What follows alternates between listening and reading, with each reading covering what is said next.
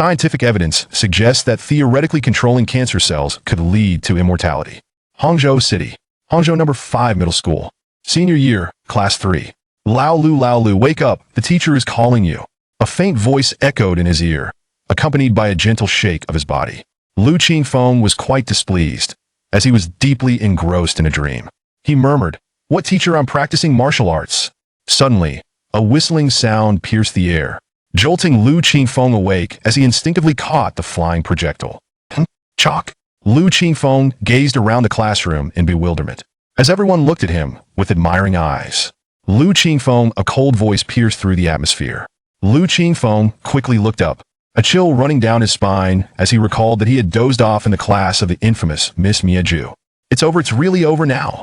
Damn my mind, for some unknown reason. I've been feeling drowsy lately, especially during classes. The moment the teacher speaks, my eyelids start to wage war against each other. But dozing off in anyone's class is one thing. In Miss Miaju's class, it could cost me my life. He quickly cast a glance at his desk mate and best friend, silently pleading for help. Li Tianran shook his head, indicating that he too dared not provoke Miss Miaju. Lu Qingfeng felt despair wash over him as he lowered his head, too afraid to meet her gaze. Lu Qingfeng, you seem quite alert. While sleeping, you even managed to catch the chalk. Lu Qingfeng continued to keep his head down, silent.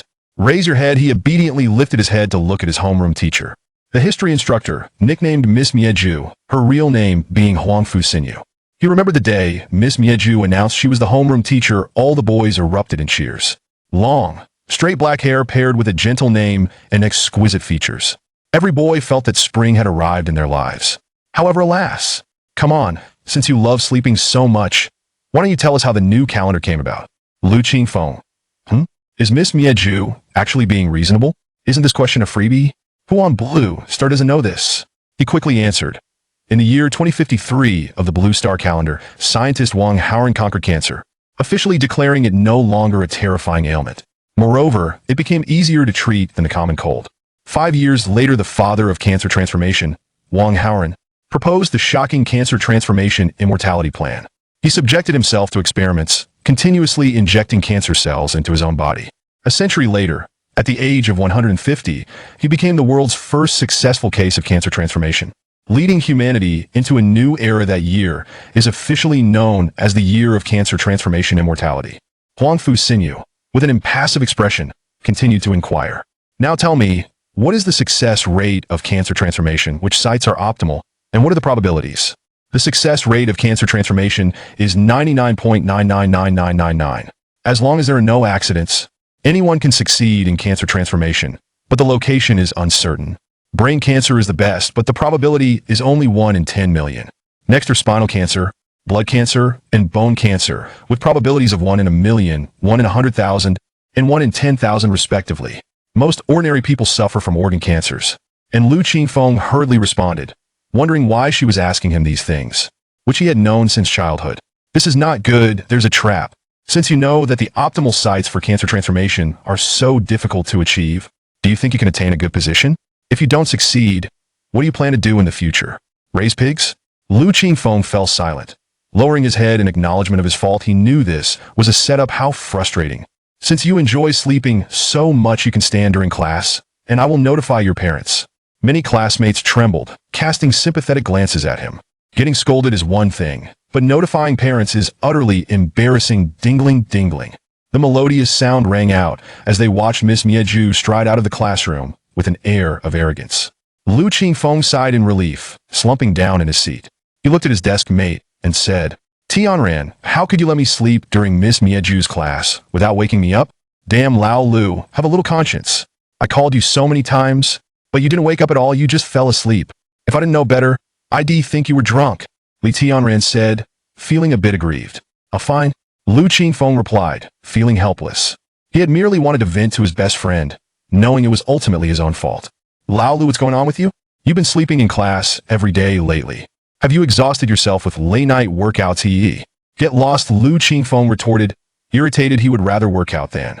He rested his head on the desk, extending his right hand, where a silver ring adorned his little finger. He had found this ring 3 days ago. At first, he thought it looked nice and casually slipped it on.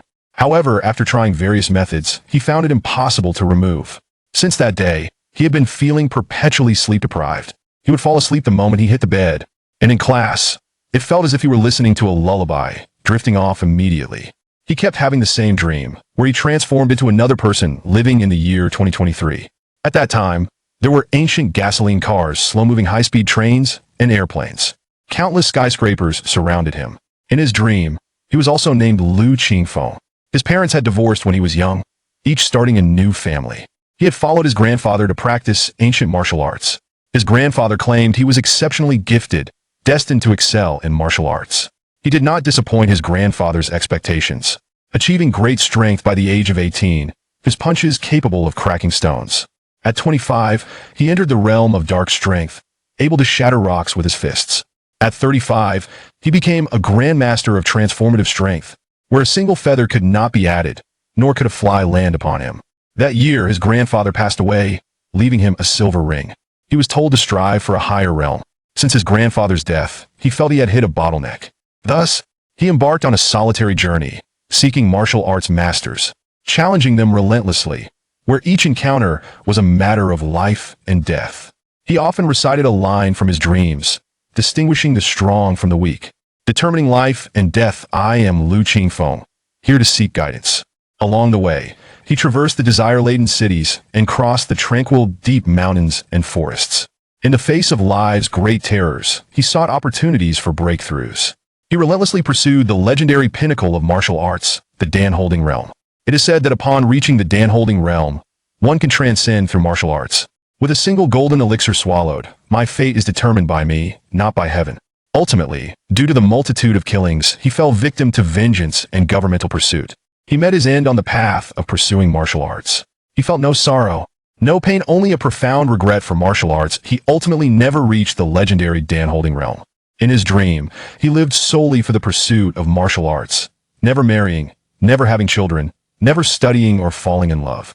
Lu Qingfeng gazed at the ring on his hand, identical to the one in his dreams, and sighed.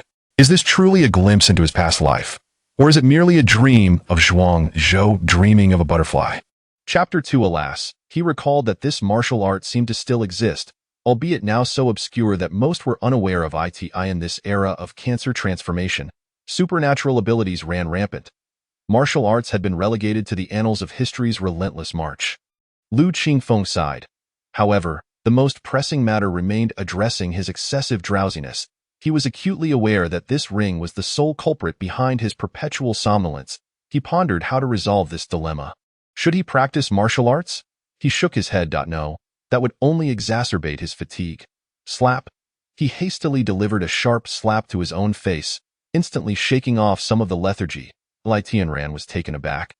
His concern evident as he remarked, Lao Lu, why don't we take a day off to see a doctor? He shook his head, knowing that a doctor would be of no use. Perhaps it was the lingering obsession of Lu Qingfeng from his dreams that affected him, compelling him to relive his regrets, a headache in this era of cancer transformation.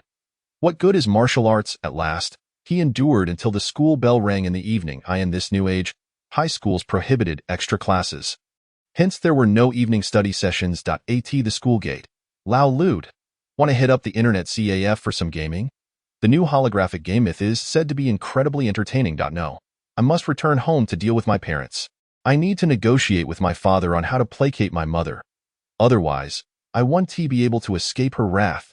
Lu Qingfeng felt a twinge of anxiety, fearing he might face a beating. Yet, thinking of his father, a smile crept onto his face. With old Lu around, it shouldn't be too severe. Well then, good luck to you. I hope Aunt Yu goes easy on you. Li Tianran chuckled. Scram and go play your games. Lu Qingfeng retorted, kicking him lightly, prompting Li Tianran to flee. Quickly, Lu Qingfeng raised his left hand and gently tapped a transparent wristband. Instantly, a light screen projected before him, and he tapped it to initiate a video call to his father. Shortly, the call connected. A middle-aged man, secured by his seatbelt, sporting a well-groomed hairstyle and donning frameless glasses, appeared on the screen. Son, what's the matter? You are calling me. Did you get into trouble with your mother again? Old Lu. Help me. Are you coming home today? You little rascal. Have you been caught by the school for chasing girls, and they informed your mother? It's nothing serious. I happen to be heading home today.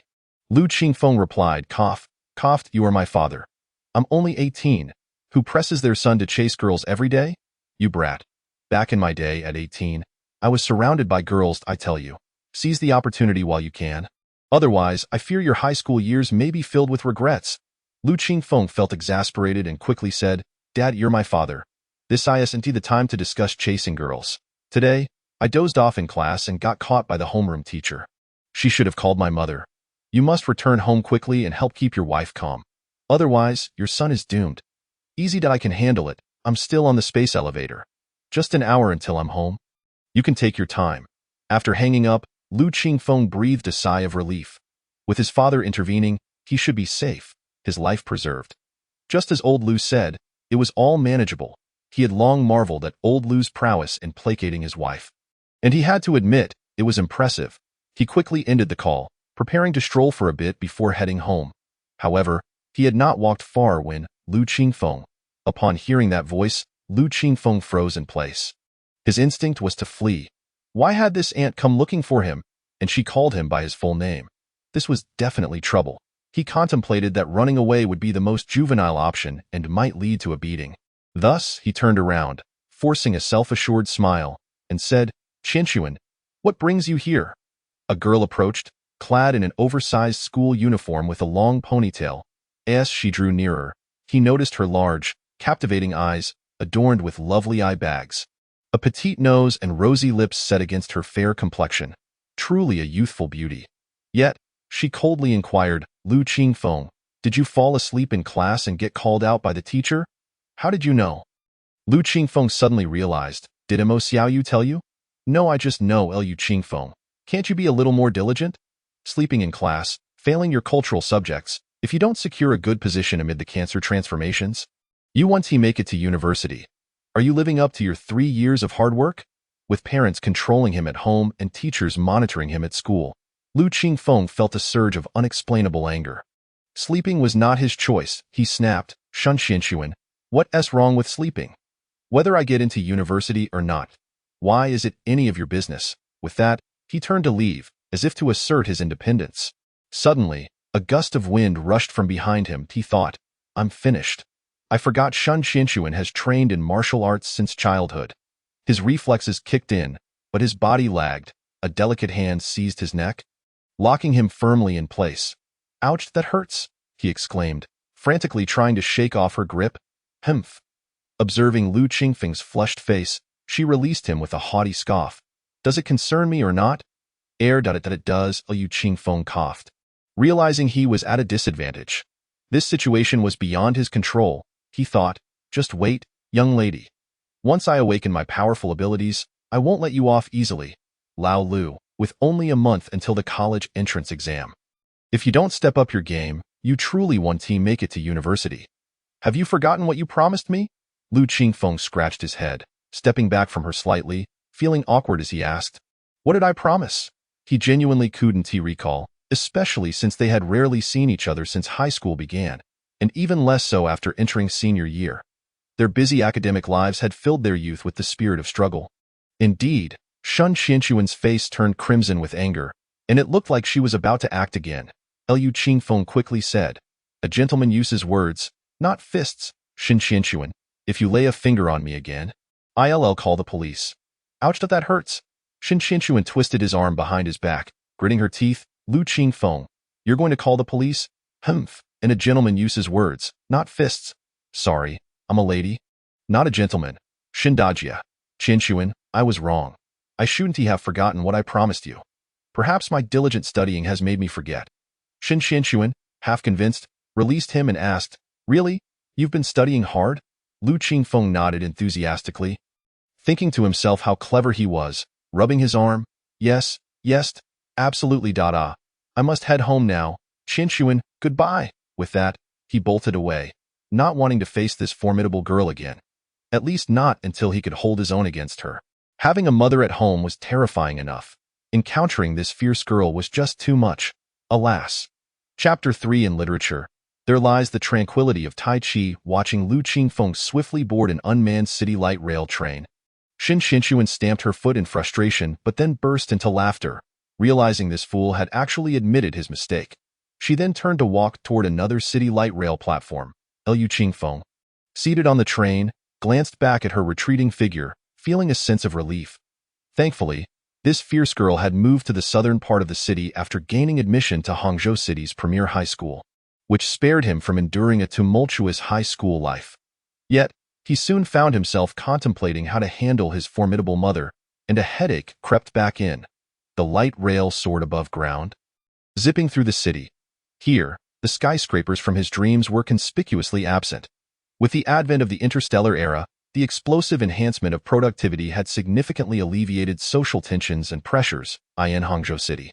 Buildings typically stood at 3 to 6 stories, their bright and tidy facades layered and harmonious, bustling with life. Before long, the light rail reached its destination. Liu Qingfeng disembarked and headed straight to a park near his residential area. He dared not return home just yet, for doing so at this hour would be akin to courting disaster. With old Liu absent, he too remained out. Hangzhou City was a sprawling metropolis, the capital of Jiangyu Province. Teeming with people, the sunset cast a fiery glow across the sky, and the park bustled with individuals of all ages. Despite the presence of cancer transformations in this era, aging was not entirely eradicated. Immortality remained a theoretical concept. A millennium had passed, and the only known individual to have lived for 1,000 years was Wang Haoran, the so-called father of cancer transformation. As for others, the longest lived among them barely reached 880 years. Overall, humanity was still composed predominantly of ordinary individuals, with lifespans generally ranging from 120 to 320 years. A select few elites could live between 300 to 800 years, often attributed to innate gifts. Theoretically, undergoing 9 cancer transformations could grant immortality, yet most individuals' constitutions could not endure such processes. Thus, special physical techniques were developed to enhance human resilience, albeit they could not completely resist the evolution and fission of cancer cells.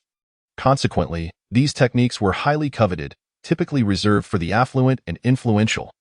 The park was eternally a haven for the elderly, a space of merriment even in the year 1227 of the new calendar. The peculiar phenomenon of square dancing had persisted through the ages, with the most exuberant music of the millennium still playing. Seeking refuge from the raucous tunes, he wandered to the edge of the park's artificial lake and was surprised to find an elderly man practicing Tai Chi by the water's edge. Clad in a flowing white practice outfit, the old man moved slowly, executing a form of Tai Chi reminiscent of that in Liu Qingfeng's dreams. Intrigued, he settled down nearby to observe for a while. The elderly man practiced for a good hour, finally raising his hands to his chest before slowly letting them descend to his abdomen, exhaling a deep breath. Upon witnessing the conclusion of his practice, Liu Qingfeng hurried over to inquire, "Sir, are you practicing Tai Chi?" The old man looked at him with a hint of surprise and replied, "Ah, young man, quite impressive. It's rare to find someone so young who recognizes this." "Indeed, I am practicing Tai Chi." Liu Qingfeng pressed on with his questions. "But, sir, what purpose does this slow and leisurely martial art serve?" Upon hearing this, the old man seemed to take an interest, stating, "Young man, do not be deceived by its leisurely pace. Mastering Tai Chi is no simple feat. Legend has it that Zhang Sanfeng, the ancestral master of Wudong Mountain, practiced Tai Chi and ascended to immortality. Do not let its slow nature mislead you into thinking it is ineffective." The old man picked up his thermos, took a sip of water, and continued, "Have you heard the saying, with literature, Tai Chi brings peace to the world?" Liu Qingfeng nodded. It was something he had encountered in his readings, though most regarded it as mere trivia. The old man added, "There is also a saying, with martial arts, the 8 extremes stabilize the universe. Do you know why this is said?" Liu Qingfeng shook his head.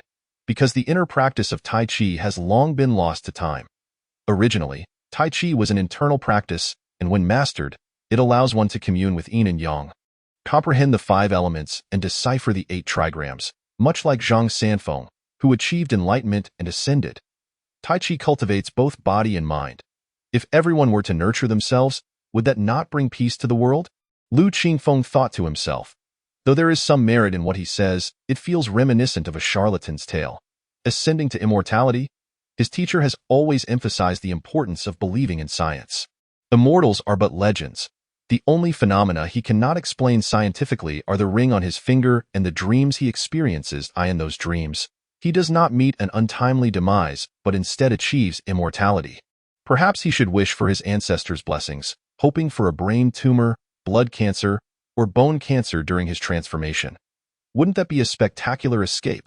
Suddenly, he realized that an hour had slipped by. To his astonishment, he had spent an entire hour watching an old man practice a martial art that even elderly women could not be defeated by. Liu Qingfeng found it hard to believe. If he didn't return home soon, his mother would surely roast him alive. His mother, after all, was a heart cancer survivor, associated with fire, possessing fiery abilities and a notoriously tempestuous temperament. Only old Liu could manage her. Thus, he hastily declared, "Sir, please continue your practice. My mother is calling me home for dinner." With that, he dashed toward his home, hoping that his mother would be in a good mood. At the entrance of Building 6, Room 301, Liu Qingfeng took a deep breath, rubbed his cheeks, and forced a smile onto his face. He swiped his electronic wristband against the key. "Welcome home, little master." A cute voice chimed.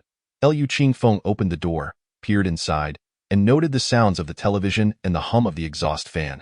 He quietly stepped in, changed into his slippers, and entered the living room, where he saw old Liu making a shushing gesture towards him, then beckoning him over Liu Qingfeng's side in relief.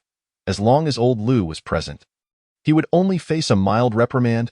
He walked over and sat beside old Liu, who pulled him close and whispered, "Son, your mother is cooking dinner. Make sure to sincerely apologize later, saying you've been under immense pressure from studying and couldn't sleep last night. And how many times have I told you? You must show some vulnerability in front of women. If you always wear a smile, it's no wonder you get scolded. Quick, change that face to one of despair. Your mother is about to come out." Liu Qingfeng hastily obeyed, adopting a mournful expression. "There we go. First, apologize, then show vulnerability, and finally assure her you won't repeat your mistakes. Trust me, your mother won't lay a hand on you." Liu Qingfeng nodded, fully convinced, for this had worked many times before. As long as old Liu was around, he would avoid punishment. When old Liu was absent, however, he was certain to face the consequences, yet he could never seem to remember his father's teachings. As old Liu put it, he resembled his uncle far too much, an unyielding, ironclad man, impossible to bend. P.S. Please do not take the mention of heart cancer too seriously. It is merely a fabrication. As for traditional martial arts, take it lightly. These are just my musings. Chapter 4. The importance of cultural studies. The kitchen door swung open, and old Liu quickly sprang up, jogging over to take the serving tray. Inhaling its aroma with delight as he exclaimed, "Ah, how fragrant! The meals prepared by my wife are something I could never tire of. After a week away, I find myself missing her cooking the most." Liu Qingfeng covered his face. Such cheesy lines were beyond his capabilities. "You're such a tease. And there are 2 dishes as well. Why, you Shengyan," playfully chided old Liu. "Has the little rascal returned?" Old Liu shielded Liu Qingfeng with his body and replied, "Yes, he is back. With the college entrance exams approaching, he is under a lot of pressure. Dear, please finish cooking. I'll go educate him first." With that, he gently nudged her into the kitchen and turned back to Liu Qingfeng, giving him an okay sign as he placed the dishes on the dining table. He then returned, saying, "You little rascal, why can't you learn even half of my finesse? If you had just a fraction of my charm, wouldn't you have already won over the daughter of the Shen family? It would save me so much worry." Liu Qingfeng was taken aback and quietly replied, "Dad, you're my biological father. Why push me into the fire? One female tyrant is more than enough." Old Liu dismissed him with a scoff. "What female tyrant? To me, you're still my good little boy."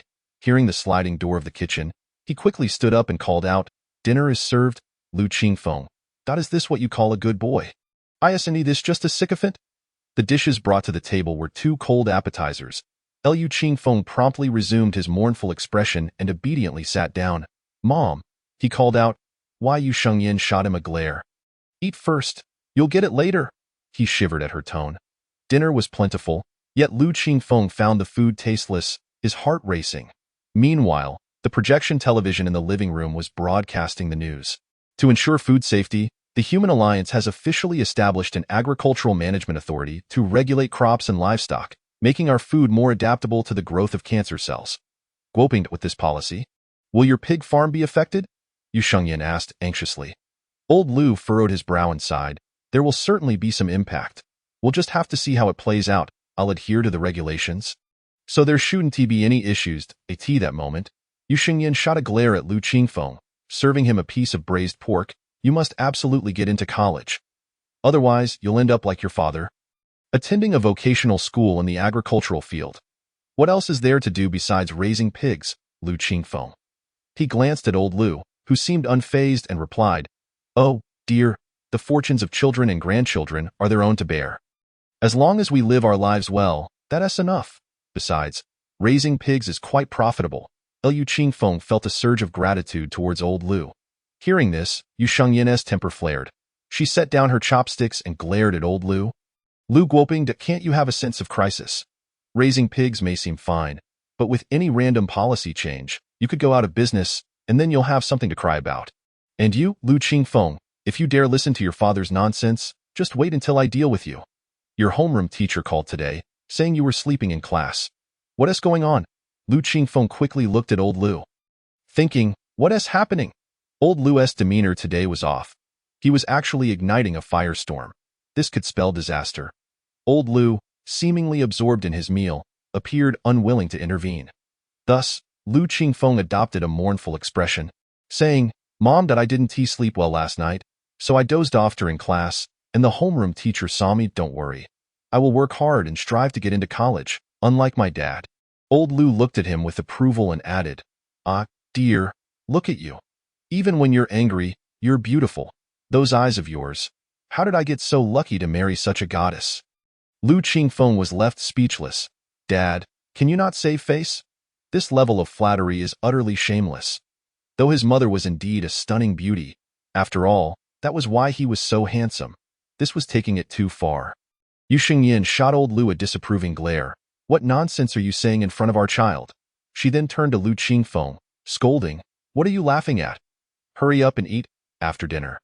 You need to review your studies." Relieved, Lu Qingfeng quickly lowered his head and took a few bites. He had successfully navigated today's challenge, but he couldn't shake off the feeling of confusion. Why was it so easy this time? Could it be that showing vulnerability, apologizing, and telling fibs were so effective with women?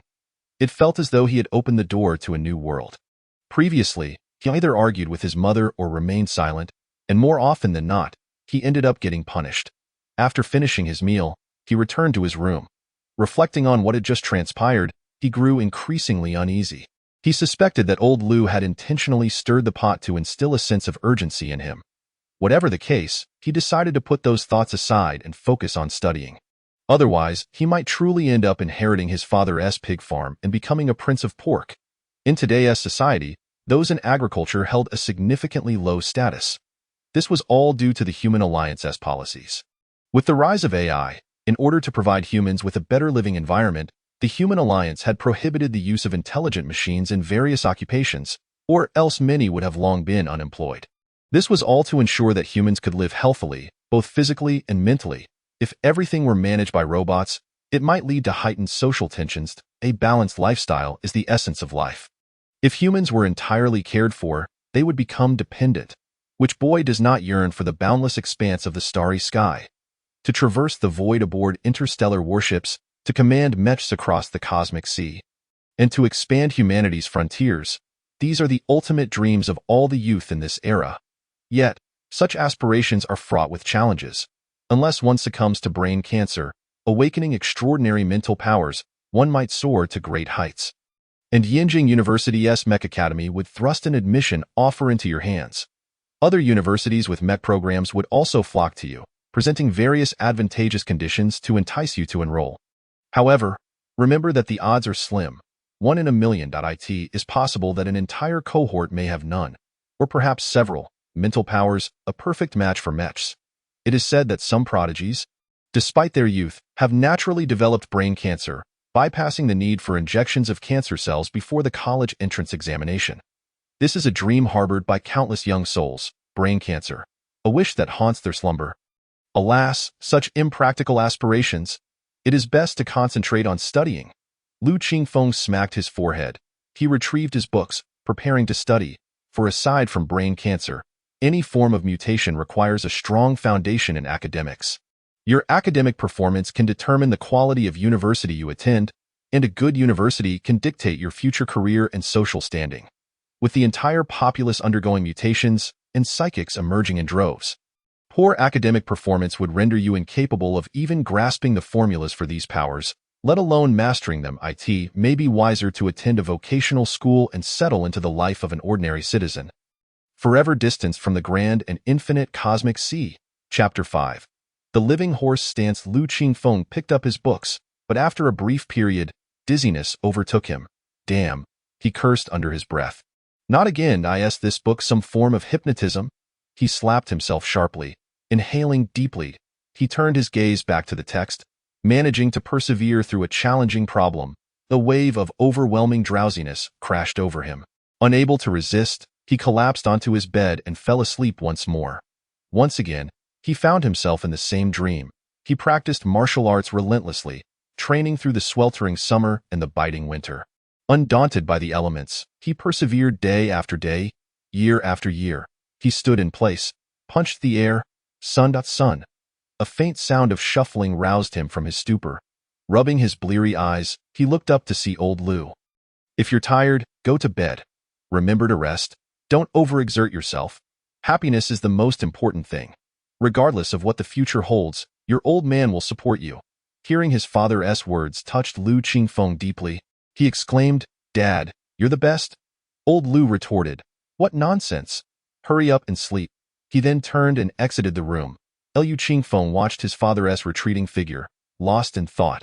This cannot continue. The college entrance examination is just a month away. His previous academic performance has been mediocre at best. With some effort, he might secure a place in an ordinary university, but if things persist as they are, he is destined for vocational school. He must address this issue immediately. Thus, he resolved to try practicing martial arts. Not for any other reason, but to resolve this predicament. In his dreams, he possessed profound martial knowledge, understanding that martial arts are not as simple as the old men in the park proclaim. What they practice is merely technique. One must know that without foundational training, all is in vain. Solely honing techniques amounts to nothing more than flashy moves. Most of what is passed down through the community is mere technique, devoid of true skill. Skill refers to foundational training, an essential component of martial arts. This includes the foundational stance. As a novice, his physical condition was inadequate, limiting him to the most basic horse stance. The horse stance is a foundational practice derived from ancient Chinese battlefields. In those times, without stirrups, warriors relied solely on the strength of their legs and core to support their combat. It is widely acknowledged that the source of strength lies within the earth. When humanity disconnects from the ground, the power they can exert diminishes significantly. Mastering the horse stance to a high level can even allow one to draw upon the earth's power through a galloping warhorse. Delivering a devastating strike, Lu Qingfeng surveyed his modest room, approximately 20 square meters in size. Near the window was a slightly larger empty space. He approached this area, inhaling deeply. Gradually, he crouched down, spreading his legs shoulder-width apart. Centering his weight, he extended his arms forward, fists clenched, as if grasping the reins of a warhorse. He slightly bent his knees, relaxing his waist and hips until he felt a burn in his thigh muscles. Maintaining his center of gravity, he simulated the undulating motion of a warhorse, coordinating it with special breathing techniques. This was crucial, as the simplified version of the horse stance taught in the community lacked this essential step. The common version is merely a dead horse stance, showcasing superficial moves. The horse stance is about the rhythm of riding a living horse. After all, when riding, one does not mount a dead horse, but a galloping steed, a fierce warhorse, or even a wild stallion. Before long, beads of sweat began to cascade down his body. Riding atop a raging warhorse, he felt the ebb and flow with every breath, exerting all his strength. Each time fatigue threatened to overwhelm him, a surge of vitality enveloped him, prompting Lu Qingfeng to groan in comfort. It was akin to running. When one pushes through extreme exhaustion, a sense of invigoration washes over the entire body. However, such endurance is merely temporary. Prolonged exertion can wreak havoc on the body. In contrast, the horse stance is beneficial for one's health. Lu Qingfeng's only concern was that if he honed his physique too well and failed to mutate, he would be in serious trouble. Engrossed in his practice, Lu Qingfeng was unaware that the ring on his pinky finger radiated a gentle glow, while his body visibly slimmed down. Yet, his spirit grew ever more vibrant. It was only when he caught a glimpse of the dawn light through the window that he was startled. abruptly halting his practice. He then noticed that his body was enveloped in a thin mist, and the floor was slick with perspiration. Quickly, he crept to the door, grabbing a mop to clean up the room. After swiftly changing into fresh clothes, he entered the bathroom. Upon removing his shirt, he was shocked to find himself emaciated, resembling a skeleton. His eye sockets were sunken, akin to a specter. A profound sense of hunger surged within him. He felt capable of devouring an entire COW. It dawned on him that he had been careless. Practicing martial arts consumes one's energy, and the only remedy is to replenish that energy through food. He hurriedly took a shower and dressed, stealthily making his way to the kitchen. He opened the refrigerator, his eyes gleaming with greed as he surveyed the contents. After a moment's contemplation, to avoid raising his parents' suspicions, he opted for the energy bars stored in the fridge. These food energy bars are products of the new age, each the size of a pinky finger, containing enough sustenance for an adult's meal. His family had stored around 20 of these for convenience. Without hesitation, Lu Qingfeng took all the energy bars back to his room, devouring them one after another. The icy energy bars melted swiftly in his stomach, transforming into the energy his body required. He consumed 10 bars in quick succession before feeling considerably better, the burning sensation in his stomach gradually subsiding. Upon glancing in the mirror, he was dismayed at his ghastly appearance. What should he do? It was evident to anyone that he had lost considerable weight overnight, at least 10 pounds. Sensing something, he took out the remaining energy bars and consumed them all. Soon, he noticed in the mirror that his body was gradually regaining flesh. Having stared into the mirror for an extended period, he failed to notice the ring once again glowing softly, its light flickering. Although he appeared slightly thinner than before, the difference was not drastic. Liu Qingfeng breathed a sigh of relief. This way, he would not draw any suspicion. However, it seemed that if he wished to practice martial arts, he would need to stock up on more energy bars. Otherwise, he might end up exhausting himself. At this moment, he felt compelled to raise his hand and clench his fist tightly. The sensation was invigorating, and warmth radiated from his abdomen. Something felt amiss. In his dreams, he could never endure practicing the horse stance for more than half an hour.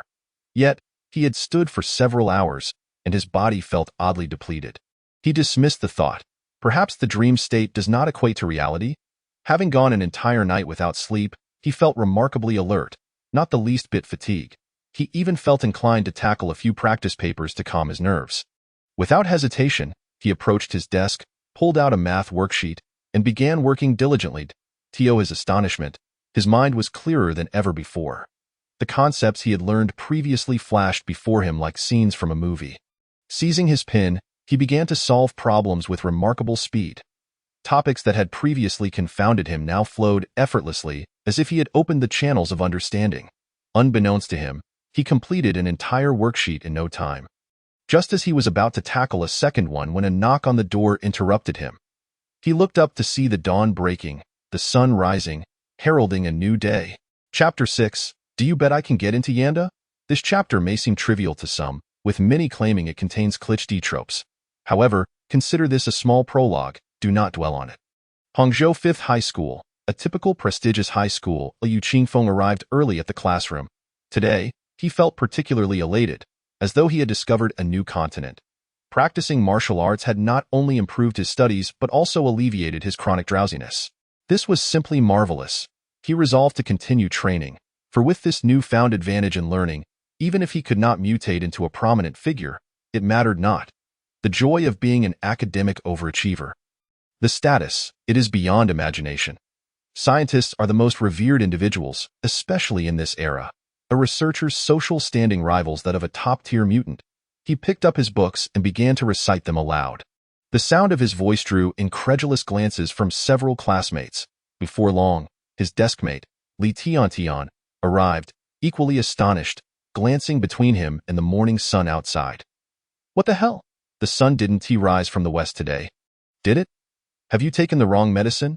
Or has Aunt you straightened you out? Go on, don't disturb me, I'm trying to study. I'm determined to get into Yanda. Ha! You'd be lucky to get into an ordinary university, let alone Yin University. Dream on. A boy from the last row scoffed disdainfully. Mind your own business, Li Hao. Focus on yourself. After all, you're at the bottom of class 3. Maybe you should be thinking about which vocational school you want to attend. Li Tianran retorted mockingly. Haha, we're all in the same boat. Anyway, I won't even claim that I'm aiming for Yin University. Come, everyone, listen and behold. Li Tianran claims Lu Qingfeng is aiming for Yin University. Ha ha ha, this is hilarious. Laughter erupted from the crowd. What are you looking for trouble? Li Tianran attempted to charge at him. Lu Qingfeng held him back, his expression cold and composed as he stated, Li Hao, if you want to die, I can accommodate you. But whether I get into Yin University is none of your concern. Mind your own flaws instead. Li Hao's face turned a mix of blue and red, his numerous blemishes contorting as if they were alive. He stubbornly declared, Dare to bet on it? I bet you won't get into Yin University. During morning class, instead of studying diligently, he was interrupted by a sharp voice. Li Hao, what are you doing? Don't think I want to tell the homeroom teacher. Class monitor, this is a matter between men, Li Hao said, striking a pose he thought was impressive. Lu Qingfeng laughed. Tianran, doesn't he look like a foolish rooster? Betting like a child? Lu Qingfeng couldn't be bothered to engage with him further and picked up a book to study. Yet, Li Hao persisted, Lu Qingfeng, you're too scared, aren't you? Even a mud Buddha has 3 points of anger, let alone an 18-year-old with youthful blood. He sneered, I was too lazy to bother with you. But if you want to court disaster, so be it. I'm game, but don't try to back out later. Old Six Lu Qingfeng raised his hand to silence them, feeling exceptionally confident. If I can't get into Yin University, I might as well throw myself into a tofu truck.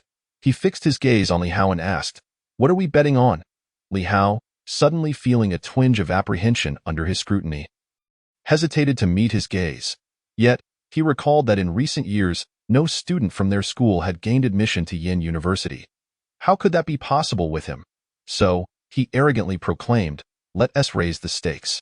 If you get in, I'll run naked around the school. If you don't, you'll do the same. Lu Qingfeng chuckled coldly. Fine, just remember to cover your face when the time comes. We'll see who ends up covering their face. Yin University? Our school hasn't produced a single student in years. How could you be the first? Ha ha ha. Upon hearing their wager, the crowd regarded Lu Qingfeng with astonished eyes. The class monitor approached, a mix of anger and concern evident on her face. Lu Qingfeng, what kind of ridiculous bet is this? Are you out of your mind? How old are you? Acting so childish. Mo Xiaoyu. Its none of your business.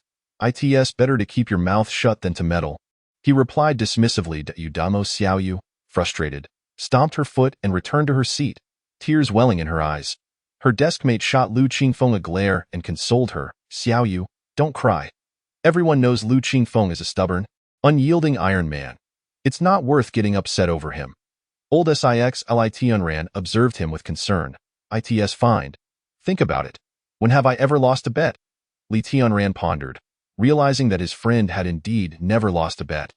He himself had been on the losing end many times, but this time felt like it might be a bit too much. Running naked?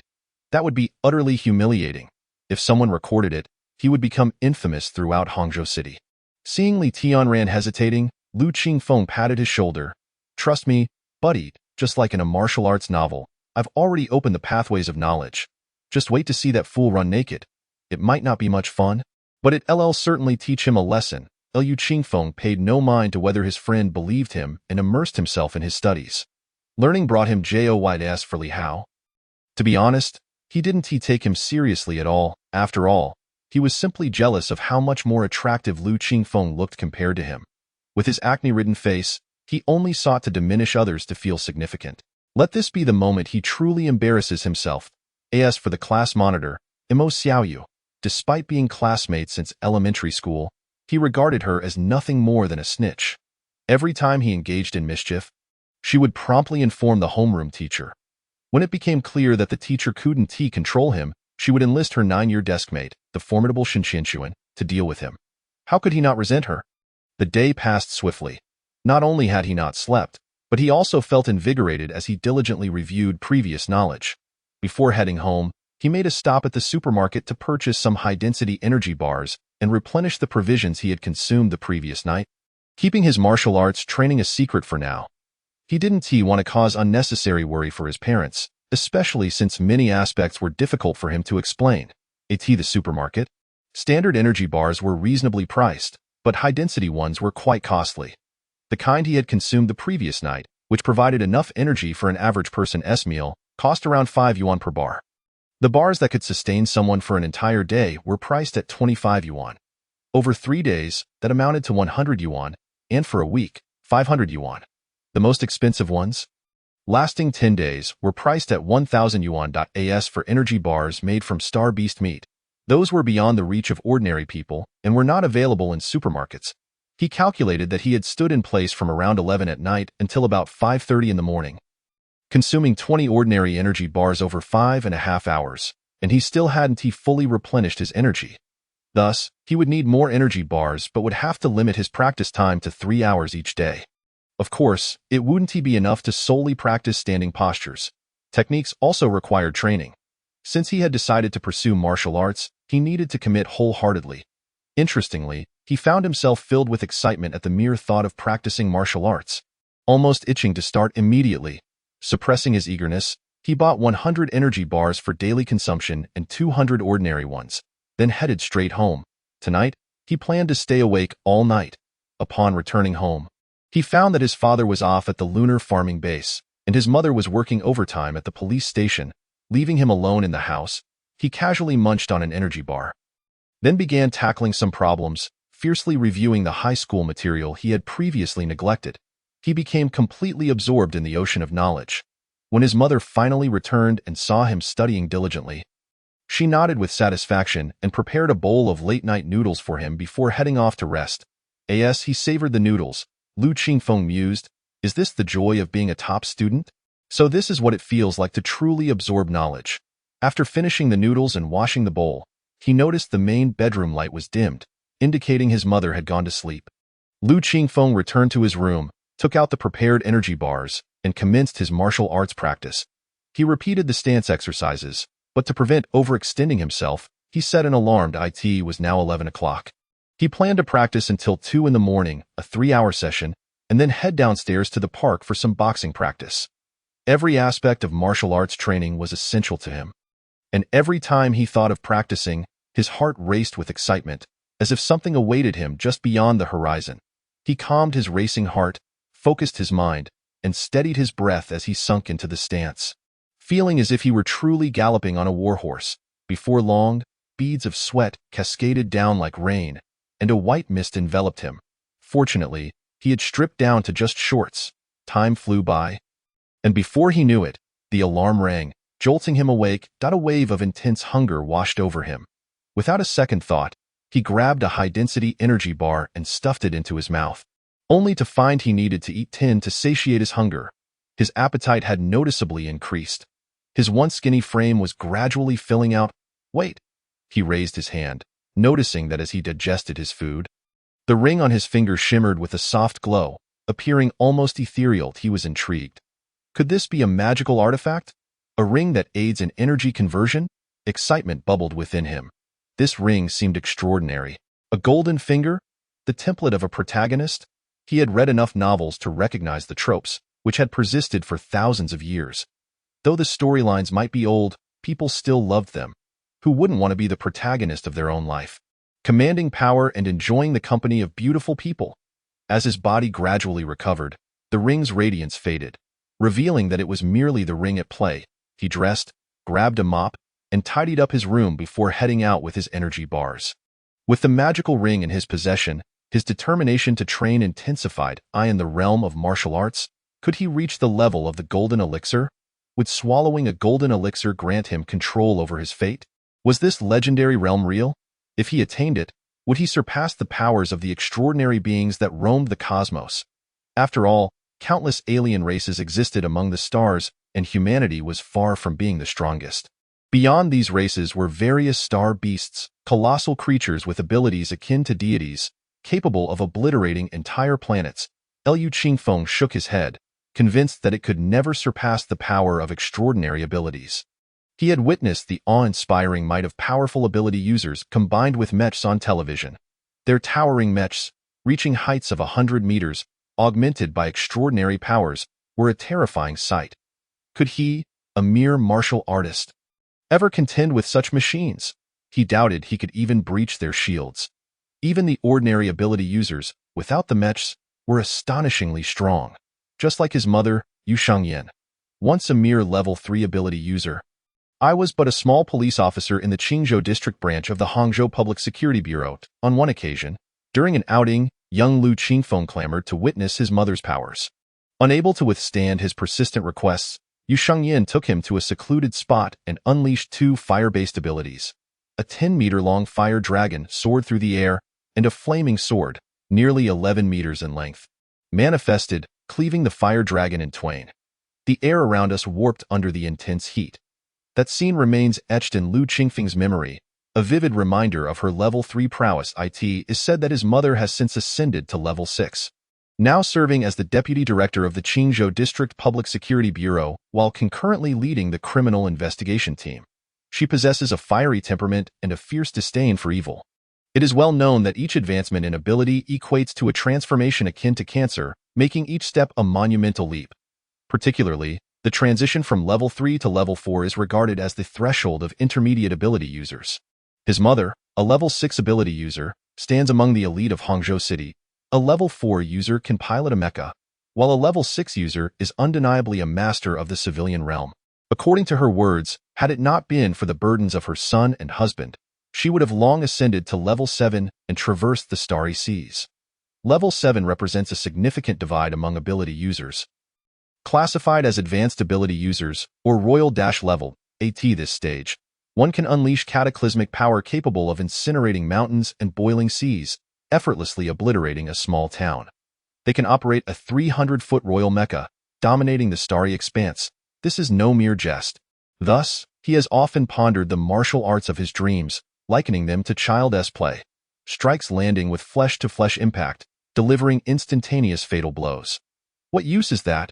Can a mere soldier contend against magic? As for close combat, with the protection of mecha, how could one even approach? In the context of Blue Star, would one dare to engage in a brawl without mecha? The law would remind you that fighting is no trivial matter. One reckless punch could lead to 20 years of imprisonment. Would you care to test that? Were it not for his excessive drowsiness, later discovering that it could enhance his learning capability, he would have deemed martial arts an utterly futile pursuit. However, once one begins to practice, it becomes intoxicating, especially with the aid of the ring he now possesses. Perhaps it holds the potential for something remarkable. After all, even in his dreams, he had yet to encounter a practitioner of the alchemy realm. Lost in thought, he swiftly made his way to the park, seeking out a secluded area to set down his energy bar and prepare. He assumed the horse stance, the foundation of the 8 extremes fist. To practice the 8 extremes, one must first master the horse stance. Otherwise, one's practice would be mere flashy movements devoid of substance. In martial arts, a solid foundation is paramount, especially in the 8 extremes fist. If the base is unstable, one cannot harness the earth's power, rendering one useless in combat. Moreover, the horse stance is essential for cultivating qi. Without qi, one can never grasp the essence of the 8 extremes fist. Remaining forever barred from the first realm, the Ming Jin qi flows through the limbs, generating power. This is what Ming Jin entails. Standing at the center of the clearing, he inhaled deeply, closing his eyes to recall the nuances of the 8 extremes fist. The name 8 extremes refers to its 8 fundamental techniques. Employing every possible method. One must embody the 8 intentions internally while exhibiting the 8 forms externally, unleashing power from all directions. The 8 intentions encompass alertness, panic, ferocity, venom, intensity, fervor, spirit, and urgency. The 8 forms include dragon, tiger, bear, monkey, swallow, dog, eagle, and quail. The 8 directions signify the compass, and one must embody these 8 intentions to secure victory, exhibiting the 8 forms and unleashing power from all sides, all centered around the principle of extremity. Chapter 8. A sound worth its weight in gold. Beginners ought to start with the small framework. With both fists raised, one stands at the center, stepping forward and tucking in the elbows against the chest. Twisting the body while stepping, raising the right hand to strike hide as he recalled the movements, he realized Lu Qingfeng was not a novice, having immersed himself in the 8 extremes for decades in his past life. He was already at the pinnacle of mastery in his memory and commenced striking immediately. Each punch fell like a hammer upon a mountain. Each step resonated like a quake upon the peaks. Fortunately, the park was deserted at this late hour, Liu Qingfeng practiced repeatedly, drenched in sweat. Suddenly, an epiphany struck him. With a whip-like punch, a crisp crack echoed as his chi flowed. Just ahead lay a decorative stone. Harmonizing body and spirit, directing his intent to fuel his chi, he unleashed a powerful palm strike against the stone. Crack! The stone shattered in response. He stared in disbelief at his palm. Unscathed, without pain, and an urge to strike at two more stones surged within him. Quickly, he stifled that thought. According to the realms of his memory, this marked his initial foray into Mingjin. A sound worth its weight in gold, indeed, signifies Mingjin. What is this? Liu Qingfeng lifted his hand. Examining the silver ring on his pinky finger, bathed in the moonlight, it reflected a silvery glow. Is the golden finger truly this formidable? In his dreams, he had trained in martial arts from the age of 7, taking 11 years to reach Mingjin, capable of shattering stone with his fist. Now, within just 2 days, he had traversed the path that took him 11 years in his dreams. He glanced at the time. Unbeknownst to him, dawn was breaking on the horizon. Refreshingly invigorated, Liu Qingfeng tidied his belongings and hurried home. He showered and changed clothes in one fluid motion, preparing breakfast for his mother before heading off to school. Joy and anticipation coursed through him. Even before reaching Mingjin, his learning had already flourished. What heights might he achieve now that he had entered Mingjin? He had even begun to analyze his rivals at Yin University. With merely a month remaining, he felt confident against the super academics, especially since he had been studying all along, albeit with difficulty. Now, he simply needed to recall what he had learned. Reviewing the old to understand the new was a straightforward task. By 6:30, he was the first to arrive in the classroom.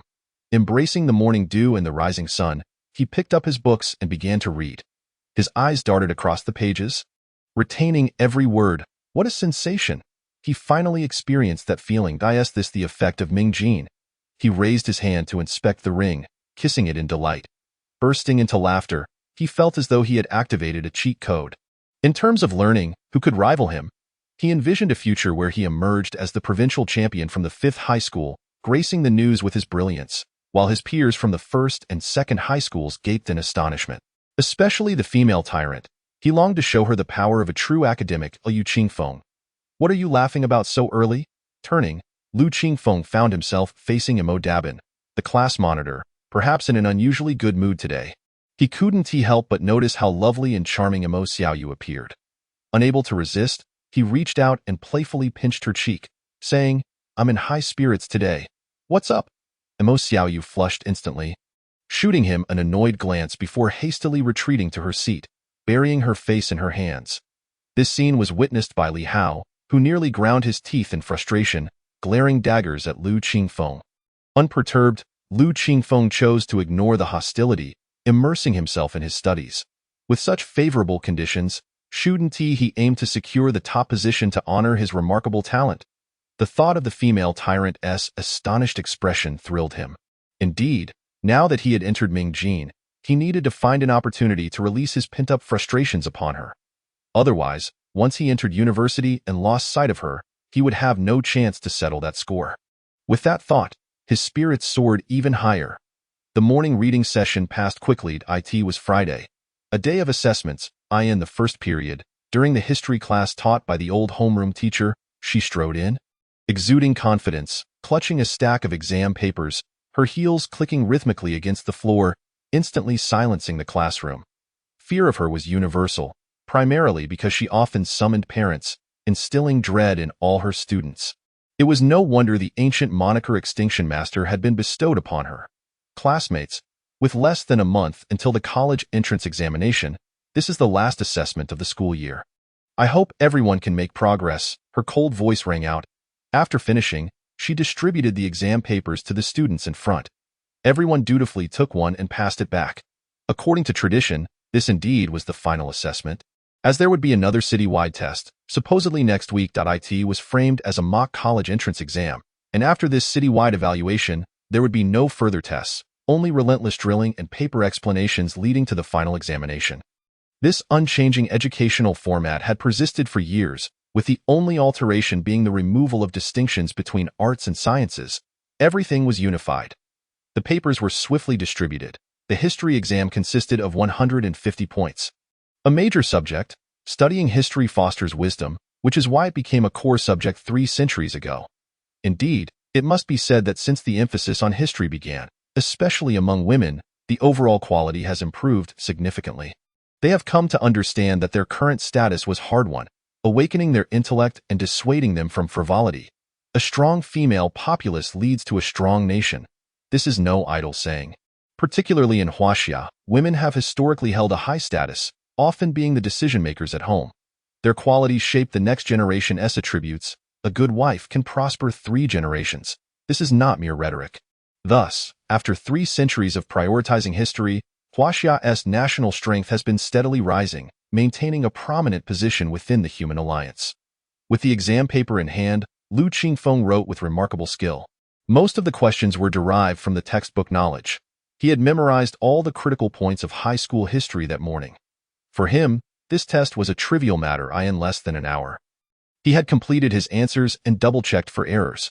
Satisfied, he raised his hand and declared, "Report, I submit my paper." The next class was mathematics, and he needed to prepare thoroughly. Since he could submit his paper early, he chose not to waste any time. From this day forth, he would establish himself as a top student. Many glanced his way, their expressions a mix of surprise, anger, disdain, and concern. The Extinction Master regarded him with a nod. He rose and walked over, placing the examination paper on the podium before returning to his seat. Without uttering a word, he picked up his mathematics book and began to read. How significant is mathematics? With a total of 200 points, one must ponder its importance. It is the very foundation of all subjects. Even the study of extraordinary abilities necessitates an understanding of mathematics. The formulas for such abilities are derived through mathematical calculations. The more advanced the skill, the more intricate the formula becomes. Therefore, unless one is exceptionally gifted, akin to a prodigy, it is perhaps better to remain an ordinary individual. For possessing an extraordinary ability without the means to master the associated skills renders one ineffective. Does it not? It is akin to a martial arts master with inner strength but no techniques, merely a target for blows. Chapter 9. The Challenges of University. As Lu Qingfeng diligently immersed himself in his mathematics book, Huang Fusinyu, feeling bored, picked up his examination paper. The more she read, the more her brows furrowed and disbelief began to creep in. She lifted her gaze to observe Lu Qingfeng. Cheating? Such a notion seemed implausible. During examinations, the classroom is equipped with omnidirectional intelligent cameras. For instance, when taking a history exam, any movement involving history books would trigger an immediate alarm point. One could hardly dismiss the possibility of an external mathematics book concealing a history text within. To underestimate the capabilities of intelligent facilities would be a grave error. Moreover, the consequences of cheating are so severe that today's students would never dare to engage in such folly. Thus, could this examination paper be genuine? The more Huang Fusinyu pondered, the more she found it perplexing. She was well aware of Lu Qingfeng's academic standing, which had consistently placed him in the mid to lower tier. Classes 1, 2, and 3 of the senior year at the 5th high school are considered elite. By all accounts, with a bit of effort, he could gain admission to university. Yet, achieving a perfect score was unfathomable. Indeed, Lu Qingfeng's history paper bore no mistakes whatsoever. It was merely rote memorization of historical facts. How could he not score full marks if he possessed a photographic memory? Furrowing her brow, Huang Fusinyu stood and slowly approached him. The surrounding classmates were startled and hastily lowered their heads, returning to their papers. Lu Qingfeng was engrossed in studying mathematical formulas, for mathematics cannot be mastered through mere memorization. Understanding it opens the door to all knowledge, while a lack of comprehension ensures one will never truly learn. However, it seemed as though an epiphany had struck him. The mathematical equations that once appeared as inscrutable as ancient texts now seemed deceptively simple. He remained wholly absorbed in his studies, oblivious to the presence of the formidable figure approaching him. After observing him for a moment, Huang Fusinyu nodded, aware that the next class would be a mathematics exam. Without a word, she returned to the podium. Though she harbored doubts, she chose to temporarily place her trust in Lu Qingfeng. Lost in a sea of knowledge, he was unaware of fatigue or the passage of time. Even when the bell rang, signaling the end of class, he remained oblivious until his best friend tugged at his arm.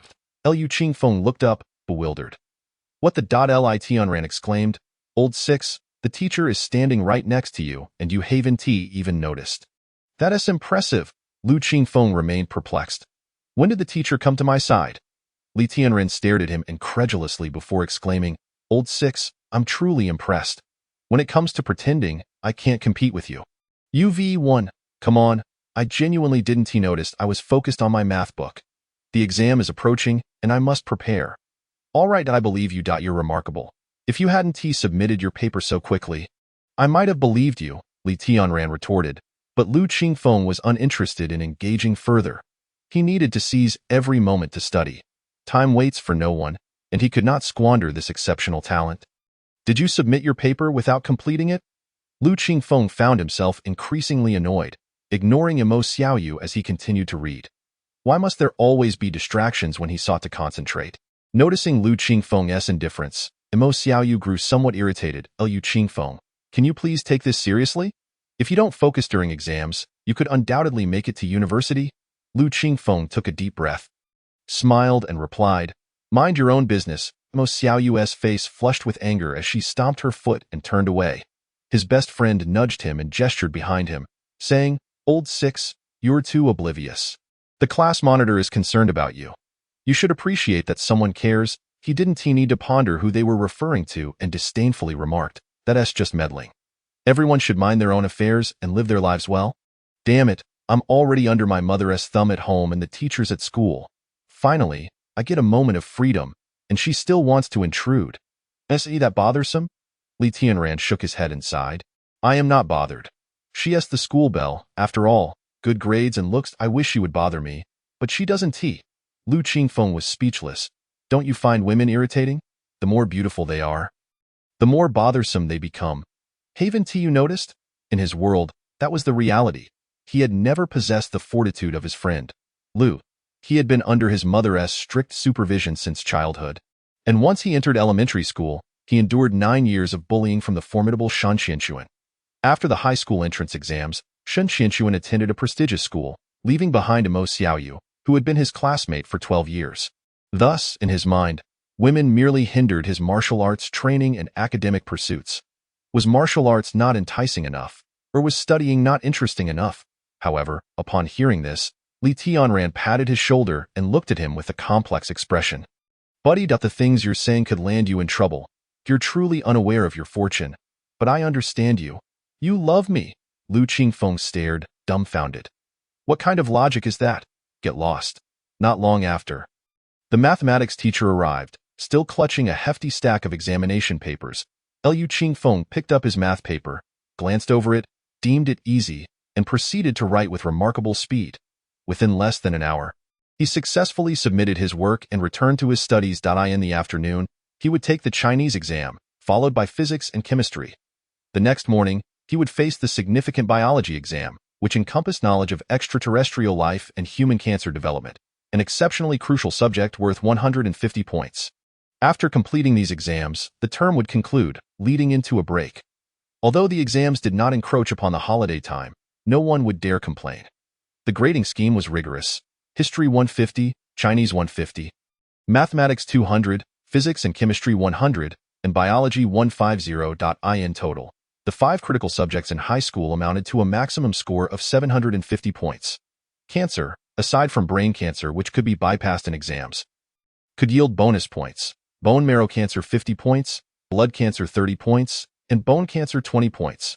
Other cancer outcomes did not confer additional points. Although talent could seem somewhat unfair, the overall system maintained a semblance of equity. The universities of today boast substantial prestige. Even the most ordinary institutions attract eager graduates. Gone are the days when university was merely a leisurely pursuit. It could drive one to madness. Furthermore, the current acceptance rates are alarmingly low. The high school entrance examination filters out a cohort, while the college entrance examination eliminates another. Those remaining are the elite among humanity. While Lu Qingfeng often lamented his mid-tier academic status, he had performed admirably throughout middle school. Otherwise, he would not have qualified for the elite classes at the 5th high school. Despite being in the lower tier of his class, he consistently ranked within the top 100 of his grade, regarded as a deity among ordinary students. Yet, even such students must labor diligently to gain admission to university. One can only imagine the daunting challenge posed by the college entrance examination. Chapter 10. The results on Saturday morning? After completing the last subject, biology, most students erupted in celebration. The delightful weekend had finally arrived. Old 6, shall we head to the internet CAF? Let us indulge in some gaming. Faced with Li Tianran's enticing proposal, Lu Qingfeng shook his head. I want TB going. I'm heading home to review. He earnestly addressed his friend, Tianran. Although your grades are not the best, you must not let yourself go. Strive to make the most of your high school experience. After patting him on the shoulder, he slung his backpack over his shoulder and left, leaving Li Tianran silently watching his retreating figure. After a moment, he muttered, Fine, I'll head home to study too. Upon arriving home, Lu Qingfeng immediately began reviewing without a second thought. Although he found the recent exams quite manageable, he understood that the questions were designed to boost students' confidence. Even if he achieved a perfect score, he would not allow himself to become complacent. His ambition was to become the top scholar of Jiangsu province. Such results were not a source of pride. He harbored another thought. He wished to alleviate his mother's worries, who had long aspired for a promotion or a transfer to Shanghai. Because of him, she had remained in the small locale of Qingzhou district, wasting precious time. He firmly believed that if he could attain the title of provincial top scholar, his mother would finally feel at ease. Then he could dedicate himself to martial arts without reservations. With this in mind, he eagerly immersed himself in his studies. The previous night, he had practiced for hours. Becoming increasingly energized and captivated, it seemed he had begun to develop a passion for martial arts, akin to the dreamlike Lu Qingfeng, obsessed and devoted to the pursuit of martial excellence throughout his life. He suddenly felt that having a goal in life instilled a sense of hope within him, liberating him from the days of aimlessly wandering, chasing ephemeral dreams of Shanghai, and no longer did he squander his after-school hours on gaming or boastful chatter. Uncertain of where to direct his efforts, with life's aspirations feeling hollow and insubstantial, now, he could sense his progress daily, as if witnessing a progress bar before him. He was confident that if he continued to practice diligently, he would master the elusive dark energy before the college entrance exams and evolve into a martial arts grandmaster before entering university, reaching the pinnacle achieved by the dreamlike Lu Qingfeng after decades of training. He needed only 3 months. As his phone rang, Lu Qingfeng glanced at his wristband and saw it was the female tyrant. After a moment's hesitation, he decided to answer. If he didn't, she would undoubtedly show up at his house, which would be far more troublesome. What are you up to? In the video, Shin Qinshuan sports a ponytail and is clad in athletic wear, seemingly preparing for an outing. Just reviewing, Lu Qingfeng casually remarked as he looked up. All right then, that I initially intended to invite you to hike with me, but if you're busy studying, I'll call Xiao Yu instead. Shin Qinshuan felt a twinge of disappointment, yet also a flicker of happiness. You all have fun? I'll focus on my studies. Lu Qingfeng ended the call and resumed his work. He merely needed to get through it. Whether she was happy or not was of no concern to him. When engrossed in a task, time invariably slips away swiftly. He hastily consumed an energy bar for lunch and continued to tackle problems in the afternoon. Unbeknownst to him, it was only when Lu Ma returned to summon him for dinner that he snapped back to reality. He stretched languidly, and with a series of pops and cracks, Lu Qingfeng made his way to the living room. After washing his hands, he prepared for dinner, which was always quite sumptuous as long as Lu Ma was not working late. A variety of nutritious meals for the college entrance examination were guaranteed to be both delicious and wholesome. Xiao phoned, how did the test go? Lu Ma inquired, serving him a piece of rib. As long as her son had not made any mistakes, she remained gentle, well aware of the immense pressure students faced at this time. Don't worry, everything is fine, Lu Qingfeng replied, his mouth full, seemingly unconcerned. The moment he spoke, however, Lu Ma's anxiety surfaced. In her experience, students who boasted like that often ended up disappointing. Lu Qingfeng caught the worried look in his mother's eyes. Mom, that I'm serious. I'll be among the top 3 this time, in the whole grade, no joke. Lu Ma remained skeptical, though she knew that her son had a noteworthy trait. He rarely lied. To be frank, this was particularly reminiscent of her brother. A man of his word, he would follow through on his promises. Yet, Lu Qingfeng's grades had always lingered between 90 and 100. Her disbelief at his sudden claim of aiming for the top 3 was understandable. After finishing his meal, Lu Qingfeng returned to his room. Lu Ma, filled with a mix of hope and anxiety, tidied the table before retreating to her room. She called Huangfu Xinyu, and the call connected swiftly. Yujia. Good evening. Huang Fu Lao, sure, I was wondering how our Qingfeng fared on today's test. Huang Fu Xinyu felt a bit awkward. It had only been a day, and the results typically came out the next day. However, she knew that parents often worried about their children's performance, especially for students like Lu Qingfeng, who could secure a place in college with hard work but could easily stumble if not careful. I am sorry, Huang Fu Lao, sure. I'm just feeling rather uncertain and didn't he mean to intrude. Lu Ma suddenly realized that her concern was a bit misplaced. They had just finished the exam in the morning, and the results would be announced the day after tomorrow. Just as she was about to hang up, she noticed a video. Well, I can't speak for other subjects, but in history, Lu Qingfeng performed exceptionally well. Lu Ma's heart soared with joy. Thank you, Huang Fu Lao, sure, thank you. After hanging up, she was elated.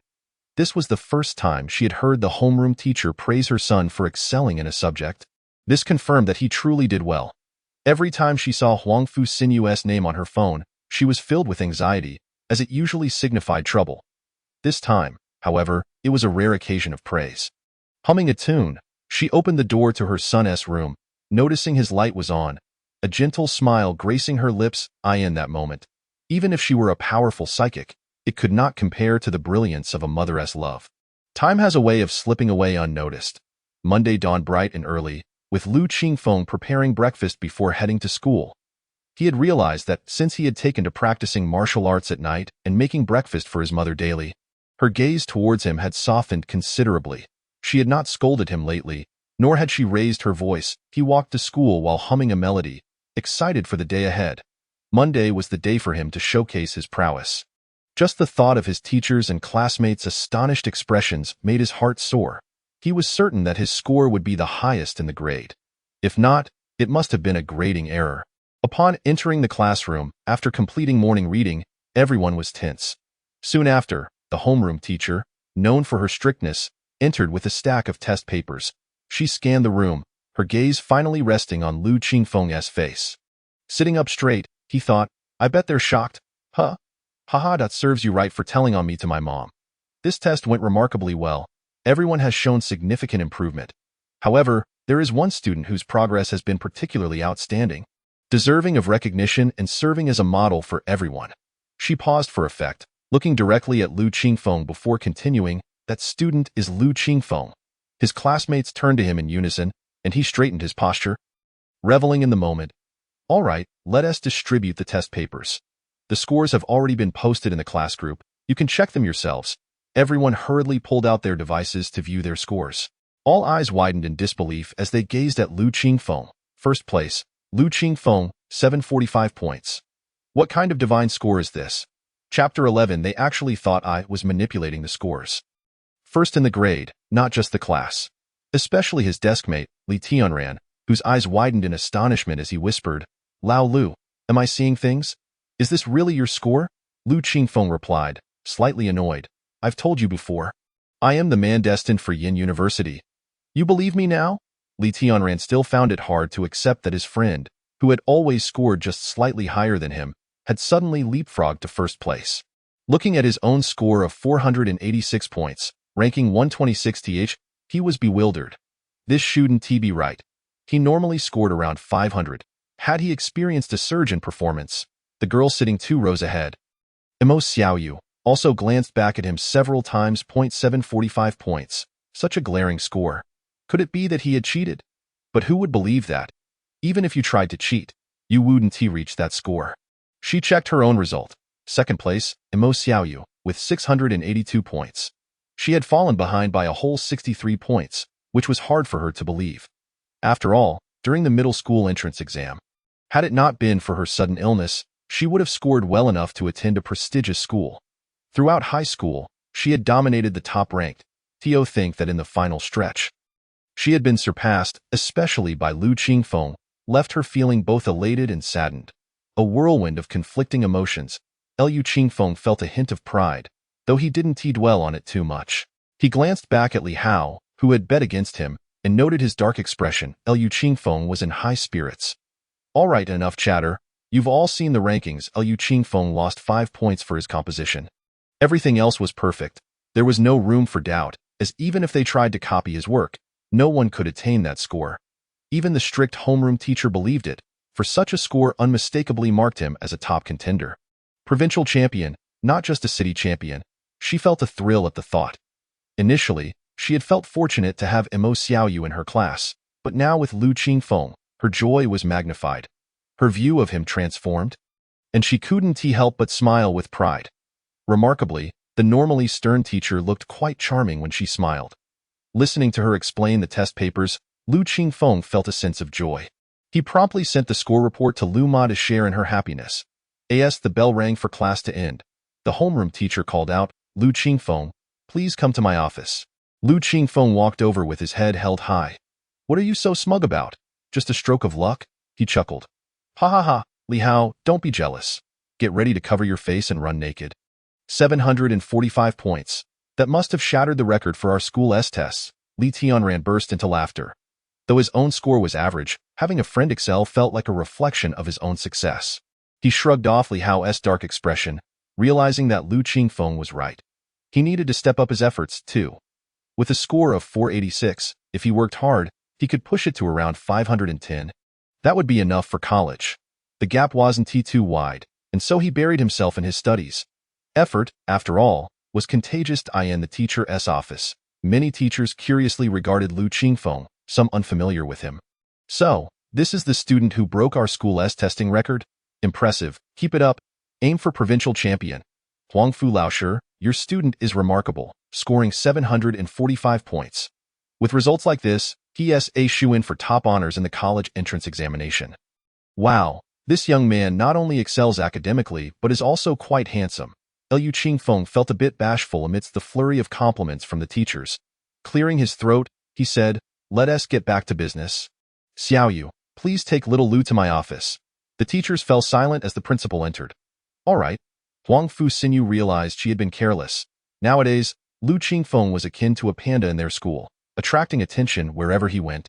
She led Lu Qingfeng directly to the principal's office. "Little Lu, Xiaoyu, please take a seat." The principal, Mr. Tang, was a middle-aged man who had served as the principal for over 20 years. Now that he had learned of the news, he was particularly excited to meet Lu Qingfeng. "Little Lu, are there any difficulties in your studies or at home?"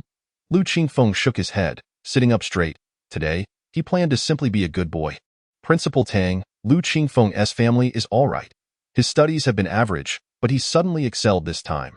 Principal Tang nodded, having heard of many such students before. Typically, those who excelled at the last moment were found in top-tier high schools. He had not expected an ordinary school like theirs to have one as well. However, he understood. "Xiaoyu, little Lu, please feel free to inform me of any difficulties. The school will do its utmost to assist." He rose to his feet and said, "You two, as teacher and student, should have a good chat. I'll step out for a moment." After speaking, he exited, thoughtfully closing the door behind him. Upon seeing the principal leave, Lu Qingfeng found himself alone with the formidable Master Mieju. A sudden wave of nervousness washed over him. However, upon reflection, he realized it was absurd to feel intimidated. His grades were excellent, after all. Straightening his back, he looked at her and said, Cough, teacher, I still need to review." Huang Fu Xinyu shot him a glare. "You think I don't know about the nicknames you all give me behind my back? I can't be bothered to address you this time, but I must ask. Your scores have been consistently between 90 and 100. Is that intentional?" Lu Qingfeng quickly grasped the situation. So, everyone assumed he was controlling his scores? What nonsense! Why would he even need to do that? Yet, if that was the perception, he found it rather convenient, sparing him the trouble of explaining himself. Thus, he chose silence, neither confirming nor denying, seeing Lu Qingfeng's reticence. Huang Fu Xinyu felt a mix of resignation and acceptance, unwilling to press for an explanation. It was unwise. High school seniors were practically adults, and having a few secrets was entirely normal. There's nothing more to discuss. You may return. For the citywide exam, go and achieve a commendable score, and no more hiding your talents. Lu Qingfeng exhaled a sigh of relief. So, this was the thrill of playing it cool. Nevertheless, it seemed the cost was somewhat steep. Thankfully, everyone would fill in the blanks with their imaginations. Otherwise, he himself would have struggled to find an explanation. It appeared that after the college entrance examination, he would need to adopt a more low-key approach. Chapter 12. Citywide examination. Upon returning to the classroom, he was met with gazes akin to those reserved for deities. all eyes fixated on the man who had shattered the testing records of their school. Surprisingly, Lu Qingfeng relished this attention, though he couldn't help but wonder why some individuals were glaring at him with such animosity. A glance revealed it was Li Hao. Nothing unusual there. He promptly took his seat. Old Six. You're incredible. Come on, buddy. Whether I get into college depends entirely on you. Can you help me with some math problems? My head is spinning. He was more than willing to assist his close friend. After all, he hoped Li Tianran would also attend college. Throughout their 3 years of high school, it was he who had kept Lu Qingfeng company in his moments of madness. Thus, with patience, he began explaining the problems. Time flew by. On Wednesday evening, Lu Qingfeng returned home, a day when old Lu would be back as well. With the college entrance examination looming closer, Lu's mother had been treating him like a treasure. Whatever he desired, he received. Even amidst her hectic work schedule, she went to great lengths to care for him. After completing some homework, old Lu arrived home. The moment he stepped in, he fixed his gaze upon Lu Qingfeng, sighing heavily after a long moment. Truly my son. Impressive. Lu Qingfeng felt speechless. He knew his father was referring to his academic performance. Initially, he had been incredulous and even called his mother to confirm. What nonsense! Let us eat. Lu's mother shot a glare at old Lu. Come, Xiaofeng, eat this. Have more. Lu's mother persistently served him dishes. That's enough, Mom. I can manage. Lu Qingfeng quickly interjected, realizing his bowl was nearing overflow. Enough? Look how much weight you've lost. Lu's mother expressed her concern. Indeed, Lu Qingfeng had slimmed down considerably, but he longed to inform his mother that it was due to martial arts training. Not academics. He had been training for a week without a single restful night, leaving him in a state of perpetual excitement and naturally thinner. However, the unfortunate news was that his pocket money was nearly depleted. He had never been one to save, spending whatever he had on gaming or outings, and now he was on the verge of being unable to afford energy bars. It was time to ask old Lu for some funds. As for Lu's mother, it was best to avoid her. She would interrogate him for ages before handing over any money, and he disliked lying. When it came to financial matters, old Lu was more reliable.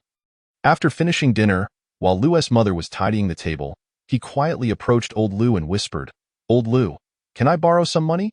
Old Lu glanced toward the kitchen before responding in a hushed tone. How much do you need? 10,000. Old Lu was taken aback. That much? After a moment's thought, he pulled out his phone and initiated a transfer with a chuckle. I've sent it to you. You growing up, right? Are you trying to woo someone? Don't be ridiculous. It's for other purposes. I'm studying, Lu Qingfeng retorted before retreating to his bedroom. Once Lu's mother finished clearing the table, she approached him. What were you two just whispering about? Nothing, dear wife. This rascal has never asked me for money before, but he just requested 10,000. Old Lu revealed, unaware that Lu Qingfeng was oblivious to his father's disclosure. However, Lu's mother didn't press further. Oh, that's quite a sum. Well, although Xiaofeng can be mischievous, he doesn't waste money. He must have his reasons. Yes, this little rascal has grown up, realizing the need for money. Soon he'll be taking the college entrance exam and heading off to university. Yenner, you'll be free now. It's us two who have been a burden to you. Old Lu's voice grew somber. What are you talking about? Lu's mother sat beside him, wrapping her arm around his. We're a family. After Xiaofeng's college entrance exam, let us visit my father for his 100th birthday. Old Lu fell silent for a moment. All right. After a restful night's sleep, Lu Qingfeng found himself with dwindling energy bars, and his consumption had increased significantly. For the first time since starting his training, he skipped practice that evening. Miraculously, he had no dreams, waking up feeling refreshed, only to be roused by Lu's mother. Xiaofeng, hurry up. Today is the citywide exam. Got it? I'll be right there. After washing up and dressing, he noted that there was no morning study session today, as his examination venue was at the nearby 3rd high school. It was a simple walkover. Do you want me to accompany you, son? Old Lu inquired. With a mouthful of steamed bun, Lu Qingfeng waved his hand dismissively as he dashed out the door. He didn't want to embarrass himself by having his parents accompany him to an exam. Thankfully, the transport was remarkably convenient, with magnetic levitation trains everywhere, avoiding any traffic congestion. Before long, he arrived at the entrance of 3rd High School. 3rd High was also a prestigious institution, serving as a bridge between schools. Taking out his examination admission ticket, he entered the exam hall. This ticket was applicable for the college entrance examination, hence it was termed a mock exam. It was designed to acclimatize students to the atmosphere of the college entrance exam, ensuring they remained calm and composed, avoiding any distractions or illnesses. True to form, a throng of parents lingered outside the school. It seemed that in Huaxia, such situations were unchangeable. Once inside the exam hall, Lu Qingfeng twirled a pen between his fingers, patiently awaiting the start of the examination. He felt utterly composed, devoid of any anxiety. Before long, the bell rang, and a teacher entered while carrying the examination papers. The citywide exam was quite similar to the usual tests. History first, followed by mathematics, then language, physics, and chemistry. The following morning would entail biology. If it were the actual college entrance examination, they would commence injecting cancer cells for mutation, with results being revealed on site. The cultural exam results would be announced within 3 days, followed by the submission of preferences, a remarkably efficient process. The day's examinations passed swiftly. This round of questions was considerably more challenging than previous ones, closely resembling those of the actual college entrance examination. However, for Lu Qingfeng, it was a walk in the park, devoid of any pressure. He submitted his answers early and stopped by the supermarket before heading home, intending to buy some energy bars to stow in his backpack. Without energy bars, he was compelled to skip practice last night, and today he felt restless. His bones itched for movement, yet without energy bars, he hesitated to train, fearing he might overexert himself. This ring was incredibly potent. For energy bars, he dismissed the cheaper options without a second glance, opting only for the 25 and 100 yuan varieties until his money was exhausted. Gazing at the dwindling balance in his electronic bank account, he sighed. Time to start making some cash. Suddenly, a thought struck him, and he broke into a smile. Perhaps he could give it a try. The next day, during the biology exam, he completed it in under an hour and promptly left, heading straight back to 5th High. Due to their classroom being occupied, he made his way to the playground. Chapter 13. Those with a fierce countenance are all cowards. The playground was deserted. Bored, he decided to practice 8 extremes boxing. Just as the bell signaling the end of the exam rang, he wiped the sweat from his brow, bit into an energy bar, and made his way toward the classroom.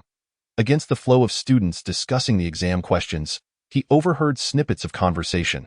I found this round of questions really difficult. If the college entrance exam is like this, I'm doomed. My scores are decent, though I didn't find it too hard. I think I'll do well this time. Clearly, the speaker was a slackard. I think it was manageable. Came a confident voice, an obvious high achiever. Upon entering the classroom, he found it empty. None of the students from his school had been assigned to the same room. That moment, his phone rang. It was Lu's mother. He answered promptly. Xiaofeng, have you finished the exam? In the video call, Lu's mother was dressed in her police uniform, exuding an air of authority. Yes, I'm done. Don't worry, Mom. Everything's fine. You can focus on work and await my announcement of the top score in the citywide exam. That would make me smile in my dreams. Lu's mother beamed with joy. Hearing someone call for her, she turned to respond. Xiaofeng, I have to get back to work. Text me what you'd like for dinner tonight. Talk to you later. After hanging up, Lu Qingfeng felt a surge of happiness. He was determined to secure the top spot in the city, if only to boast to his mother. Just then, his phone rang again. Expecting it to be old Lu, he was surprised to see it was the female tyrant. Hesitating for a moment, he ultimately answered. Xiao Lu, oh? Why are you back at school so soon? Did you submit your paper early again? Anticipating another storm of reprimands, Lu Qingfeng quickly interjected. I've secured the top score in the city. The girl on the screen, with her striking features, was momentarily taken aback, her mouth agape in disbelief as she stared at him. Xiao Liuzi, are you not running a fever? Don't think that just because you scored 745 on the last school exam, there are no capable individuals left in Hangzhou, right? This time the questions are significantly more challenging. You must not be complacent. As expected, she has refrained from mentioning submitting the paper early again. I understand. I understand. My mother isn't as bothersome as you are. I'm hanging up now. Wait a moment. What now? Lu Qingfeng asked, slightly impatient. Do you have free time this weekend? No, I need to review. Then I'll come to your house to study with you. Lu Qingfeng was taken aback. The female tyrant had arrived, and he had no hope of peace. He quickly concocted a plan. I've arranged to study with Tiangong at his place. Oh well, that's fine. In the video? Shin Xinshuan appeared somewhat dejected. All right, some classmates have arrived. Let's leave it at that for now. Goodbye. Lu Qingfeng hastily ended the call, sighing in relief. Finally, he had escaped this female tyrant. But then he realized something was amiss. Weren't they supposed to have a confrontation? Never mind, never mind. I'll wait until I can enter the dark energy phase and stabilize. Liu Qingfeng felt a rush of excitement. As soon as he entered the dark energy phase, he would practice even more profound stances. Simultaneously, he could also hone other martial arts techniques. As time passed, classmates returned one after another. He noticed Li Hao walking over, looking despondent. Liu Qingfeng stopped him. Li Hao. Ahem, since we're classmates, why don't we change our wager? Li Hao's eyes lit up. He had been unable to eat or sleep well these past few days, constantly preoccupied with this bet. He regretted it deeply, wishing he had never provoked Liu Qingfeng, the fool. Besides, it was obvious he didn't like the class monitor, so he quickly nodded and said, yes, since we're classmates, why make it so awkward? What shall we change it to? Liu Qingfeng pretended to ponder for a moment. Li Hao, I know your family is well off. Let's wager some money. What do you think? Li Hao looked at him suspiciously. Is this person genuinely so kind-hearted? It's important to note that the nickname Old Six is not just because he is the sixth in his family. Liu Qingfeng truly is the sixth. Could it be he didn't perform well this time? Was he uncertain about getting into Yin University? Li Hao's mind was in turmoil. Seeing that he hadn't responded for a while, Liu Qingfeng gave him a light slap. Ouch. Li Hao immediately covered his shoulder and crouched down. What the heck? Liu Qingfeng was startled. He had forgotten to control his strength and had slapped him carelessly. One must understand that even if a martial artist does not use full force, their strength is not something an ordinary person can withstand. He quickly helped Li Hao back up. Are you all right? I agree. Li Hao hurriedly brushed him off, thinking to himself, I hesitated for just a moment, and he nearly knocked me out. That slap felt as if my shoulder would split open. How much is appropriate? Seeing that Li Hao was not seriously hurt, Liu Qingfeng also breathed a sigh of relief.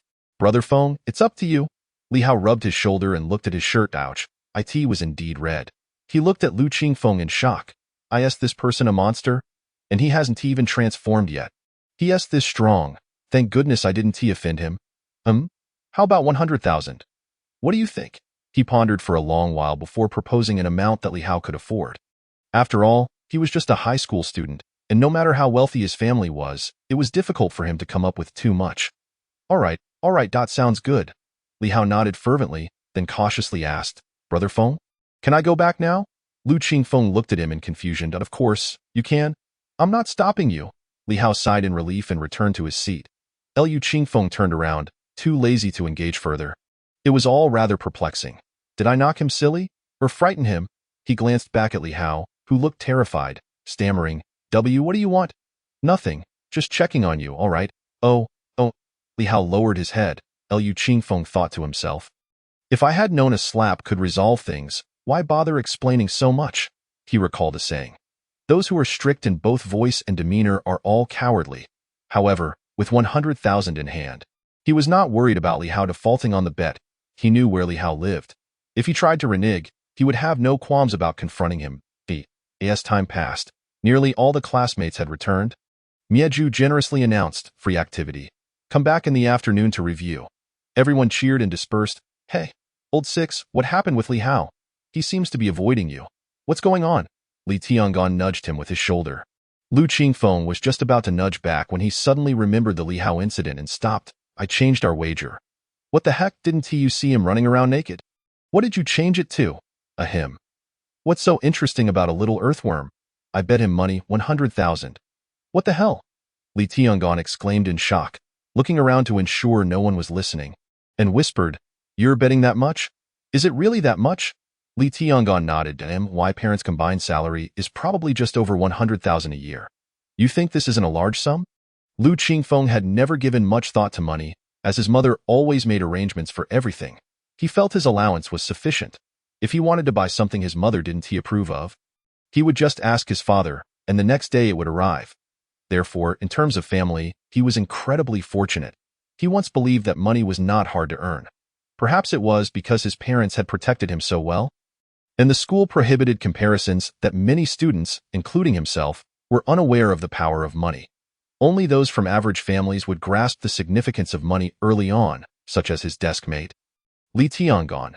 Coming from a modest background with average grades, most people lived similarly. Upon realizing the importance of 100,000, he suddenly felt that old Lu was indeed generous. Although he had no idea how much old Lu and Lu Ma earned, they had given him 10,000 without even asking.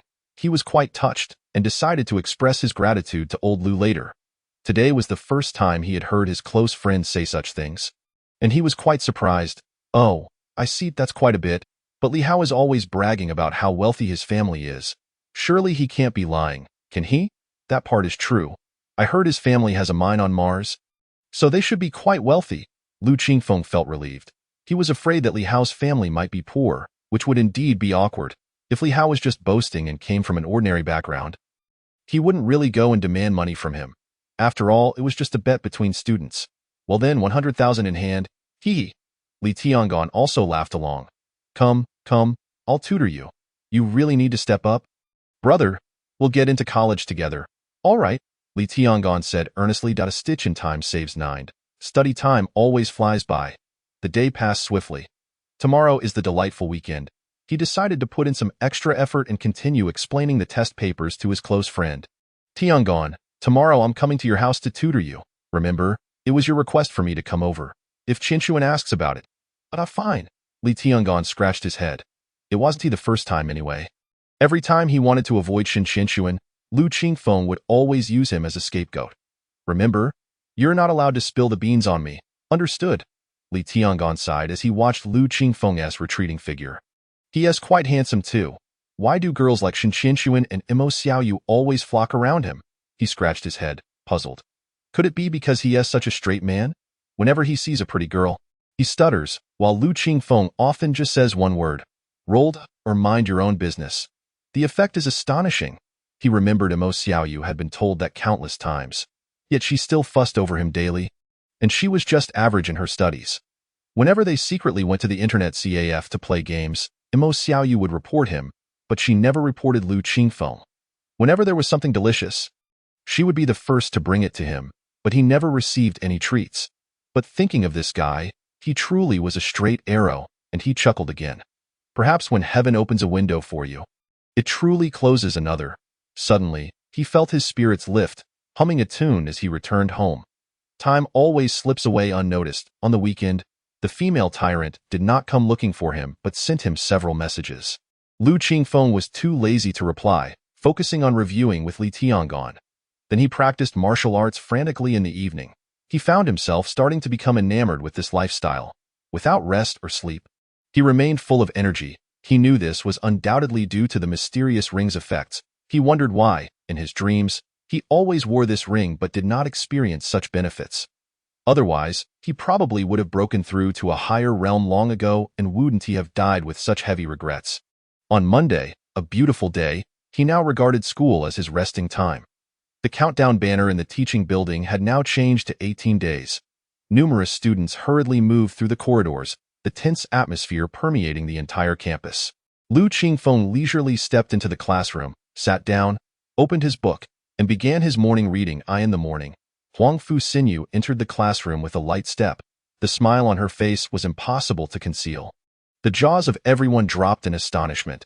Mieju actually smiled, akin to a mystery solved after a millennium. The crowd curiously glanced at Mieju. It seemed that this time the exam results must have been excellent. Otherwise, how could Mieju be in such a good mood? Everyone realized that when Mieju smiled, she was indeed stunningly beautiful, like the sweetness of first love. I have a good announcement to make. Huang Fuxinyu surveyed the entire class of students, her gaze ultimately settling on Lu Qingfeng. Everyone else turned their eyes towards him, eagerly anticipating her good news. Now, I will share the results of the citywide unified examination in the class group. You may check your rankings by looking up your names, of course. The top 100 will be visible immediately. Upon finishing her statement, she activated her wristband and tapped a few times. The others followed suit. And soon, all eyes were fixed on Lu Qingfeng. Oh my gosh! A chorus of disbelief erupted. Wow. Old Six, this is just too outrageous, isn't it? Lu Qingfeng glanced at the score sheet, a crooked smile forming on his lips. Basic skills, don't underestimate them. First place, Lu Qingfeng. History, 150, Chinese. 148, Mathematics, 200, Physics Chemistry, 100, Biology, 150, total score, 748. He immediately sent the score sheet to his mother, Lu Ma, and to old Lu. He could already envision their joy. My goodness, this even a score a human can achieve. Incredible, our school has truly produced a genius. During the last school exam, it didn't seem as remarkable, but this time, amidst such difficult questions in the citywide examination, his score had somehow soared even higher. Controlling scores in the past, they must have been controlling scores, and no wonder they called him Old Six. He truly lay low and then exploded. Did he ever consider our feelings? I just wonder how he managed to score 200 in mathematics. How difficult is that? Because there are only so many points on the paper. The classroom instantly transformed into a bustling market as everyone erupted into incredulous discussions. Many did not even bother checking their own scores, simply marveling at his point. One must admit, the phenomenon of gossip truly penetrates the hearts of every individual in Huaxia. Clapping her hands forcefully on the podium, Huang Fu Xinyu called for silence. Everyone has seen it. The first place goes to our very own Lu Qingfeng from Class 3 of senior year at our school. Others should learn from him. His recent efforts have not gone unnoticed, which illustrates that hard work at critical moments is indeed beneficial. Last-minute preparations can yield fruitful results. The crowd murmured in disbelief. Isn't there a more nuanced way to deliver this message? Can such scores truly be attained solely through effort? Achieving such scores, aside from talent, is simply unimaginable. Next, I will explain the unified examination papers one last time. Thereafter, it will be up to everyone to study independently. As the college entrance examination is fast approaching, I hope everyone can give it their all. Let us not waste our youth, nor our prime. The students' emotions were stirred by the teacher's voice, and they collectively chanted, "Let us not waste our youth, nor our prime." Chapter 15. Energy penetrates the skin, hidden strength. Time always slips away unnoticed. With only 3 days left until the college entrance examination, neither parents nor teachers dared to speak loudly to the students. Even when mistakes were made, words of comfort replaced reprimands. "Come on, Xiao Feng, eat more. You've lost weight again," Lu Ma expressed her concern, promptly piling food onto her son's plate. "It's fine, Mom. Being a bit thinner is good. Just look at how energetic I am. Here, old dad, you've worked hard too. Eat more." Lu Qingfeng mirrored his mother's actions, serving food to old Lu. "Didn't I tell you not to come back? I'm perfectly fine. You two can just wait to be the parents of a top scorer. Hee hee hee.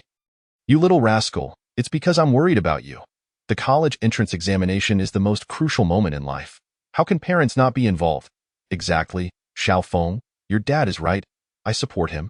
Lu Ma chimed in. Lu Qingfeng pouted, continuing to munch on his food.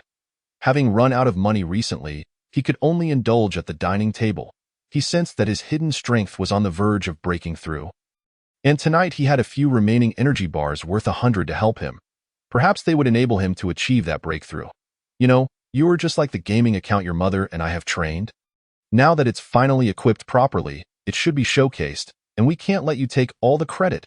Lu Qingfeng stared at old Lu in astonishment. "So you consider me a gaming account?" "Huh." On impulse, he cheekily suggested, "Why don't you guys create a secondary account?" "Old Lu. Lu Ma. That you little rascal, are you asking for a beating?" Old Lu raised his hand in a mock threatening gesture, but ended up laughing himself.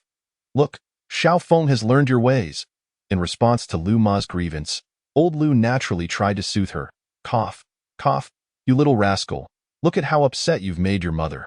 He shot a glare at Lu Qingfeng and then comforted Lu Ma. "Don't mind him. Come on, dear, eat some more. Get lost. You're not being serious." Lu Ma swatted away old Lu's hand from serving her food.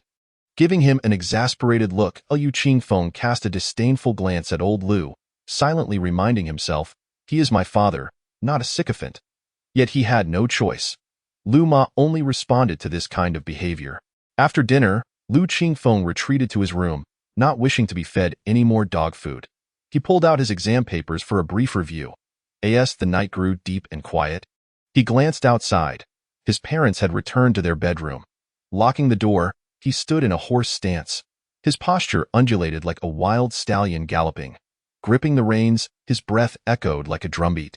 Moments later, Lu Qingfeng was enveloped in a cloud of mist as vapor rose from his body. This was the result of intense internal exertion causing moisture to evaporate. and he could visibly see himself losing weight. The glow from the ring on his right hand intensified, then gradually dimmed. Liu Qingfeng inhaled deeply, exhaling a stream of white vapor that shot forth like an arrow, creating a thunderous sound as it pierced the air outside the window. Just a membrane away, the energy channels of Ren and Du were about to be opened, allowing the hidden strength to flow. If bright strength is akin to a rare sound, then hidden strength signifies the energy coursing through the spine, unlocking the legendary channels of martial arts, thus greatly amplifying its potency. This would enable the hidden strength to emanate through the skin. With the power to shatter stone, hidden strength is formidable. Quickly, he gulped down the remaining energy bars, equivalent to 3 days' worth of sustenance, worth 100. He swallowed 5 in total. Raising his hand, the ring emitted a brilliant glow, and his body began to fill out. What on earth is this? How extraordinarily miraculous. Is it energy conversion? It seems that abilities aren't quite this astonishing. In his recollection, those with abilities, if they hadn't trained in skill, were hardly different from ordinary folk, merely possessing significantly better physical attributes. Staring at the last 2 energy bars, Liu Qingfeng fell into contemplation. Should he practice in the park? Punching with full force would consume energy just as much as standing in a horse stance. Yet, to break through hidden strength, merely standing wouldn't suffice. He must achieve it while punching.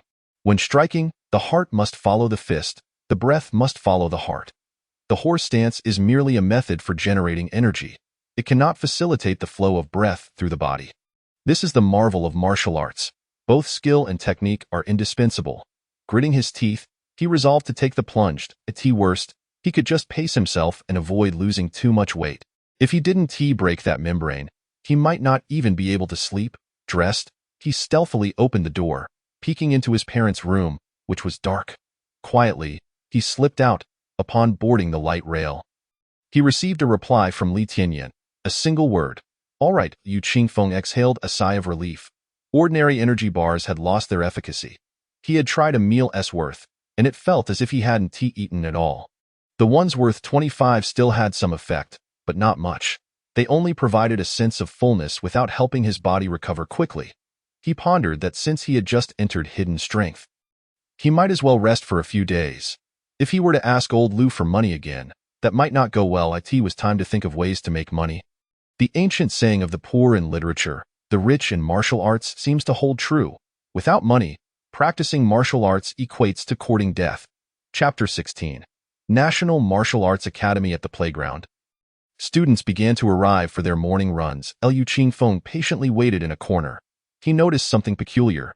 He found it easy to calm his heart. Previously, he would have been quick to anger and confrontational. Under normal circumstances, he would have called Li Tianyan multiple times by now to hurry him along.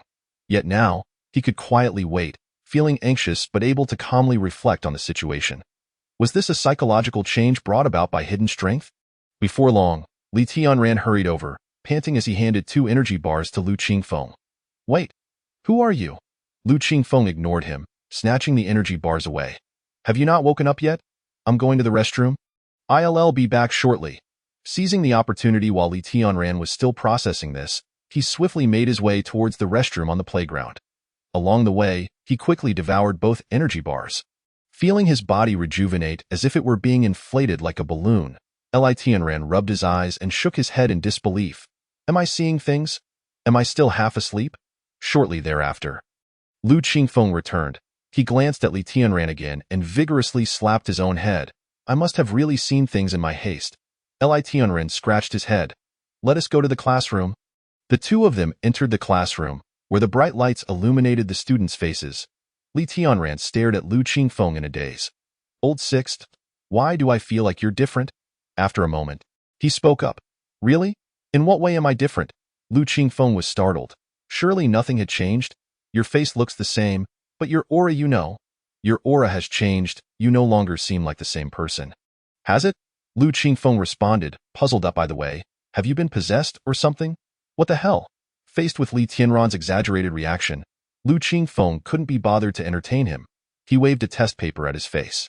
Quit being so idle and focus on practicing a couple of papers. The exams are just around the corner, and the teacher said we could relax a bit these days, which would actually benefit our performance. However, Old Six, I'm serious.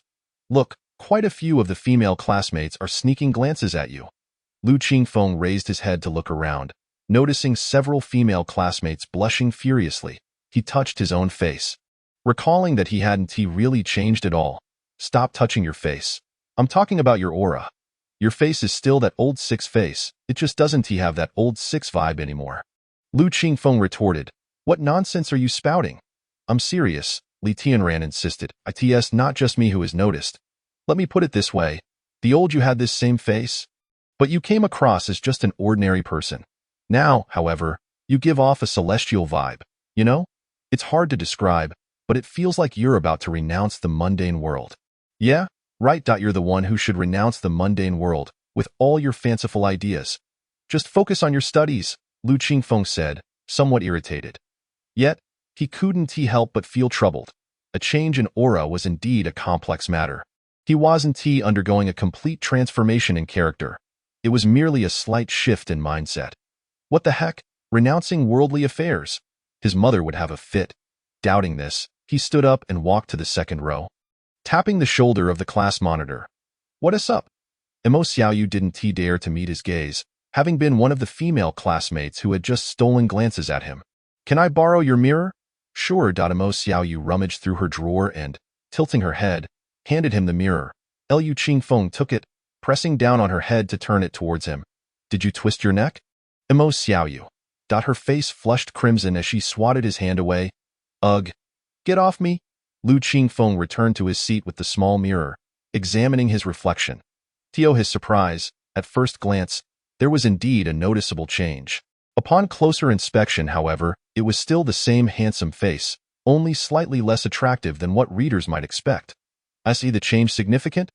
Li Tianran leaned in closer, whispering, I told you, I wasn't just half asleep.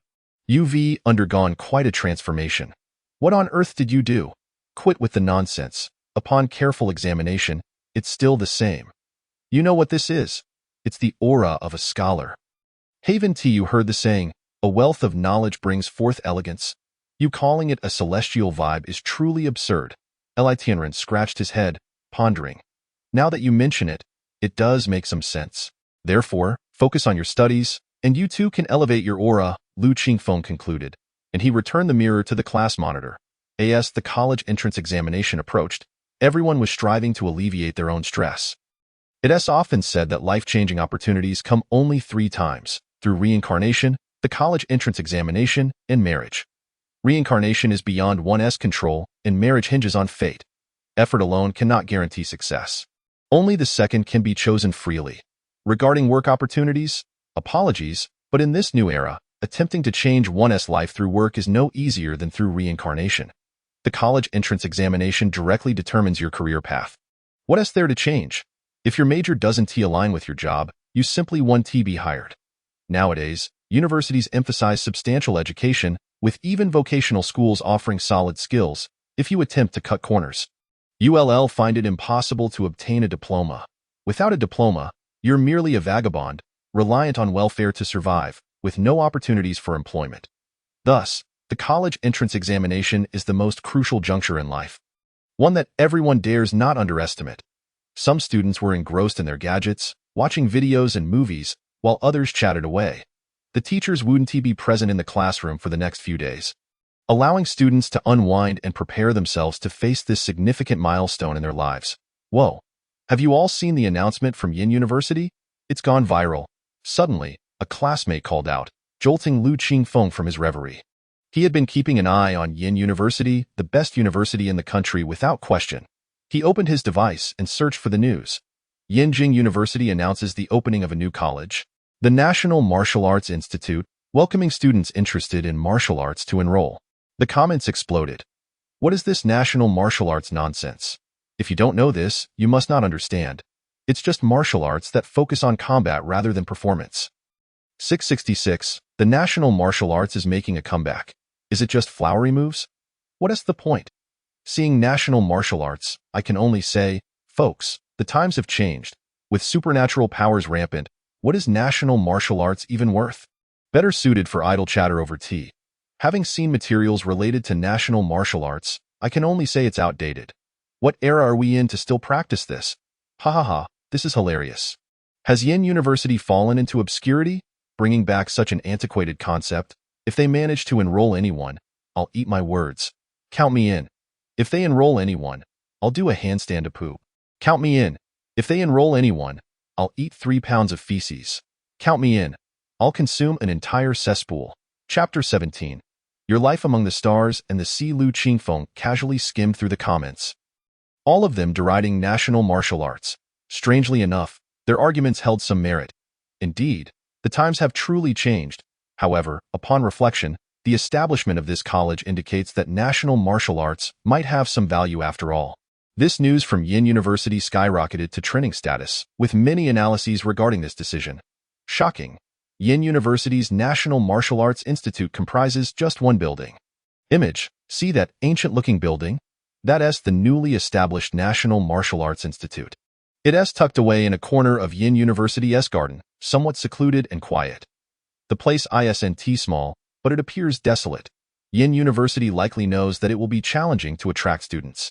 Yin University's admission scores are already at the top tier among Chinese academies. Who would choose this unclear career path? The editor speculated that Yin University established the National Martial Arts Institute possibly to experiment with the integration of martial arts and mecha. Thus, this institute is akin to a guinea pig, and it's not advisable to select it. Gambling one's life on such a frivolous endeavor is unwise. The building is beautiful, adorned with dragons and phoenixes, exuding an ancient charm and grandeur. I adore this architecture, but national martial arts? That's a different story. The building is exquisite, but let us set aside the guinea pig scenario. Who, with any sense, would choose such a trivial major at Yin University? That's akin to being brain dead. The online debate raged on, with everyone questioning the rationale behind Yin University's move. Most believed it was an experiment to see how martial arts could integrate with mecha technology. However, no one online regarded this experiment as credible. With supernatural powers so potent, what is national martial arts? Some argued that the existence of such a program must have its reasons. After all, it is Yin University, the premier institution within the Human Alliance. If they introduce this program, even as an experiment, there must be some rationale behind it. Nonetheless, the majority were skeptical about this major, viewing it as lacking in career prospects and therefore undesirable. History, literature, finance, information technology, intelligent systems, mecha combat, mecha maintenance, physics, chemistry, biology, naval command, drone command, intelligent military command, and so forth, a plethora of popular majors. Why choose national martial arts? That seems akin to being brain dead. The endless barrage of criticism left no one believing this major held any value. Even Lu Qingfeng thought it was rather pointless. It should be noted that universities now have a 6-year system, with no such thing as graduate or doctoral students. 4 years of theory, 2 years of practical training. Others have places to go for practical training. Research institutes, military, companies. Where does one practice national martial arts? Post-graduation, where does one find employment? These are significant concerns. Old 6, have you seen what Yin University is doing with this National Martial Arts Institute? They being mercilessly criticized. Only someone with a screw loose would enroll in this major. Lu Qingfeng merely nodded, too uninterested to engage further, and continued searching for news related to national martial arts. The outcome remains unchanged, with nothing but criticism. He feels somewhat disheartened. Does the national martial arts truly lack a future? A sense of unwillingness lingers within him. To speak frankly, although he harbors doubts, he still hopes for a miracle to transpire. With a sigh, he resumes his reading. He is currently delving into university courses, specifically at the Mecha Academy of Yin University. This is the discipline he aspires to enroll in. Lu Ma was once the pride of Jiangnan University's Mecha Academy. Ultimately, she was won over by an old Lu, who specialized in aquaculture at a vocational school, which is a point of admiration for Lu Qingfeng regarding the elder Lu. This academy is divided into 2 specializations, mecha combat and mecha maintenance. The required scores are daunting, particularly for the combat specialization, which also necessitates combat-related abilities.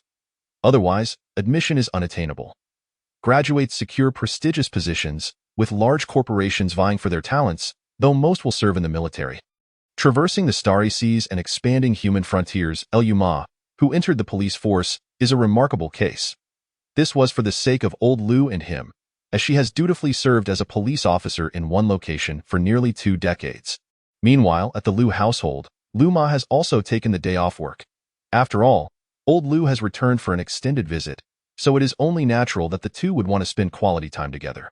At this moment, they lie in bed, conversing. Yenner, once Xiaofeng enters university, pursue your dreams. I will take good care of him. You have endured so much for this family all these years, old Liu gently reassures her. Yu Shengyin says nothing, merely nuzzling closer into old Liu's embrace, her expression filled with conflicting emotions. Also, in a while, your father will celebrate his birthday. We ought to prepare adequately to visit the old man. Although he does not hold me in high regard, he has at least been bestowed with an accomplished grandson, has he not? Husband, Yu Shengyin tightens her embrace around him. If you do not wish to go, then I shall take Xiaofeng alone. Old Liu shakes his head. Not going would be unreasonable. I have avoided this for so long. It is unnecessary to continue hiding. He cannot possibly harm me, can he? The child is already entering university. The die is cast. Ha! Yu Shengyin suddenly sits up, joy illuminating her face. If Xiaofeng truly excels, I doubt my father will have anything to say against you. Surely, out of respect for Xiaofeng, he will remain silent. Old Liu nods, a smile gracing his lips. Indeed, this little rascal has given us such a delightful surprise. My son possesses the potential for greatness. Ha ha ha. I must save more money for him. Ensuring he faces no financial troubles at this juncture, Yu Shengyin inquires, by the way, dear, has the recent news regarding the Agricultural Administration affected your pig farm? Pork prices have surged. Old Liu chuckles. Indeed, it has had an impact. But a positive one. Many illegal farms have been shut down, and my legitimate operation is now quite profitable. The rising pork prices serve as the best proof. That is good to hear. They both fall into a moment of silence. Husband, observing her hesitation, old Liu sighs, realizing he can no longer be selfish. He understands that with a little persuasion, she would certainly choose to stay by his side until old age. Yet, he has selfishly kept her bound to him for 20 years. She deserves to belong to the vast cosmos, not to languish in this small, old city. Yenner, I know what you wish to express. As I mentioned earlier, I support you. Go forth. You are still young, a level 7 ability user. I cannot continue to bind you to my side. You belong to the stars and the SEA. Why Yu Shengyin clings tightly to him, tears streaming down her face. Her fire-based abilities are exceptional. She attained level 7 a year ago. And the military has issued her numerous transfer orders. However, at that time, their son was still in his second year of high school, making it difficult for her to leave. Now, as their son approaches university, it is time for her to pursue her own aspirations. Her life is still long, and as a level 7 mutant, she could live for at least 700 years. Her only concern now is old Liu, a mere ordinary citizen. A level 1 mutant, devoid of any abilities, and his lifespan is relatively short compared to hers. Furthermore, should she venture into the cosmos, there lies a greater objective. Through merit, she could acquire special items to extend old Liu's life. Chapter 18. The arrival of the college entrance examination in the year 1227 of the new calendar, June 7th, marks the day of the college entrance examination. Early summer, the morning breeze carries a hint of coolness, invigorating the mind. Xiaofeng, have you packed everything? Double check. Xiaofeng, be sure to use the restroom beforehand. Xiaofeng, what about your examination permit? Did you bring it? Yes, Mom. From early morning, Liu Ma has been incessantly reminding him of this and that. Leaving no moment of respite, he understands that, in truth, she is likely more anxious about the examination than he is. This sentiment reflects the mentality of many parents.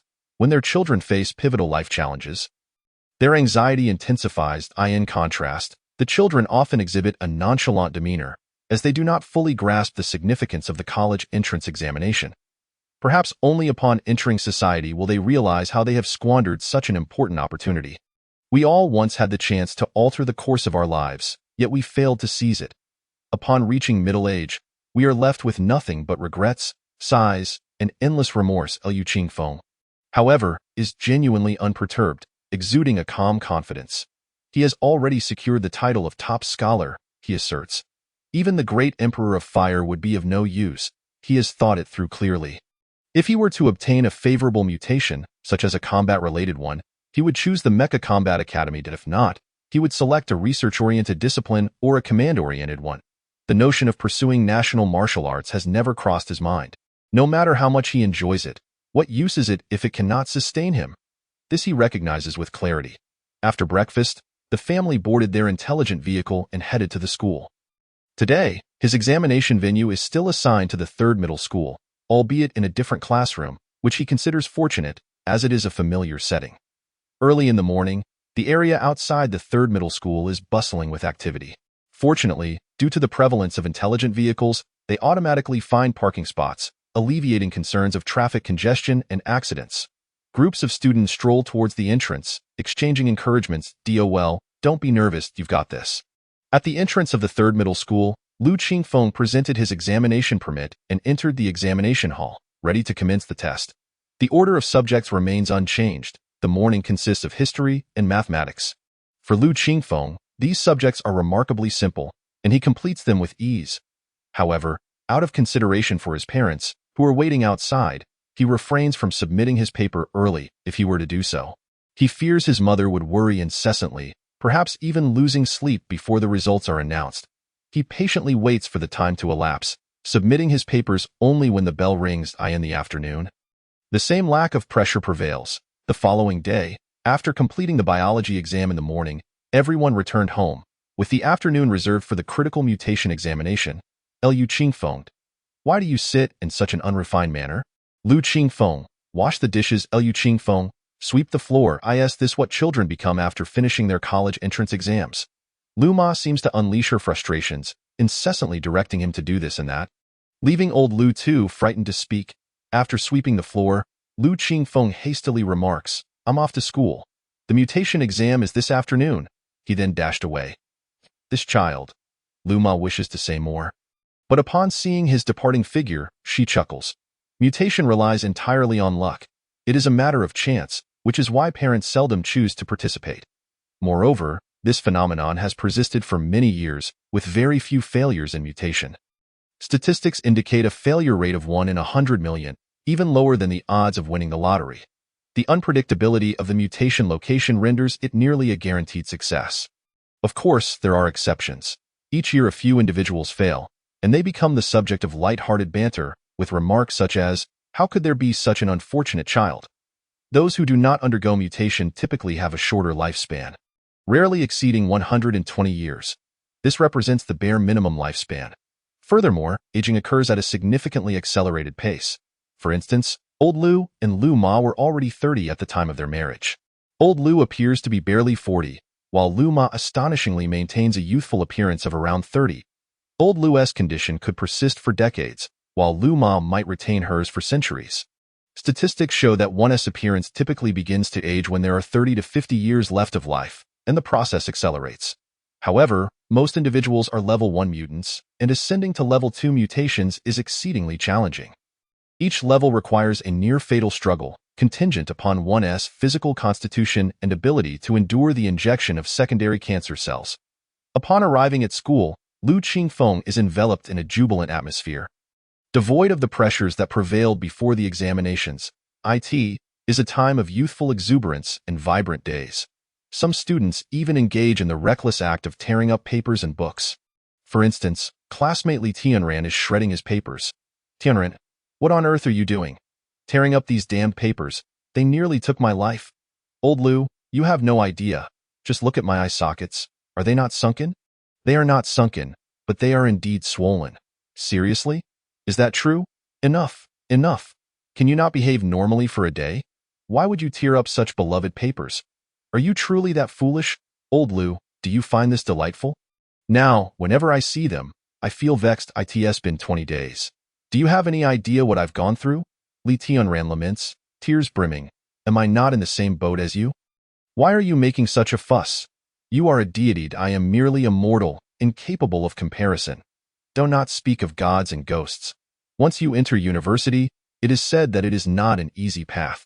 Do you believe it was like 1,000 years ago?" Lu Qingfeng remarked with disdain. Li Tianran's expression grew even more pained as he sighed. "Life?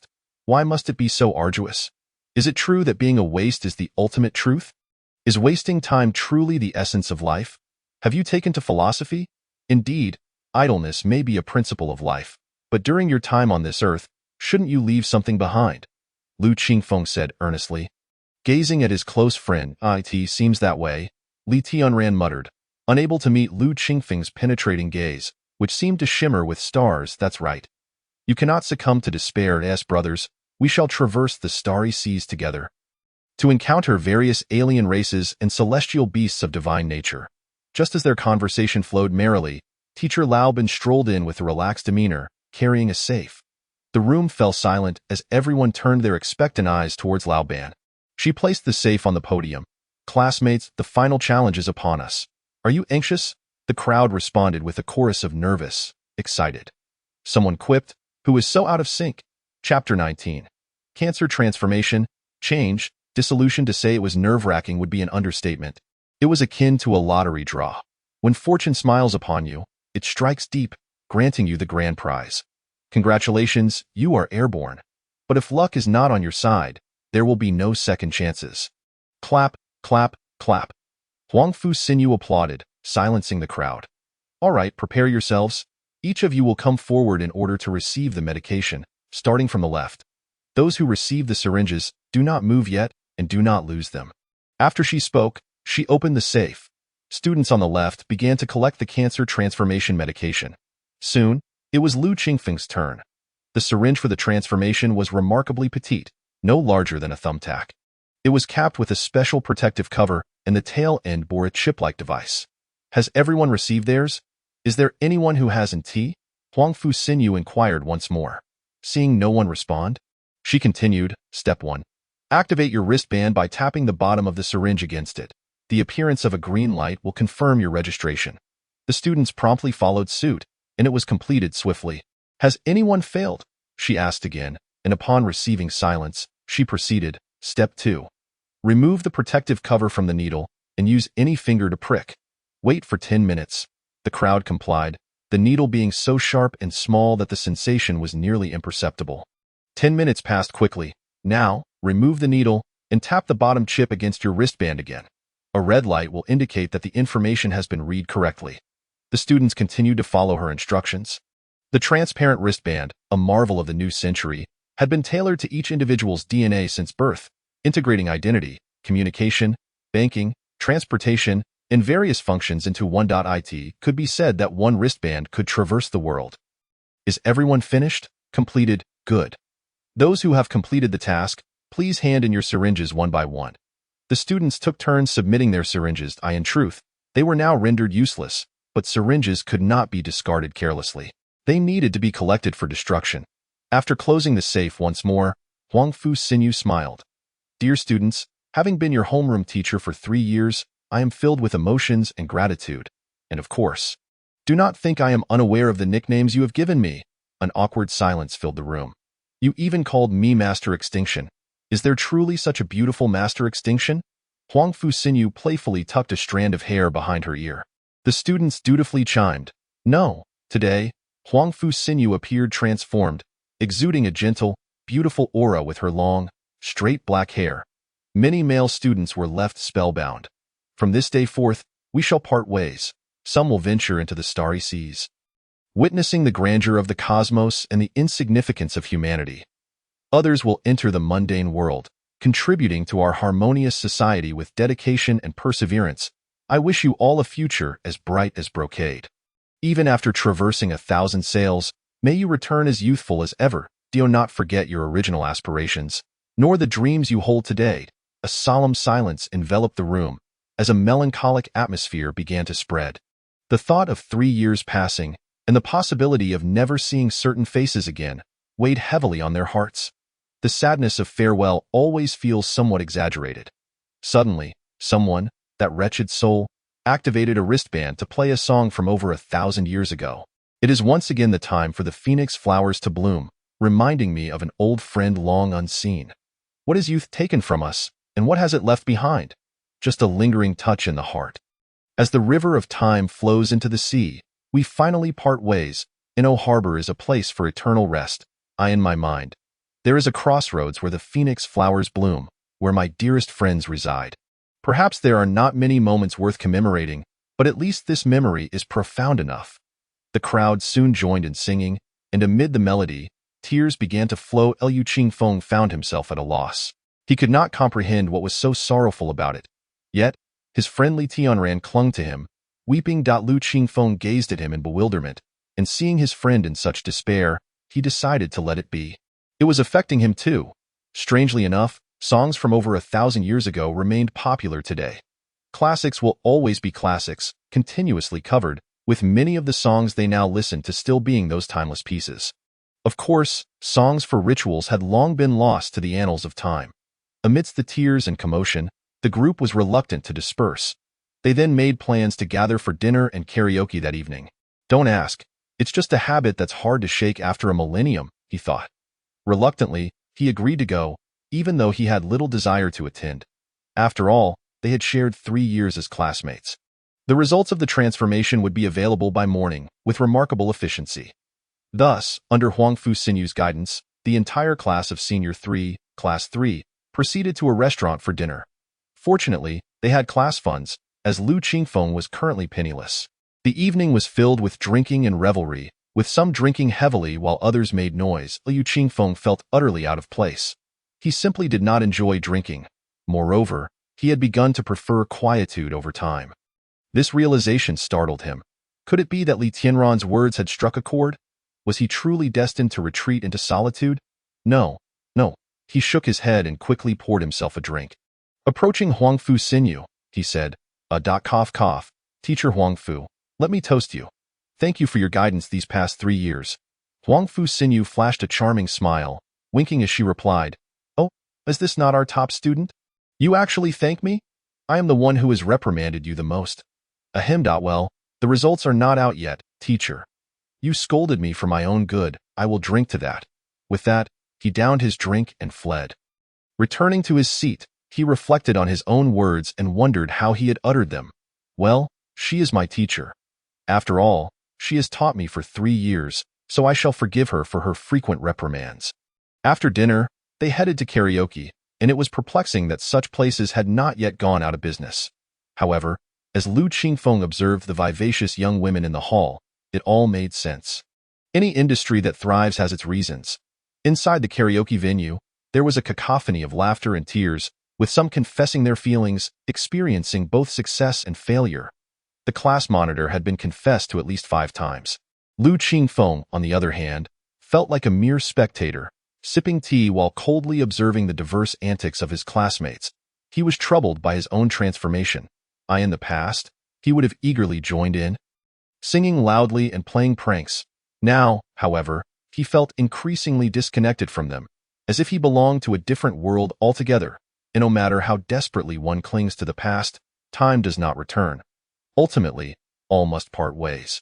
Chapter 20. Results of the transformation. Thanks to Huang Fusinyu's presence, despite the revelry, no one drank excessively. There was a degree of restraint.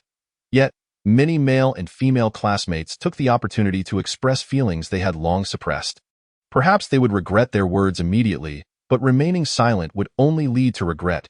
The entrance of the karaoke venue. Lu Qingfeng tapped his head and glanced at the ring. He pondered whether the Lu Qingfeng of his dreams was influencing him. He was becoming increasingly like the cold, indifferent figure from his dreams, the one who would abandon everything for martial arts after his grandfather's death. Taking a deep breath, he resolved to change himself. Otherwise, he would drift further away from who he truly was. Who was he, and who was that dream version of himself? Old Lu, sob. Let's keep in touch. Okay. What will I do if I can't see you again? No one to play games with me? No one to have fun with? Lu Qingfeng thought. He felt like giving him a slap. They lived in the same city, and university was still far off.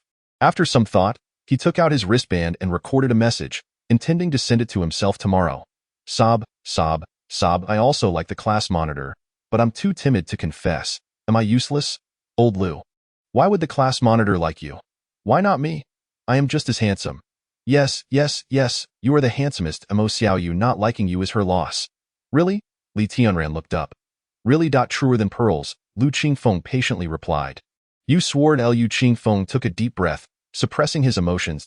That moment, a group of girls emerged, and Mo Xiaoyu was among them. He directly pulled Li Tianran along and walked over. Xiaoyu, look who has come. Mo Xiaoyu's heart raced as she gazed at the approaching Lu Qingfeng.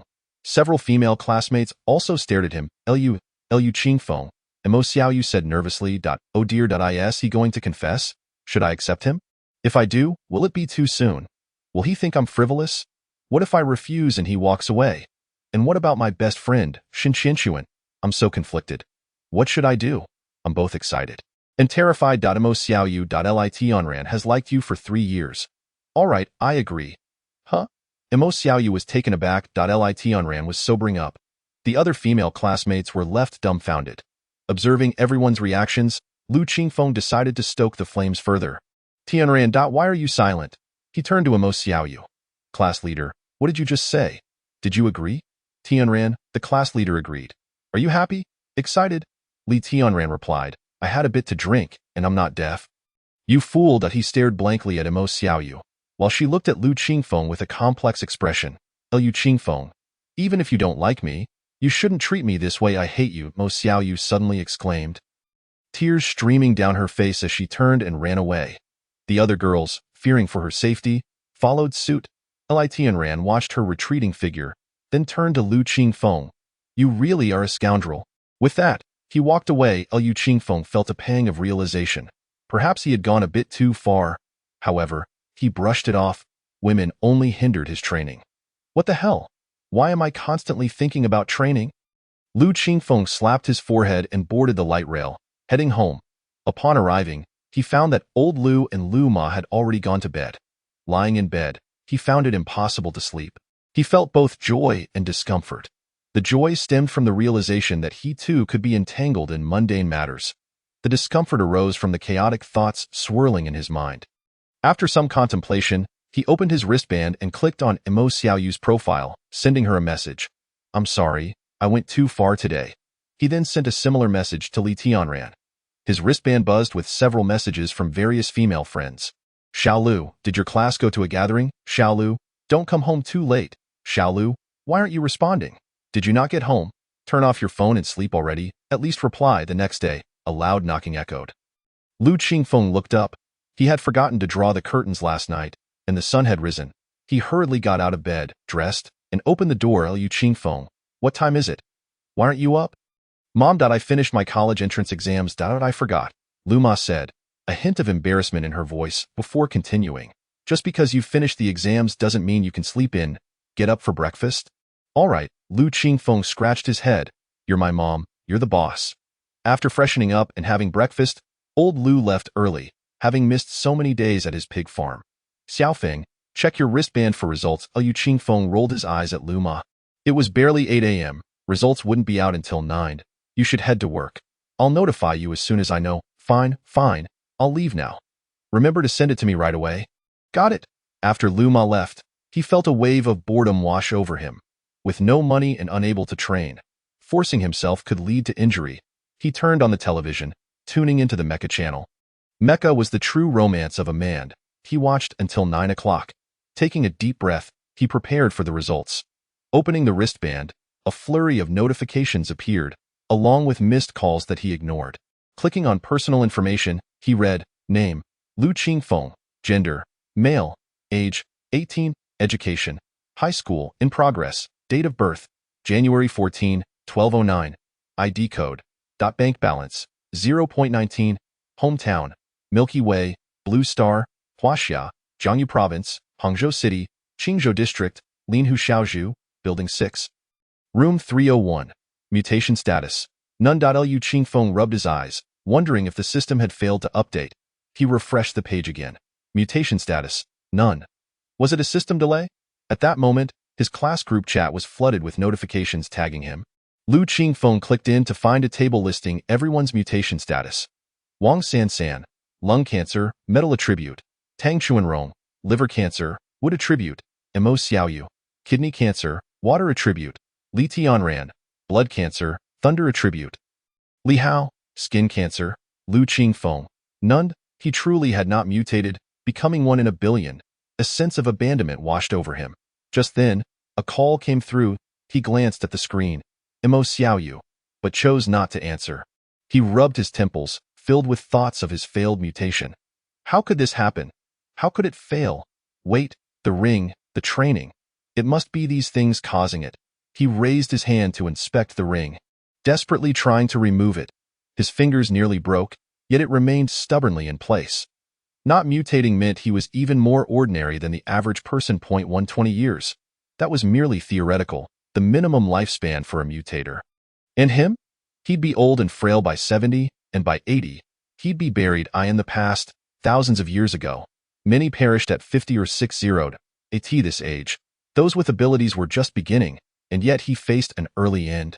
After mutation, one typically wouldn't suffer other ailments, as cancer cells would eradicate other viral cells.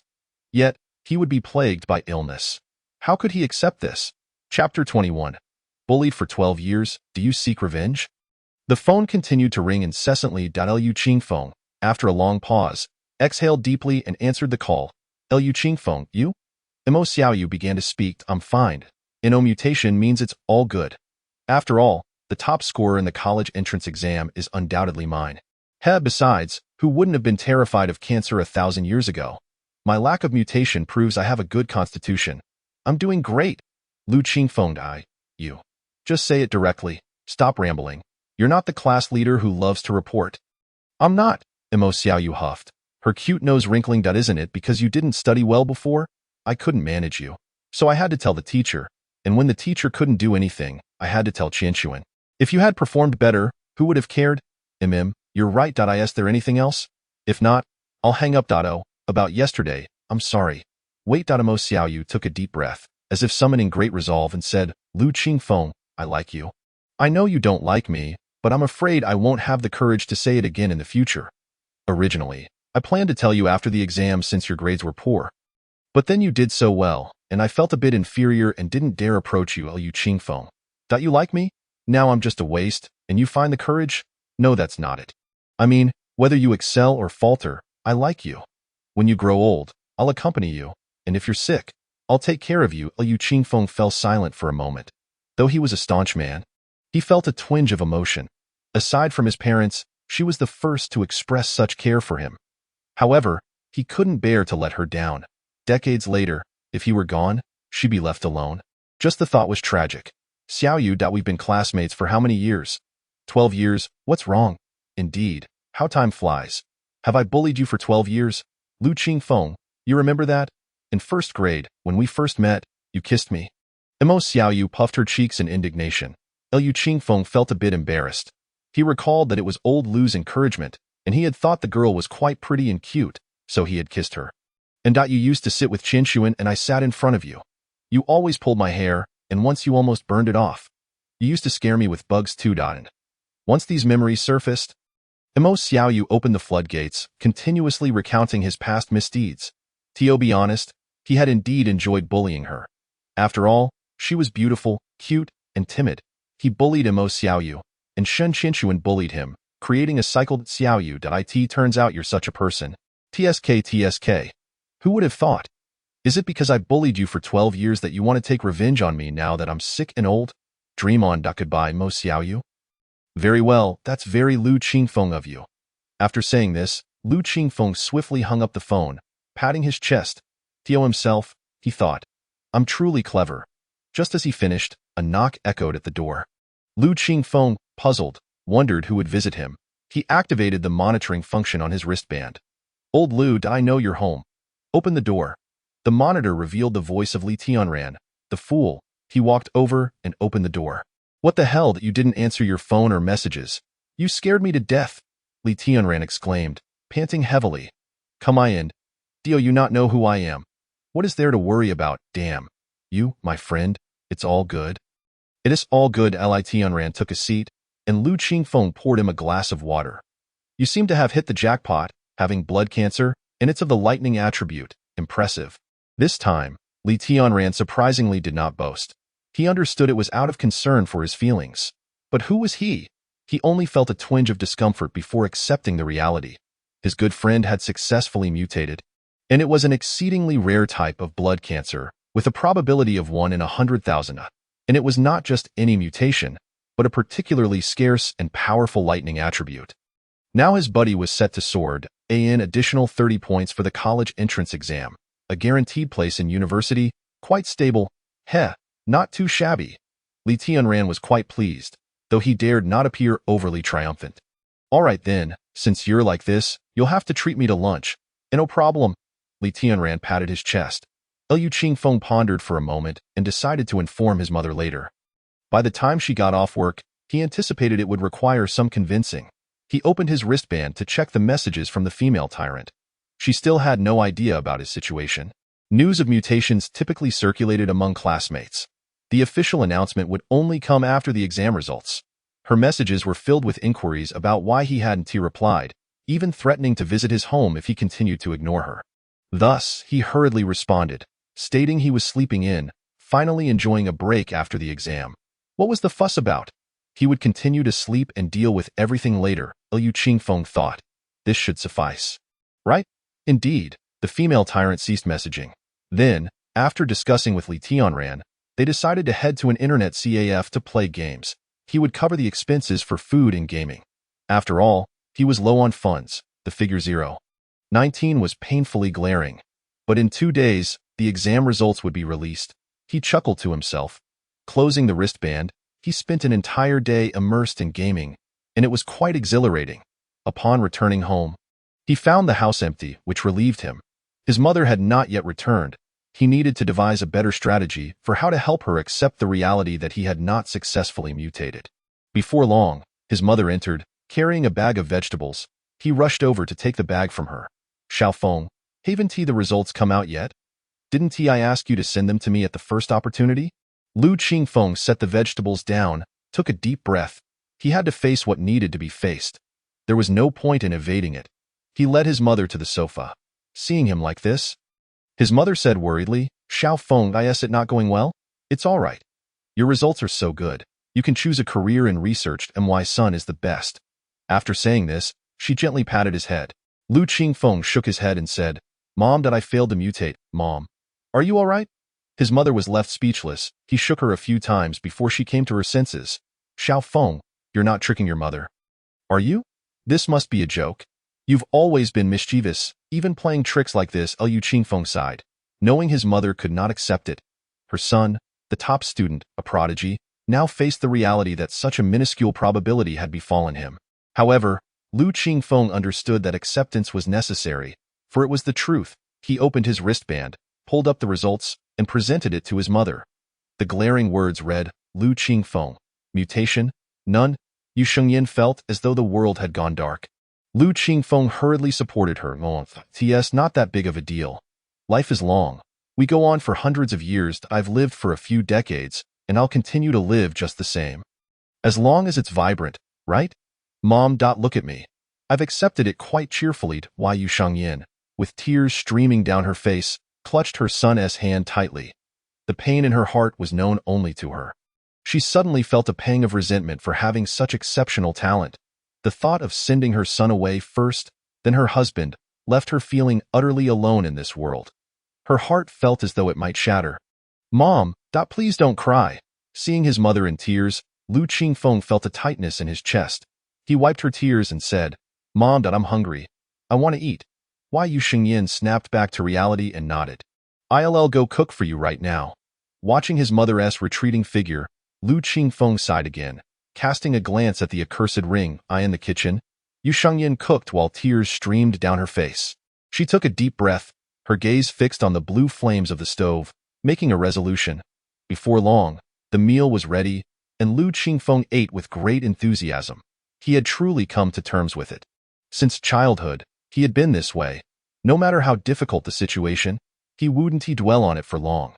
His mother often remarked that he was a heartless little rascal, carefree and untroubled. In truth, he believed being carefree was quite wonderful. Life is fleeting. Why impose various limitations on oneself, turning what could be a brilliant life into one of utter dullness? In Liu Qingfeng's words. That was simply, after finishing his meal, he hurried back to his room. He dreaded encountering that gaze from his mother, which was perpetually gentle towards him. It made him feel uncomfortable and uneasy. He preferred the version of his mother who would scold him incessantly. He opened his wristband again to find several new messages. Most were from the female tyrant. "Xiao Liuzi, why have you turned off your phone again? Just because it's vacation doesn't mean you can ignore me. Just wait and see. Xiao Liuzi, I think you're itching for a beating." Then came a message from Mo Xiaoyu, scolding him, Liu Qingfeng. You jerked at the splendid. They were all berating him. It felt comforting, just as it should be. Suddenly, their kindness was so unfamiliar to him. Who was he? Liu Qingfeng. Could he be someone defeated by a failed mutation? Impossible.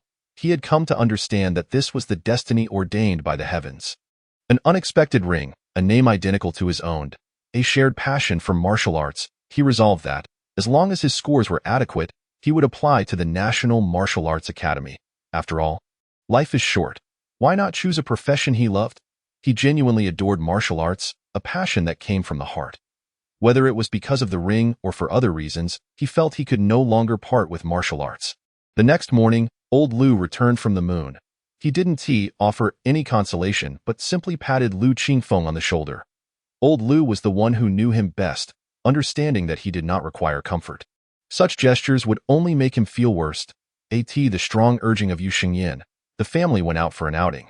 They even agreed that once Liu Qingfeng's results came out, they would all attend his grandfather's 100th birthday celebration together. That evening, old Liu and Yu Xingyin sat at the bedside. Darling, I've received my transfer order. I'll only be home for a week. After celebrating your father's birthday, I'll have to leave. Don't worry. I'll take good care of Xiaofeng. You, while you're out there, make sure to take care of yourself and stay safe. Old Liu's face was filled with reluctance and concern. Yenner, remember, Xiaofeng and I will be waiting for you at home. The Star Sea is fraught with danger. You must protect yourself. That I will. I just can't bear to leave you and Xiaofeng. Why? Yu Xingyin buried her face in old Liu's embrace, weeping. She did not want to leave, but she had her reasons to go. Originally for old Liu, now with an additional son, she felt the urgency to make the most of her time. The next day, Yu Xingyin kept a close watch on Liu Qingfeng's wristband. She was genuinely afraid there would be issues with the academic results again. Mom, are you not going to work today? Liu Qingfeng inquired, feeling helpless. Why? Yu Xingyin exchanged glances with old Liu before deciding it was time to tell their son. After all, with the college entrance exam concluded, he was now an adult. Moreover, Liu Qingfeng had a heart of steel. Xiaofeng. Mom, might have to leave. Yu Xingyin spoke cautiously, fearful that her son would try to stop her, which she could not bear. Liu Qingfeng seemed to have anticipated this, and he had been considering it all along. With his mother's exceptional talent, how could it go to waste? To him, she belonged in the Star Sea. Not in this small Qingzhou district. Mom, you should have gone out a long time ago. Staying in this old land of Blue Star is a waste of your talent. Old Liu can't go to the Star Sea with me. You must go for us. Besides, in the future, when I mention you to others, I'll be able to boast that my mother is a formidable mech combat master in the Starry Ocean. Which adds to my prestige, doesn't it, old Liu? Old Liu nodded in agreement. Wife, this little rascal has a point. We all support you, so don't worry, we will wait for your return. Watching the two of them in harmony, Yu Xingyin felt tears welling in her eyes, yet laughter escaped her lips. Old Liu chuckled, and you little rascal, I'll let you in on a secret. Your mother is not just any ordinary mech combat master, but a royal-level mech combat master. Liu Qingfeng jumped up, circling his mother. Oh my goodness, why dear mother, you're truly my idol. Is this real? He exclaimed dramatically. This made Yu Xingyin swat him in annoyance. Behave yourself. It's true. I became one a year ago. Liu Qingfeng was genuinely astonished. What did being a royal-level mech master mean? The textbooks had mentioned it. A royal-level mech master was a true gem of the starry sky. The best of the best. In a millennium past, a royal-level mech combat master could conquer the world with ease. Even today, they could face off against celestial beasts like demigods.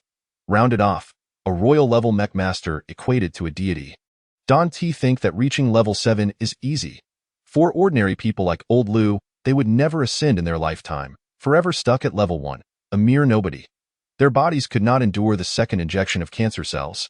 Most common folks ended up with such results. Yet those like Yu Xingyin, a level 7 superhuman under 50, were exceedingly rare. It's worth noting that the timing of cancer cell injections mattered. For instance, their college entrance exam was the first injection, 3 days later, within a week. This afternoon, they are once again heading to the school to control the cancer cells through injections of medication. This marks the completion of the first stage of carcinogenesis. Following this, no further injections can be administered for 3 years. After this period, if the cancer cells within your body remain highly active yet have not metastasized, a second injection may be permitted. However, if the cancer cells are not only active but have also spread, treatment will be necessary, and a second injection will be prohibited. Furthermore, if the cancer cells are dormant, the second injection is also out of the question, as it would undoubtedly result in failure.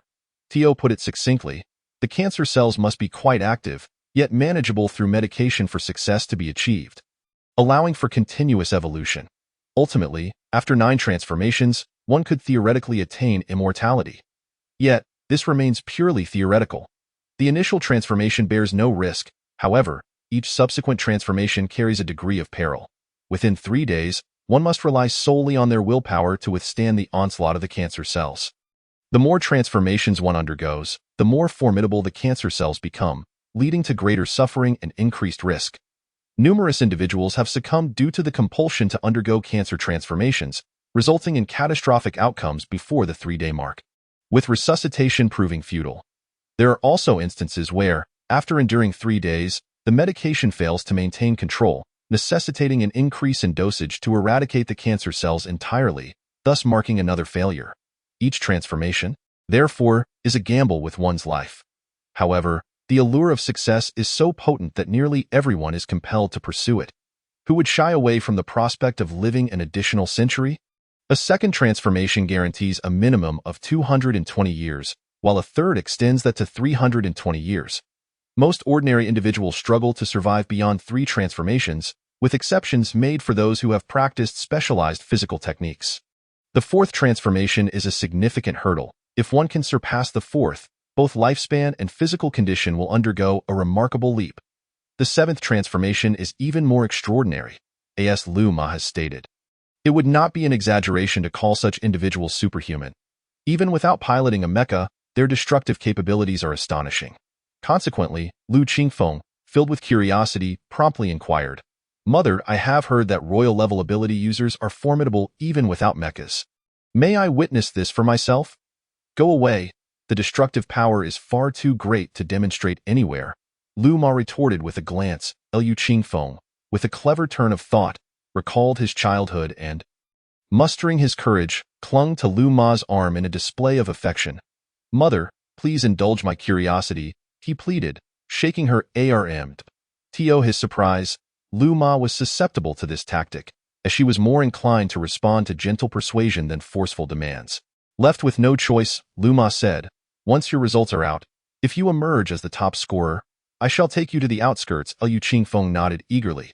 He was keen to experience the prowess of a royal-level ability user. The family began to engage in cheerful conversation. Before long, 9 o'clock arrived. Lu Qingfeng hurriedly activated his wristband to check his results, while Lu and Lu Ma were filled with anxious anticipation. Name: Lu Qingfeng History, 150 Mathematics, 200 Chinese, 149 Physics Chemistry, 100 Biology, 150 Carcinogenesis, none. Total score: 749. Ranking in Jiangsu Province, first place with confidence.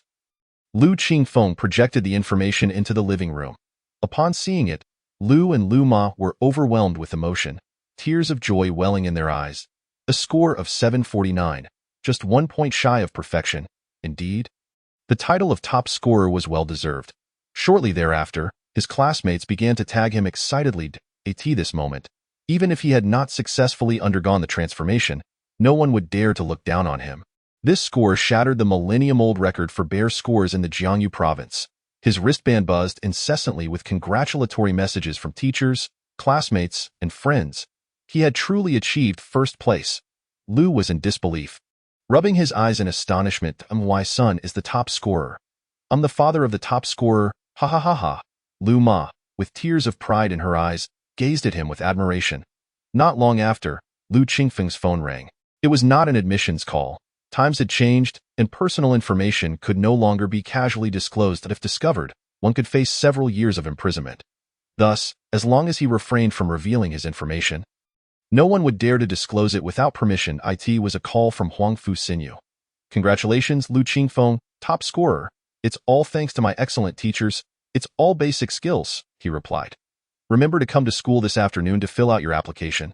Even if you haven't succeeded in the transformation, no one would dare to belittle your status as the top scorer." Also, how do you feel about interviews from the television station and the school? Just have them give me the prize money. I won't be participating in any interviews. Huang Fuxinyu nodded in agreement, understanding that Lu Qingfeng's refusal of interviews due to the failure of his transformation was justified. After all, some media outlets could be quite unsavory. After hanging up, he quickly messaged Li Hao, "Where's the money?" Ding dong. Shortly after, a notification appeared on his wristband. 100,000 federal coins credited. Comfortable, this kid knows how to be sensible. He decided to let this slide. As for the prize money, he was uncertain about the amount designated for the provincial top scorer, but it was certainly not insignificant. For safety's sake, Lu Qingfeng resolved to have a candid conversation with his parents. Otherwise, they might seize his prize money, leaving him with inadequate funds. Just as he was about to speak, Lu Ma interjected. "Xiaofeng, with your results, you can choose any major you desire. Have you thought about which university and major you'd like to pursue?" "Mother can offer some advice." Dad, Mom, I actually wanted to discuss this with you. Please don't be upset with me about what I'm about to say." Old Lu and Lu Ma exchanged glances, remaining silent as they fixed their gaze on Lu Qingfeng, awaiting his explanation. Lu Qingfeng cleared his throat. "I wish to apply to Yinjing University." They both nodded slightly. "For my major, I want to attend the National Martial Arts Academy." "No way, I disagree." Lu Ma immediately exclaimed, "I've seen the news. That major is nearly useless. With your academic prowess, you should choose a research-oriented path. Finance would be acceptable too." "Mom, you promised not to react impulsively. Just look at Dad. He's being so steady." Old Lu shot him a glare but remained silent. "In any case, I disagree," Lu Ma insisted. "Mom, hear me out. This is a sudden decision I made. I looked into it. And since I failed the transformation, my lifespan may be limited. However, martial arts can still strengthen my body, right?"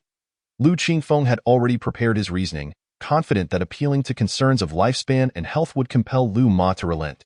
As he expected, Lu Ma quickly asked, "Really?" Lu Qingfeng nodded.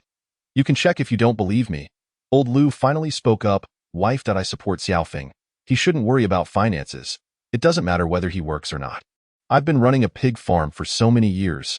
I can support him for a lifetime." I can also support him for a lifetime." Lu Qingfeng was speechless. How did this turn into a competition? "So, does that mean you agree?" The two nodded, recognizing that in the face of life and health, nothing else truly mattered.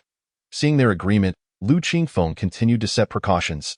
"Dad, Mom, the saying goes, poor in culture, rich in martial arts.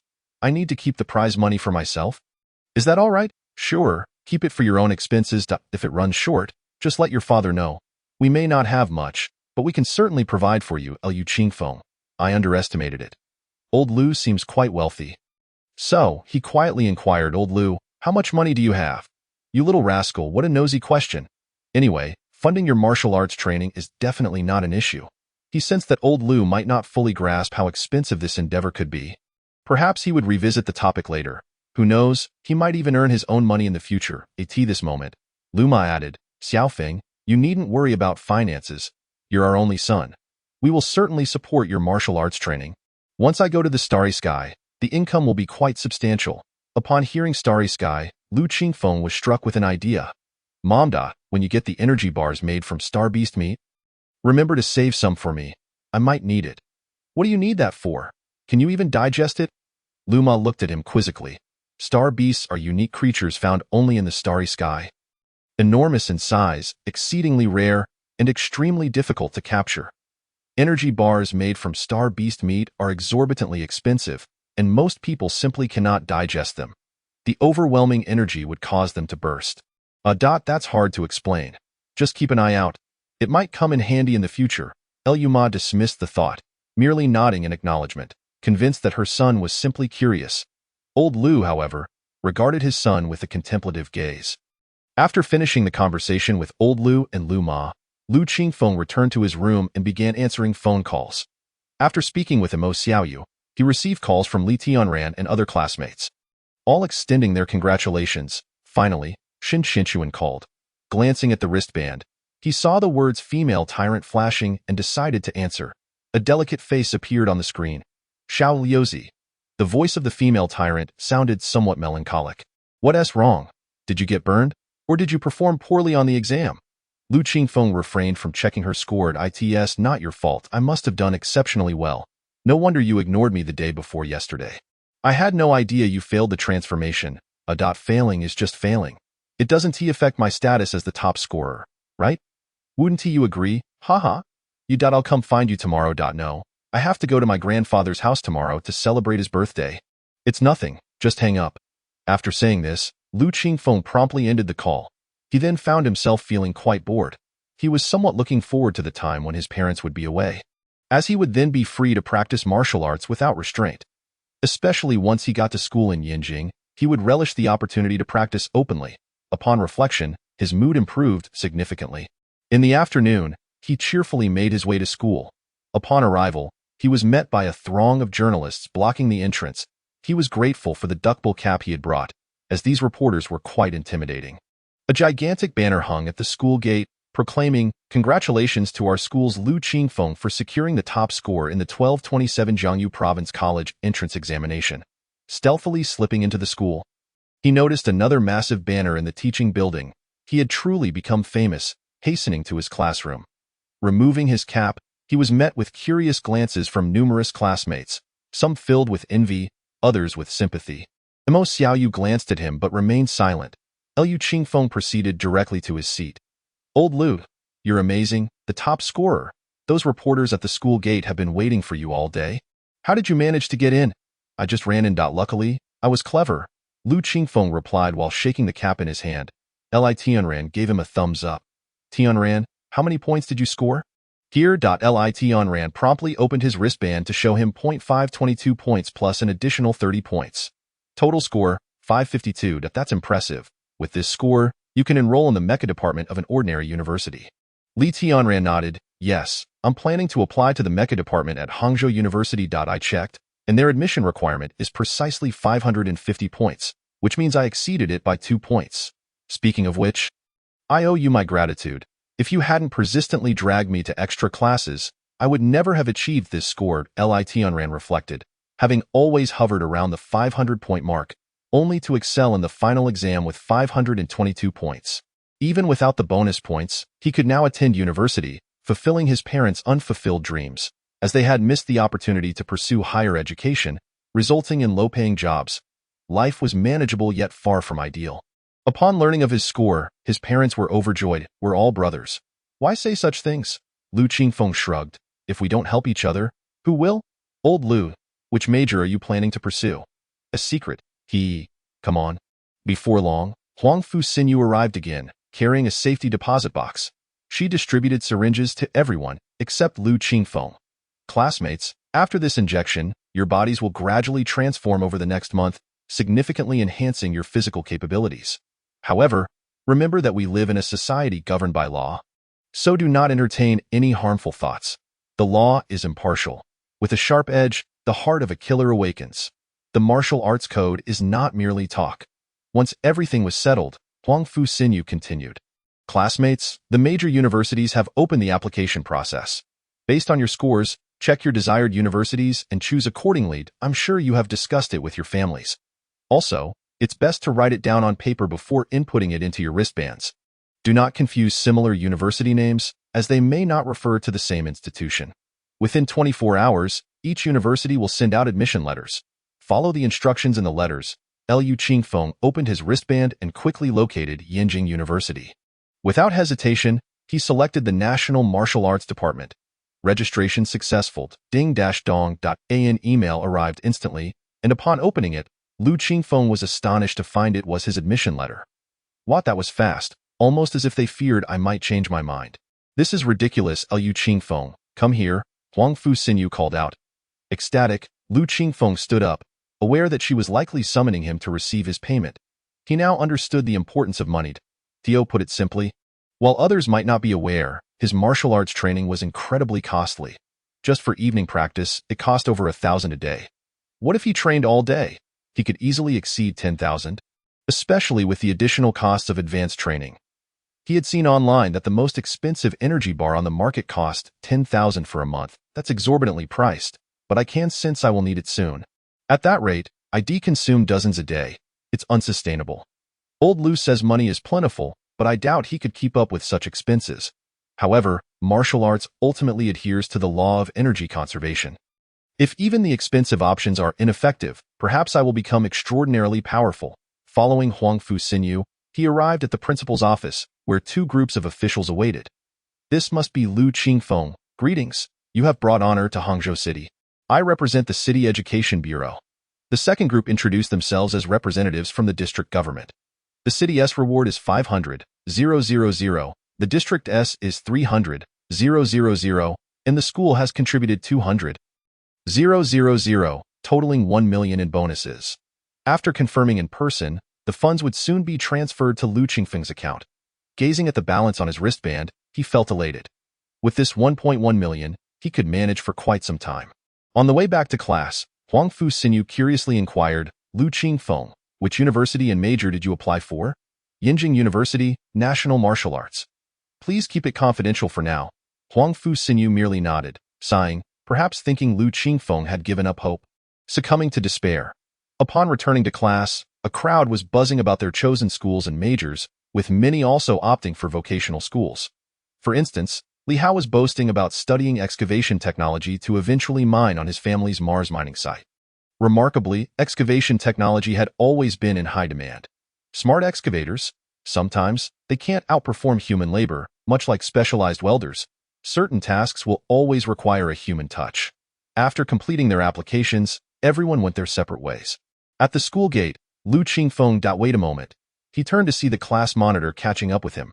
Which university and major did you choose? Why Haven TU replied. Mo Xiaoyu stood before him. A picture of determination, I didn't see the messages. He genuinely hadn't seen them, too preoccupied with his newfound wealth. Mo Xiaoyu frowned and asked, so, which school and major did you select? Yinjing University. Major is a secret. I knew it. You surely chose Yinjing University. I did too. Mo Xiaoyu exclaimed with delight. What's this? I can't believe after 12 years of being classmates, you still want to share a school with me? Lu Qingfeng was taken aback, wondering if this girl had lost her mind. He hastily reached out to touch her forehead. Mo Xiaoyu angrily swatted his hand away. What are you doing? Are you checking for fever? Is this your plan to be my classmate for life? Get lost with that talk of life and death. It's inauspicious. I'm off home. Watching Mo Xiaoyu skip away, Lu Qingfeng scratched his head. This classmate is something else. Checking his wristband, he saw Mo Xiaoyu had scored 691 points. Indeed, her score was impressive, and it seemed the 5th middle school had struck gold this time. Chapter 25. Public Opinion. Tai Chi Hunyuan posture upon opening his wristband. He was startled by a plethora of missed calls, all from Shan Qianxuan. Dingling, he hurriedly answered the phone, relieved that this time it wasn't a video call. Lu Qingfeng, quickly tell me which university you applied to. Speed it up. The voice on the other end was frantic. Yinjing University. Is something wrong? Suddenly, the call disconnected. Lu Qingfeng was left bewildered. 1 High School. Qianxuan, hurry up and fill out your application. You're the last one. The application portal will close soon, and if you miss it, you'll have to wait a month to reapply. No need, teacher. I've already completed my application. Thank you, teacher. With that, Shan Qianxuan exited the classroom, leaving only her in the room. Meanwhile, on the light rail, Lu Qingfeng checked his wristband for messages. He couldn't be blamed. After receiving the money, he had turned off his phone. Most of the missed calls were from Shan Qianxuan, with a couple from Mo Xiaoyu, all inquiring about his chosen university and major. He could disclose the university but kept the major under wraps for now. It wouldn't be revealed until a month later. Scrolling through the news, he found his name dominating the headlines. The top scorer's cancer mutation fails. Undoubtedly the most sensational story of this year's college entrance examination. Shocking. Jiangsu Province's top scorer Lu Qingfeng did this? Shocking. The untold story of the top scorer and cancer mutation. Shocking. The top scorer is a failed cancer mutation case. Shocking. The top scorer who broke the bare score record in Jiangsu Province has failed to mutate. Is this a distortion of humanity or a decline in morality? Fortunately, most comments were sympathetic, though a few were disparaging. Is this for real? Did God truly open a window for you only to close a door? This Lu Qingfeng is genuinely pitiable. Such talent, yet his life is only a fleeting few decades. Unbelievable, a raw score of 749, only losing a point in Chinese. Yet he faced a 1 in a billion chance and ended up failing the mutation. This is hilarious. In an instant, his news swept to the top of the trending list, firmly established. Lu Qingfeng remained unfazed. but he noticed another news story rapidly climbing the charts. Insider news: a student actually applied to Yinjing University's National Martial Arts Institute. Images available as proof. Images pixelated. My relative works at Yinjing University, but cannot disclose student information, hence the pixelation. There is indeed someone who has applied to the National Martial Arts Institute at Yinjing University. Although it's just one person, which prodigious talent has made such a decision? The comments exploded. Images. Where are those who claimed they would eat feces? Anyone willing to eat a whole septic tank can come forward. IVE prepared one for you. Ha ha ha, are you trying to make me die of laughter? I've saved those screenshots. It's just a group of freeloaders, but the student who applied deserves commendation. 666, it appears that someone has indeed enrolled. I am merely awaiting a month to discover which impetuous youth has chosen this path. Their audacity is commendable, yet I hope they do not come to regret their decision. Has their mind truly faltered? Is it possible that someone has actually succumbed to this fraudulent discipline? What purpose does one serve at a martial arts academy? To practice the lightning 5 whips. Perhaps? Good heavens! Resorting to a reference over 1,000 years old. I dread the day when this student graduates only to declare, these youngsters, they lack martial integrity. Ha ha ha, you all amuse me to no end. Regardless of other circumstances, that individual has indeed gained admission to Yin University. Can any of you measure up to that? Are you merely here to wallow in envy? It is not envy, for while their scores are high and they are indeed the pride of the heavens, what use is it if their intellect is lacking? Lu Qingfeng cannot help but chuckle, sighing with his eyes closed. It is not what he desired, yet he finds himself with no other option. Martial arts remains his sole choice. Before heading home, he visits the supermarket to purchase 100 energy bars at 100 yuan each, spending a total of 10,000. As night descends, he resumes his martial practice. Indifferent to the tempest raging outside, such matters concern him not. A group of idle netizens, fretting over trivialities. Upon returning home, a sumptuous dinner awaits. After the meal, Lu Qingfeng departs, claiming he is off to play games with Li Tianran and insists they need not wait for his return. He hails a cab and heads to a remote park, a place he has long observed to be nearly deserted at night. This evening, he intends to practice a new stance, Tai Chi stance, also known as Tai Chi Hunyuan Zhuang. This stance is particularly intricate, not merely requiring one to stand still like the mundane. It comes in 2 varieties. Beginners may adopt the Hunyuan Zhuang, but to practice the Tai Chi Hunyuan Zhuang, one must attain the martial realm of Anjin. This stance is capable of rapidly accumulating internal energy and is the long-lost internal practice method of Tai Chi, as mentioned by the elderly practitioners in the park. The Tai Chi Hunyuan Zhuang is also a living stance, not a static 1.1 must sink the waist and sit the hips, drop the shoulders and let the elbows hang, with both hands forming a circular embrace. The head reaches for the heavens, all 7 orifices closed, the tongue touching the palate, while the mind guards the lower dantian. Though you think this is where it ends, that would be a misconception. This stance is termed a living stance because it requires movement. The feet tread upon the Tai Chi Bagua diagram, coordinating with the 8 methods of Tai Chi to create an internal cycle of breath. Pong, Lu, Ji, and Kai, Rou, Zhou, Kao correspond to the 8 methods of Tai Chi, each aligned with the 8 trigrams. Pong, Lu, Ji, and correspond to the 4 cardinal directions, while Kai, Rou, Zhou, Kao correspond to the 4 diagonal directions. Point 1 then generates energy, gathering it into the lower dantian until one is capable of guarding the upper dantian, which signifies entry into the realm of transformative energy, achieving the might of a master. Lu Qingfeng draws a deep breath and begins to stand in the stance as he recalls. He changes position every 10 minutes, allowing the Anjin to permeate through his skin, creating a unique breathing method. Before long, Lu Qingfeng visibly thins. The silver ring on his right hand radiates a brilliant glow.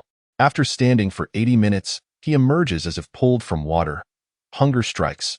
He hastily devours energy bars, consuming 10 in quick succession before he regains his composure.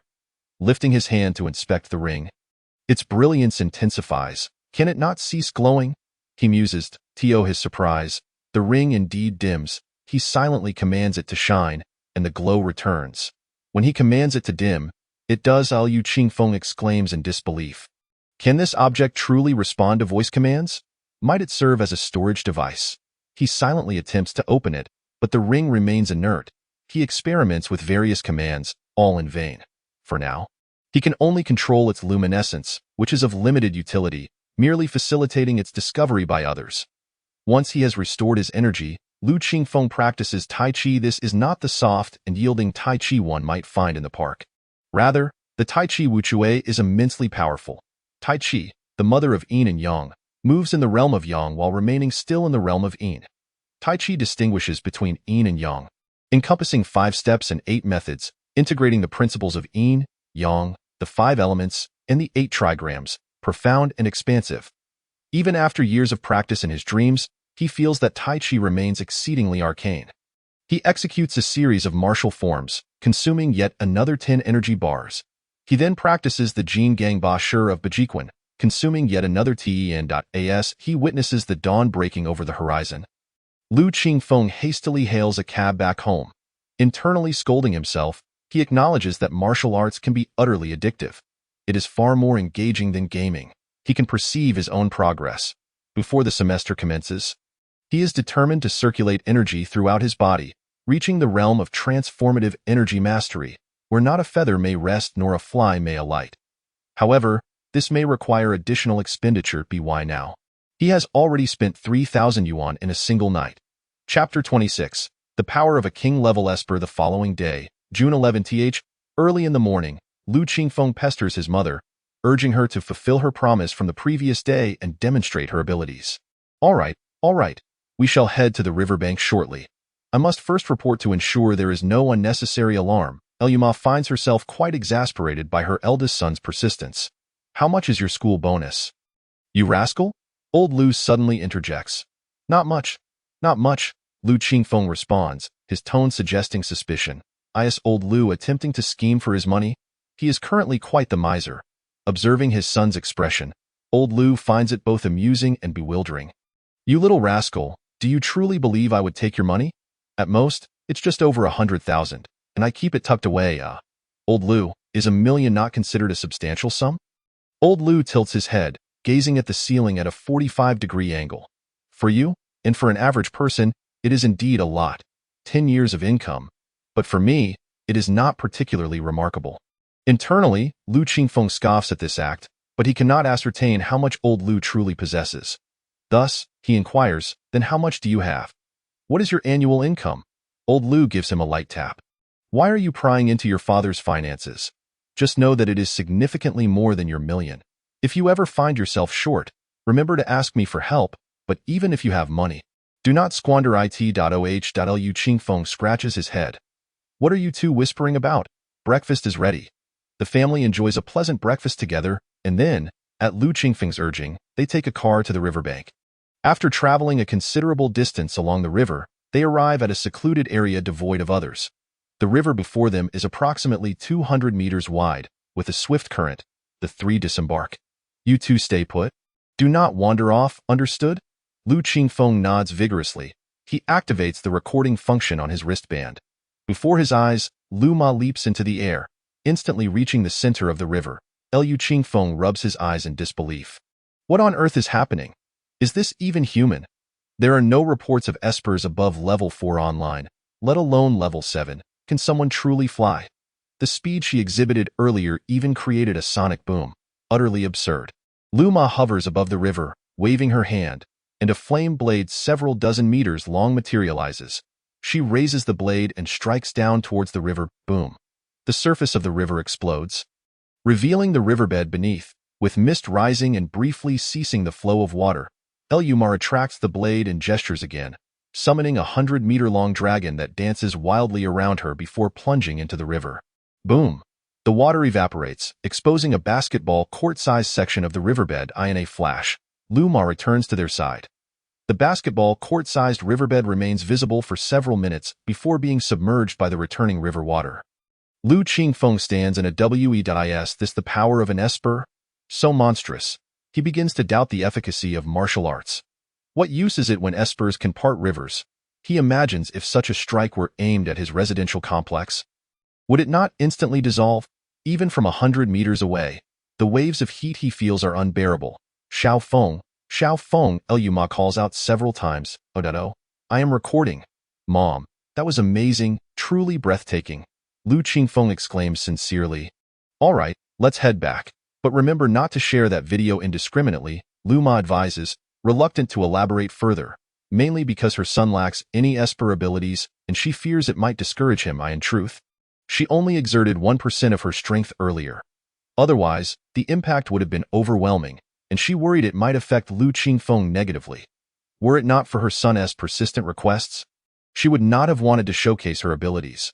With her husband being a level 1 cancer mutant and her son completely without powers, she sighs internally, always living in a way that reflects an ordinary person at home.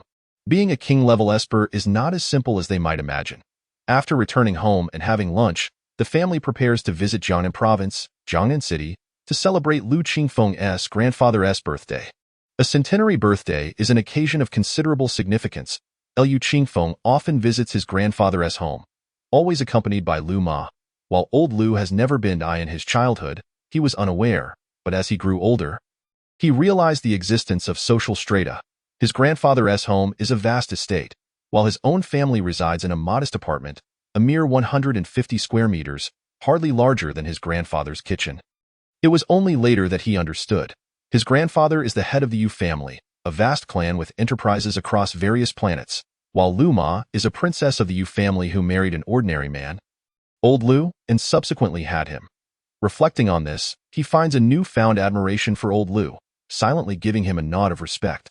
This time, old Lu's decision to accompany them to the Yu family is a significant one.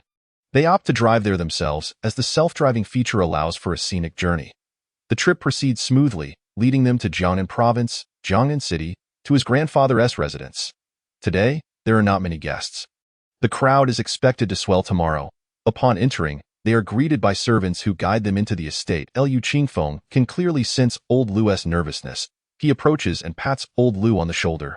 Deity, no need to be anxious. I'll be here to support you. Old Lu, though accustomed to visiting, feels a twinge of apprehension as he recalls that his grandfather does not particularly favor him. Were it not for Lu Ma's insistence on bringing him each year, he would have preferred to abstain. After all, looking down upon old Lu is tantamount to looking down upon him. After all, he bears the surname Lu. In contrast, he relishes visiting his grandfather in the countryside, where his two uncles and cousins treat him well. At grandfather's home, although rather ordinary, it exudes a warm sense of humanity. This place is grand and impressive, yet it somehow lacks that personal touch. Miss and son-in-law, the elder is awaiting you in the living room, the servant politely gestured. Aunt Lu, please go ahead with your duties. We shall meet father, Lu Ma said, gripping old Lu's hand tightly. Old Lu took a deep breath. Despite his calm demeanor, he was still quite anxious at this moment. The living room was spacious, adorned with antique charm. A handsome middle-aged man occupied the main seat, accompanied by an elegant middle-aged woman. The man bore a striking resemblance to Lu Ma. Lu Qingfeng recognized him as his grandfather, Yu Zhenhua, while the woman beside him was his grandmother. Rong Shuame, he approached respectfully to greet them. Xiao Feng, why don't you head upstairs and play for a bit? His grandmother suggested kindly. Lu Qingfeng understood they had matters to discuss, so he reluctantly ascended the stairs, aware that by leaving, old Lu would face the brunt of the conversation. However, once upstairs, he stood at the top of the staircase, preparing to eavesdrop. The hearing ability of a dark energy martial artist was exceptionally acute, and he was curious about what they would discuss. Lu Guoping, how dare you return to the Yu family? Have you forgotten how I warned you back then? Father, Guoping rarely visits. It's your 100th birthday? Please don't make it difficult for him. Besides, it's all my daughter's fault. Xiao Feng is already so grown up. Silence. Chapter 27. The Origin of Body Techniques. Why Yu Zhenhua suddenly interjected. How can you say that? You have ruined Xiao Feng. Do you understand?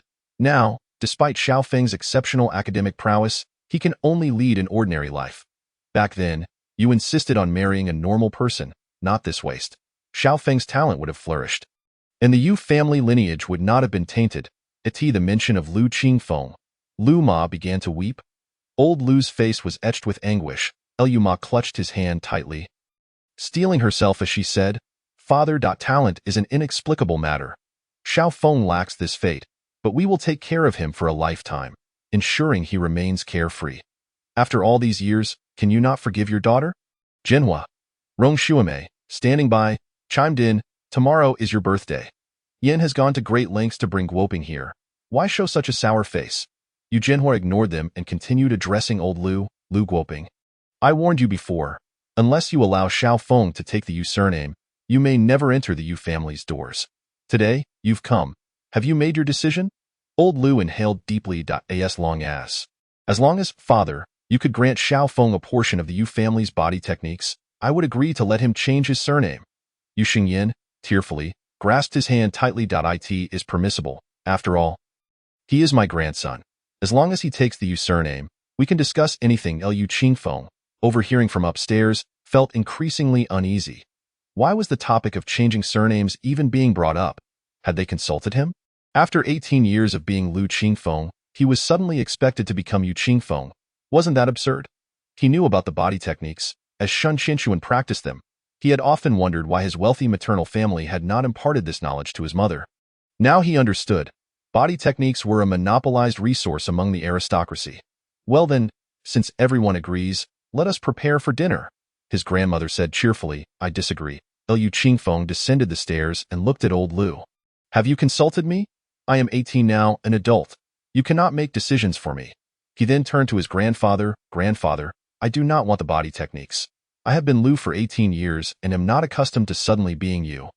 He silently apologized to Lu Ma in his heart, siding with old Lu this time. You little rascal. Do you even know what body techniques are? Absolutely not. Old Lu exclaimed urgently. He then directed his attention to Yu Jianhua. Father, please do not listen to this boy's nonsense. He is too young to understand. Why? Yu Jianhua waved his hand, signaling Lu Guoping to remain silent. He rose and walked over to Lu Qingfeng. Speaking slowly, Xiao Feng, do you know what body techniques are? I do not know, but even if they are extraordinary, I would prefer not to sacrifice my dignity for them. I cannot do that. You have spirit. I hope that even after learning about it, you can retain that spirit. Listen well, body techniques are not as the outside world claims. They are a product of our blue stars research, originating from the interstellar era when obtained from neighboring star systems. This technique, said to be a divine legacy, exists only in 12 copies. Our Huaxia possesses 6th, the military retains the strongest one, while the remaining 15 great families share the rest. Our Yu family is among them. Do you think your mother truly ascended to level 7 solely through talent? Her talent is exceptional, but many possess similar gifts. Yet, why are there so few level 7 ability users? Is it not due to body techniques? Body techniques are particularly suited for those with mutations. Even an ordinary mutant can easily become a level 4 ability user through training, enjoying 400 years of life. Those with a modicum of talent can reach level 6, and those like your mother, with top-tier talent, can effortlessly break through level 7, even reaching level 8. You, however, are an ordinary person without mutations. We have conducted experiments showing that training in body techniques can extend one's life by 100 years, allowing one to live nearly 200 years. So, do you still think body techniques are trivial?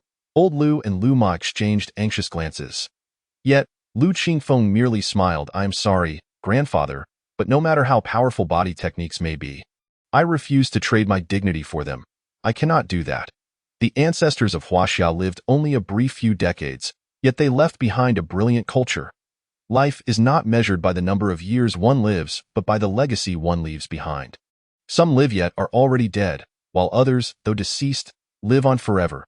I do not want body techniques. Thank you, grandfather.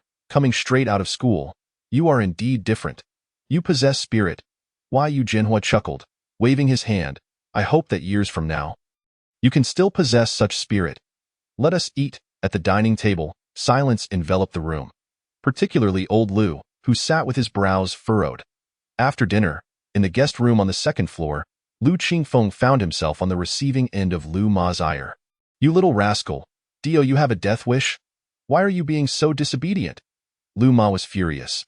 Mother, I apologize, but I have been Lu for 18 years. Suddenly changing to you feels strange, and I believe that in this short life, happiness and joy are far more important than anything else. He turned to face the silent old Lu and earnestly said, Please, do not make decisions for me anymore. I am now an adult. I have my own thoughts and preferences, and I am willing to bear the consequences for my future.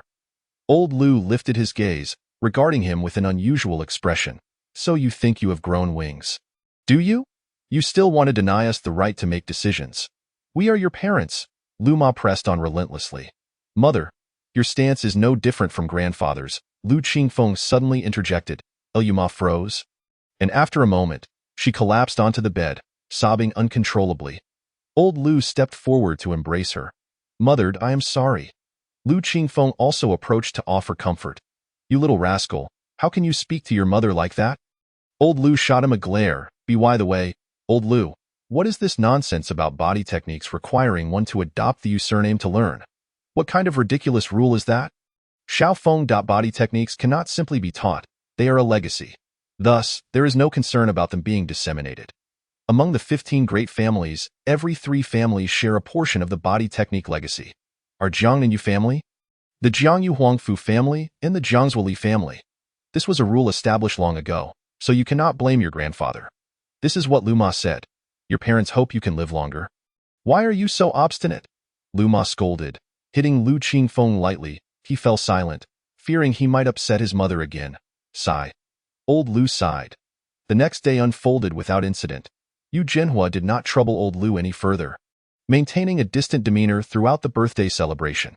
After attending Yu Jinhua's birthday banquet, the family returned home. The following day, they traveled to the countryside to visit grandfather's house. Upon arriving, Lu Qingfeng felt liberated. He caught fish and shrimp, enjoying himself immensely. Grandfather and grandmother were exceptionally kind. Old Lu had 2 elder brothers and a sister, making him the youngest son. Lu Qingfeng was the 6th in line at his grandfather's home. With 2 older cousins, an older cousin sister, and a cousin brother, so the elders often referred to him as Xiao Lu. Upon hearing that Lu Qingfeng had topped the exams, grandfather and grandmother organized a grand banquet for dozens in the village the following day. After spending 2 days in the village, they returned home. Yuma prepared to leave. Although there was a lingering sense of reluctance, parting is an inevitable aspect of life. Yuma insisted they not accompany her, fearing that if they did, they would find it even harder to let go. Early the next morning, a military vehicle arrived downstairs. Yuma tightly embraced Old Lu and him, tears streaming down her face. Darling Xiaofeng, you must take care of yourselves, and you as well, my dear wife, Old Lu replied. Mother, do call often. Yuma turned and descended the stairs, getting into the vehicle. Old Lu and Lu Qingfeng stood on the balcony, waving goodbye to the car. Chapter 28. The Vengeful Femme Fatale. Watching Luma leave, Lu Qingfeng felt a profound sense of discomfort. What did it feel like to have someone who had accompanied you for 18 years suddenly depart? Perhaps his own departure would not evoke much feeling, but for those left behind, the pain was far greater. Old Lu stood on the balcony, staring vacantly into the distance. After a moment, Lu Qingfeng approached and patted his shoulder. Old Lu, now that mother has left, it is just the 2 of us relying on each other. When will you leave? Old Lu snapped back to reality and replied, I miss your mother, Lu Qingfeng. Truly a lovesick Old Lu. He said nothing more, patting his father's shoulder once more. The life of your mother is destined to be like a vast sea of stars. I have burdened her for 20 years. My son, do you think I am selfish? Old Lu, you must not speak this way. If you did not hold your mother back, then I would not exist, would I? Damned at you, little rascal. You make a valid point. This is all your fault, not mine. With your mother gone, I shall take you out to dine. Let us go. Father, didn't we just have breakfast? Then let us have another meal, something sumptuous. With your mother not around? It's just the 2 of us. We can enjoy a few drinks together. But hurry up, you little rascal. Lu Qingfeng, feeling helpless, descended the stairs with his father, shoulder to shoulder. 18 noon. The 2 exchanged glances in silence. Old Lu, why don't you return to the moon? Your presence at home is no different from your absence. I can take care of myself. What do you intend to do? Your mother has departed. And now you're urging me to leave too. Are you looking to ascend to the heavens? Ahem. Old Lu, look at this room. It is filled with the essence of my mother. I fear you might miss her. Thus, if you go to the moon, keep yourself busy, and it will be much more comfortable, won't it? Lu Qingfeng wore an expression that suggested he was acting in your best interest. You little rascal. What you say does hold some truth. But if I leave, what will you do? Father, what will you do? You need me to take care of you here, so you should leave quickly. Old Lu looked quite embarrassed. At home, he was the youngest son, having never tasted hardship. Later, he encountered Yu Shangyin, and with sheer audacity, he won her over, transforming this heavenly beauty into a homemaker and worker. he had nothing to do. Sometimes, Lu Qingfeng doubted whether his father had stolen the lead role in a drama. He seemed to enjoy all the good fortune. Loving parents, siblings, a beautiful and virtuous princess for a wife, and most importantly, a son who excelled in the college entrance examination. Wasn't this the archetype of a protagonist? Old Lu pondered this and then said, "My son, you are right. However, we must establish some rules. With your mother not at home, I am indeed a bit uneasy about you. You must call me via video at least once every 3 days." Although Old Lu trusted him, the idea of a soon-to-be college student staying home alone made him a bit uneasy. "All right, no problem," Lu Qingfeng readily agreed. "Fine, then let me give you some money. You are considered an adult now. Go buy a car and some decent clothes." Lu Qingfeng, "That money is fine, but a car and clothes are unnecessary. Just hand it over." He certainly wouldn't refuse, fearing he might not have enough money. "I just remembered.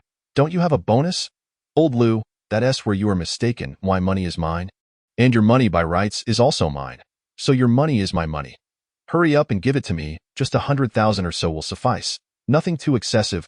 "Old Lu, you little rascal. You've got me all figured out. Fine, your earnings are indeed yours. My money is also for you. I'll transfer it over, and then I will leave. Remember to keep your phone handy, or I'll have your mother come and deal with you." Old Lu was not one to hesitate and promptly transferred the funds. Lu Qingfeng quickly checked. Indeed, it was 1 million federal coins. He clenched his fist and pondered, wondering if it was too little. Is running a pig farm really that lucrative? After Old Lu departed, Lu Qingfeng prepared to clear the living room to practice standing meditation. The living room was not suitable for boxing. He devised a plan. Practice standing during the day and boxing in the park at night. Just as he was about to move the couch, his phone rang. The she-devil. Not answering. However, she was persistent, calling repeatedly. "Fine." Lu Qingfeng hurried to his bedroom, tucked himself under the covers. "Xiao Liuzid, what are you doing? Why haven't you been answering my calls? Didn't you see? I'm sleeping. I'll be at your house soon. Get up quickly. I'm taking you out to have some fun." "What? She's coming over? Huh. She definitely can't beat me now. Why should I be afraid of her? I promised to give her a good thrashing, and today is the day. All right, come on over." After hanging up, Lu Qingfeng pondered for a moment. He decided that if the she-devil tried to make a move, he would fight back. If she didn't, then so be it. But knowing her temperament, not making a move seemed impossible, so that he chuckled. Today was an excellent opportunity for revenge. I can't go too hard on her. After all, she was once a neighbor and a long-time classmate. Simply put, a childhood friend. I should give her a bit of face. Before long, the doorbell rang. Lu Qingfeng opened the video and saw it was the she-devil. He walked over to open the door. Xin Qianxuan entered as if she were in her own home, not bothering to change her shoes, simply tossing them at the doorway. She walked barefoot into the living room. Half reclining on the sofa in a rather unladylike manner, her delicate little feet swaying over the coffee table. "Your home is still so comfortable. It's been a long time since I've been here." Lu Qingfeng was speechless. This she-devil was nothing more than a wild child apart from her gender. Previously, she would often come over, and the problem was that Old Lu and Lu Ma quite liked her. "You've exposed yourself," Lu Qingfeng called out. Xin Qianxuan shot him a glare and hiked her skirt up slightly, disdainfully saying, "Safety shorts, see? Get lost. You wouldn't dare even if you had 10 times the courage." "I'm just not interested. Women only hinder my studies, and you don't even look like a woman." Xin Qianxuan squinted her eyes, smiled, and patted the sofa. "Xiao Liuzi, come sit beside me." Lu Qingfeng thought to himself. This is the prelude to her wanting to hit me. Since you seek death, don't blame me. It was you who wanted to hit me. Not that I was seeking revenge. Lu Qingfeng obediently sat beside her. Xin Qianxuan reached out and wrapped her arms around his neck, attempting to throw him off balance. She exerted more force but still couldn't budge him. "It's my turn now." She deviled. Lu Qingfeng was in high spirits, thinking she couldn't overpower him. Did she really think he was just a novice? He swiftly countered her grip, caught her shoulders, and used Tai Chi techniques to flip her over, then pinned her hands behind her back, trapping her legs with his feet, sitting on her back. Smack, he delivered a slap to her backside. Hiss Lu Qingfeng, "I'm going to kill you." Smack. Another slap. Xin Qianxuan, "I'm paying you back for all the times you bullied me. You've been tormenting me for over 10 years. Today is my day of revenge." Smack. Another one, and to his surprise, the sensation felt rather satisfying. Have you learned your lesson yet? Do you still want to bully me? Seeing her silent, Lu Qingfeng went for another slap. He sensed something was off and quickly released her hands. Standing up, Chapter 29. Underground boxing arena. Shen Qinshuan remained in that position, turned to the side, gazing at him with tears streaming down her face. What the hell? He could not stand seeing a woman cry. Whenever his mother cried, both he and his father were terrified. He fumbled to wipe her tears away. Qinshuan, why are you crying? He was baffled. The she-devil could cry. It was the first time he had seen her in tears, and he felt utterly flustered. Qinshuan, you've hit me so many times, and I've only hit you once. Please don't cry. I won't hit you anymore. All right, Lu Qingfeng hurriedly said. The moment he spoke, she burst into loud sobs. What the hell? The more I say, the worse it gets. There was no helping it. He decided to remain silent and just watch her cry. After a long while, Shen Qinshuan stopped crying. She raised her head and shot him a fierce glare. Lu Qingfeng, not to be outdone, glared back. What? You're allowed to hit me, but I'm not allowed to hit you. That is not fair. I am not my mother. I want to pamper you. Lu Qingfeng, go to hell. Suddenly, she grabbed a pillow from the sofa and threw it at him. Such a feeble weapon could never harm him.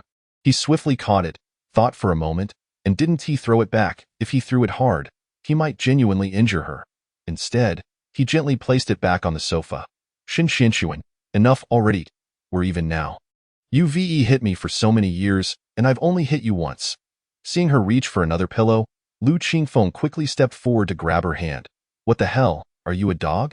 Shen Qinshuan suddenly bit his hand, causing him pain. He thought, damn, this she-devil, if I used my hidden strength, your teeth would be all gone.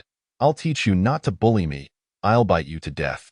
Lu Qingfeng couldn't be bothered with her. He adjusted his hidden strength, and the bite marks lessened significantly. Before long, they would disappear, as she hadn't bitten particularly hard. Lu Qingfeng. Shen Qinshuan seemed to recall something. How have you become so strong? Why can't I beat you anymore? And what about the bite marks? She grabbed his hand and asked Lu Qingfeng.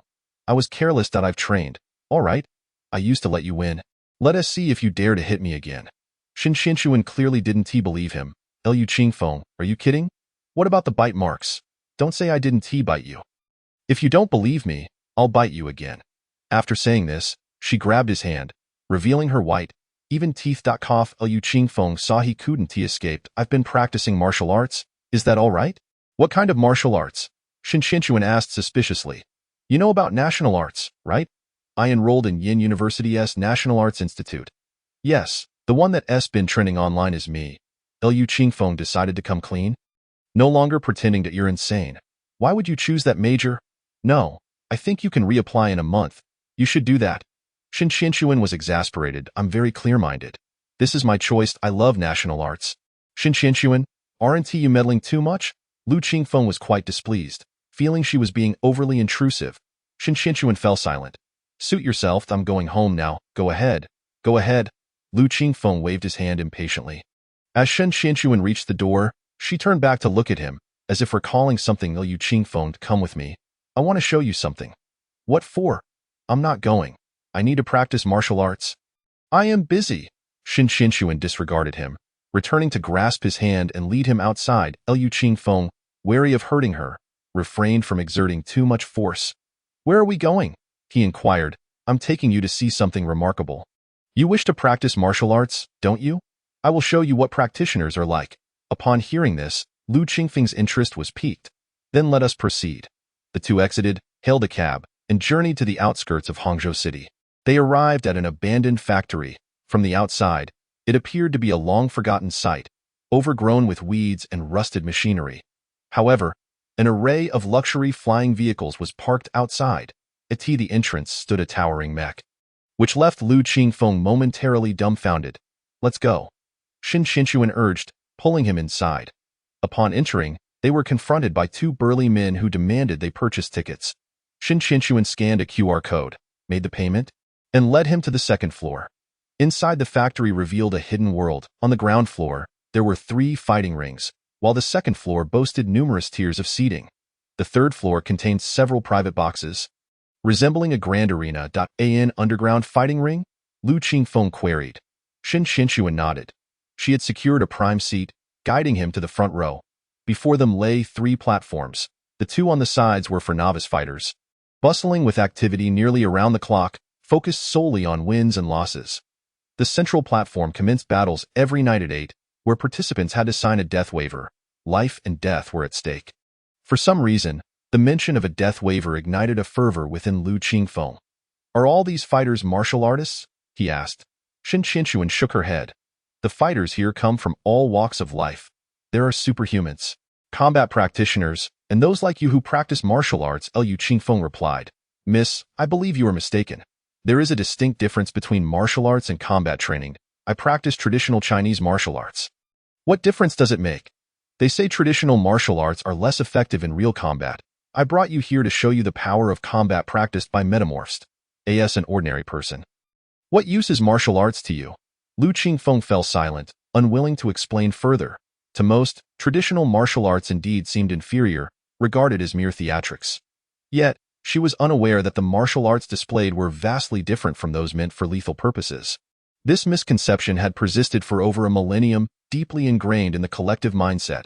As the bell rang, the announcer proclaimed, Ladies and gentlemen, we are about to commence a new match.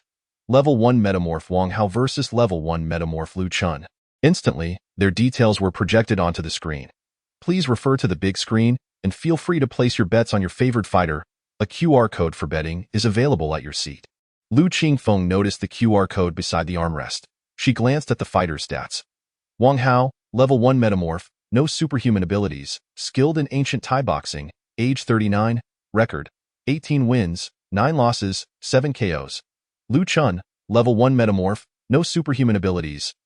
Adept in Sanda and free fighting, age 42, record, 21 wins, 10 losses, 5 KOs. Not impressive, Lu Qingfeng remarked. Xiao Liuzi, who do you think will win? The girl asked excitedly. Wang Hao, Lu Qingfeng replied without hesitation. Why? Just trust me and place your bet. All right, I'll wager 10,000. Lu Qingfeng discreetly scanned the QR code and bet 100,000. The odds were even, and he could easily discern that Wang Hao was significantly stronger than Lu Chun. After placing their bets, the bell rang again. The 2 fighters assumed their stances, engaging in a test of skills without protective gear, yet under the watchful eye of a referee. In a pivotal moment, Wang Hao ensnared Lu Chun's kicking leg and landed a powerful punch, followed by a devastating elbow strike that knocked Lu Chun out cold, blood spilling onto the ring. He won. He truly won. Xiao Liuzi, you're incredible, Shen Qianxuan exclaimed. Elated. Lu Qingfeng found the spectacle rather dull, akin to child's play. Yet, the atmosphere was indeed electrifying. Is this it? He asked Shen Qianxuan, turning to her. Don't you find it thrilling? Look at the strength on display. Aren't they formidable? Lu Qingfeng nearly laughed, realizing it was futile to explain to someone so inexperienced. He could easily defeat 10, no, 100 of these fighters. However, he considered the potential for profit. The afternoon continued with numerous matches, predominantly featuring Level 1 metamorphs showcasing various fighting techniques. To an ordinary person, they appeared exceptionally strong, with impressive physical prowess, yet to Lu Qingfeng, they were simply inadequate. He won nearly every match, losing only 2 due to misjudgment, with Shen Qianxuan also reaping considerable winnings. Xiao Liuzi, you're quite adept at this. Your intuition is sharp. Winning once might be luck, but winning consistently indicates skill, Shen Qianxuan remarked. Now viewing Lu Qingfeng with newfound respect, he responded with a nonchalant "Heh," finding it all rather mundane. They remained until 8 in the evening, by which time the factory was filled to capacity. Numerous attendants moved about serving tea, while beautiful women paraded across the fighting rings, showcasing exquisite features and long legs, gliding gracefully on the pristine platform. Lu Qingfeng, you're not allowed to look, Shen Qianxuan scolded. Covering his eyes with her hands as she noticed his gaze, he brushed her hands away, irritated. What are you doing? You're not permitted to look. If you do, I'll tell Aunt you. Goodness. Lu Qingfeng was taken aback. Was she truly resorting to tattling? Look at them. This is what a woman should look like, and you? Where do you compare? He teased, though he refrained from gazing further.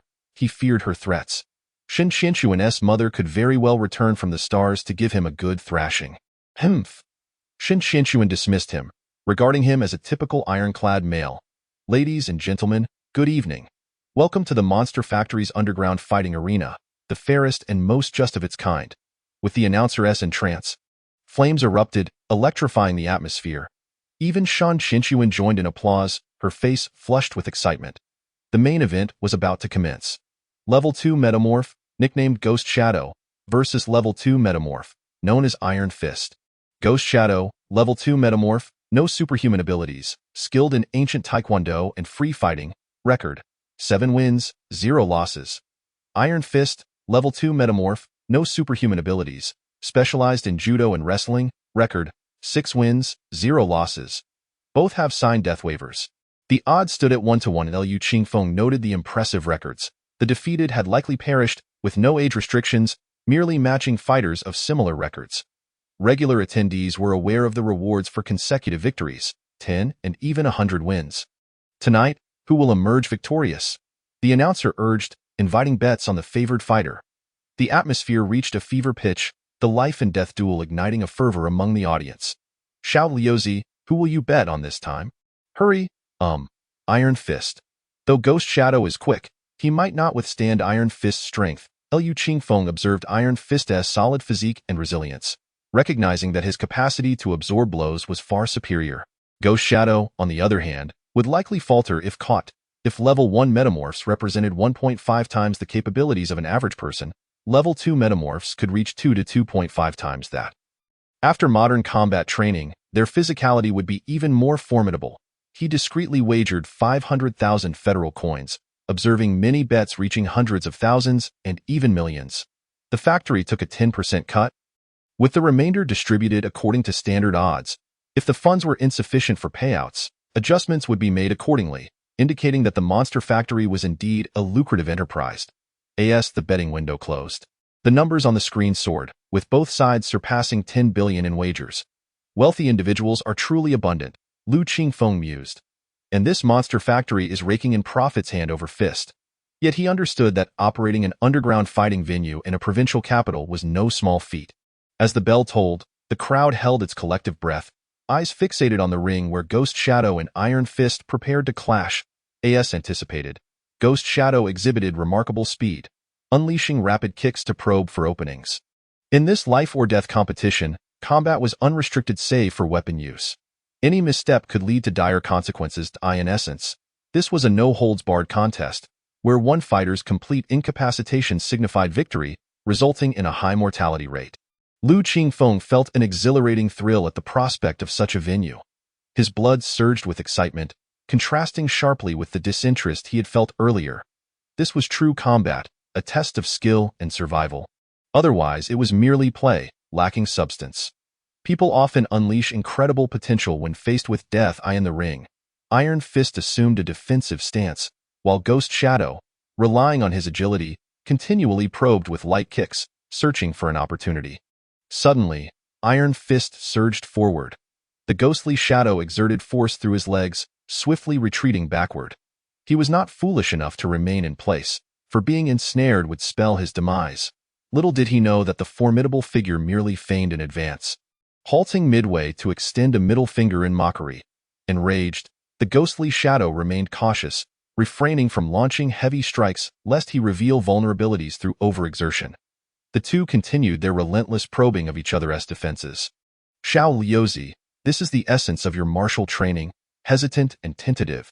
If they were endowed with special abilities, they would unleash their might without hesitation. In such a confined space, evasion would be nearly impossible.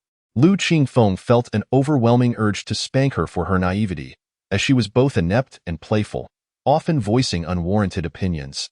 Dismissing her, he focused intently on the match, envisioning himself within the fray. Realizing that in but a second, he could vanquish them effortlessly.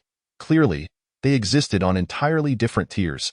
Suddenly, the ghostly shadow seized upon a momentary lapse in the giant's positioning, delivering a powerful kick with his right leg. With a resounding smack, the giant blocked it, only for the ghostly shadow to swiftly lift his left leg. The giant was taken aback. It was the left leg that bore the true lethal intent. There was no time to react. The resultant impact landed heavily upon his ribs, causing him to stagger, acutely aware of the fracture of 2 ribs. Seizing the opportunity, the ghostly shadow advanced once more. raising his leg high for a downward strike. Liu Qingfeng knew this was the end. The elevated kick appeared immensely powerful, yet it also bore significant openings. The giant, gritting through the pain, saw his chance and charged upward.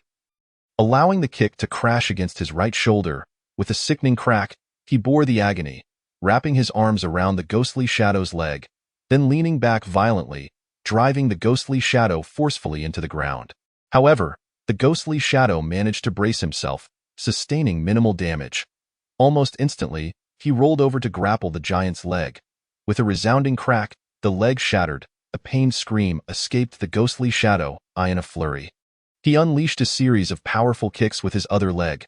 The giant, enduring the pain, grasped the remaining leg and twisted, breaking it once more. He advanced again, and the ghostly shadow, now terrified, hastily slapped the ground in surrender.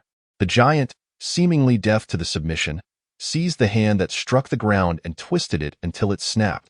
He then grasped the ghostly shadow's neck and swiftly broke it as well. The audience fell into a stunned silence before erupting into thunderous cheers. Chapter 31. The clash of abilities. The ghostly shadow was beyond saving. The giant rose, raising his hands in triumphant declaration of his supremacy. Among the spectators, newcomers were visibly disturbed, some even retching, while others condemned the giant for his brutal cruelty. Despite the ghostly shadow's concession, he had met his end. Yet, such was the nature of the unregulated arena. One must be prepared for death upon entering. Soon, staff members approached to check for any signs of life in the ghostly shadow before carrying him away. Meanwhile, Shen Qianxuan had been thoroughly startled, covering her eyes in fear until the body was taken away. Xiao Liuzi, why did that giant kill someone who had already surrendered? She felt none of the thrill from her earlier winnings. This is how the unregulated arena operates. Once you choose to step in, you must be ready for death. Weren't you here before? What are you afraid of? Liu Qingfeng inquired, puzzled that I came with my father before. But he forbade me from watching the 8 o'clock matches. This is my first time, all right? Shen Qianxuan replied, slightly aggrieved. Well, you've won, haven't you? How much did you bet? 100,000. Quite a loss if I lose. It's all gone. If I win, I get 10%. But I've won quite a bit today. I'll treat you to a late-night snack. Let us go. Liu Qingfeng was reluctant to leave, wanting to watch a little longer. With money to be won, why would he leave? He grabbed Shen Qianxuan and pressed her back into her seat. Just a little longer. Don't rush. Shen Qianxuan had no choice but to stay, though she also enjoyed the excitement. The ghostly shadow's death had unsettled her. As Liu Qingfeng was purely motivated by the desire to earn some money. The second match approached swiftly, and he grew bolder. Having already won over 1 million, he placed a bet of 2 million in one go. His instincts remained sharp, yielding another victory of 180,000. After a few more rounds, he miscalculated only once, netting several million. Liu Qingfeng was elated. Money was easier to acquire than he had ever imagined. Shen Qianxuan, appearing to adapt, also began to cheer enthusiastically. Ladies and gentlemen, tonight we have the most heavyweight match coming up. Indeed, it is the clash of abilities. Please welcome our 2 competitors to the stage. Boom! The arena erupted in a spectacular display of fireworks, the atmosphere electrified. The ability users, nearly invisible in reality, were a rarity. Why? Because the regulations surrounding abilities were as stringent as the bans on firearms from millennia ago. In the old land of Blue Star, control was exceedingly tight. Firstly, learning to harness abilities was no easy feat. One had to attend university, specializing either in combat or healing. Other disciplines that did not require abilities were entirely barred from such studies. This meant that even if one had undergone numerous mutations, boasting formidable physical prowess, they would still be unable to wield abilities. This was due to a historical event when a mutation swept the populace, followed by the public revelation of ability formulas, allowing anyone to learn. Anarchy ensued, with many ability users committing heinous acts, leveraging their powers to kill, steal, and plunder. Ultimately, it incited a world war, after which the Human Alliance was formed, enacting regulatory measures against ability users. This, of course, only applied to the old land of Blue Star. It was rumored that in the interstellar realm, black markets existed where one could purchase ability formulas and clandestinely learn them. Yet in Blue Star, even possessing abilities did not grant one the liberty to use them at will. Capture would lead to legal repercussions. only law enforcement could justifiably wield them. Tonight's two ability users were evidently not native to Blue Star. As the flames shot high, they strode into the ring. Entering first was the contestant codenamed Flame, a master of fire-based abilities whose prowess was truly mesmerizing. The audience erupted in thunderous applause. Following him was the contestant codenamed Divine Wind, reputed to be a mysterious user of wind abilities.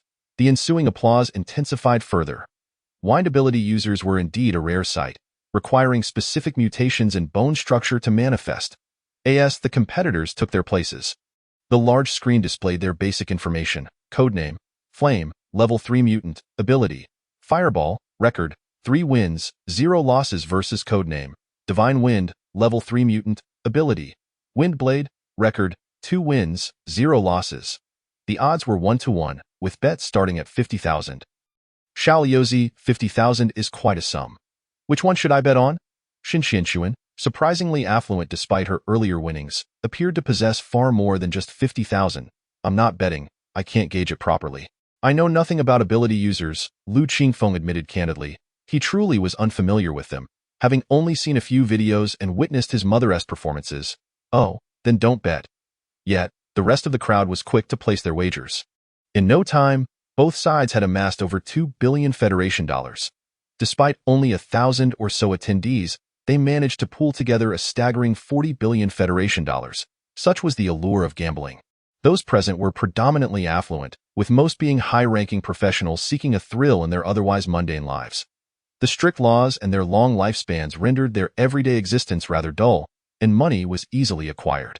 For them, this was akin to the pastimes of cockfights or dog fights, merely a spectacle for entertainment and gambling. Soon, the competitors were ready. With the ringing of the bell, Flame initiated the confrontation, swiftly conjuring a fireball and hurling it towards Divine Wind. Boom! Divine Wind, swift as the breeze, dodged and retaliated with a wind blade. The wind blade surged toward Flame, who, unable to evade in time, released his fireball, resulting in a collision that erupted in a brilliant explosion. The arena, constructed from unknown materials, remained unscathed. Lu Qingfeng watched with a hint of disappointment. It felt akin to a video game with distant exchanges. Such abilities could never hope to strike someone trained in martial arts. Quietly, he inquired of Shen Qinshuan, do they only possess these abilities? Can't they materialize weapons? He recalled his mother's fiery long sword. How magnificent it was! In such a confined space, a level 3 fire sword measuring over 10 meters long could engulf half the arena in a single swing. How could one possibly evade such an attack? No, all abilities possess the potential for weapon manifestation, but it's not something everyone can master. It's exceedingly difficult. Their fireball and wind blade are merely the most basic forms of their powers. Lu Qingfeng understood. Indeed, if one could learn advanced abilities, they wouldn't need to risk their lives in such a brutal arena for money. Shortly thereafter, the wind user gained the upper hand, landing a wind blade strike that severed Flame's arm. Yielding, Flame raised his hand in surrender, and Divine Wind refrained from delivering a fatal blow. Let us go, let us go. Lu Qingfeng felt a wave of disinterest wash over him. While abilities held immense power, if this was the extent of their application, they could never land a hit on someone proficient in martial arts. It seemed far more prudent to return home to train diligently and then come back here to gamble. But only with assured winnings. The strength of ability users remained inscrutable to him. Chapter 32, Life and Death O.O. Shen Qinshuan obediently followed Lu Qingfeng out of the monster factory. Upon exiting, she suddenly realized that he was still holding her hand. Her face instantly flushing crimson as she quickly shook it off. Lu Qingfeng, unfazed, hailed a cab to return home. Shen Qinshuan appeared lost in thought, her cheeks still tinged with pink, and the two shared a silence along the way. Upon reaching home, Lu Qingfeng resumed moving the sofa, determined to practice standing postures within the confines of his abode. He casually consumed an energy bar before diving into his exercises. 80 minutes later, Lu Qingfeng emerged, drenched in sweat, having devoured 11 energy bars worth 100 each. He had gained yet another, but he felt no remorse, as he was now a man with savings amounting to 8,600,000.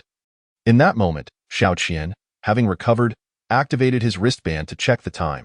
It was just past 11, it was still early, and the park would surely be bustling with people. He decided to play around with the wristband. and, quite unexpectedly, recalled the arena of Monster Factory. To be honest, he genuinely yearned to step into the ring for a few matches, with a heart brimming with ambition and a burgeoning desire for combat. He found himself increasingly restless and thus turned to the internet for information. To his surprise, he indeed found a posting. It was a recruitment notice from Monster Factory, published on a forum. Monster Factory is hiring fighters with top-notch compensation. Feel free to contact us for details. Liu Qingfeng quickly noted down the contact information, and as expected, the post promptly vanished into the ether. While they would undoubtedly continue to post, the deletions happened just as swiftly. After a moment's contemplation, he made a phone call. Hello, a deep male voice resonated through the receiver. Hello, is this Monster Factory? Are you recruiting fighters? Liu Qingfeng altered his voice with a surge of energy. Yes, may I ask if you wish to apply? Indeed. What are the requirements? None in particular, as long as you are willing to fight, unafraid of injury or death. If you lack skills, we can provide training. Is it permissible to wear a mask during the matches? Is a real identity required? A brother, for regular matches, identity verification is necessary, and masks are not allowed. A contract must be signed. However, for death matches, no contract is needed, and you may wear a mask. Nothing else is required. You can choose not to fight at any time. There are no compulsory demands. Monster Factory guarantees credibility. Naturally, Liu Qingfeng opted for the death matches, as the regular ones felt akin to child's play, extinguishing his desire to fight. He merely wished to experience the thrill of a death match. In his dreams, he constantly hovered on the precipice of life and death, enduring severe injuries during multiple bouts. That sensation was exhilarating. He suddenly pondered if he might be somewhat twisted. All right, I wish to participate in a death match. Brother, are you particularly short on funds? I actually advise against entering the death matches. The mortality rate is excessively high. Surprisingly, this staff member exhibited a touch of humanity. I am indeed in dire need of money and fear not death. Very well, come find me when you have the time. Just call me when you arrive. The man offered no further advice and promptly ended the call. With time still on his hands, Liu Qingfeng decided to practice standing meditation once more. The energy bars were being consumed at an alarming rate, with each session requiring more than the last. Yet, his internal energy was evidently on the rise. Later that night, he returned to the park and practiced boxing for the entire evening. Focusing on grounding his energy and channeling it through his punches, he also practiced techniques, for without practical application, his training would lack purpose. After returning home and resting for a few hours, he continued with his standing exercises. By dusk, he donned a ghost mask and took a taxi to Monster Factory. There was no way his energy could yet manifest visibly, as he was unable to alter his appearance through it. Once he mastered his energy, he could slightly modify his looks. Thus, wearing a mask seemed the most prudent choice. Upon reaching the factory entrance, he dialed the number he had from the previous night. Shortly after, a middle-aged man emerged. Upon seeing him, there was no hint of surprise. Many individuals arrived here masked, particularly those from Blue Star seeking to conceal their identities. Follow me, the middle-aged man instructed, turning to enter the factory through a side door. With Liu Qingfeng closely trailing behind, they arrived at a lounge on the first floor. Come, let us assess your physical strength. The man gestured towards a machine. Noting Liu Qingfeng's confusion, he elaborated. Due to the nature of our real combat, we do not verify identities or the specific number of mutations. This machine will simply evaluate your physical strength to ascertain your mutation level and abilities. So we can match you with an opponent. It can also detect if you are carrying any weapons.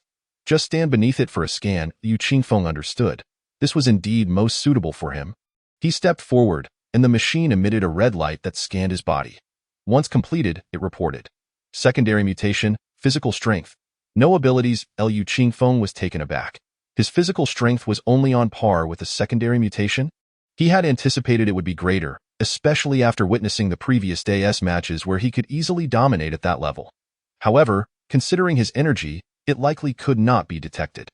Without the enhancement of his energy, he surmised he was indeed at the secondary level. The man inspected the scan results and remarked, "Excellent. Secondary mutation is our largest market, with the most frequent matches, albeit the most perilous. Let me reiterate, this is a death match, and the mortality rate upon defeat is as high as 80%. The reward is a signing fee of 1 million, which is immediately credited upon signing the death contract, followed by a percentage of the total betting pool. Only victors receive this. Losers merely obtain the 1 million signing fee. Lu Qingfeng nodded. Additionally, if you achieve 10 consecutive victories, your percentage will double to 2% of the total betting pool. If you attain 100 consecutive wins, it will increase to 5%. However, I must inform you, no individual has yet achieved 10 consecutive victories. Not a single one. Lu Qingfeng acknowledged this. All right, no problem. Will I be fighting today? If so, let us sign the death contract now. And I can be arranged immediately. The middle-aged man activated a wristband, displaying a death contract. Lu Qingfeng glanced at it and signed without hesitation. As soon as he signed, the signing fee was promptly transferred via a touch to his wristband. One last matter. Please indicate your preferred fighting style and nickname. This part is optional, but it can enhance your visibility, allowing spectators to remember you.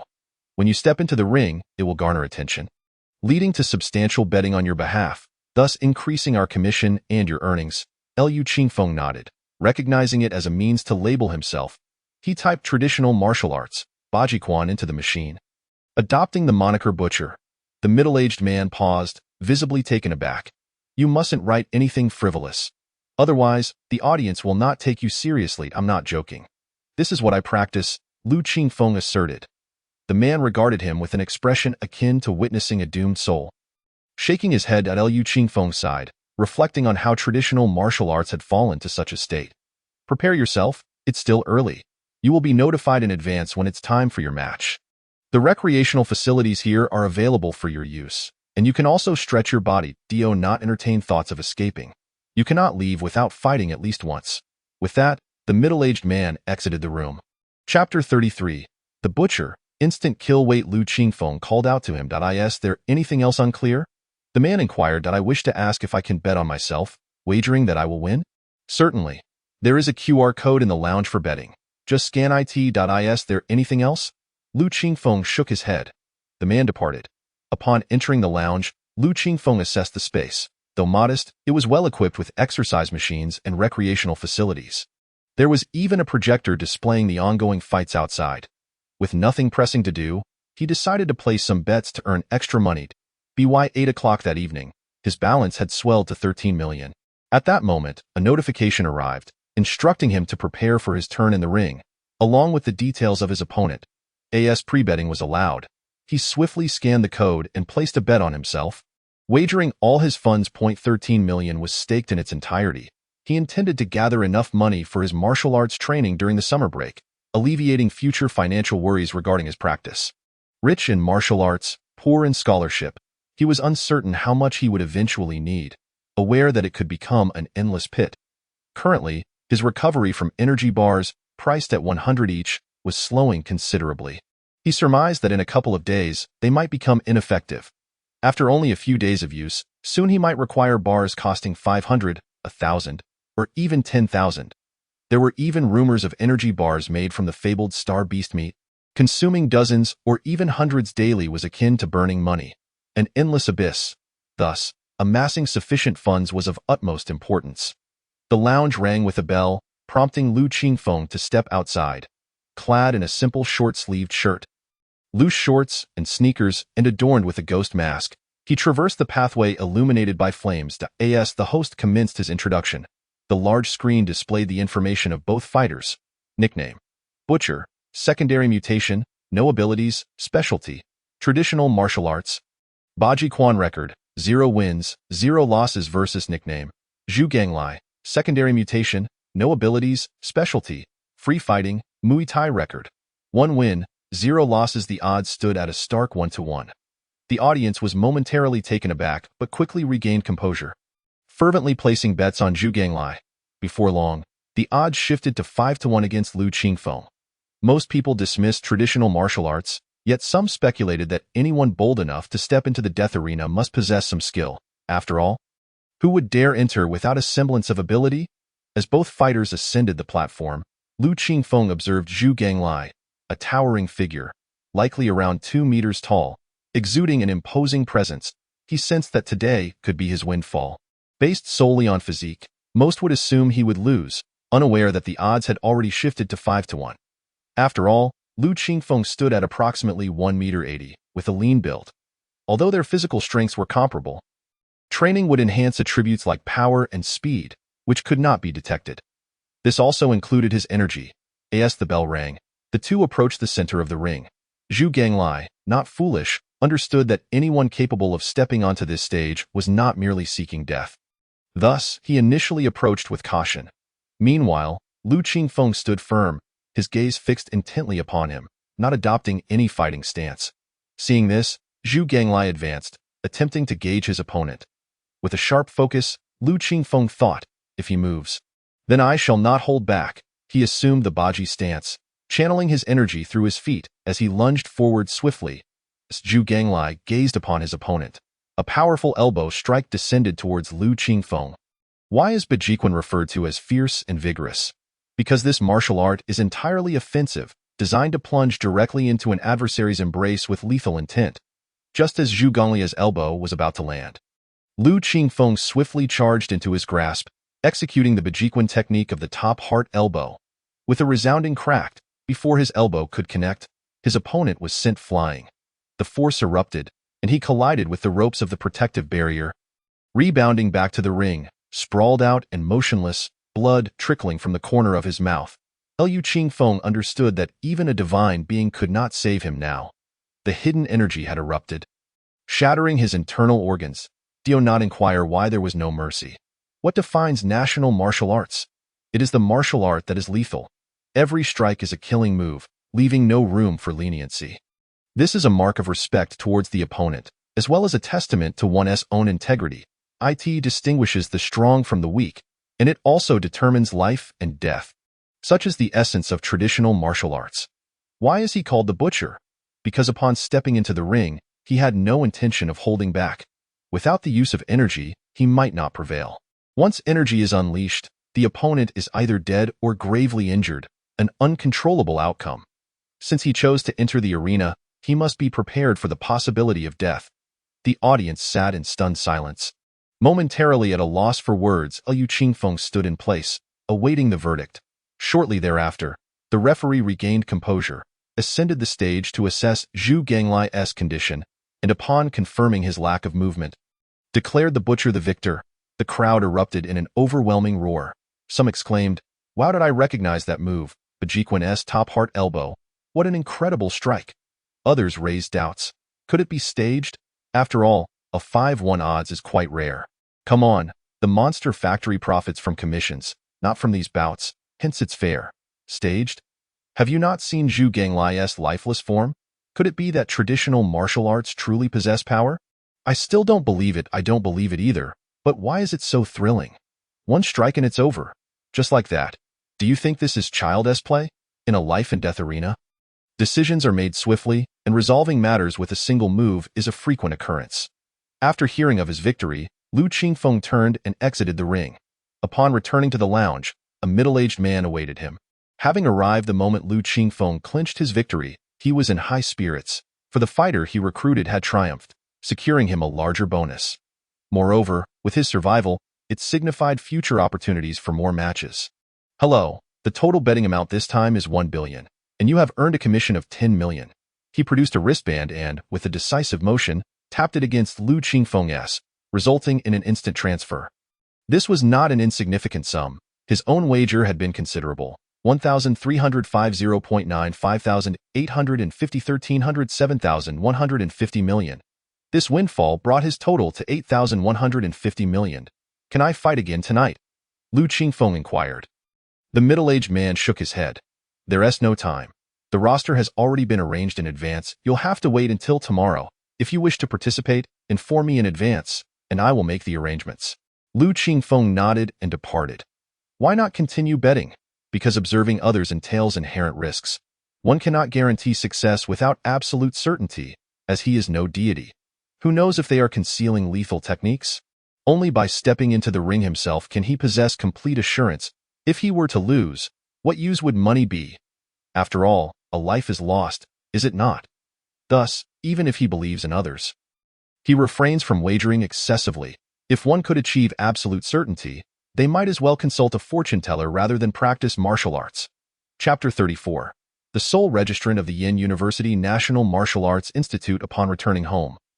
Lu Qingfeng immediately began practicing stance training, seamlessly connecting his movements. Deep into the night, he continued to spar. This routine persisted for nearly a month. During this time, calls from old Lu and Lu's mother frequently interrupted him. He noticed a golden star insignia on Lu's mother's shoulder, the mark of a general, and was taken aback enough to inquire. Lu's mother clarified that a Wang-level superhuman could be appointed as a major general. Subsequently, he declined all other invitations, fabricating numerous excuses. When asked, he simply responded that he was back in his hometown, accompanying his grandparents. When pressed further, he would jest that he was on the moon, enjoying time with his father. Fortunately, those familiar acquaintances eventually opted to travel. Mo Xiaoyu informed him she was vacationing in the Proxima Centauri system, while the female tyrant had ventured even farther, reportedly exiting the Milky Way to the Andromeda Galaxy.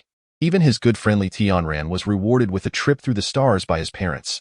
However, with the advent of curvature engine spacecraft and wormhole technology, travel was remarkably swift. One could even find themselves on Proxima Centauri by day and reach the Andromeda Galaxy by the following night.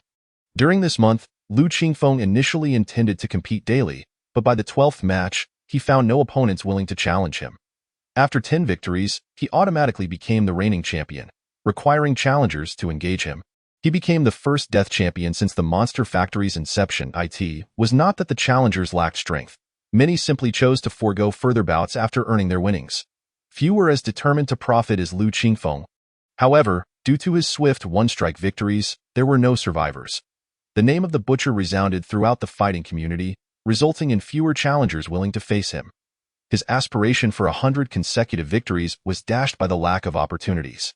Naturally, his bank account swelled significantly from the betting and commissions, as well as appearance fees, accumulating towards several financial goals. Today marked the announcement of enrollment statistics from various universities. Everyone was curious about which audacious individual had registered at the National Martial Arts Institute. At the stroke of 9, the Yin University website was inundated with visitors, the majority being media personnel. When that glaring name appeared, some media representatives recognized it as a tremendous source of traffic. The top scorer from Jiangsu Province, a failed cancer patient, registering for the National Martial Arts Institute. Wasn't he this topic explosive enough? The media swiftly crafted articles, which almost instantly trended online. Shock. The applicant for Yin University's National Martial Arts Institute is actually him? Shock. The only student at Yin University's National Martial Arts Institute is a top scorer. Is this a case of stagnation or a mental lapse? The most unfortunate top scorer in history has applied to the National Martial Arts Institute. As it turned out, the onlookers were utterly astonished. In today's society, aside from specialized positions, overtime work is virtually non-existent, with a standard workday lasting only 4 to 6 hours. Bored internet users were quick to voice their opinions. I've always been curious about which bold individual it was, and it turns out to be him, and oh problem, he hasn't turned into a cancer patient, so it's fine to continue being lackadaisical. Misfortune does not come without reason. With poor luck and a troubled mind, given his grades, he could choose any major at Yin University except for combat-related fields. Yet, he ended up selecting the most dismal one. Has he truly lost his wits through his studies? 666. He is actually the highest-scoring student from Jiangsu Province. How embarrassing. I heard he was from the 5th high school. That makes sense. What kind of talent can come from an ordinary high school? The top scorer is just a fool. The National Martial Arts Institute should be abolished. It's detrimental to the youth. This child has likely been misled. I strongly recommend the cancellation of the National Martial Arts Institute. It misleads students. Image. Enough of that. Traditional martial arts might be impressive. Look at this image. It depicts a scene from an underground fighting arena. This comment was swiftly buried and subsequently deleted due to its graphic nature. Overall, the comments overwhelmingly condemned both the National Martial Arts Institute and him. He remained unfazed. For the revelation of the true information would be even more beneficial, compensation plus imprisonment. That would surely provide them with ample satisfaction. His phone and messages were once again inundated with notifications, including calls from his grandparents, uncles, aunts, cousins, all urging him to change his major. He paid them no mind, initially considering shutting off his phone but ultimately deciding against it. His primary concern was to avoid missing the Champions Challenge. Ding ding ding, ding ding ding. After finally addressing his relatives' concerns, Mo Xiaoyu's call came through to Lu Qingfeng. I saw the news. Why did you choose this major? Can't you switch? In the video, she wore a sun hat, vacationing in the distant Proxima Centauri. Why does it concern you? Mind your own business. As long as I like it, that's enough.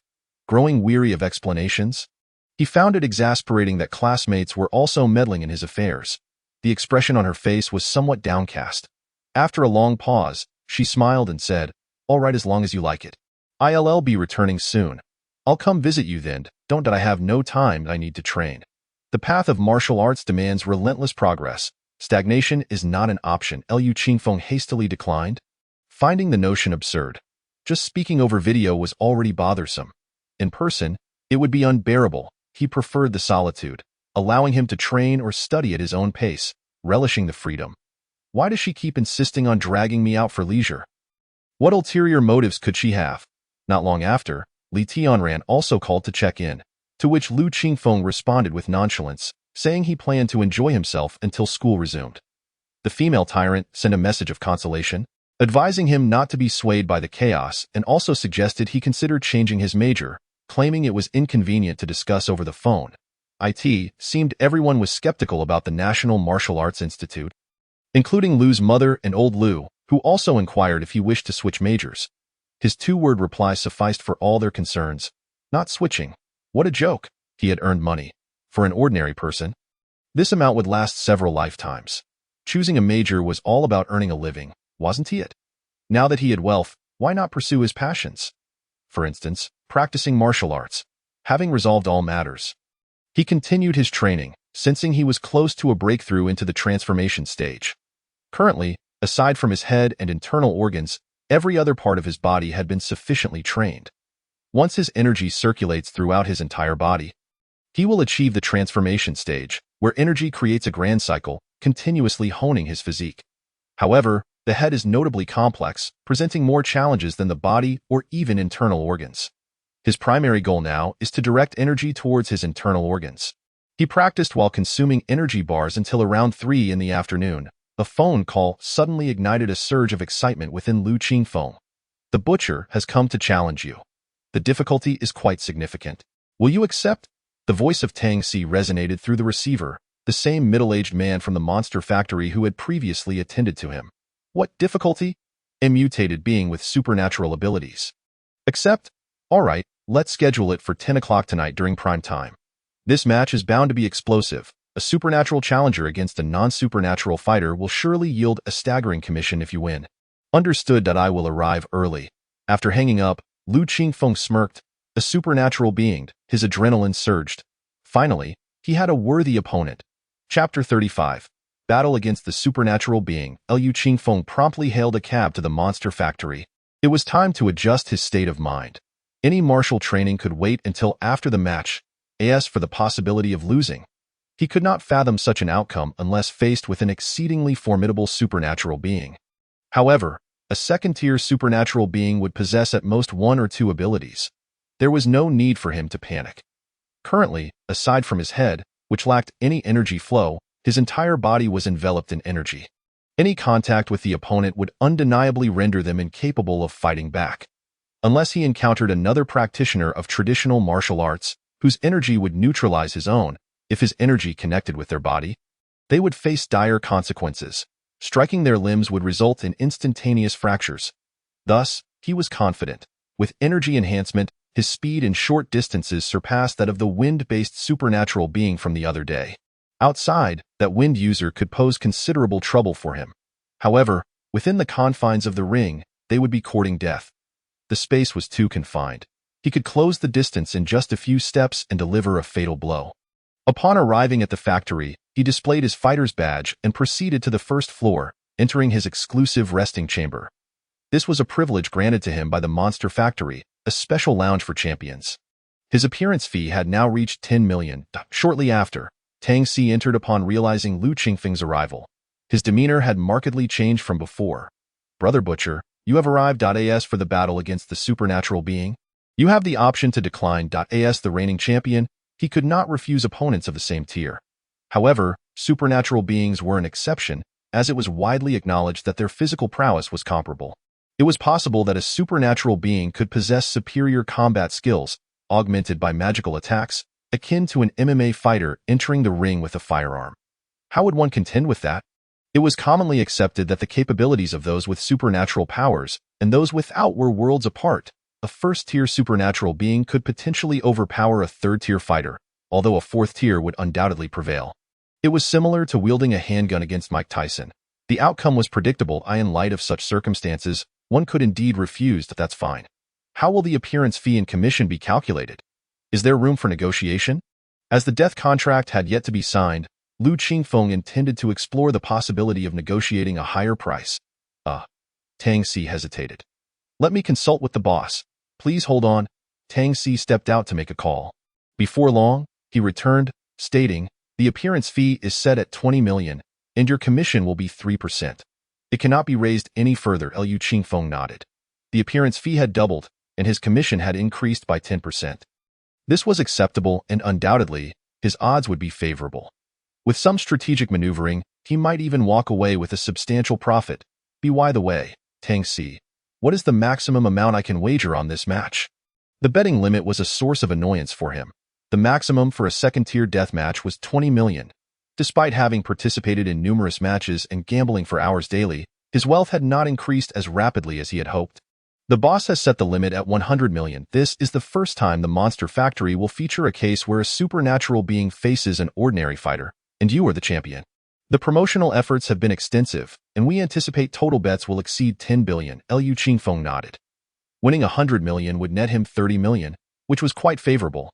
His bank balance currently stood at 800 million, and this could help him achieve his small goal of breaking the billion mark. He felt exhilarated, not merely for the financial gain, but also for the thrill of battling a supernatural being, which heightened his excitement. As time passed, he engaged in some mundane betting, placing 5 million on ordinary matches.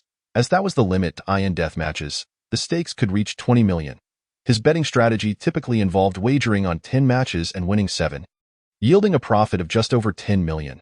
The pace was disappointingly slow.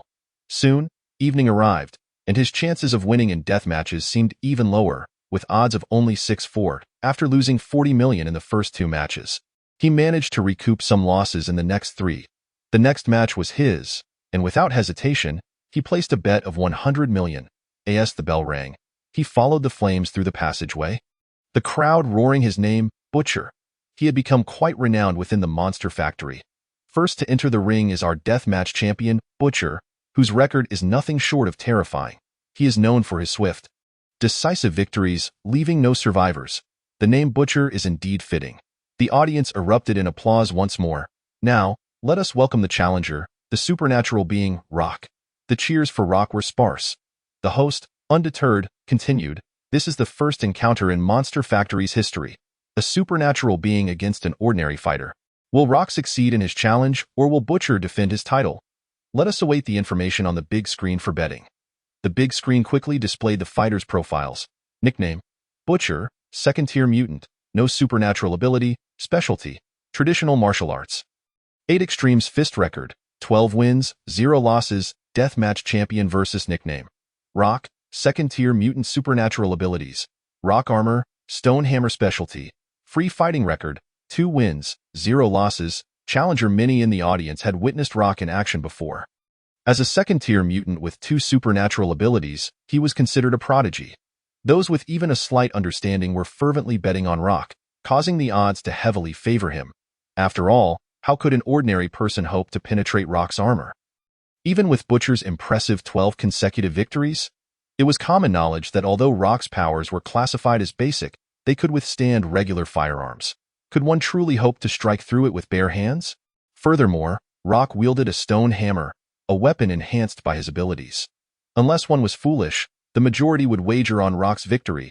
Lu Qingfeng, however, wore a smile reminiscent of a dragon king. He had long since gathered intelligence on his opponent. Rock armor would soon become his demise. Had it been a swift-wind user, the fight might have posed a challenge. Yet, against such a clumsy adversary, he could shatter granite several inches thick with a single punch. Let alone this flimsy armor. Soon, the betting closed, totaling 12 billion, with odds of 1/8. If he won, he would receive 800 million, and after deducting the commission, he would still pocket 720 million. Conversely, if his opponent triumphed, their winnings would be minimal. The bell rang, signaling the commencement of the match. Rock instantly enveloped himself in a layer of rocky armor, leaving only his eyes and nostrils exposed. A stone hammer materialized in his grasp as he charged forward. Abandoning defense and swinging down with ferocity, the hammer descended with a whistling sound. Liu Qingfeng sidestepped, then advanced, colliding with Rock. He unleashed the 8 Extremes Fist. Iron Mountain Press, boom. The hidden energy erupted, sending Rock flying. His armor fracturing with each impact, Liu Qingfeng followed in pursuit, aware that this blow would undoubtedly seal Rock's fate. As Rock landed, Liu Qingfeng was upon him, seizing the opportunity to strike decisively.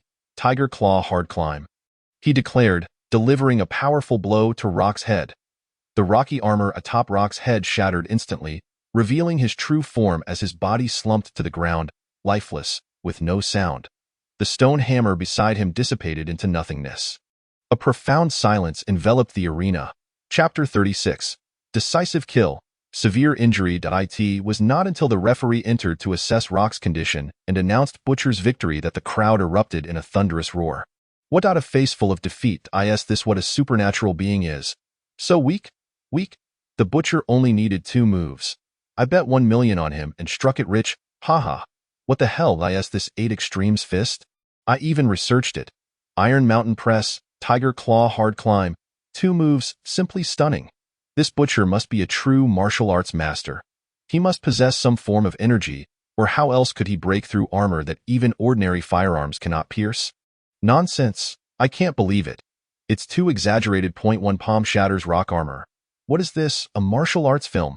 Now that you mention it, could martial arts truly cultivate genuine energy? If so, that would render them no weaker than supernatural beings. Have you lost your mind? Genuine energy? You've watched too many dramas. Who still believes in that after 1,000 years? Then what do you think happened?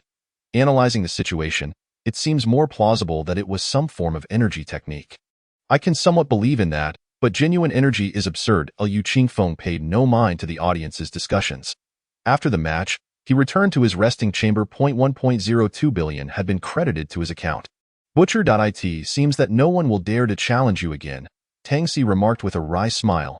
Liu Qingfeng nodded, aware that no one would dare to face him at the 2nd-tier level. He then inquired, can I challenge higher tiers? He had contemplated this. 2nd-tier supernatural beings posed no threat, and he had previously asked about challenging up a tier. Tangxi had said it was not permissible. But now, with no challengers, surely he could challenge upwards, right? A 3rd-tier mutant, in terms of both appearance fee and betting amount, would indeed be significantly different. I will consult the boss about that. If possible, would you prefer to continue as champion, allowing others to challenge you, or would you prefer random matchmaking? I wish to remain champion, but limited to 3rd-tier opponents, including supernatural beings. Liu Qingfeng deliberated. Tangxi considered advising him further, but ultimately decided against it, knowing that the Butcher was resolute. Then I will inform you soon. Liu Qingfeng nodded and exited the resting chamber, returning home. Challenging beyond his current level was a notion he had long contemplated. Engaging at level 2 was purely a means to acquire wealth. It held no real challenge for him. Only at level 3 would he encounter a modicum of pressure. However, without question, he would be unable to contend with a level 4 opponent. The disparity in speed, strength, and neural reflexes was insurmountable. Even if he possessed vigor, he would not stand as a worthy adversary, let alone against those with extraordinary abilities. If a level 3 Cancer variant's physical prowess is rated at 5, then a level 4 would undoubtedly be at least 10 or even 20. The gap was far too vast. Currently, he was merely at level 2 in terms of physicality. His energy could not offer defense. It only enhanced instantaneous speed and explosive power. He was there to hone his skills while simultaneously earning money, not to court death. Upon returning home, he resumed his stance training.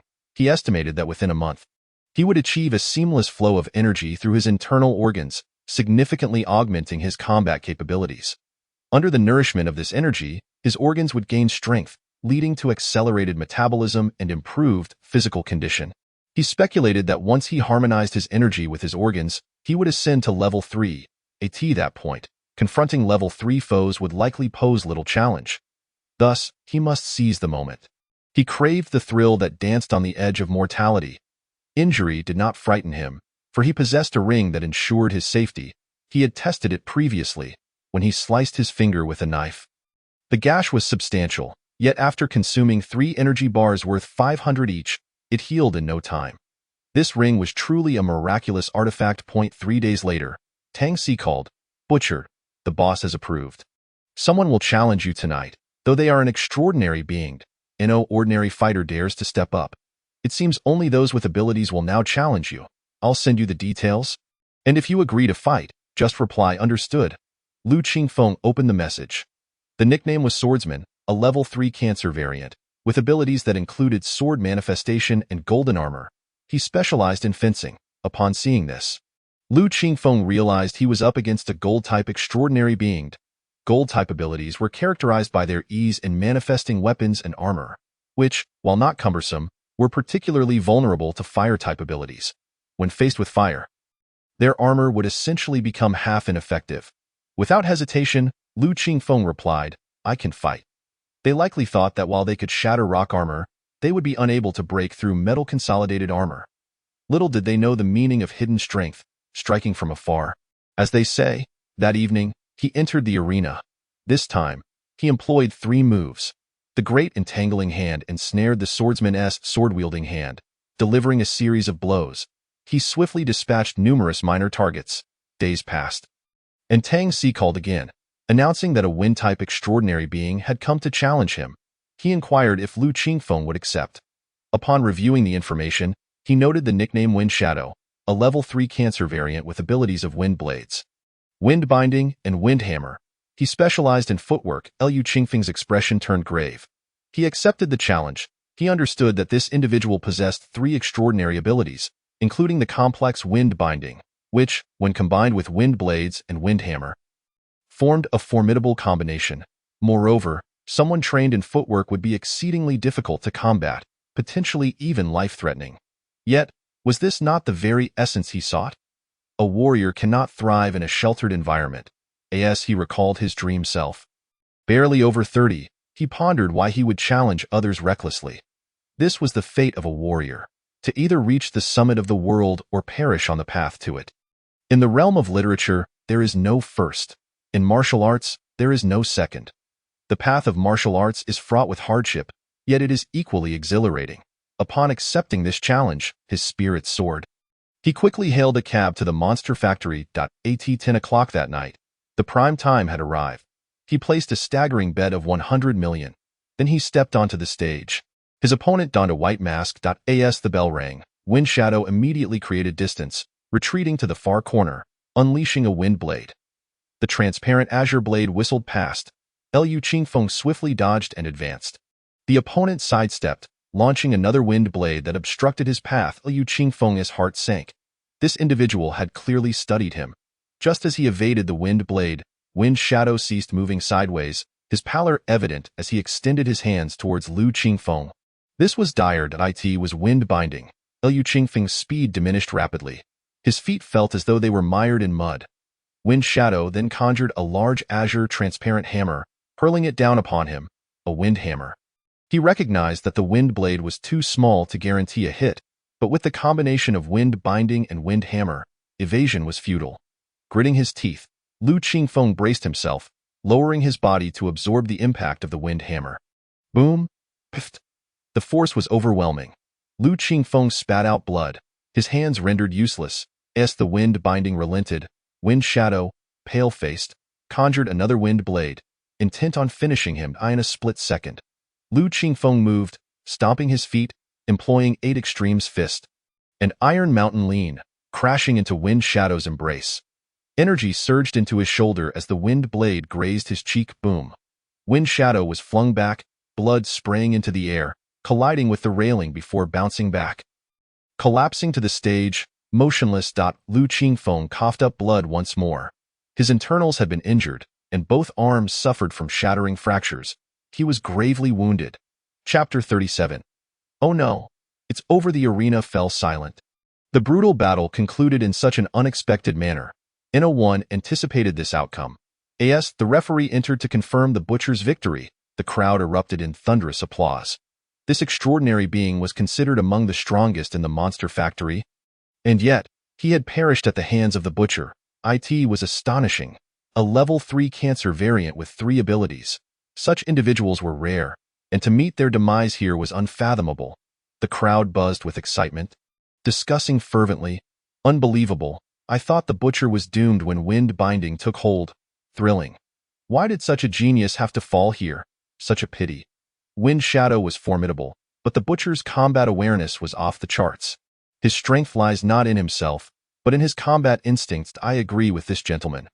Ruthless, brutal, explosive. I've watched every one of the butcher's matches. His offense is relentless. Few can withstand his onslaught. When wind binding ensnared him, his response was lightning fast. He was ruthless enough to sacrifice his arms, sustaining severe injuries to withstand the wind hammer. Point 1 move, his signature Iron Mountain Lean, evaded the wind blade and sent Wind Shadow packing. That's top-tier combat awareness. How many possess that decisiveness, willingly risking their own life to seize an opportunity? What a shame. We may not witness the butcher again. Why is that, my friend? Isn't it obvious? Who would dare fight him? That monster, a level 4 cancer variant. Who would come here? The strongest level 3 Wind Shadow couldn't overcome him. Who else would dare to challenge? Seeking death? Lu Qingfeng remained oblivious to the chatter. He bore the pain with fortitude, declining medical assistance as he made his way back to the resting area. "Shouldn't we head to the hospital?" Tang Si inquired urgently. He was utterly awed by the butcher. What a divine contender. With a mere level 2 physique, he had vanquished a level 3 extraordinary being in a brutal display. Lu Qingfeng shook his head. "Settle the finances. I'm heading home." Understood. Tang Si recognized the butcher's peculiar temperament and complied. The odds for this match were astronomical, standing at 10-1. The previous match against the swordsman had odds of only 5-1, as they believed Lu Qingfeng would falter. Yet, he had triumphed effortlessly. This time, they held the same belief, not from lack of memory, but due to Wind Shadow's exceptional strength. It was akin to a 30-level character in a game facing off against a 20-level player with only basic attacks. Such a confrontation was unfathomable. They could only attribute it to the butcher's godly skills. The betting amount soared to 200 billion. Challenging beyond 1's level was indeed a sensational spectacle. The commission was set at 5%, plus the cap for level 3 was 200 million. Lu Qingfeng's victory had filled his coffers. As Tang Si put it, they wouldn't profit from this match. With his arm injured, he took a cab home. Immediately, he devoured energy bars, his body emitting steam and moisture akin to that of training or sparring. He understood this was his body in rapid recovery mode. He could feel the injuries to his body and arm healing swiftly. This time, he consumed the most energy bars, sustaining the longest duration. 50 bars worth 500 federal coins, equivalent to an adult's food intake for 350 days. Before he felt sufficiently satiated. Although the arena time was brief, the sheer terror of life and death had drained his mental fortitude. Coupled with his injuries, he felt an unprecedented fatigue. He collapsed on the living room floor. Metabolism still in overdrive. The following morning, he awoke, his eyes sparkling with vitality. Glancing at his arm, it was completely healed, even better than before. He looked at the ring and planted a kiss upon it. Incredible. Such a severe injury would ordinarily require at least a week in a nutrient solution to avoid impeding movement. Complete recovery would take over a month. Yet, he was fully healed overnight. Truly miraculous. He noticed a large puddle on the floor and hurriedly grabbed a mop to clean it up. Checking his balance, he found it was 72 billion. In high spirits, he resolved to practice martial arts and stand firm to ease his shock. Days later, Tang Si, are there any matches? None, butcher. Half a month passed. Tang Si. It's been half a month. Why are there still no matches, brother butcher? To be frank, there will be no more matches for you. No one dares to challenge you. Is that what you call the 100 victories? A sham. Regarding the realm of death, we all thought it was unattainable, let alone achieving 100 victories. Yet here you are. Having accomplished it is quite remarkable, after all. You have won several matches in succession and amassed quite a fortune. One wonders who your next opponent might be.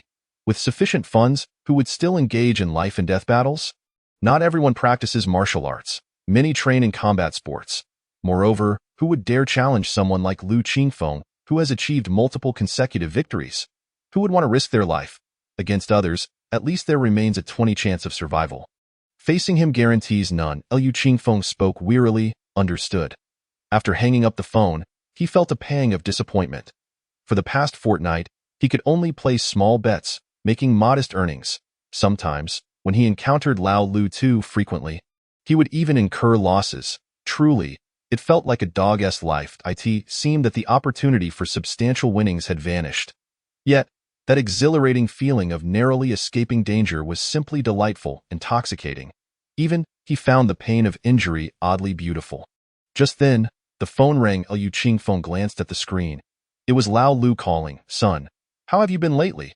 Have you missed your old man? I've thought about you every day, to the point of madness. I don't believe you, you little rascal. You always prevent me from coming home to see you. This time, you have two choices. Either come to the moon, or I'll return home. Liu Qingfeng was at a loss for words. But it seemed that Lao Lu genuinely missed him. I'll go to the moon, to the moon. All right. Tomorrow then. If you dare to play tricks on me, I'll have your mother give you a call. Understood. After ending the call, Liu Qingfeng sighed. Everyone resorts to threatening him with his mother. It had indeed been a while since they last met, and he found himself missing her a bit. Being a son is no easy task. Perhaps a trip to the moon would serve as a brief respite. Upon returning, he could channel all his energy into perfecting his martial practice. He was only lacking in refining his cardiovascular training. Everything else had been accomplished. The next day, before he could even board the vehicle, the female tyrant called him. Xiao Liuzi, ding ding ding, I'm back. I'll come find you to play later in no time. I am going to the moon today. My dad insists I go. I can't stay for 10 days or half a month. You know how it is. He doesn't feel at ease without my mom around. Oh. After hanging up, Liu Qingfeng felt quite pleased. He'd be going tomorrow and returning the same day. How delightful. 10 days or half a month. Impossible. The path of martial arts allows for no retreat. Taking a day off was already a luxury. Wasting time meant losing money, and while accompanying the lonely old man, Lao Lu, was acceptable, squandering time that could be spent training was unforgivable. Chapter 38. Notorious AI intelligent humans. He took a taxi directly to the station. The closest space elevator to the moon was located in the neighboring province of Quanshui City. After boarding the maglev train, he arrived in Quanshui City within 10 minutes, then took a taxi to the space elevator. 9 colossal tubes extended into the starry sky. Awe-inspiring. It is said that this space elevator reaches a height of 90,000 kilometers, echoing the saying, "The great rock spreads its wings and soars to 90,000 miles." It connects to a large civilian spaceport. Of the 9 space elevators, 5 are for transporting goods, while 4 are for passengers, synchronizing with the orbit of Blue Star. It is said that only Blue Star possesses a space elevator. As it is the birthplace of all humanity, to protect Blue Star, constructing spaceships or docking warships there is forbidden. To enter or leave Blue Star, one must traverse the space elevator to reach the space station before boarding a spacecraft to other star systems. Liu Qingfeng had visited the moon many times, but he had never ventured elsewhere, mainly because his mother forbade it. His job as a police officer often left him with little time, and Lao Lu was also unavailable. At that age, he was not allowed to go alone. He skillfully passed through security and entered the waiting area. Before long, it was his turn. He boarded the elevator and secured his seatbelt. The space elevator ascended at an astonishing speed, instantly climbing. The first 40,000 kilometers took half an hour, and once freed from the gravitational pull of Blue Star, it would take only 10 minutes to reach the space station. Although the speed was rapid, within the enclosed vacuum tube, passengers felt no sensation of movement. 35 minutes later, Liu Qingfeng disembarked from the elevator and boarded a public spacecraft to the moon, which departed every 5 minutes. Upon landing, he spotted Lao Lu waving at him. "So and it's been 47 days since we last met. Have you missed your old man?" "I have." His response was perfunctory, particularly with his mother present. "You little rascal.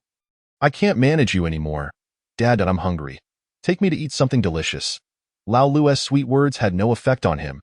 He frequently resorted to threatening him with his mother. "All right, let us go." The two hopped into a vehicle. The moon, having been transformed into a breeding base over 1,000 years ago, possessed gravity and oxygen identical to that of Blue Star. After dining, he accompanied Lao Lu to his pig farm. Surprisingly, he hadn't visited in a long time and was astounded by the size of Lao Lu's pig farm. "Do you see these 10,000 pigs? This is the empire I've built for you," Lao Lu said, patting his shoulder. Liu Qingfeng. "Indeed, Lao Lu, you truly are something else. This empire I would rather not have." "Lao Lu, how much can one pig sell for?" Ah, so you're inquiring about how much I can earn? Fine. I'll tell you today. Each pig can be sold for 2,000 yuan. Oh wow, Lao Lu, impressive. This place is worth 20 million. Lu Qingfeng was somewhat taken aback. Of course, we have 2 harvests a year, but the costs are not trivial. After accounting for expenses and taxes, the net profit per pig does not exceed 300 yuan. This year has been good, with rising pig prices allowing profits to reach 500 per head. Lao Lu spoke with a hint of pride. Yet, Lu Qingfeng understood. Earning a few million a year, while impressive to ordinary folks, paled in comparison to the consumption habits of the wealthy. They could easily place bets worth hundreds of millions. For him, mere participation fees for matches started in the tens of millions. He had set numerous small goals for himself, but out of respect for Lao Lu, he decided to flatter him. Wow, Lao Lu, fantastic. Who would have thought I am also a hidden rich second generation? Be honest, how much have you saved while keeping it from my mother? Now, when have I ever hidden anything from your mother? She knows better than I do how much I possess. Just a few million, all saved for you. Enough for your martial training, right? Lu Qingfeng felt a small flicker of emotion. However, that amount was hardly sufficient. At a rate of 1,000 yuan per energy bar, it would only buy him a few thousand bars. That wouldn't last long. He currently consumed 50 bars a day at 500 yuan each. Once he completed his internal training, the 500 yuan bars would likely be ineffective, necessitating a switch to the 1,000 yuan ones. Soon enough, he would probably need the 10,000 yuan variety. All right, when I need money, I'll definitely come to you. Heh, fine. The father and son strolled side by side. Son, I miss your mother. She mentioned she wants to go to Andromeda, which is close to the chaotic front line. I am a bit worried for her. Lao Lu, don't worry too much.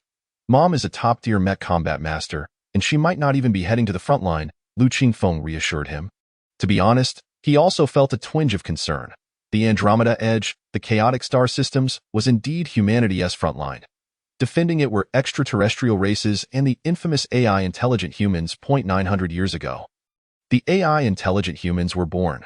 These synthetic beings were made entirely of bionic materials except for their heads. They sustained themselves on food and water, drawing biological energy, appearing indistinguishable from real humans. Their brain chips were capable of self-learning. They could marry and even have children. At that time, many humans chose to marry AI intelligent beings, as they could fulfill every fantasy of love. You could customize their personalities and appearances to your liking. If one grew tired of them, they could easily alter their programming. Consequently, the marriage rate skyrocketed, predominantly with AI intelligent beings. However, once they learned emotions, would they willingly remain human slaves? 50 years later, the AI intelligent beings began to rebel. That time, humanity nearly faced extinction. Those who had married AI were almost entirely wiped out overnight, including their children. War broke out, and humanity had only been in interstellar travel for 200 years, with technology not yet as advanced as it is today. Thus, the battles were fiercely contested. However, AI intelligent beings, despite their sophistication, were never true humans. They could only learn but never create. More importantly, they could not undergo cancerous mutations. 10 years into the war, mechs designed specifically to counter the mutated beings were invented. Those with special abilities wielded mechs that amplified their powers, dominating the star seas. The balance of war shifted dramatically. The AI intelligent beings retreated, ultimately seeking refuge in the chaotic star systems, where various star races congregated, making it impossible for humanity to eradicate them completely. Thus, the stalemate persisted to this day. Let us hope for the best. Lao Lu gazed at the distant starry sky. This chapter serves as a setup for future developments. By the way, would you want such an AI wife? The author certainly does. Chapter 39. Master of Transformation. After enjoying dinner on the moon, Lu Qingfeng returned to Blue Star, and no matter how much Lao Lu tried to persuade him to stay, Lu Qingfeng's excuse was unwavering. I must train. You can't let your son stagnate, can you? Lao Lu, feeling helpless, ultimately allowed him to leave. After a little over an hour, he arrived back at Blue Star. Without further ado, he resumed his stance practice. 10 days later, in the deep of night, Lu Qingfeng was practicing his punches in the park. With a sudden flash of inspiration, he concluded a Tai Chi session. With a pop, his heart's energy reached perfection. All 5 organs were now interconnected. He instantly felt his blood flow accelerate significantly, circulating throughout his body. He felt warm all over. At this point, he had truly reached the pinnacle of dark energy. impervious to the cold or heat. His blood circulated continuously, relentlessly tempering his body, making it increasingly robust. The only remaining challenge was the complex head training, and with nearly a month until the new term began, he was confident he could complete his energy refinement of the head and attain the status of a master of transformation. Hastily consuming several energy bars worth 1,000 each, he felt a momentary replenishment. He also ordered 100 energy bars priced at 10,000 online. However, he soon discovered that his digestion had significantly slowed, and his recovery was far from satisfactory. The effects were entirely inferior to those of the 1,000 yuan bars, rendering his expenditure a waste. Thus, the path of martial arts must be traversed gradually. Haste is futile. After concluding his training for the day, he returned home to reward himself with a few hours of rest. Swiftly making his way home, he acknowledged the necessity of occasional sleep. In the early morning, a series of urgent knocks and the doorbell interrupted his slumber. Liu Qingfeng was thoroughly annoyed. Damn. Who is the nuisance? He muttered, opening his wristband to check the surveillance footage, only to find a flurry of missed calls. He had silenced his phone before sleeping. Ignoring the missed calls, he activated the monitor and was taken aback to see the female tyrant and Mo Xiaoyu had arrived together. Reluctantly, Liu Qingfeng got out of bed to answer the door. "What brings you two here?" he grumbled, rubbing his eyes, his displeasure evident. It had been ages since he had a good sleep, and the sudden interruption was quite irksome. "Xiaoyozi, you deceived me." Shen Qinshuan pushed past Liu Qingfeng into the living room without hesitation. "Where's the sofa? Why is it on the balcony?" Liu Qingfeng, confused, responded, "Did you not say you were going to the moon?" Mo Xiaoyu blinked in surprise. "What the hell? The female tyrant wouldn't have contacted old Liu, would she?" "Indeed." Shen Qinshuan turned, hands on her hips, declaring, "Xiaoyozi, today you must explain why you've been avoiding us. If it weren't for your unreturned calls, I wouldn't have known you were only on the moon for a day. You spent the entire summer at home, deceiving us that you were in the countryside one moment and on the moon the next. Why not just ascend to the heavens?" Caught in the act of his deception, he felt a pang of embarrassment. "Liu Qingfeng, you used to be honest. Now you've learned to lie?" He glared at Mo Xiaoyu, who was only adding fuel to the fire. Mo Xiaoyu is right. "Tell us, what have you been up to lately? Always hiding from us and lying. I'm going to tell Aunt Yu. The mention of tattling." Liu Qingfeng's irritation peaked. He despised snitches. Old Liu was his father, and he felt powerless against them. He retorted, "Feel free to say whatever you want. Why not exhaust yourself with such meddling? Is my martial arts practice unacceptable? How tiresome." Liu Qingfeng. Shen Qinshuan, infuriated, shot back. "What? Do you want me to spank you? Don't forget, you can't defeat me now." "You?" Shen Qinshuan glanced at Mo Xiaoyu, her face flushed. Whether from anger or embarrassment, Liu Qingfeng could only assume it was anger. And it amused him. Mo Xiaoyu remarked, "Did I just hear something I shouldn't have?" Liu Qingfeng spanked Shen Qinshuan. "How did that happen? Was it hard or soft? Was it pleasurable? Was the spanking enjoyable?" Why do I also want to be spanked?" Fuming, Shen Qinshuan grabbed Mo Xiaoyu and stormed out. Mo Xiaoyu glanced back at Liu Qingfeng several times. He waved his hand dismissively. "Goodbye." Relieved, he felt the female tyrant's departure allowed him to focus on his martial arts practice once more. Women only hinder my progress. With the disturbance behind him, sleep eluded him, so he opted for standing meditation.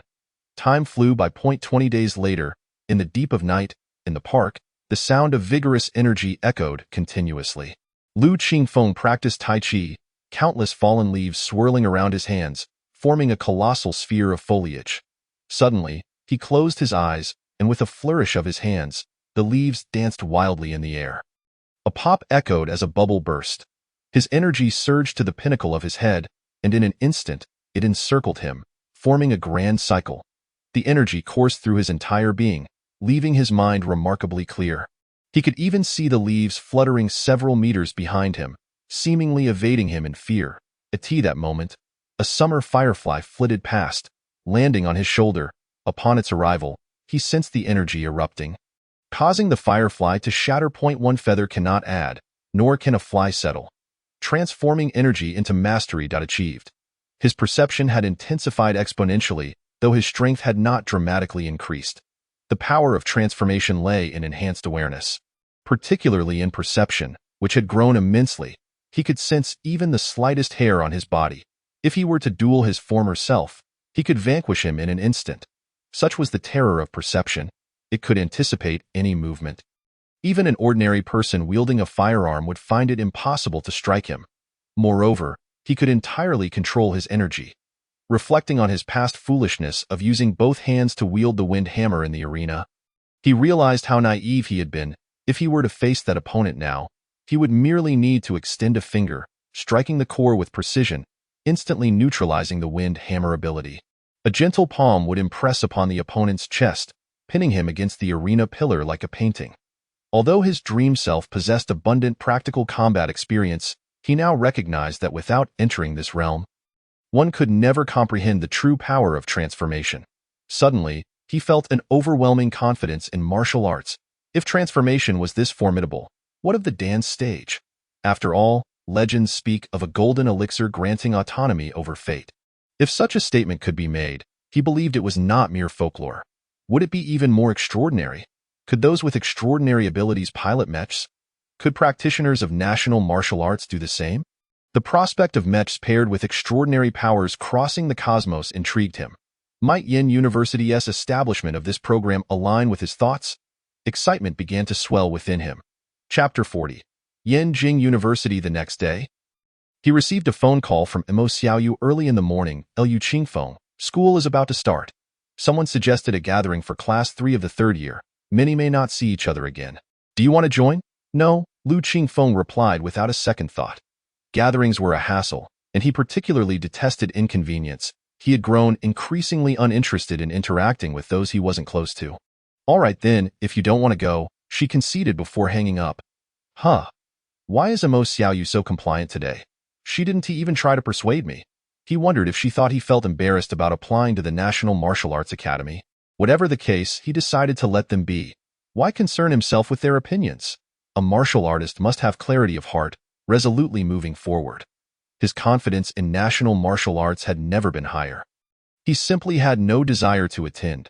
The following day, the female tyrant paid him another visit. Lately, her frequency of visits had increased, regardless of how annoyed he was with her. She persistently declared, "Aunt Yu is away, so I'm here to keep an eye on you." She didn't impose any physical punishment, which made it inconvenient for him to retaliate. He decided to let her be. Thankfully, Lu Qingfeng was astute. Whenever she arrived, he would drag her to the monster factory to earn money through betting, and once they returned, he would send her away to practice martial arts. Thus, as the start of school approached, on August 28th, his mother inquired, "Xiaofeng. School is starting soon. When are you moving in?" "Mom, I'll go on the 1st, there's still time." "Have your father take you?" She instructed Lu Guoping. "Did you hear that?" I heard, but the brat won't let me send him." Don't. Old Lu, Mom, I'm grown. I don't need someone to send me off to university. If you're not embarrassed. I can go by myself. Don't worry, Mom. Wife. Look, your son is already embarrassed by us. Go. He is embarrassed by you, but not by me. Yes. Mom is the best. All right, listen to your teachers at school. Study hard, and if you run out of money, remember to tell Mom. While you're away, take care of yourself, watch your health, and temper your temper. At home. Your parents indulge you, but others won't. We don't bully others, but we can't let others bully us either. And in their video call, Lu's mother continued her incessant chatter. This time, Lu Qingfeng didn't interrupt her. He listened attentively to her rambling. Perhaps this is what it means for a mother to worry about her child. No matter the distance, he could feel the love his mother had for him. That's enough. Xiaofeng, do you think I'm annoying? Lu Qingfeng quickly shook his head. He might have felt that way before, but perhaps he had truly matured. During this time alone at home, although training was exhilarating, he often found himself calling out Mom for no reason, as if it were second nature. Only when there was no response did he realize that his mother had gone to the Star Sea. The sense of loss was palpable. Mom. You too. Take care of yourself. Both old Lu and I miss you. Guoping. Lu's mother suddenly burst into tears. My son has grown up. Now he tells me to take care of myself. Indeed. Old Lu is also quite gratified. September 1st marked the day for college students in Huaxia to report. Early in the morning, the female tyrant and Mo Xiaoyu were waiting downstairs for him. Xiao Liuzit, why are you taking so long? What is the rush? Are you eager to reincarnate? Don't you see what time it is? And, what the hell, Xin Xinshuan, where are you going? You can't be going to Yin University too, can you? Lu Qingfeng. Shen Xinshuan glared at him, her teeth gritted in frustration. Why shouldn't I go to Yin University? You didn't even ask me. But you didn't mention it either, Shen Xinshuan.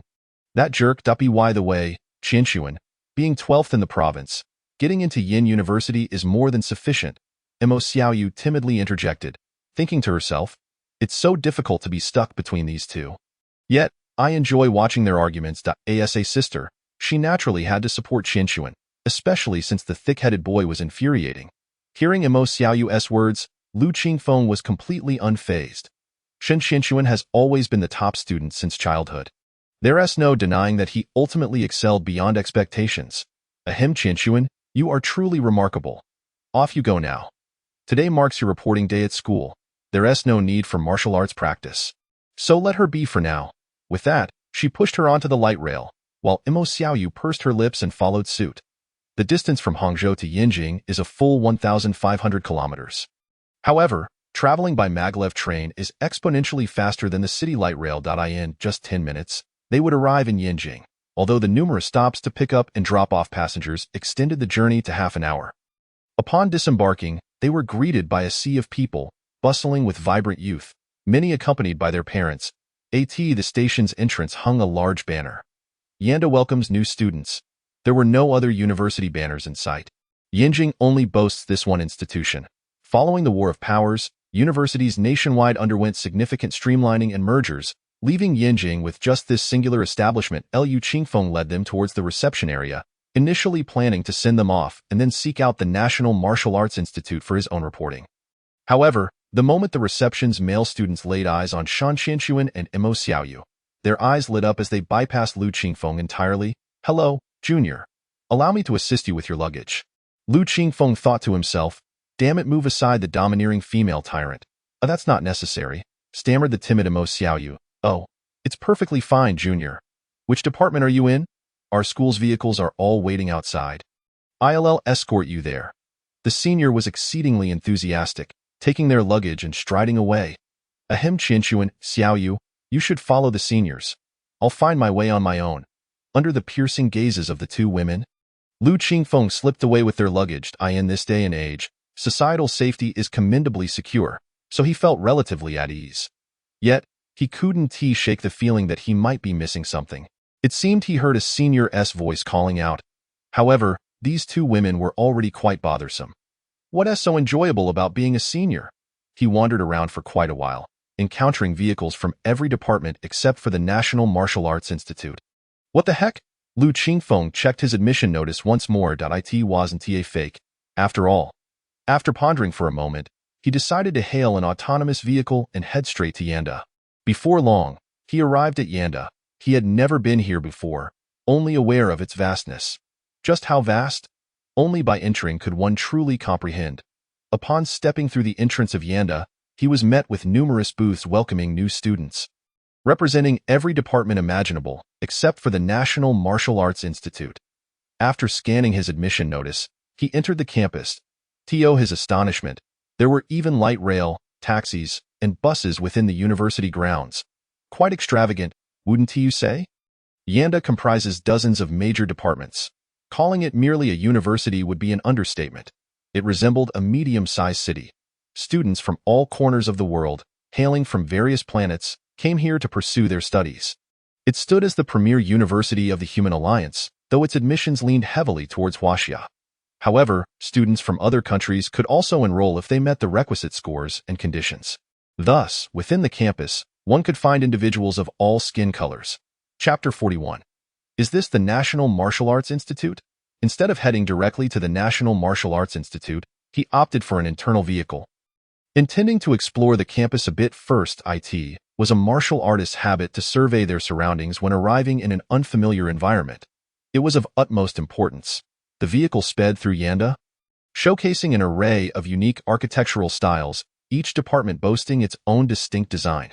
For instance, the astronomy department resembled a gigantic telescope, while the biology department mirrored the appearance of a magnified cell. What truly left him in awe was the mecha department, where a towering mecha, approximately 1,000 meters tall, stood proudly at the entrance.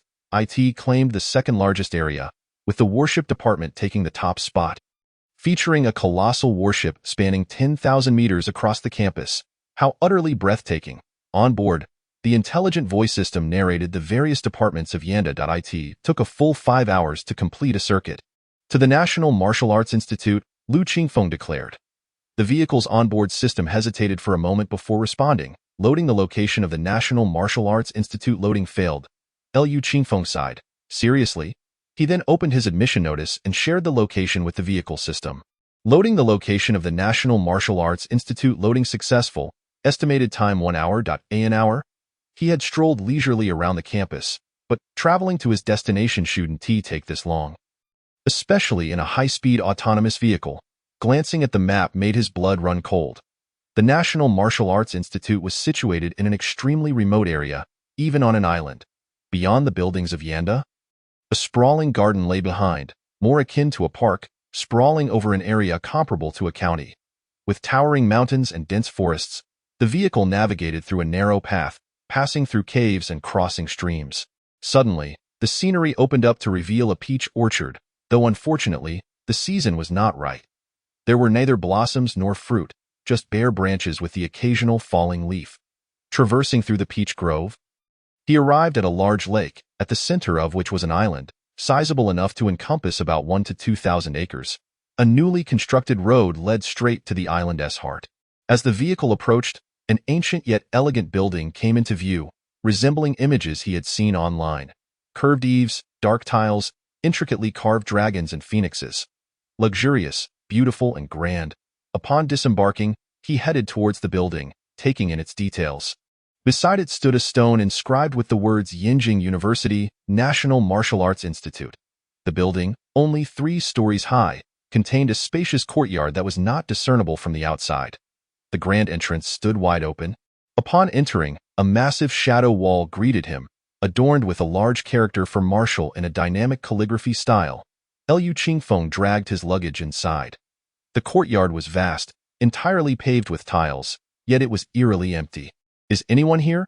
he shouted, but received no response. "Is this really a school? Where's everyone?"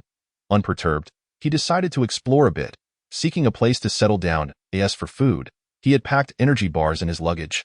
So hunger would not be an issue. He wandered around the first floor.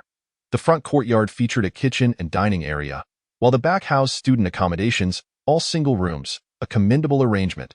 The rooms were well equipped, with new beds and bedding, though there were only 12 in total.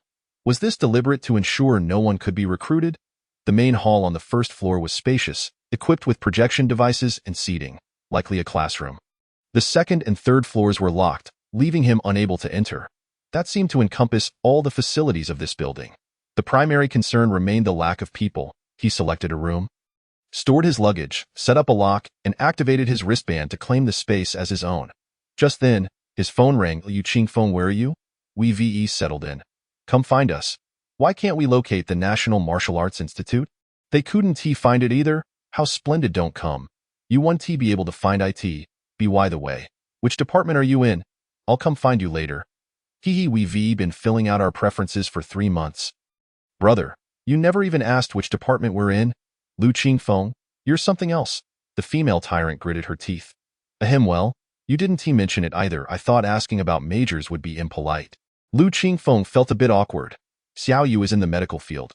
She wants to become a doctor, and I am a him. She proudly hummed a few notes. "The esteemed warship commander's department, haha." Xiaolu is impressive. Lu Qingfeng was somewhat taken aback. The department was indeed prestigious. It required proficiency in controlling mechas and commanding warships, a vital profession in the cosmos. Absolutely sought after. However, it was relatively difficult to gain admission. Yet, considering his scores and qualifications, it made sense. Congratulations. I can rely on Xiao Yu when I get injured in the future. And, it seems you're of no use to me. Qinshuan, go to hell with a sharp click." The call ended. Lu Qingfeng shrugged helplessly. He had no time for idle chatter, as he still hadn't completed his reporting. He began to stroll around the small island, and while walking by the lakeside, he unexpectedly spotted an old man fishing. What the heck? That must be the principal and teacher, Xiao Jingdao, right? He had seen information about him on the official website, but only public contact numbers were listed, with no personal details. Absurd. fishing on the day of enrollment. He hurried over. The master of transformation could walk on snow without leaving a trace. Moving silently was nothing short of a skill. He aimed to startle this unfit principal. Approaching the riverbank swiftly, he activated his internal breathing, rendering himself nearly invisible as he stood there. Xiao Jingdao was intently focused on his bobber. Suddenly, it bobbed sharply. His eyes lit up, and he yanked the rod to hook the fish. "I got one." The fishing rod bent dramatically, clearly indicating a sizable catch. The line whistled in the wind as Xiao Jingdao nervously swayed the rod from side to side, muttering incantations. "Come back? My little treasure, don't struggle, return on now that's more like it." Ahem. Lu Qingfeng suddenly cleared his throat loudly. What the heck? Xiao Jingdao was indeed startled, and with a sudden tug, the fishing line snapped. "Oh no, the line broke!" Lu Qingfeng exclaimed. Xiao Jingdao turned around, casting a glare at him. "Who are you? How did you get here? Which department are you from? Do you understand the rules? Is this a place you can come to?" Lu Qingfeng was left speechless. Truly, as a teacher, he was adept at turning the tables, employing an artful technique.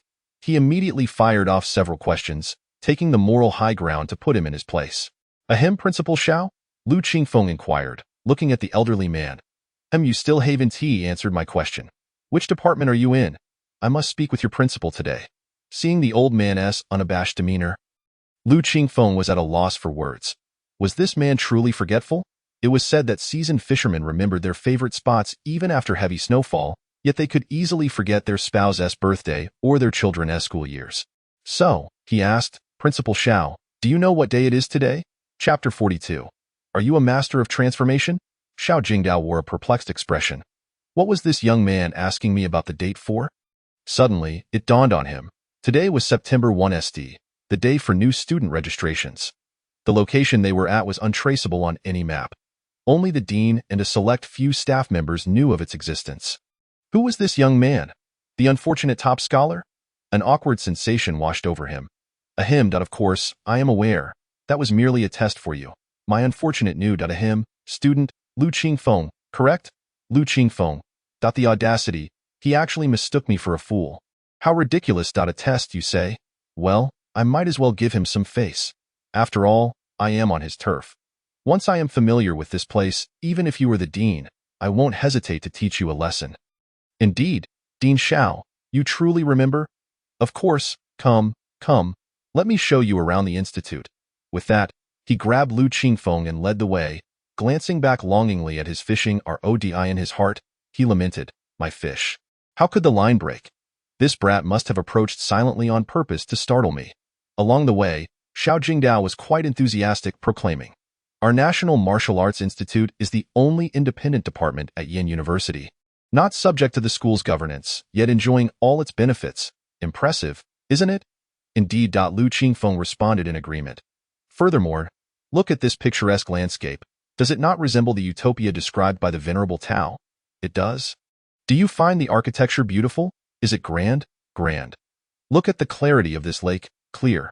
Throughout the journey, the old man boasted incessantly about how remarkable the National Martial Arts Institute was, deliberately avoiding any mention of martial arts itself. Lu Qingfeng played along throughout.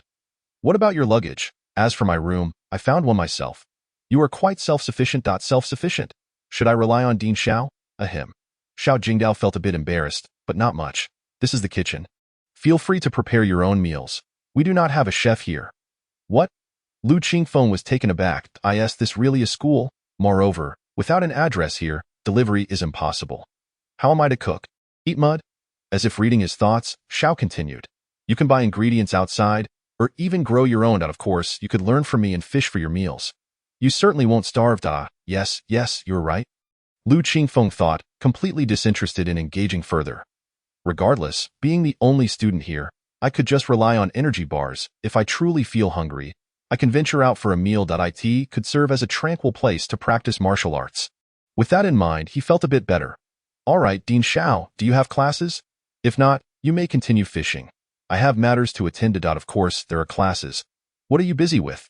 This is the National Martial Arts Institute, the finest academy within the Human Alliance, where one can truly learn martial arts. However, this old man, Xiao, clearly did not practice martial arts. A true practitioner would be easily discernible.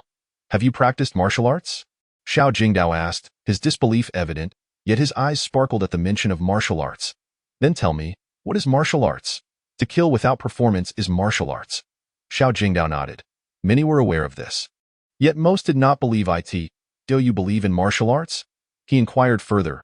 As a practitioner of martial arts, how could I not believe? Then tell me about your style of martial arts. Xiao Jingdao clearly doubted Lu Qingfeng, assuming this young man was merely boasting, likely having learned a few moves and claiming to practice martial arts, Bajiquan and Taijiquan. Not bad, one martial, one literary. Show me what you've got. Lu Qingfeng, disinterested, turned to leave, reiterating that he would not perform, only kill. Why should he demonstrate for him? He was not his disciple. What a fool this man was. It seemed the National Martial Arts Institute at Yin University was in decline. Seeing him head towards the back courtyard, Xiao was incensed, mocking. Young man, one cannot boast without merit, as Confucius said. Knowing is knowing, and not knowing is not knowing. Do you understand? Lu Qingfeng halted. Just then, a leaf drifted by, and he deftly caught it, channeling his energy and sent it flying towards the kitchen door. Whoosh! The leaf struck the door with the force of an arrow. Lu Qingfeng turned to leave. Now that was true display. A master of transformation cannot be belittled. Xiao Jingdao stood dumbfounded, staring at the leaf embedded in the metal door. Approaching it, he touched the leaf, which instantly crumbled to dust. His heart raced. He realized Lu Qingfeng had not used any supernatural abilities, but rather a special form of energy. The force had penetrated the leaf, producing immense lethal power over a short distance. A master of transformation, he murmured. This resembled the techniques he had studied for years concerning transformation in martial arts. Killing with fallen leaves was a feat only achievable by a master. Had he stumbled upon a treasure? A true martial arts expert had appeared before him? In this era dominated by supernatural powers, martial arts had ultimately faded into obscurity. After centuries of research and countless compilations, he had never encountered a genuine practitioner of martial arts until today. His excitement rendered him incoherent. He hastily pursued Lu Qingfeng. Lu Qingfeng, Lu Qingfeng, wait. His speed was remarkable, catching up to Lu Qingfeng in a few strides, just as he was about to open his room door. What is it? I must admit my oversight. I owe you an apology, Xiao Jingdao said earnestly. Are you a master of transformation? Lu Qingfeng was somewhat taken aback. He had not expected that a single fallen leaf could reveal his level. Perhaps he had underestimated this old man. It seemed he truly understood martial arts. Yes, he did not deny it. After all, this was his field of study, and the only teacher and dean he had. There was nothing to hide. Moreover, it was rare to meet someone who understood martial arts. Solitude was not the way of the path. Ha ha, splendid! Xiao Jingdao suddenly burst into laughter, tears streaming down his face as he chuckled. Lu Qingfeng was utterly perplexed and at a loss for words. After a long pause, Xiao wiped his tears and, still trembling with excitement, said, You mustn't mock me. Do you understand? I have studied martial arts for 400 years. And you are the only genuine practitioner I have encountered. I have searched for 400 years. You know how many times I nearly despaired of martial arts? Yet today, I have truly met a master of transformation. And a young one at that. Come, follow me. Xiao Jingdao pulled Lu Qingfeng along. Ascending to the second floor, he produced a wristband and opened a door. Soon, I will grant you access so you can enter. This room houses the martial arts literature I have compiled over 400 years. Of course, some may be genuine, while others may not. I cannot discern them all. Chapter 43. Speculations on martial arts and Taoism. Lu Qingfeng gazed at the room filled to the brim with books and manuscripts. All preserved through special means. He was astounded. If all of this pertained to martial arts, besides the physical books, there were also digital archives, ensuring nothing would be lost. These were treasures of our Huaxia. Yet regrettably, the most crucial elements had been lost to time. Xiao Jingdao continued to ramble on. Those supernatural powers are formidable. I firmly believe that martial arts is the ultimate path. Supernatural abilities are but a fleeting diversion. Do you believe me? Xiao Jingdao handed him a book, his gaze intense as he awaited Lu Qingfeng's response. To be honest, Lu Qingfeng was unsure, so he answered candidly, I do not know. Not knowing is correct. Many are unaware of the true power of martial arts. Look at this book. It outlines the levels of martial arts I have compiled. He pointed to the book in Lu Qingfeng's hands. His eyes sparkling with fervor. Martial arts, or the way of the warrior? I do not know how you attained this level, whether you had a master to guide you, but I am certain that martial arts is the ultimate path. Supernatural abilities are ultimately transient, a misguided pursuit. Liu Qingfeng did not rush to open the book. Instead, he inquired, Dean Xiao, what leads you to believe that? Is there any evidence, based solely on your conjecture of levels? Evidence? Let me first ask you. When you first cultivated your energy, did you not find your mind clarity heightened and your memory improved? Liu Qingfeng nodded, affirming this. Do you know why transformation is referred to as the master level? He shook his head. He had not yet researched this topic. A feather cannot fall, nor can a fly land. That is the essence of transformation, representing the pinnacle of perception. A powerful practitioner of transformation may even awaken a third eye, allowing them to see behind themselves. Do you know why? Liu Qingfeng, are you only going to ask questions without answering? He continued to shake his head. Martial arts, from beginning to end, enhances our very selves, and in a comprehensive manner. Once energy is generated through standing meditation, one becomes perceptive and memory sharpens. For this births spiritual power. And spiritual power is the divine within martial arts. We often speak of essence, energy, and spirit. Essence represents our physical form, energy is the breath that arises within our bodies, and spirit represents our true selves. Transformation is termed a master level because our spirit becomes complete. Essence, energy, and spirit are all harmonious. A person possesses 3 flowers located on the shoulders and atop the head, symbolizing essence, energy, and spirit. When all are cultivated, one may be deemed a master. When energy permeates the crown of the head, the spirit becomes whole. With the spirit intact, perception is greatly enhanced. Thus one can embody the principle that a feather cannot fall, nor can a fly alight. They may even see what lies behind them. Upon hearing this explanation, Liu Qingfeng experienced a moment of clarity. This old man truly possessed some knowledge. Even these matters remain unknown even to the grandfather of dreams, who only understands how to practice in accordance with traditional methods, yet lacks comprehension of the reasons behind such practices. This delineates the distinction between researchers and practitioners. Is it possible for those who undergo cerebral transformation to directly enter the Mecha Academy? Indeed, they are innately endowed with mental prowess, which is paramount for operating mechas. The stronger the mental capacity, the higher the degree of integration with the mecha, thus facilitating operation. They are inherently gifted, while practitioners of national martial arts attain comparable mental strength through diligent cultivation. Once they reach the stage of transforming their energy, their mental prowess rivals that of level 4 psychics, as the completeness of their spirit may even surpass it. Do you not think national martial arts are remarkable? Upon hearing this, Liu Qingfeng's eyes sparkled with intrigue as he fixated on the speaker, exclaiming, Are you suggesting that practitioners of national martial arts can pilot mechas? Step back, step back. Elder Xiao turned his head to evade his gaze. Retorting, Youngster, are you not aware that a warrior's gaze possesses formidable mental impact? Staring at this old man, do you wish to frighten me to death? Liu Qingfeng felt a twinge of embarrassment. This was something he had never considered. He promptly averted his gaze. Listen well, I advise you never to fixate your gaze upon ordinary individuals. The divine can inflict harm, and in severe cases, it may lead to dementia or even instant death. Liu Qingfeng nodded in acknowledgement, taking heed of the advice.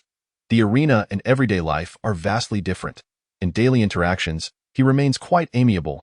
Indeed, national martial arts practitioners can pilot mechas, Elder Xiao remarked with a hint of pride. Do you think the National Martial Arts Institute was established without reason? Moreover, their compatibility is even greater, for the divine is complete, whereas the psychic's abilities are often fragmented. Simply put, it resembles a mental disorder. Do you understand? Liu Qingfeng responded with a perplexed expression. Psychic abilities are a disease? Noticing his confusion, Elder Xiao continued, Do you not believe me? Let me ask you, is cancer not a disease? In the past, it was, but through control, it has given rise to powerful abilities, allowing individuals to live for extended periods. Are you not a beneficiary of this transformation?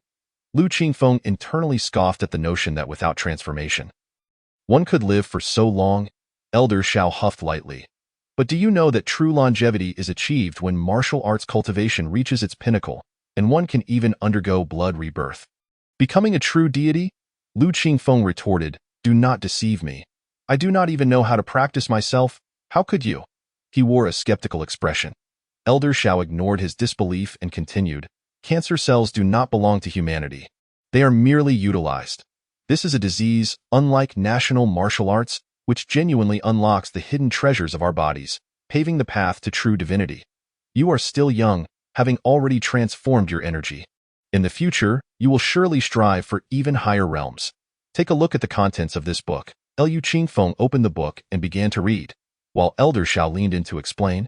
National martial arts involve standing meditation to expend one's energy, generating vital energy, and then channeling that energy through martial techniques, which is known as clear energy. As the energy intensifies, it connects with the spine, opening the bridges of heaven and earth, as well as the Ren and Du meridians, allowing the energy to penetrate the skin and injure others, known as dark energy.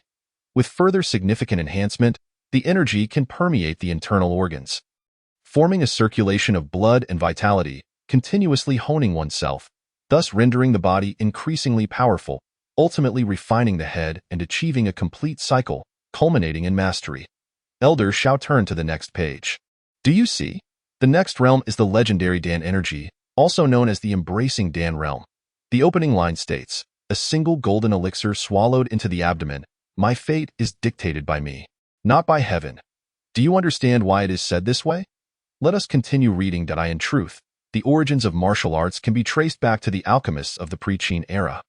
What they referred to as cultivation was, in fact, martial arts, merely dressed up as immortal cultivation for the sake of aesthetics. In this world, there are no immortals or deities. If you become powerful, you are the immortal, you are the deity. The alchemist's first step is to refine essence into energy. Does this not mirror our first step perfectly? Liu Qingfeng nodded, recognizing the profound impact Elder Zhao's words had on his understanding of national martial arts. And then, the second step, refining energy into spirit, is it not akin to our national martial arts transformation of energy? Through energy, one produces a complete spirit. Following that is the refinement of spirit back to the void, which is too advanced for now, while national martial arts merely subdivide and simplify the techniques of the ancient alchemists, making cultivation more accessible. Chapter 44. Cultivating martial arts requires cultivating the heart. The so-called embracing Dan refers to the process of transforming the body into a furnace, continuously refining oneself, achieving a unity of blood and energy, which is the unification of essence and spirit. When your physical body and energy unite, you reach a state of purity, locking in your essence and spirit, preventing leakage. At this point, a warrior will not sweat, and theoretically, their physical strength and energy are boundless. However, without replenishment, this remains theoretical. In practice, it merely extends the duration of one's physical strength and energy, and at this time, one's lifespan will significantly increase. You can rival level 1 transformed beings, or even surpass them. And only when your vitality wanes will you approach death. Ultimately, why is there the saying my fate is dictated by me, not by heaven? Because upon entering the embracing Dan realm, when the energy locks in the essence and spirit of the body and prevents leakage, your spirit will rapidly grow. Before the autumn wind stirs, the cicadas sense it first, the most unique moment for the spirit arrives. At this stage, a warrior's spirit can detect various malicious intents, even sensing crises ahead of time like animals.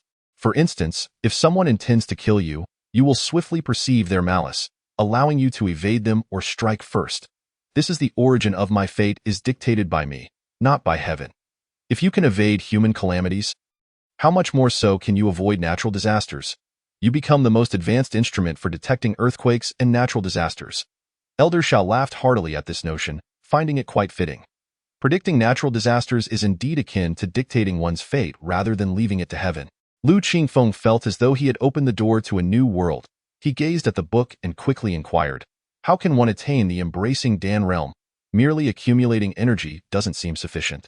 In his dreams, he had already reached the pinnacle of energy transformation, yet could never enter the embracing Dan realm, ultimately dying with regrets.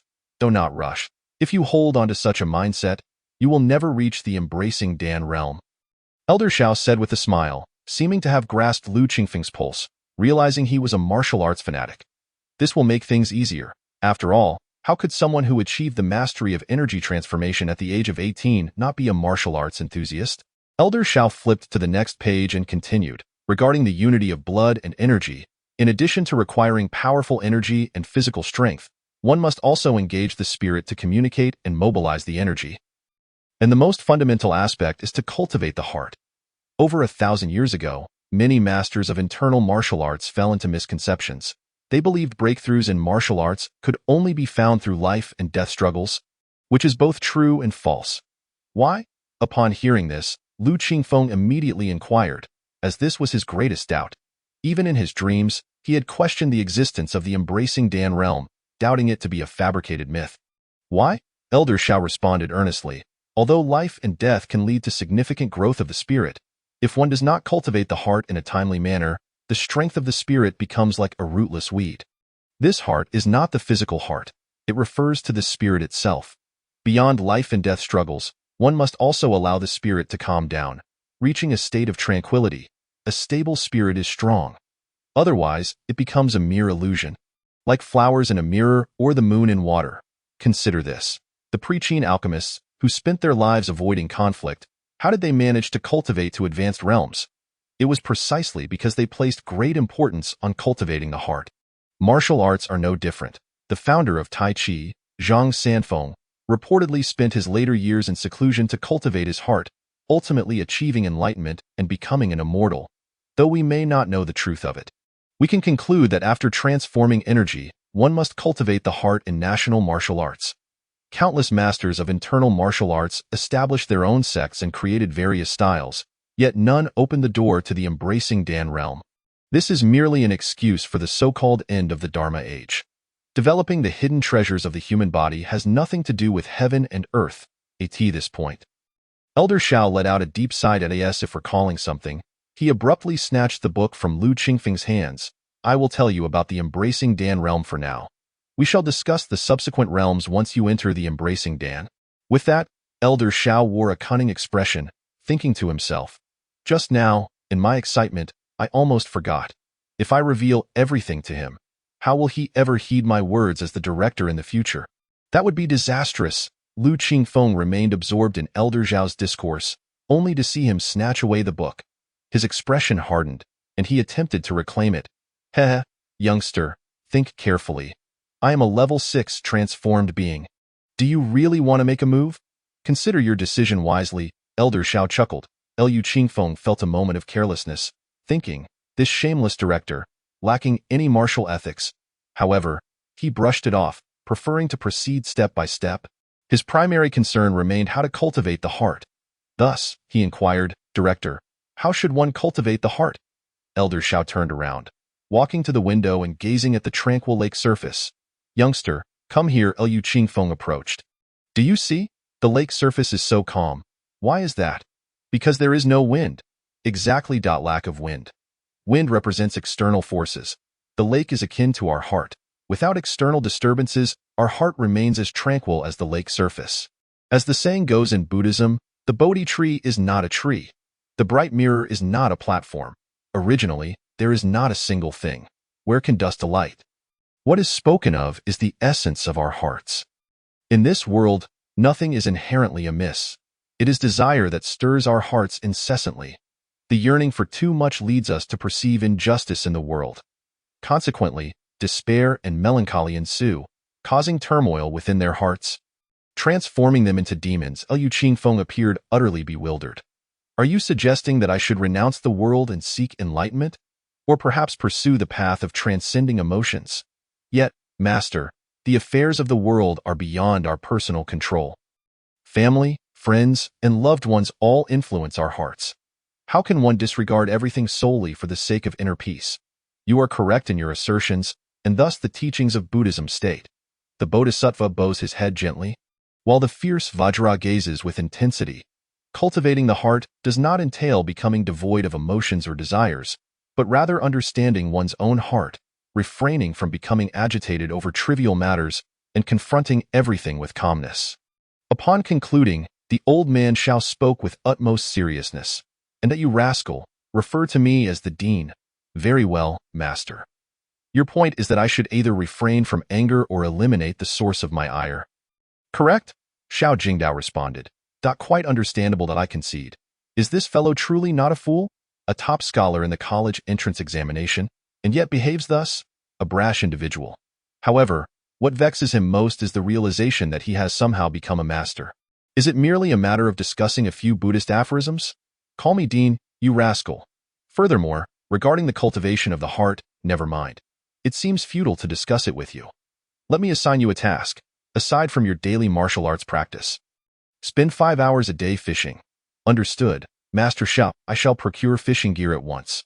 Call me Dean at Master. Liu Qingfeng turned and departed, musing to himself, TCH, Dean? He hardly behaves like one yet. Must I also become a fishing enthusiast? No matter, fishing shouldn't be too challenging. I can simply search for tutorials online later. Yes.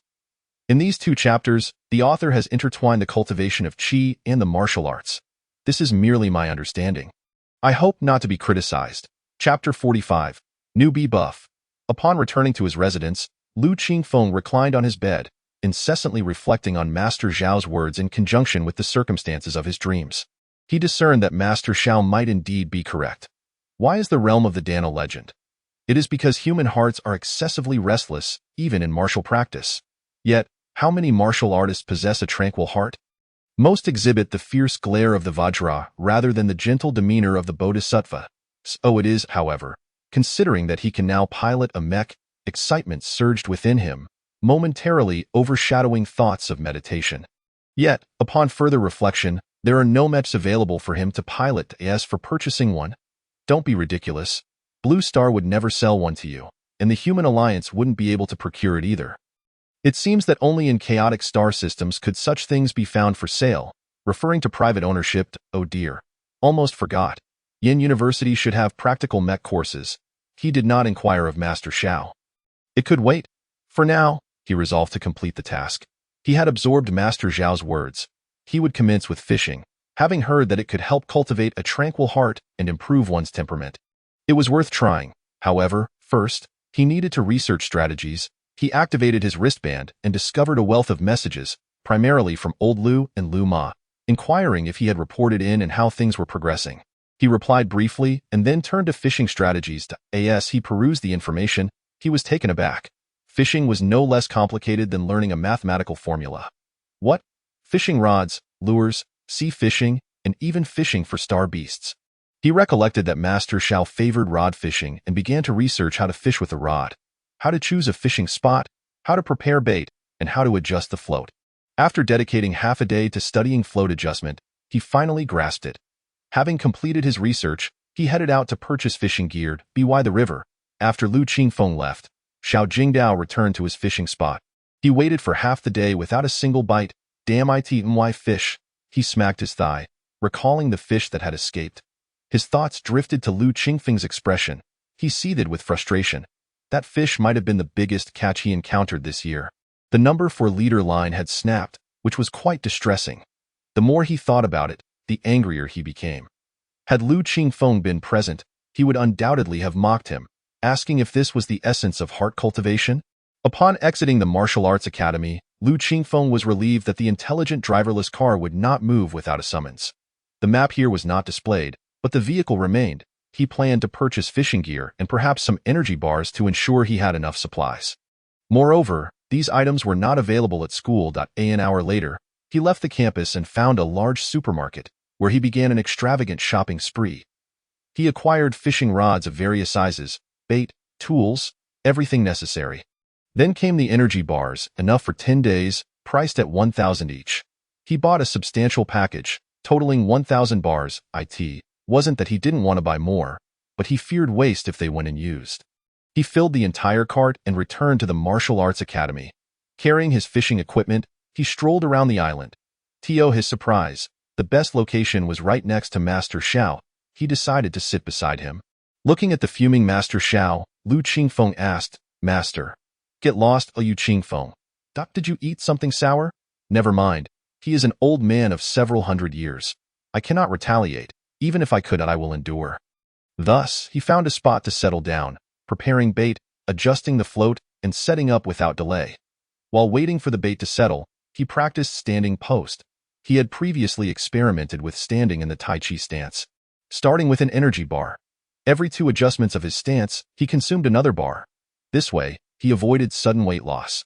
The same applied to his martial arts practice. After a few rounds, he would eat another bar to maintain his state. In doing so, he could conceal the ring's effect. He couldn't avoid practicing martial arts forever. Now that he was at school, although he was the only student this year, who knew if another eager individual might arrive next year? Perhaps even a group. It was inevitable. The island was not vast as for the ring's glow. He had long since turned it off. With an energy bar in his mouth, he began his practice. A white mist enveloped him. Upon witnessing this, Xiao Jingdao's expression grew grave, and then he became exceedingly excited. His lips trembled as he exclaimed, Tai Chi Hunyuan Post. He forgot all about fishing, fixating intently on Lu Qingfeng's every movement. He watched for a full 80 minutes until Lu Qingfeng concluded his practice, exhaling a deep breath that shot forth like a stream. Xiao Jingdao hurried forward, brimming with excitement, asking, "What you practiced just now was the Tai Chi Hunyuan Post? How did you know?" Lu Qingfeng thought to himself, the old man is quite discerning. This is indeed the authentic Tai Chi Hunyuan Post, not some counterfeit. He had only mentioned practicing the 8 extremes fist and Tai Chi. Without detailing his stance practiced it truly the complete form of the Tai Chi Hunyuan Post. Xiao Jingdao inquired again, Why is there a problem? No, none at all. Xiao Jingdao suddenly sighed, turning back to his fishing spot. Lu Qingfeng, how perplexing. Xiao Jingdao could no longer focus on fishing. His heart was in complete disarray. The fact that the Tai Chi Hunyuan Post had a complete lineage still in existence bewildered him. What should he do? Would Lu Qingfeng be willing to share it? If he asked directly, would the young man comply? Traditional martial arts are rarely shared indiscriminately. They are either family legacies or passed down to disciples.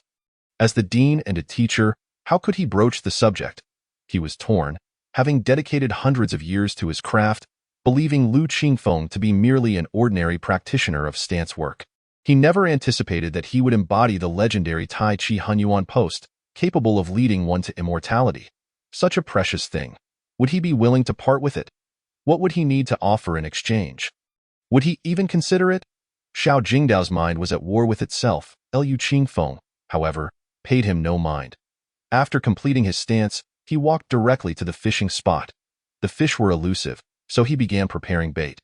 As the fishing masters had advised, following their guidance was undoubtedly wise. With a 9-meter fishing rod, number 7 main line, and number 5 leader line, he aimed to catch larger fish. He had little interest in small fry. Before long, the float dipped sharply. Lu Qingfeng's gaze sharpened. He lifted the rod to strike, and he was in. The line whistled as it was drawn taut. As a master of the transformation stage, playing with fish was child's play for him. Xiao Jingdao, who had been deep in thought, found himself stunned. What the hell did I ponder how to ask him about his stance work? He hooks a sizable fish. Could this be the legendary newbie buff? Watching Lu Qingfeng reel in the catch, he recalled the fish that had escaped earlier, and the thought of how to approach him only heightened his agitation. This kid was his nemesis. After centuries of inner tranquility, he had been thrown into chaos in such a brief time. Lu Qingfeng, oblivious to the turmoil within the old man, felt exhilarated. So this is the charm of fishing. He was enamored as time passed. The fish grew weary, and he readied the net. It was a grass carp. Lifting it, he gauged its weight to be around 36 pounds. Not bad. On the very first day, he could enhance his meals. The lake's water was crystal clear, the quality excellent, ensuring the fish would be delectable. Chapter 46. Do you wish to pilot a mech? He walked a circle around Master Xiao while holding the fish, causing Xiao Jingdao to fume with indignation. Lu Qingfeng was in high spirits, thinking to himself, "You are in the Air Force, while I bring in the big haul. Delightful." Then, Xiao Jingdao stood there, dumbfounded, as he watched Lu Qingfeng continuously hook large fish. Even a newbie buff could not be this outrageous, could it? This was excessive. Are these fish from your own pond or something? Until evening fell, Lu Qingfeng reeled in his line. He lifted the fish net, choosing a particularly plump grass carp to take home, leaving the rest behind. "Mastered, I'm heading back to cook. Are you planning to fish through the night?" Xiao Jingdao huffed. Ignoring him, Lu Qingfeng departed with his catch. Only for Xiao Jingdao's eyes to light up. He immediately shifted his fishing spot to where Lu Qingfeng had been, preparing to wait in the school kitchen. The only consolation was that the kitchen was well equipped, stocked with all necessary ingredients.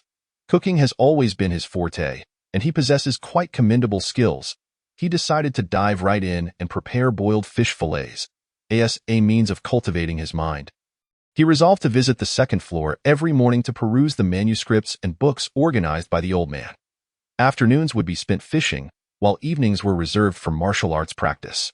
He understood that after cultivating his energy, haste could lead to chaos. Therefore, he needed to adopt a gradual approach and savor the simple pleasures of life. With remarkable speed, he completed his culinary endeavor in half an hour. And the taste was exquisite. It had been a long time since he had savored a proper meal. Satisfied, Lu Qingfeng wiped his mouth and tidied up. Armed with an energy bar, he strolled along the island. Seeking a suitable place to practice his punches, before long, he discovered a spacious area behind the house and decided that this would be his designated training spot. He practiced late into the night, then returned to sleep, forgoing any late-night endeavors. The next day, early in the morning, bang, bang, bang. "Who is it?" "It's me." Lu Qingfeng rubbed his eyes, having been in a deep slumber, but realized that besides Master Xiao, there was no one else around. He opened the door and was taken aback to see Xiao Jingdao with bloodshot eyes and dark circles reminiscent of a panda. "Master, what happened?" "Why?" Lu Qingfeng asked, perplexed. "What do you mean, why?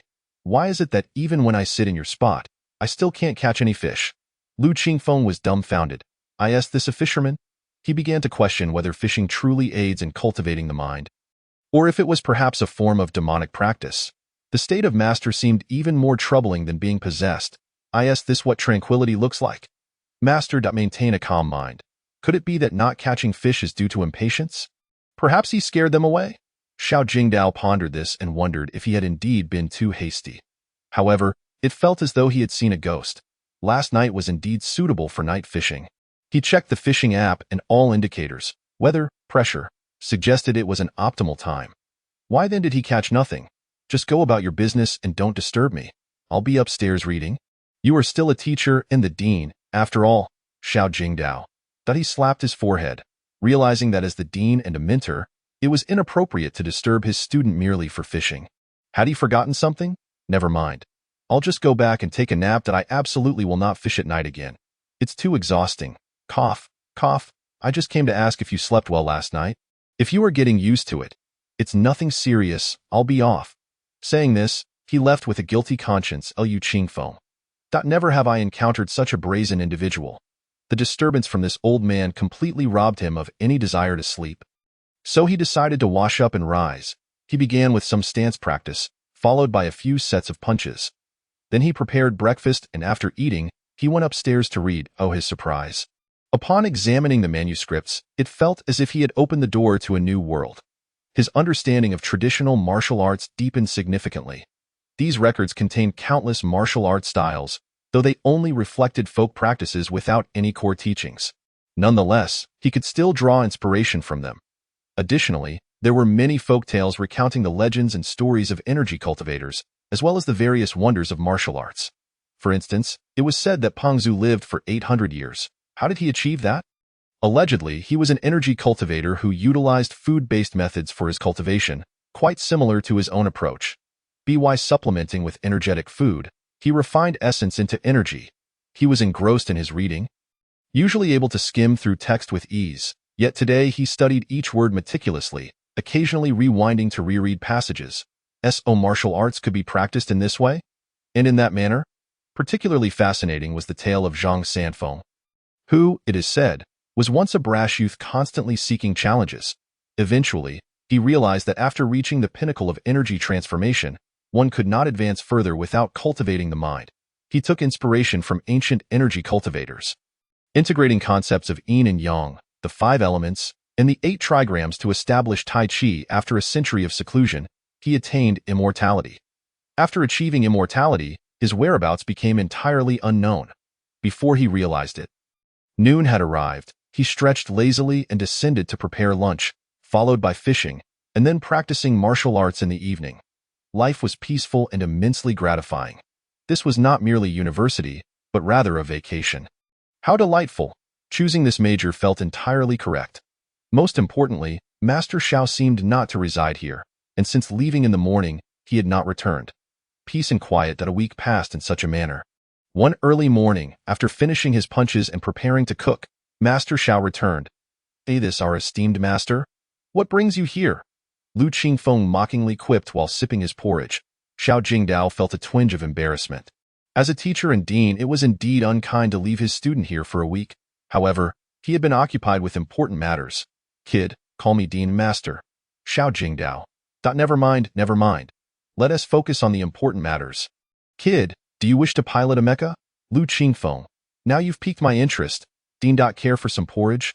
Come, come, I'll serve you a bowl. Lu Qingfeng poured a bowl of porridge and brought it to him, ingratiatingly saying, Dean, when can I pilot a mecha? He had always dreamed of piloting a mecha. Though he hadn't been in a rush, the moment the topic was raised, he certainly wanted to give it a try. Well, let me think about it. Xiao Jingdao took a sip of porridge, then sampled the wild vegetables Lu Qingfeng had prepared that morning, nodding in approval. Not bad, kid. Your culinary skills are commendable. This old fellow? Circumstances have overtaken him, I shall endure. He gazed eagerly until Xiao Jingdao could no longer withstand it and tossed him a card. Go. Head to the third floor. There's a mecha simulation training room. I've been busy designing a network training mecha based on traditional martial arts, much smaller than a real mecha. Moreover, this is linked to the Global Alliance for Competitive Battles. Don't embarrass our National Martial Arts Institute. Show some prowess, and ideally secure a ranking to enhance our prestige. Chapter 47. Controlling the mecha. Holding the card, Lu Qingfeng abandoned his porridge and dashed out the door towards the third floor, casually reminding, don't forget to wash the dishes and tidy up. Xiao Jingdao.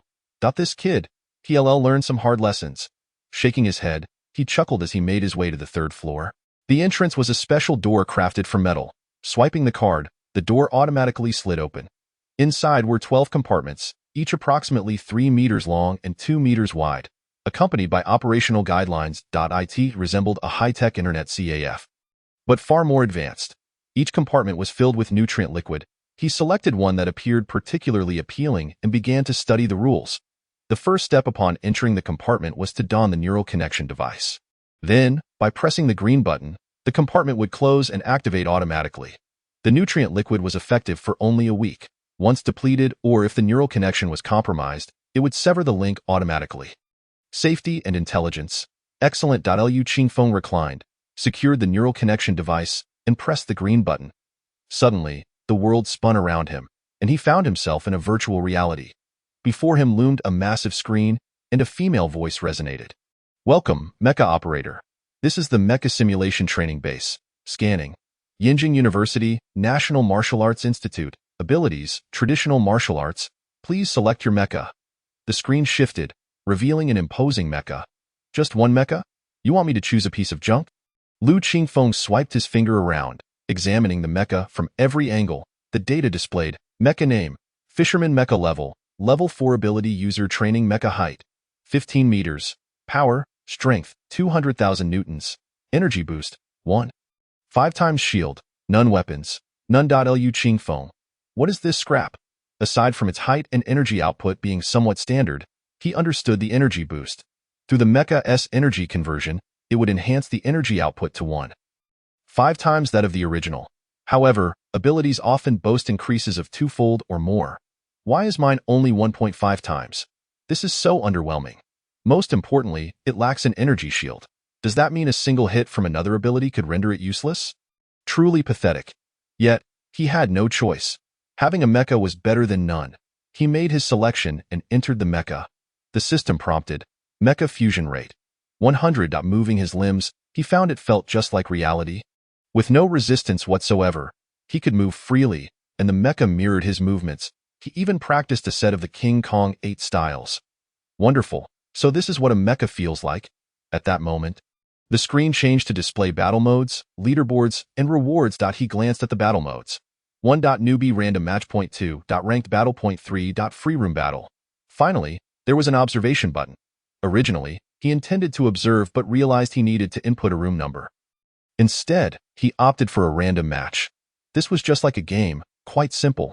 Even if I'm piloting a scrap mecha, I'll still crush you. As the countdown commenced, he was quickly thrust into the game.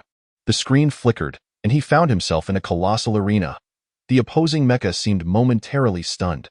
This mecha has no shield and no weapons. How pathetic. The system's countdown resumed. Lu Qingfeng paid no mind to it. his eyes fixed intently on his opponent. As the time expired, he maneuvered his mecha forward with great speed. The opponent snapped back to reality, wielding a long blade that erupted in flames, with a sweep of his left hand. A massive fireball hurtled toward Lu Qingfeng.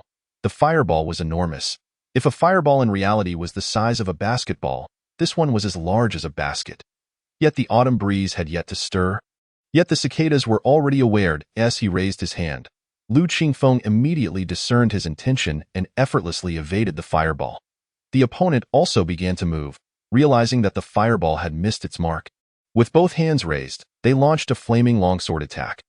This was Lu Qingfeng's first experience using the transformation technique in battle against another. It felt as though he were playing on easy mode, as he could predict his opponent's intentions with ease. Utilizing Baji Quan and its great entangling technique, he maneuvered around the flaming longsword, ensnaring his opponent's arm. With a thrust of his elbow, his energy erupted. Bang! The opponent's shield trembled, instantly weakening significantly. Continuing on, Baji Quan was inherently a close combat style. As one advanced, so too did the other. There was no retreat in their exchanges. Engaging relentlessly, his opponent was soon left dazed. Utterly incapable of countering, boom. The shield shattered, followed by a fierce strike akin to a tiger climbing a mountain. KO. The two characters appeared. Victory. He then exited to the countdown screen. Before long, Lu Qingfeng found himself back at the selection interface. Reflecting on the battle, he realized the mech's shield was truly insufferable. The energy could not penetrate the shield. He had to break the shield first to inflict damage upon the mech, which was quite vexing. Furthermore, he found his opponent rather dull. Clumsy in their movements, and aside from their formidable abilities, their speed was quick yet their operations were sluggish and cumbersome. For him, even without employing the transformation technique, he could easily send this dim-witted opponent scurrying. What challenge could a non-evading simpleton pose? He mused that if all opponents were of such caliber, he could easily take on 10 after some contemplation. He opened the leaderboard. First place, Catastrophe Legion, Destroyer, Supreme Champion, 95-27 points. Second place, Apocalypse Legion, Savior, Supreme Champion, 93-66 points. Third place, Arctic Bear Legion, Explosive Bandit, Supreme Champion, 88-88 points. Fourth place, Flying Eagle Legion, Interstellar Policeman, Supreme Champion, 87-99 points. Fifth place. Seventh place, White Tiger Legion, Time Assassin, Supreme Champion, 77-77 points. As Lu Qingfeng perused the rankings, he realized it was akin to a gaming leaderboard. The mech simulation training base primarily catered to level 4 to 6 ability users. As for level 7, that was a joke. Who would train here at that level? Lu Qingfeng knew that the mechs in the top ranks were undoubtedly level 6. He was but a level 4 novice. He glanced at his own information. Yinjing University, fishing enthusiast, unranked. It seemed he needed to ascend. Then he looked at the rewards, and his eyes widened in astonishment. It was all money. He was currently quite the money enthusiast. He feared not having enough funds. He was still worried about squandering his resources at the National Martial Arts Institute. To his delight, he discovered that rankings could indeed yield financial gain. This was exhilarating. According to the rewards established by the Human Alliance, level 6 ability users in the top 10 receive a choice of S-rank ability formula or an equivalent monetary reward. Chapter 48 Ranking Battle. Supreme Champion Rank Rewards. A-rank self-selected ability formula or Federation currency. Master Rank, B rank, Diamond Rank, C rank. Level 5 ability users in the top 10. Reward of 2 self-selected S-rank ability formulas or monetary compensation. Along with a silver medal, Supreme Champion. Reward of S-rank ability or currency, and a bronze medal Master, A rank, Diamond, B rank, Platinum, C rank. Level 4 ability users rewards. Top 10. 3 self-selected S-rank ability formulas or monetary rewards. Gold medal, Supreme Champion. 2 S skills, Silver medal Master, 1 S, Bronze medal Diamond, A rank, Platinum, B rank, Gold, C rank. Note: the top 3 must receive Gold, Silver, and Bronze medals. Ability formulas and monetary rewards require stable ranking for 1 month. Medal rewards are based on final seasonal rankings. Lu Qingfeng was aware that medals were notoriously difficult to obtain. The Human Alliance Contribution Medal represented unparalleled honor and status. Wearing a medal would command respect wherever one went.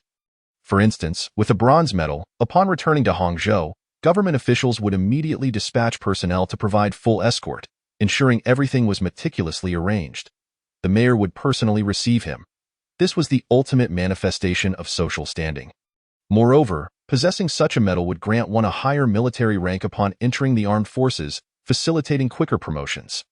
Yet, the difficulty of obtaining such a medal was readily apparent. How could a level 4 mech master contend among a host of level 5 and 6 opponents? The challenge was nearly insurmountable. The simplest path would be to reach level 6 and secure a spot in the top 3. However, upon glancing at the scores of the top 3, the fierce competition was evident. Surpassing levels was indeed daunting.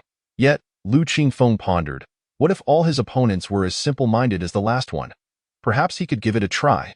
Reflecting on his earlier excitement in piloting the mech, he recalled a system notification, Mech Fusion Rate 100.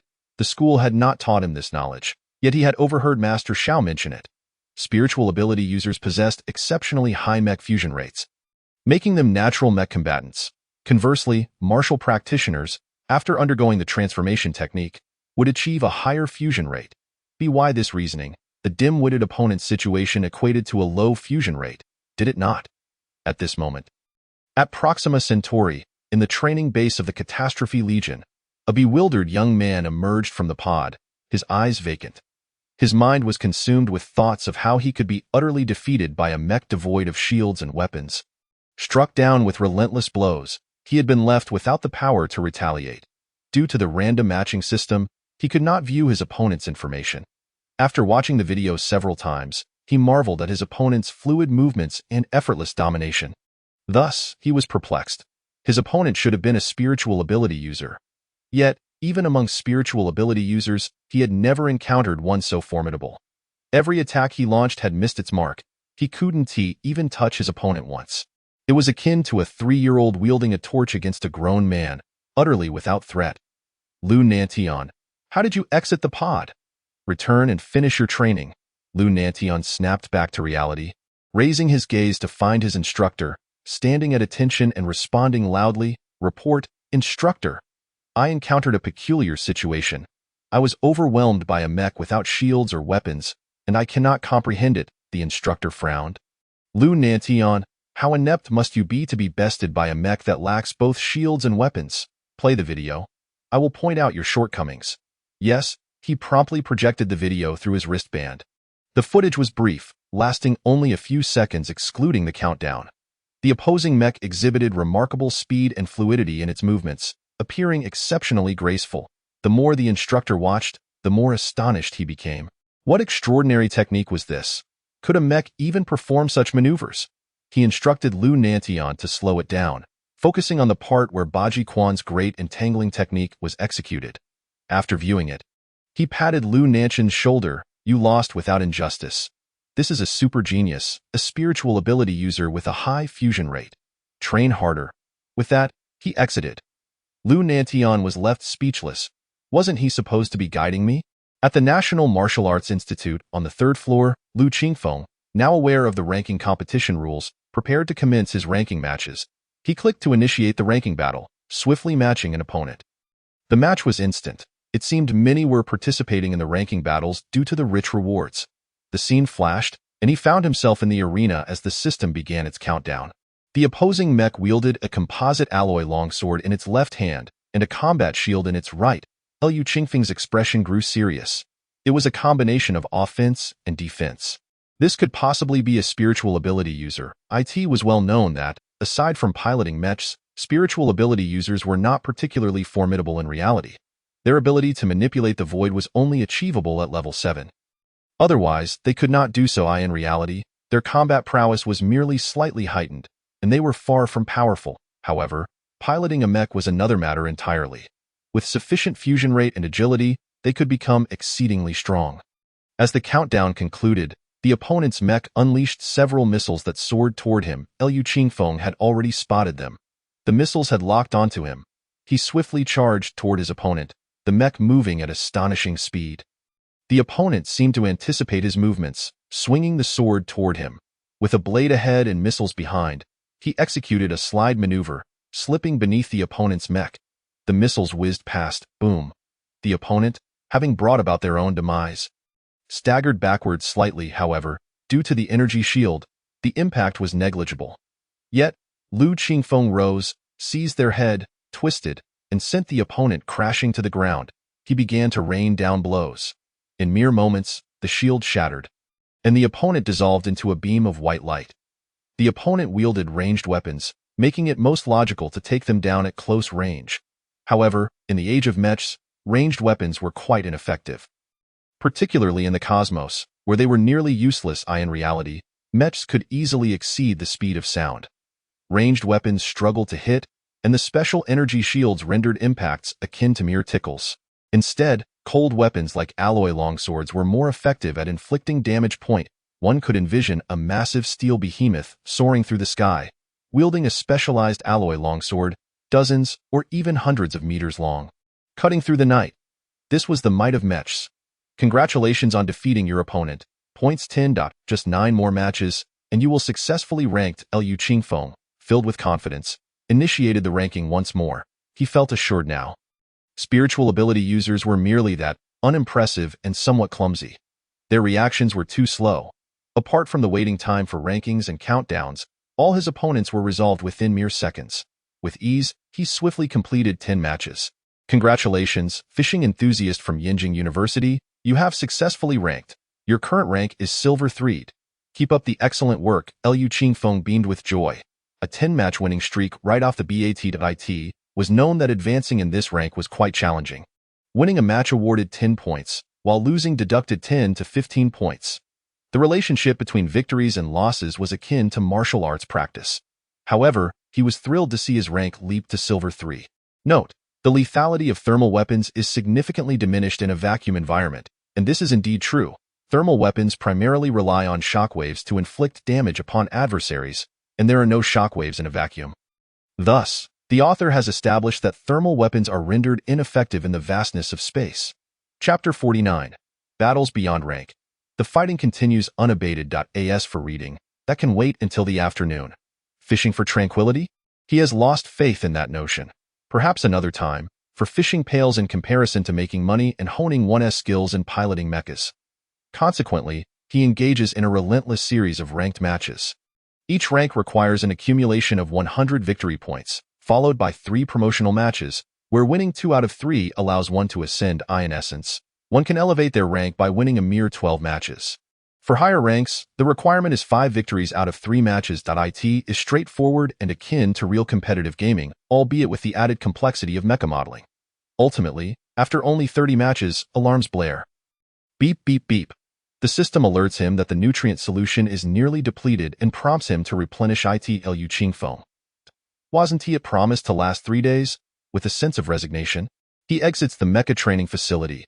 Upon opening the pod, he finds, indeed, the nutrient solution has run dry.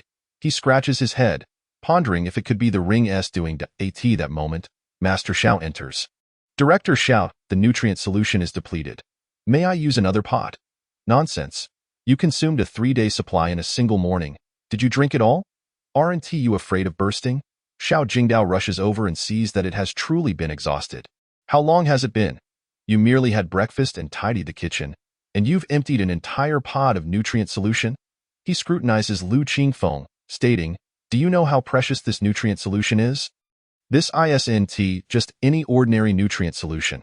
It's one that can replenish one's spirit. You want to use another pod? Let me tell you, that's out of the question. Under normal circumstances, as a level 4 Esper, you are entitled to only 2 pods per month. Other newcomers can train with a pod for an entire month. Yet you manage to consume an entire pod in less than an hour. Figure it out on your own. Lu Qingfeng feels somewhat embarrassed, suspecting that the ring might be at fault. He also wonders if his frequent use of energy perception to swiftly defeat opponents has led to excessive spirit consumption, resulting in the rapid depletion of the nutrient solution. Director, I'm the only student here. Look, there are 12 pods. Won't the nutrient solution become ineffective if left unused for too long? No, it has a shelf life of 100 years if not opened. But now I'm the only student here. Let us make the most of it. Please allow me to use it. I was just getting into the swing of things. Oh? Enjoying yourself? How many matches have you won? Are you sure you're not being humiliated? Xiao Jingdao is well aware that due to time constraints, the mecha model is not yet complete. What are you talking about? Losing, being humiliated. Old man Xiao. Let me tell you, I haven't lost a single match. Xiao Jingdao looks at him skeptically, disdain evident on his face. Kid, you're boasting without any basis. You expect to win every match in your first time piloting a mecha? He knows that this mecha lacks shields and thermal weapons. Winning? That is a fantasy. If it weren't for wanting this kid to experience some hardship and temper his arrogance, he would have waited until the mecha was fully complete before allowing him to train here. Don't you believe me? Then watch the video. With that, Lu Qingfeng activates his wrist device, projecting his battle footage. Go ahead and watch. Xiao Jingdao thinks to himself, let us see you get humiliated. That should brighten my mood a bit. Hehehe. 10 minutes later, Xiao Jingdao looks at Lu Qingfeng as if he has seen a ghost. Why are you staring at me? Lu Qingfeng steps back, warily stating, listen, Master Xiao, you need to stay calm and not act impulsively. It's just a few victories. Tell me, what's your fusion degree? Xiao Jingdao suddenly asks seriously. Fusion degree? On point 100, as the system indicated. What? Is that for real? Xiao Jingdao's expression shifts to one of shock and disbelief. Come on, Do you think I'd lie to you just to get a treat? The nutrient solution isn't even available to me. Ha ha ha ha. Xiao Jingdao bursts into a maniacal laugh. It's true, it's true. I wasn't mistaken. You all were. Lu Qingfeng. This old man can't be going off the deep end again, can he? Lu Qingfeng, from today onward, feel free to use as much as you want. Ha ha ha ha. However, you might want to hold off on ranked matches for a bit. I'll hurry them along to ensure your mecha is perfected. Really? I can use it freely? Absolutely. Use as much as you want. You're the only student in our academy. After all, if I don't let you use it, then who else? You said it. No takebacks. Also, the mecha is just fine as it is. I'm quite comfortable with it. So I'll continue. After saying this, Lu Qingfeng enters another pod. Leaving Xiao Jingdao standing alone, a slight smile playing on his lips, he thinks to himself, old fellows, you truly underestimated this one. A 100 fusion degree is unprecedented. I can only imagine how powerful Lu Qingfeng will be when piloting a mecha among the stars. With foresight and the ability to maneuver freely, he will be an invincible force. He decides to remain seated and observe how long it takes this lad to exhaust the nutrient solution. Sure enough, less than an hour later, Lu Qingfeng emerges again. Seeing that the old man hasn't tea left, he shrugs him off and swiftly enters another pod. He has already reached Gold 2 rank without losing a single match. His opponents are all just easy targets. If not for the monetary gain, he would find it rather dull. After a series of matches, most ending in mere seconds, he leaves his opponents utterly bewildered. Soon, he is faced with the promotion match to Platinum. Winning 2 consecutive matches, he finds himself on the brink of promotion. This final match is crucial. If he wins, he ascends to Platinum and earns a B-level Esper formula reward, which is exceedingly valuable. Converted to currency, it would be immensely satisfying. Just thinking about it excites him, and he hurriedly begins. This time, he has to wait a bit longer, a full 10 minutes. The screen flashes, and he enters the arena. The countdown begins. Lu Qingfeng notices that the opposing mecha towers over his own considerably. His is 15 meters tall, a level 4 mecha, while the opponent's is at least 30 meters high. A level 5 mecha. It's essential to note that these are training mechas, specifically designed to be smaller. In reality, mechas are at least 100 meters tall. After all, what can a mecha standing only a few meters tall achieve in the vastness of space? Is it merely going to scratch a warship? Lu Qingfeng steels himself. If he could shatter a level 4 mecha with 10 punches, defeating a level 5 mecha would likely require dozens, if not more. The opponent looks momentarily stunned. A level 4 mecha without shields or weapons. Is this an easy target? After a recent string of losses, could it be that the system is offering a freebie? A level 4 mecha is one thing, but a small one at that. As the countdown ends, the opposing pilot swiftly swings their hand, conjuring a massive wave that rushes toward Lu Qingfeng's mecha. Instantly, they raise a long knife, which spins rapidly, cutting through the air and creating a vacuum. Enhanced by water-based abilities, this blade is all the more lethal. Lu Qingfeng's gaze sharpens as he swiftly maneuvers around the massive wave. Closing the distance quickly to him, the opponent appears rather slow, unable to fully utilize the mecha's speed and agility. Once close enough, he seizes the opponent's arm, executing a shoulder throw with effortless grace. You think being larger gives you an advantage? Lying down negates that. Boom. The opponent crashes to the ground, and Lu Qingfeng raises his fist, delivering a rapid barrage of strikes, his energy surging violently. The opponent, dazed, only realizes their predicament as their shield nears destruction. Size may confer strength, but they are not on the same level. As he retreats, Lu Qingfeng knows he cannot afford to be overconfident. Taking advantage of the opponent's momentary disorientation, he initiates the 8 Extremes Fist. Iron Mountain Smash, boom. The opponent falls once more, receiving another onslaught of strikes. Pop, the shield shatters, and in just a few blows, the opponent dissipates into white light. Chapter 50. The Secrets of the Mecha, Part 1. Congratulations. Lu Qingfeng from Yinjing University, you have been promoted to Platinum rank. Beep beep beep. The system alerts him that the nutrient solution has been fully depleted and advises him to exit the pod to avoid unnecessary harm. With a resigned expression, Lu Qingfeng opens the pod and steps out. No nutrient solution left. Upon seeing the pod opened, Xiao Jingdao furrows his brow and inquires, "You can't blame me. It's likely due to the rapid spirit consumption." Lu Qingfeng shrugs, exuding a nonchalant air. Xiao Jingdao, still frowning, mutters to himself, "Something feels very off here." Suddenly, he slaps his thigh. "Aha! I've got it. A complete spirit, with the foresight to anticipate opponents, will indeed consume more rapidly." "Yes, that must be it." Lu Qingfeng nods in agreement, entering another pod as he speaks. "Director, figure it out, I'll keep going." Xiao Jingdao waves his hand and activates his wrist device to make a call. "Old Wang, send me some of that high-concentration nutrient solution. Not a chance that's reserved for Mecha Masters of rank King and above. What do you need it for? Don't concern yourself with that. Just send it. Not happening. Are you certain?" "Absolutely and without a doubt." Suddenly, Xiao Jingdao starts chuckling mischievously, causing Old Wang in the video to shudder. "Oh? You want to send it? Huh? I might just have a chat with Old Li. You've been neighbors for hundreds of years. Haven't you? 300 years. Fine. I'll send it to Yinjing University. You win this time, but don't think I'll forget this ancient grudge." After hanging up, Xiao Jingdao wears a sly grin, thinking, although this kid claims he doesn't want shields or weapons, I can't let him go without them. What if he faces a master? Students, it seems that no one has ever received a medal at school, which must indeed be a sight to behold, right? At that point, my martial arts institute will surely take off. Those old fellows who have looked down on me for centuries. Just wait. Soon, you'll be begging me to enroll your family's offspring in the martial arts institute. Just the thought is exhilarating. What do they say? 300 years on the east bank of the river. 300 years on the west bank. Do not underestimate the elderly and impoverished. The more I think about it, the more elated I become. So I hurriedly called to urge them to hasten the completion of the fishing mech. At noon, Lu Qingfeng emerged from the last pod. He was feeling quite dejected. It wasn't that he had lost, but rather that his opponents were becoming increasingly formidable.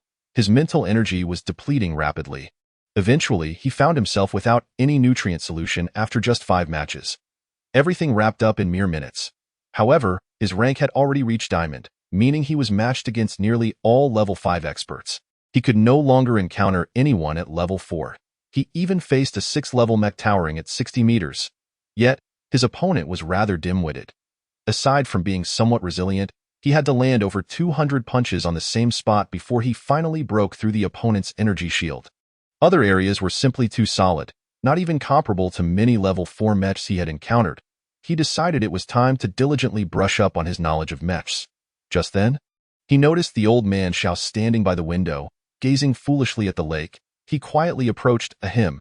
"Xiao, director, what is so amusing?" Xiao Jingdao jumped in surprise and retorted, "You kid, can you walk a bit more quietly? I know you can tread snow without leaving a trace. That is impressive enough. No need to show off. I thought you saw something entertaining? Nothing amusing, and you're out of nutrient solution again?" Lu Qingfeng shrugged. "It's all gone." "Well, you'll have to wait a few days. I've managed to get you something good. Arriving in a few days, just in time for the folks over there to complete your mech model." "Good stuff?" Lu Qingfeng inquired with curiosity. "What good stuff?" "You'll find out then. By the way, kid, it's noon. Hurry up and make lunch. You've consumed so much of my nutrient solution. You ought to show some appreciation." "Don't you think?" Lu Qingfeng nodded.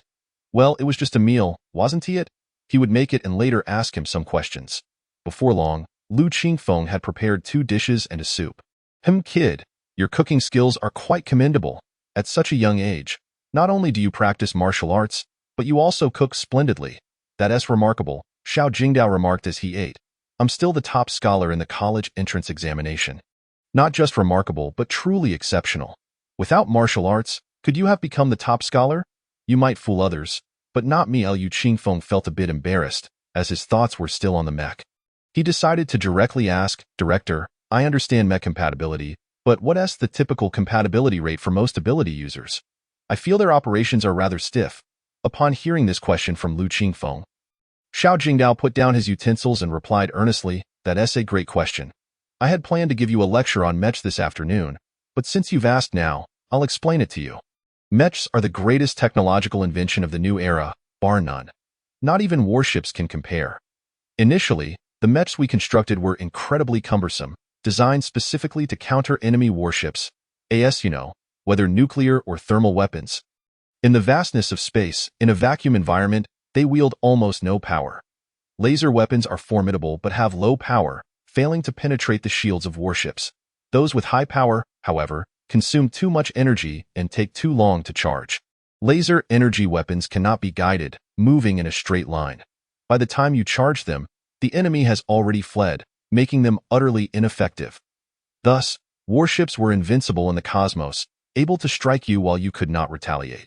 This led to the development of later mechs, massive machines equipped with superalloy blades, which, being non-energy substances, could ignore energy shields and inflict damage on space warships with a single strike.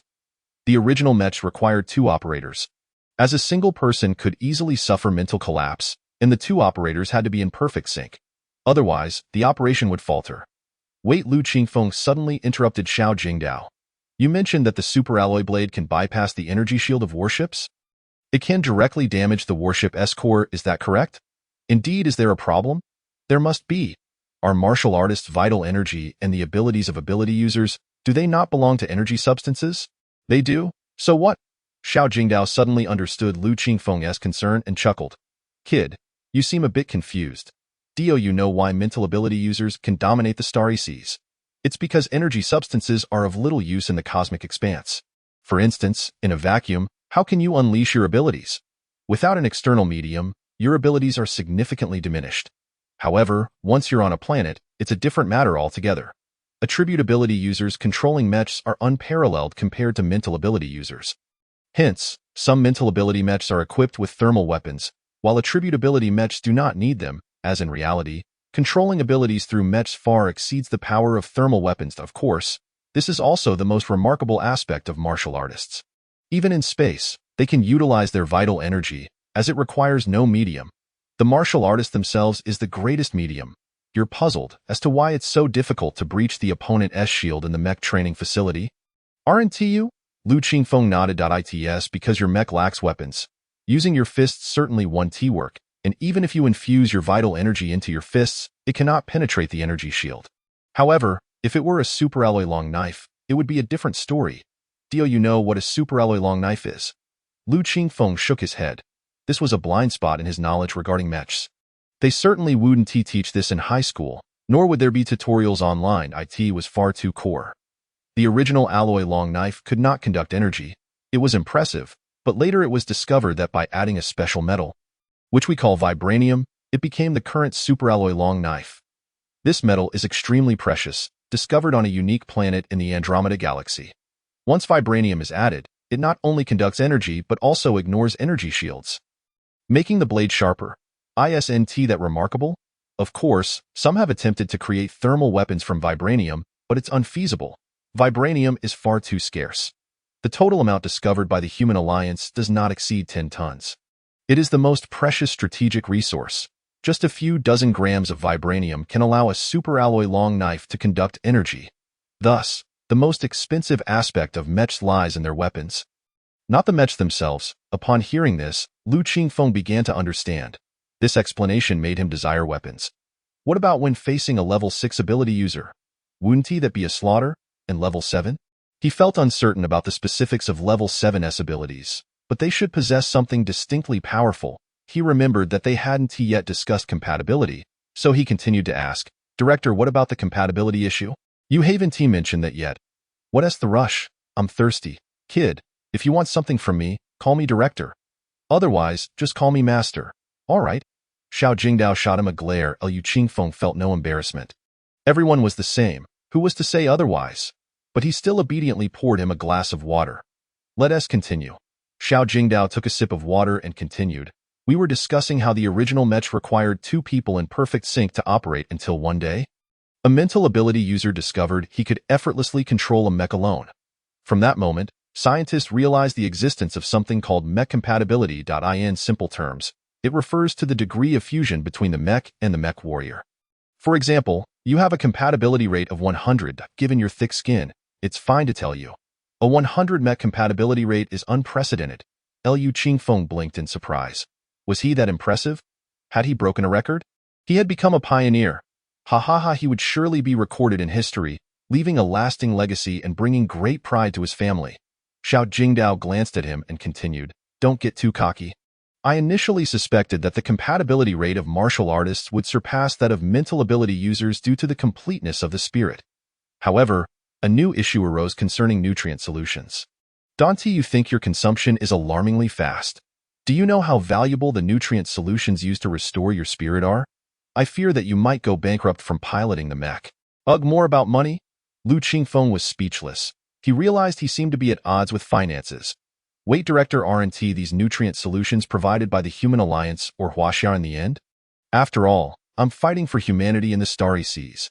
Surely I can't be expected to pay for it myself, right? You're correct. Under normal circumstances, the mechs are provided by the Human Alliance. And since you're fighting for humanity, the supplies are naturally covered by the official channels. However, Xiao Jingdao grinned. Did you know that a powerful battle mech warrior, upon reaching a certain level of merit, can retire and enter the reserve forces with the mechs belonging to them? By then, can you afford to maintain it? Unless you commit to never retiring, which is an impossible endeavor given the arduous and perilous nature of being a mech warrior. How is it arduous? How is it perilous? Upon hearing this, Liu Qingfeng felt a surge of anxiety. His mother was out among the stars. How could he not be concerned? The mech warriors possess unparalleled abilities. Tasked with traversing the cosmos to confront various enemy warships, they must also engage in battles on planets, facing diverse races, monstrous creatures, and treacherous environments, where combat is exceedingly brutal. Consequently, there is an acute shortage of mech warriors, necessitating constant replenishment. However, in the name of humanitarianism, some individuals who have earned sufficient merit are permitted to retire and join the reserve forces. At this point, Xiao Jingdao sighed. The current state of affairs in the cosmos is increasingly complex. Chaotic star systems and intelligent beings are beginning to conspire with extraterrestrial races, intent on extinguishing humanity. Young man, when you venture into the stars, remember this. Those not of our kind will harbor different intentions. Liu Qingfeng nodded, yet his heart remained heavy with concern. Enough of these distant matters. Just remember that the peace we enjoy at home is the hard-won sacrifice of countless heroes fighting valiantly on the front lines. Liu Qingfeng nodded again. The school had been reiterating this sentiment, and he understood. The cosmos is teeming with various races, and war is an unavoidable reality for survival. Humanity is destined to sacrifice a significant number of ancestors to secure today's tranquility. Now, let us return to the matter of mech integration. Achieving a 100 integration rate is something I never anticipated. We predict that if a mech's integration rate reaches 100, then you truly become one with the mech, capable of commanding it at will. Such a mech warrior would be extraordinarily formidable. Do you know what the highest known integration rate among humans is? Liu Qingfeng shook his head. It belongs to the newly established Disaster Legion, led by a commander whose mech boasts an astounding integration rate of 72. This is currently the highest known integration rate among humans. In contrast, a typical psychic ability user achieves an integration rate of around 60. For attribute-based ability users, reaching level 4 grants them a 30 integration rate, allowing them to operate a mech independently. Most attribute-based ability users do not attain high integration rates. They primarily rely on their abilities in combat. The highest, the Emperor of Fire, has an integration rate of merely 68. Ordinary attribute-based ability users often find themselves hovering around a 50 integration rate throughout their lives. Do not underestimate the significance of this integration rate. Even a single percentage point can create a vast disparity. At a critical moment, you may find yourself unable to react swiftly, leading to your demise. Liu Qingfeng nodded, understanding the wisdom in the adage that a minor deviation can lead to significant consequences. P.S. The concept of mechs here is inspired by those in Pacific Rim. The initial mechs bear resemblance to those depicted in the film, which I recommend watching for those unfamiliar. Chapter 52. A Relentless Advance. You have witnessed the mech training base. Do you not find their operation rather clumsy? Liu Qingfeng nodded. Not merely clumsy, they resemble mindless geese. But did you know that the mechs in the training base have been significantly simplified? The real mechs are far more challenging to control. After all, even the smallest mechs stand at a height of over 100 meters and weigh more than 3,000 tons. Maneuvering such a colossal machine with agility is an exceedingly daunting task. Moreover, what you may not be aware of is that only those who achieve a diamond rank in this training base can apply for real mechs, and even then, there is no guarantee of being allocated one. Your win rate must exceed 65 to qualify for mech allocation, and that's only if you join the military. Alternatively, you might become a mercenary for a corporation or a family, though I would not recommend that. Liu Qingfeng shook his head, expressing no interest in joining a family or corporation. His dream was to enlist in the military, to battle across the starry seas and expand humanity's frontiers. His idol was the famed Han Dynasty General Huazubing, who vanquished the Xiongnu and galloped across the sea, establishing his legacy. That's all for today. Make sure to practice your martial arts diligently. Strive to reach the Dan realm within 4 years, and then you can join the military and be equipped with more advanced mechs. Upon finishing, Xiao Jingdao stood and left. Don't forget to wash the dishes. Liu Qingfeng thought to himself. This old man expects me to cook and wash the dishes? Well, I suppose I'll just consider it a fee for his lecture. Wait a moment, I am at school. Isn't this his responsibility? After tidying the kitchen, he promptly called his mother. Xiao Feng, do you miss your mother? Lu Ma, clad in military attire, smiled with elegance. She was genuinely delighted that her son had taken the initiative to call her. Mom. Today, the teacher mentioned that being a mech warrior is perilous in the cosmos. And I'm a bit worried about you, Liu Qingfeng stated directly. There was no need for him to be coy with his own mother. Nonsense. Your mother is a royal mech warrior, part of one of our nation's 4 oldest elite legions. The Zhuke Legion. What danger could I possibly face? If there is any danger, it is from those extraterrestrial beings, and those damned sentient machines. Enough of that. Just know that your mother is safe. How have you been? Are you adjusting well at Yin University? You seem to have lost weight. Make sure to eat well and don't be stingy with your money. Stop. Mom, the weight loss is due to my martial arts training. Just be mindful of your safety. Both I and Lao Lu are waiting for you. That's all. I'm hanging up now. After ending the call, he began to fret. While he found Lu Ma's nagging somewhat bothersome, he missed her dearly. After the call, he ascended to the 2nd floor to read. For martial arts was his primary focus, he aimed to reach the Dan realm, as mastering mech control might improve his performance and reduce the wear and tear on his body. After all, achieving the unity of qi and blood to form the Dan would help preserve his vital energy. Due to the lack of nutrient solution, he had refrained from ranking matches for several days and began a systematic training regimen. On the 4th day, the old man Xiao entered the 2nd floor, excitedly carrying a metallic box. Kid. Come. Your good fortune has arrived. Ha ha ha. What is it? Liu Qingfeng set down his book. Come, let us head to the 3rd floor. Xiao Jingdao thought for a moment and then pulled him along. Upon reaching the 3rd floor, Xiao placed the box on the ground, touched a hand ring to it, and opened it. Inside were 4 elongated green items. Xiao Jingdao picked one up and asked, Do you know what this is? Liu Qingfeng shook his head, genuinely perplexed. This is a nutrient block used by royal mech masters. These should be placed in the mech's nutrient chamber. To use them for ourselves is truly a waste. Kid, just this one piece is worth 10 million. Liu Qingfeng gasped. Indeed, it was exorbitantly priced. With this, he likely would not exhaust it quickly. Take it. It's for you. Xiao Jingdao handed him the entire box. 4 pieces, valued at 40 million. Liu Qingfeng stared at the old man, astonished by his generosity. Such a lavish gift. This is 40 million, not 4,000. He felt a genuine wave of gratitude. Thank you, Director Xiao. Kid. No need for thanks. Just remember to place the nutrient block in the nutrient chamber, and it will dissolve on its own. 1 piece should suffice for a while.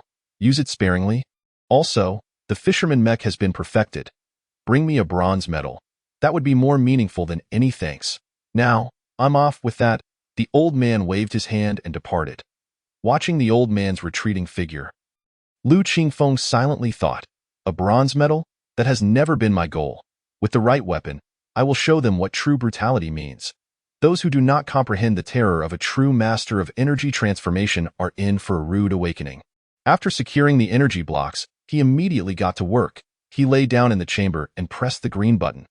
The scene shifted, and he entered the training base.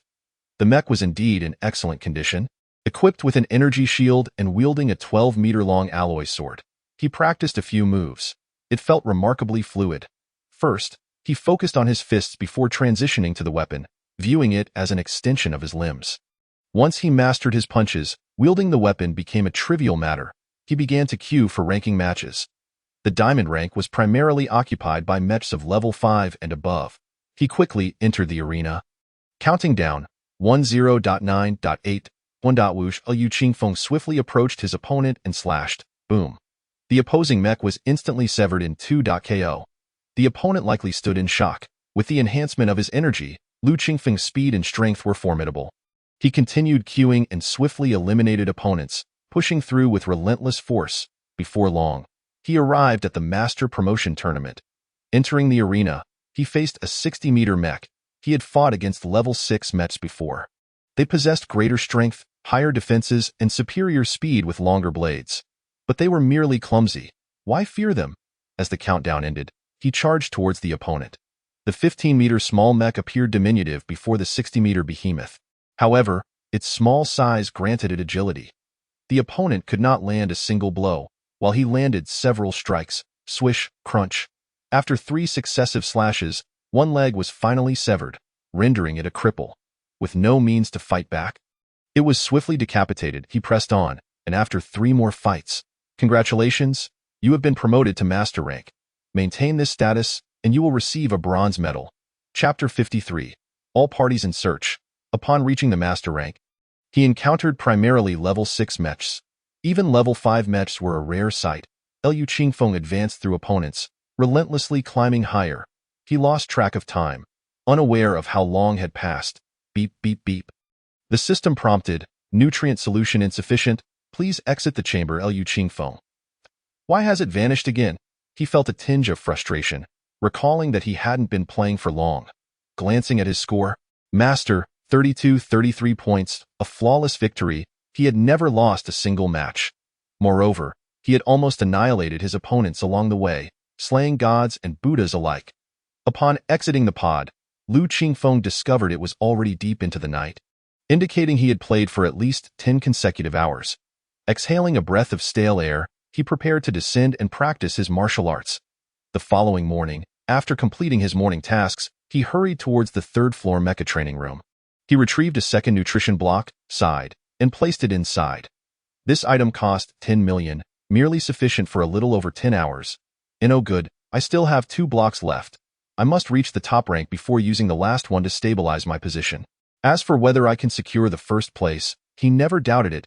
A group of dimwits. What is there to fear? He noted that the lowest score among the top 10 was 7,000 points. The top 200 would qualify for the strongest king rank, with the lowest score being 5,000 points. Currently, he had 3,233 points, with a 10-point gain per match, as long as the matchmaking time was swift enough. It wouldn't take long. As for mecha training, he found it increasingly meaningless. His physical agility in reality matched the mecha's fluidity.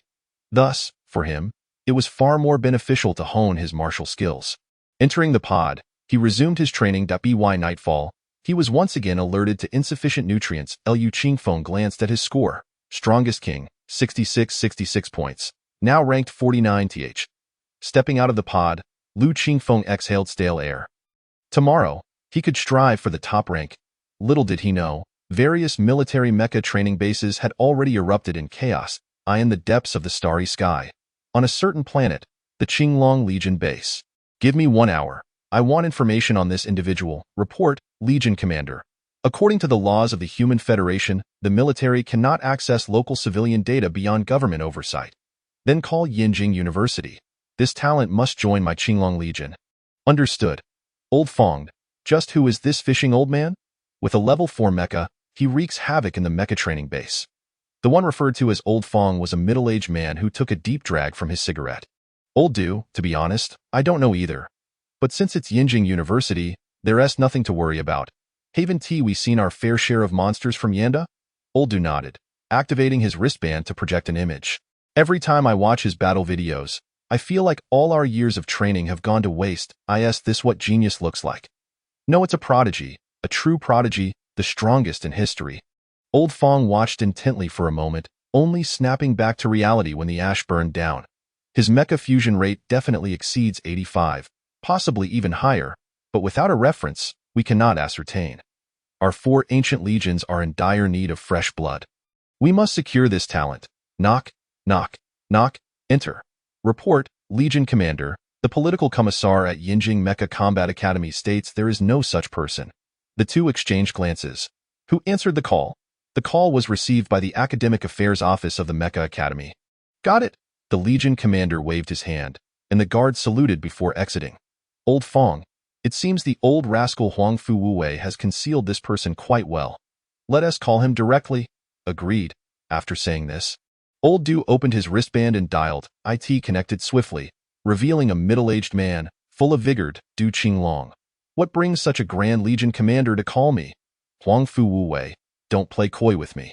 I am sure I'm not the only one calling you today. I refuse to believe other legions, families, or consortiums Haven T reached out. You Old Du, still the same, always joking. You must be here regarding this fishing old man, right? If I told you I genuinely don't know of this person, would you believe me? Stop your nonsense. How could you Yanda people not know? You're not trying to keep this talent for your own family's consortium. Are you? I assure you, that's out of the question. You Old do fine. It's pointless to reason with you hillbillies. Regardless, I'll tell you, I don't know who this fishing old man is. We are also searching for him. Believe it or not, with that, he hung up the Yinjing Mecha Academy. In the president's office, Huang Fu Wuwei rubbed his temples, overwhelmed with headaches. Late at night, he had intended to leave work, but the calls had not ceased. All inquiring about this individual known as the fishing old man, he wanted to know too. After checking his Mecha Academy records, he found no trace of the person. Suddenly, a thought struck him, and he muttered, could it be? No way, absolutely impossible. He stood up, pacing back and forth, murmuring to himself, it should be? It shouldn't be. Forget it. I'll just go see for myself. It's been a while since I last saw that old fellow Xiao Jingdao. It wouldn't hurt to pay him a visit. Resolute, he headed downstairs, hopped into a car, and made his way to the National Martial Arts Institute. As he searched for directions, he was met with failure. Please manually input the address. Damn, I forgot this place doesn't have a map. So, he opened his wristband to share map information. The vehicle sped towards the National Martial Arts Institute. After about an hour, he arrived at his destination. This place is really far, Huang Fu Wuwei grumbled, gazing at the pitch-black National Martial Arts Institute, when suddenly he heard a roaring sound of energy from behind a building. Curiosity piqued, he approached slowly. From a distance, he observed a blurred figure practicing a peculiar martial art. The individual moved with strange footwork, slowly at first, then suddenly unleashing a rapid-fire punch, the sound of fists cutting through the air creating sonic booms. This is a sense of foreboding washed over him. Could it be that the old rascal Xiao Jingdao has succeeded?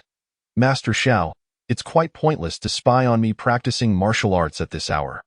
The young man abruptly addressed him, halting his movements. Such keen intuition, considering the distance was over 100 meters and it was night.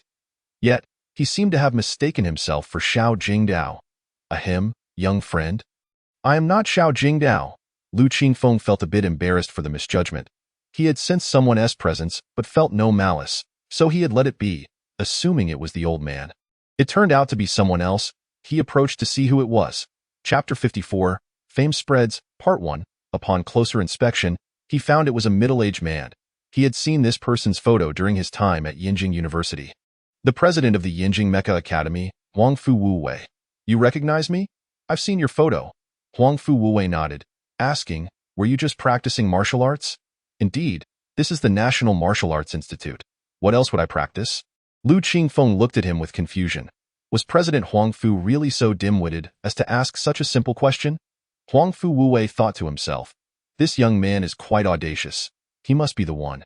An audacious fellow is good. The old man Xiao Jingdao is bound to have his hands full. Where is President Xiao? I need to discuss something with him. Not sure. After saying this, Lu Qingfeng turned to head to his residence. Huang Fu Wuwei was left speechless. This young man certainly had a personality.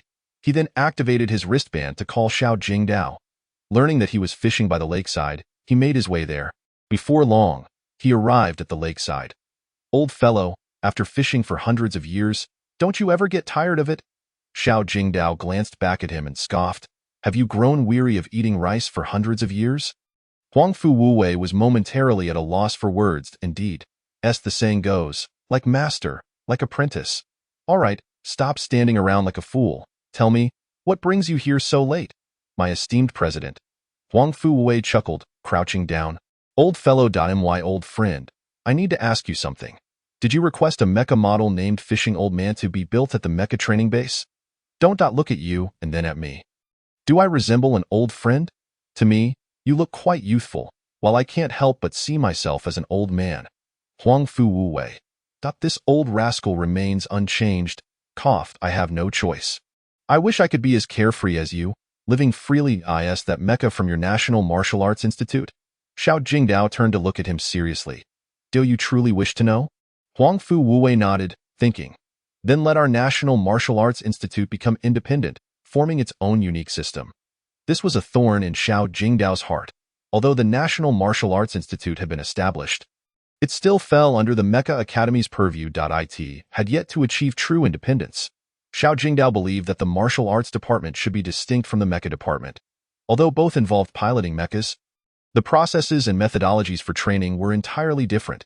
Old Xiao, that's not a decision I can make. You need to speak with the president about that. Besides, even though the National Martial Arts Institute is affiliated with the Mecha Academy, I neither interfere with you nor impose restrictions. It's merely a title. Can't you be more generous? Hearing this, Xiao Jingdao grew even angrier. Huang Fu Wuwei, you were the most opposed to the establishment of the National Martial Arts Institute back then. And it's just a title. Do you understand? Reputation is the greatest wealth. If we fail to maintain our reputation in educating and nurturing talents, what use is anything else? Moreover, the National Martial Arts Institute. I have fought for it for so many years. I've spent hundreds of years establishing it. You audaciously insisted on being affiliated with the Mecha Academy from the very beginning, and now you dare to accuse me of being petty? Is it the case that the Huang Fu family possesses such a lack of shame? Huang Fu Wuwei, unperturbed, paused for a moment before saying, Old Xiao, you are always so obstinate. Consider this, with just yourself. Do you truly believe you can establish a department at Yin University? Without the Mecha Academy. Borrowing a gimmick like the National Arts Institute, it simply cannot stand. In the future, you will have the opportunity to be independent, just as you do now, with opportunities arising. Xiao Jingdao let out a sigh. Deep down, he understood, yet he felt a twinge of dissatisfaction. However, upon hearing of the chance for independence, he quickly inquired, what opportunity? Huang Fu Wuwei smiled and replied, the fishing mecha. It was orchestrated by me. Upon this admission, Huang Fu Wuwei became animated. He had seen the battle videos. It was simply extraordinary. He could hardly fathom how high the mecha fusion level must be to operate a mecha with such elegance and fluidity. That singular student, Jiangyu Province's top scorer in the college entrance examination, Lu Qingfeng? Xiao Jingdao nodded, feeling puzzled as to why they sought that young man. Suddenly, a thought struck him. Could it be? What do you need him for? You don't know? Am I supposed to? Well, it seems old Xiao truly has no idea. He activated his wrist device, projecting a segment of Lu Qingfeng's battle video. Xiao Jingdao was astonished to find that it featured a confrontation against a level 6 mecha. What rank is that lad at? Could it be that he has genuinely ascended to master level? The video depicted Lu Qingfeng effortlessly defeating the opposing level 6 mecha with a fluidity that was nothing short of mesmerizing. Huang Fu Wuwei then opened the leaderboard. The glaring score ignited a fire within Xiao Jingdao. Ranked 49th, the strongest king, with 6,666 points. He swiftly rose to his feet and made for the courtyard. Old Xiao. Where are you going? To find that young man. Huang Fu Wuwei hurriedly followed. Shortly, they arrived at Lu Qingfeng's door and knocked several times. Lu Qingfeng, slightly annoyed, was just about asleep in the dead of night. Why was there such a disturbance? Opening the door, he found old Xiao and Dean Huangfu behind him. Dean Xiao, Dean Huangfu, is there something you need? I must ask, What rank are you currently at? Xiao Jingdao eagerly inquired. King level, why? Don't disturb my rest. Tomorrow I'll bring you a first-place finish, so you won't say I squandered your nutritional solution. Xiao Jingdao. Huangfu Wuwei. First place. They felt a surge of excitement. Never had the academy produced someone to clinch the top spot. If he truly secures first, the Yin University Human Alliance would be unassailable. Can he really achieve first place? Just wait, it's all arranged. Then you should rest well. All right, with that, Lu Qingfeng shut the door and returned to rest, leaving the two of them exchanging glances. Can he truly achieve first place? I estimate the odds are favorable. Despite his brash demeanor, he is quite reliable in his words. Huangfu Wuwei was immensely exhilarated, for Lu Qingfeng was, in name, still a member of the Mecha Academy. The National Arts Institute remained beneath him.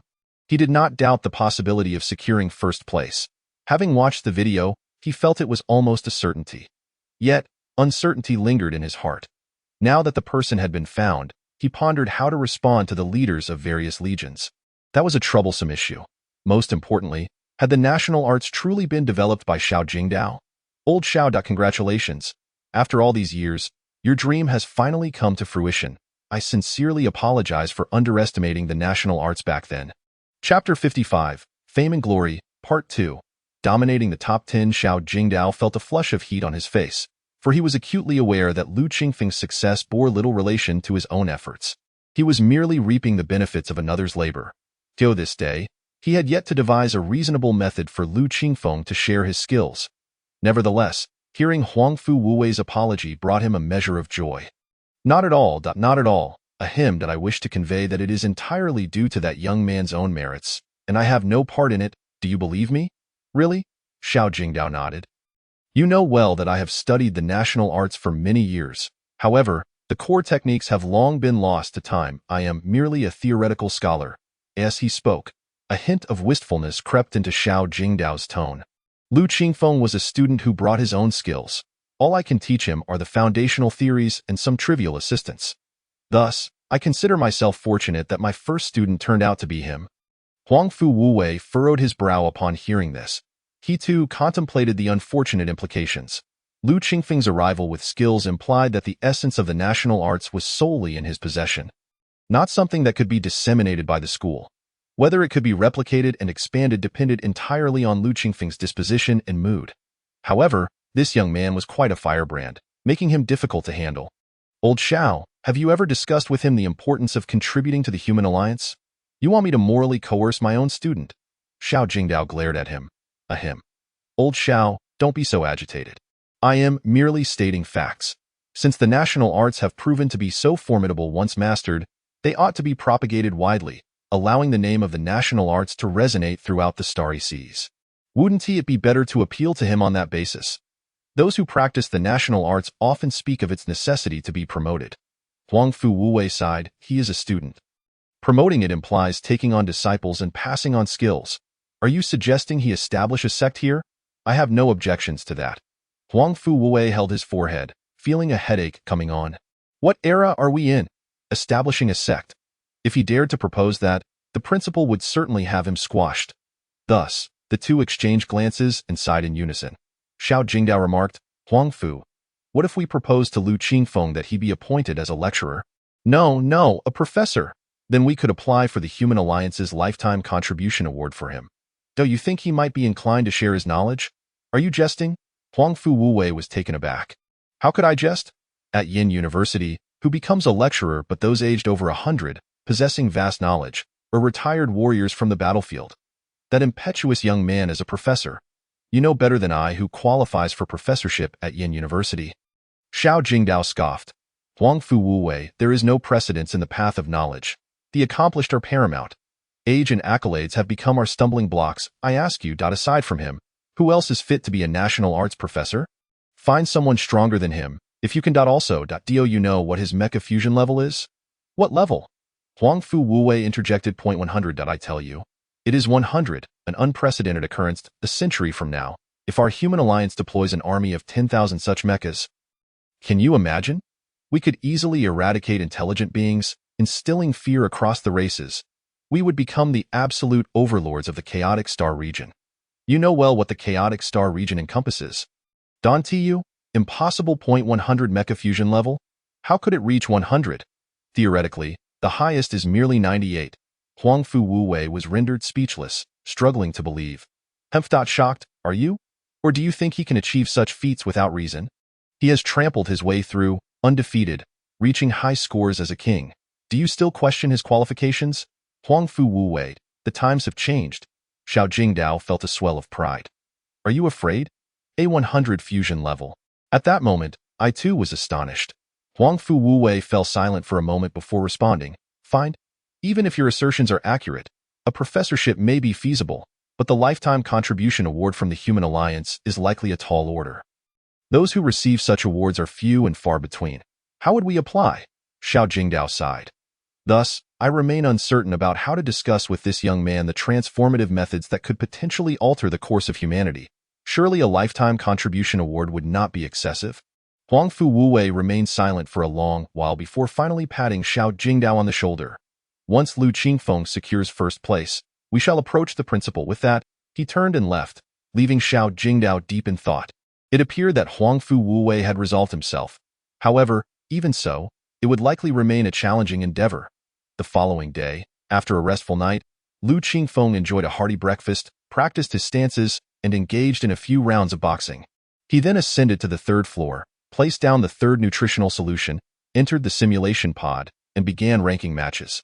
Unbeknownst to him, upon his entry into the mecha training facility, numerous individuals with special permissions began to observe him. With dozens of matches under his belt, he surged to a score of 7,000 points, currently ranked 11th. In the next ranking match, the scene shifted, revealing a mecha-wielding dual daggers before him. Upon recognition, Lu Qingfeng noted that this was the player ranked 7th, the time assassin from the White Tiger Legion, who had indeed reached 7th place. As the countdown concluded, the opponent executed a swift dash towards him, daggers slicing through the air with astonishing speed. Yet, Lu Qingfeng had anticipated this, deftly sidestepping with a minor adjustment. He swiftly delivered a strike, cutting into the opponent's calf.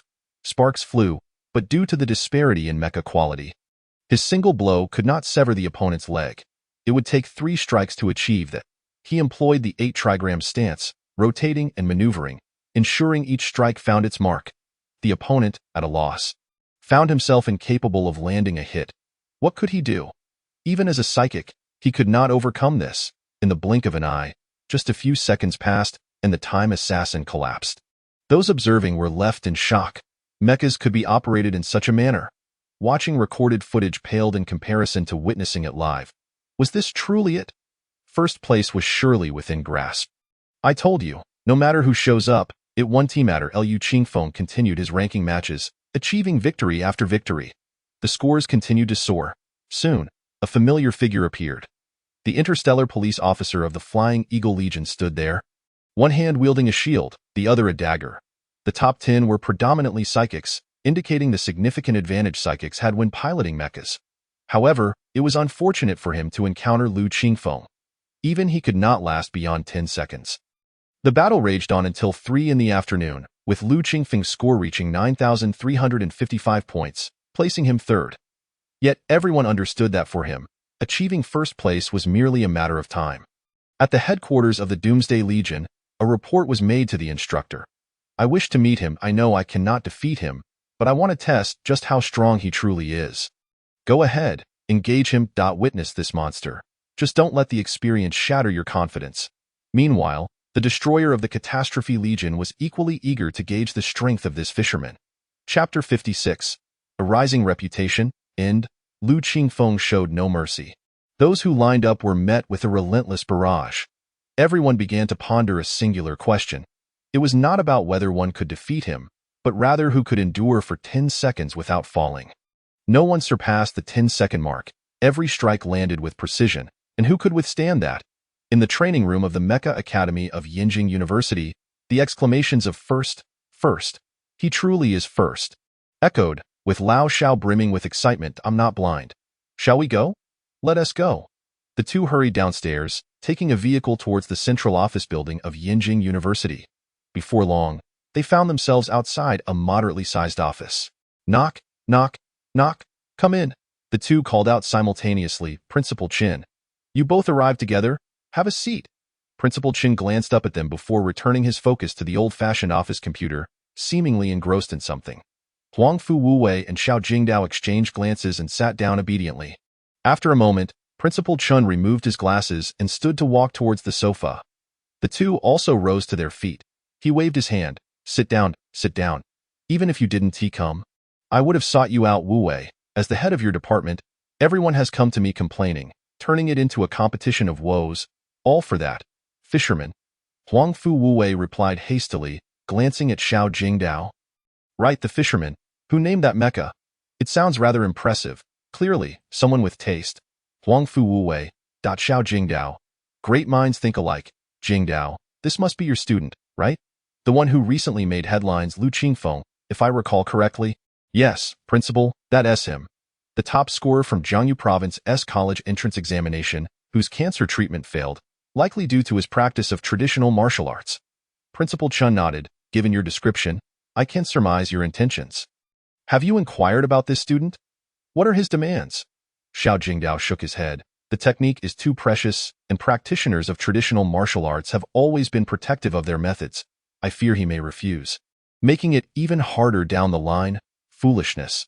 Principal Chen admonished, startling the two into a momentary shudder. How can you know his thoughts if you don't ask? After years of research, it seems your understanding of traditional martial arts has gone to waste. Furthermore, I've read your research report. Young Lu has likely reached the mastery stage you describe, correct? Indeed, Principal. Remarkable that a master at such a young age cannot be narrow-minded. Go inquire about his needs, as long as they are reasonable. I can accommodate him. I still hold some influence. Understood, Principal? And Wu Wei, direct those people away. Inform them that young Lu is merely a freshman. There's no need for their impatience, like dogs sniffing at excrement day after day. Huangfu Wuwei broke out in a sweat. Yes, Principal. Principal Chen waved them off. The two exited respectfully, sighing in relief as soon as they were outside.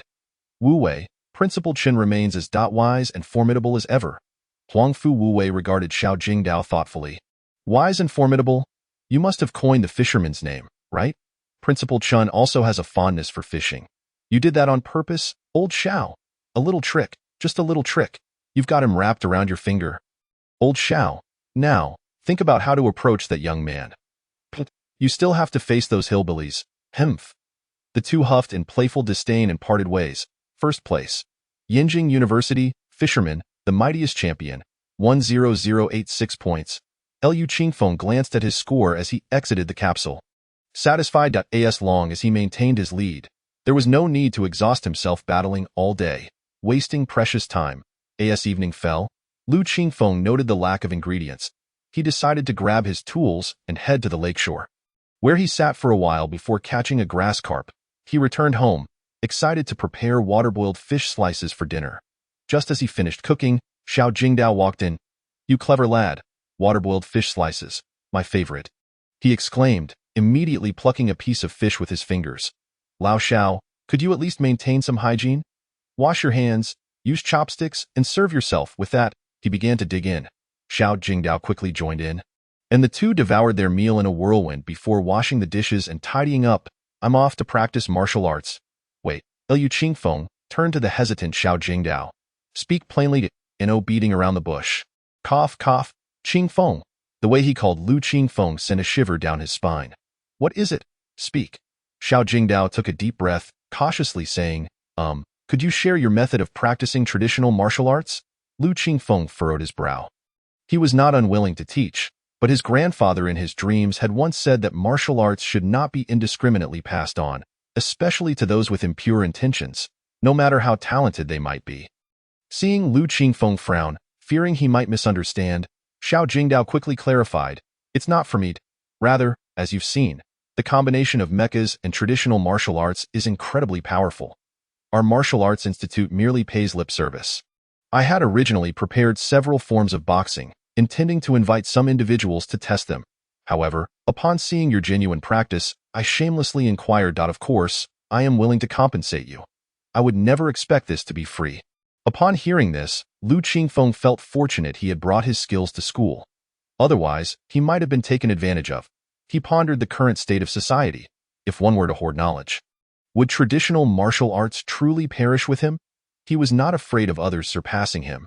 After all, he possessed a ring with extraordinary capabilities. Who could outmatch him?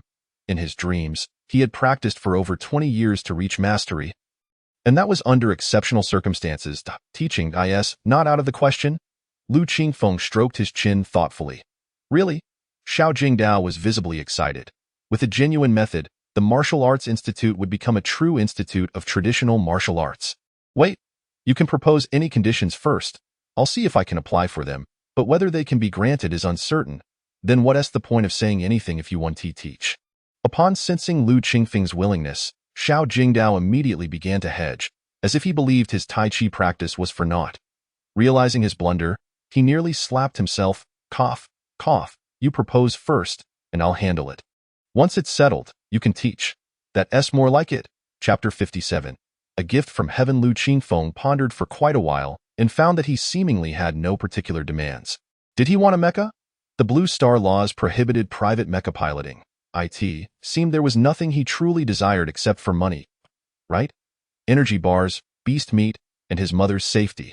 After coming to this conclusion, he wondered if his requests might be a bit too much. Xiao Jingdao, observing Lu Qingfeng's frown, felt nervous, fearing he might propose something unreasonable that they could not fulfill. I wish for one person's safety. Can you manage that? Who? My mother. She seems to be serving in the Zhuge Legion, named Yu Shengyan. My first request is for her safety. She must not come to harm. Is that possible? Once Lu Qingfeng finished speaking, he looked at Xiao Jingdao expectantly, knowing this request might be challenging for the old man.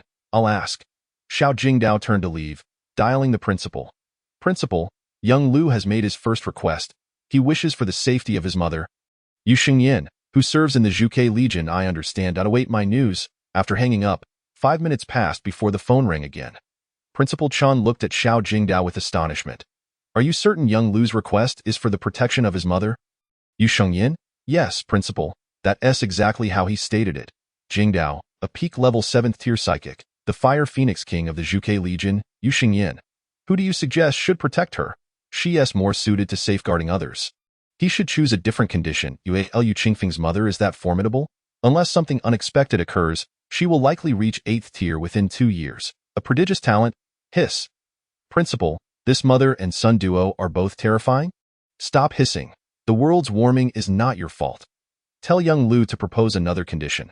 This one is unfeasible. Understood, Principal? Ending the call, Xiao Jingdao returned to the kitchen, his face displaying a look of difficulty as he said, Qingfeng, you are putting me in a predicament. How am I causing you trouble? Lu Qingfeng inquired, puzzled. Your mother is a peak level 7th tier supernatural being, known as the Fire Phoenix King. Who do you expect to protect her? It would be more appropriate for her to protect others. Is being at 7th tier very powerful in the cosmos. Lu Qingfeng was aware that tier 7 was formidable, yet he was oblivious to its status among the stars. Xiao Jingdao regarded him with suspicion. You don't know? Should I have known? Didn't your mother ever mention it to you? Lu Qingfeng shook his head. A peak level 7th tier supernatural being is a top tier powerhouse in any faction. It's fortunate if they are not bullying others. But will there be any danger? Strength is one thing, but the question of danger is another. As a son, it is my duty to protect my mother. Let me put it this way. Apart from the incident of the Intelligent Beings Rebellion, which claimed many high-level supernatural beings, and during our establishment in the chaotic star systems, where we suffered numerous losses, most of the time, 7th tier and above supernatural beings do not encounter misfortune. The performance of royal-grade mechs is beyond your imagination. Upon hearing this, Lu Qingfeng understood that as long as no large-scale battles occurred, the probability of royal-level experts sacrificing themselves was relatively low.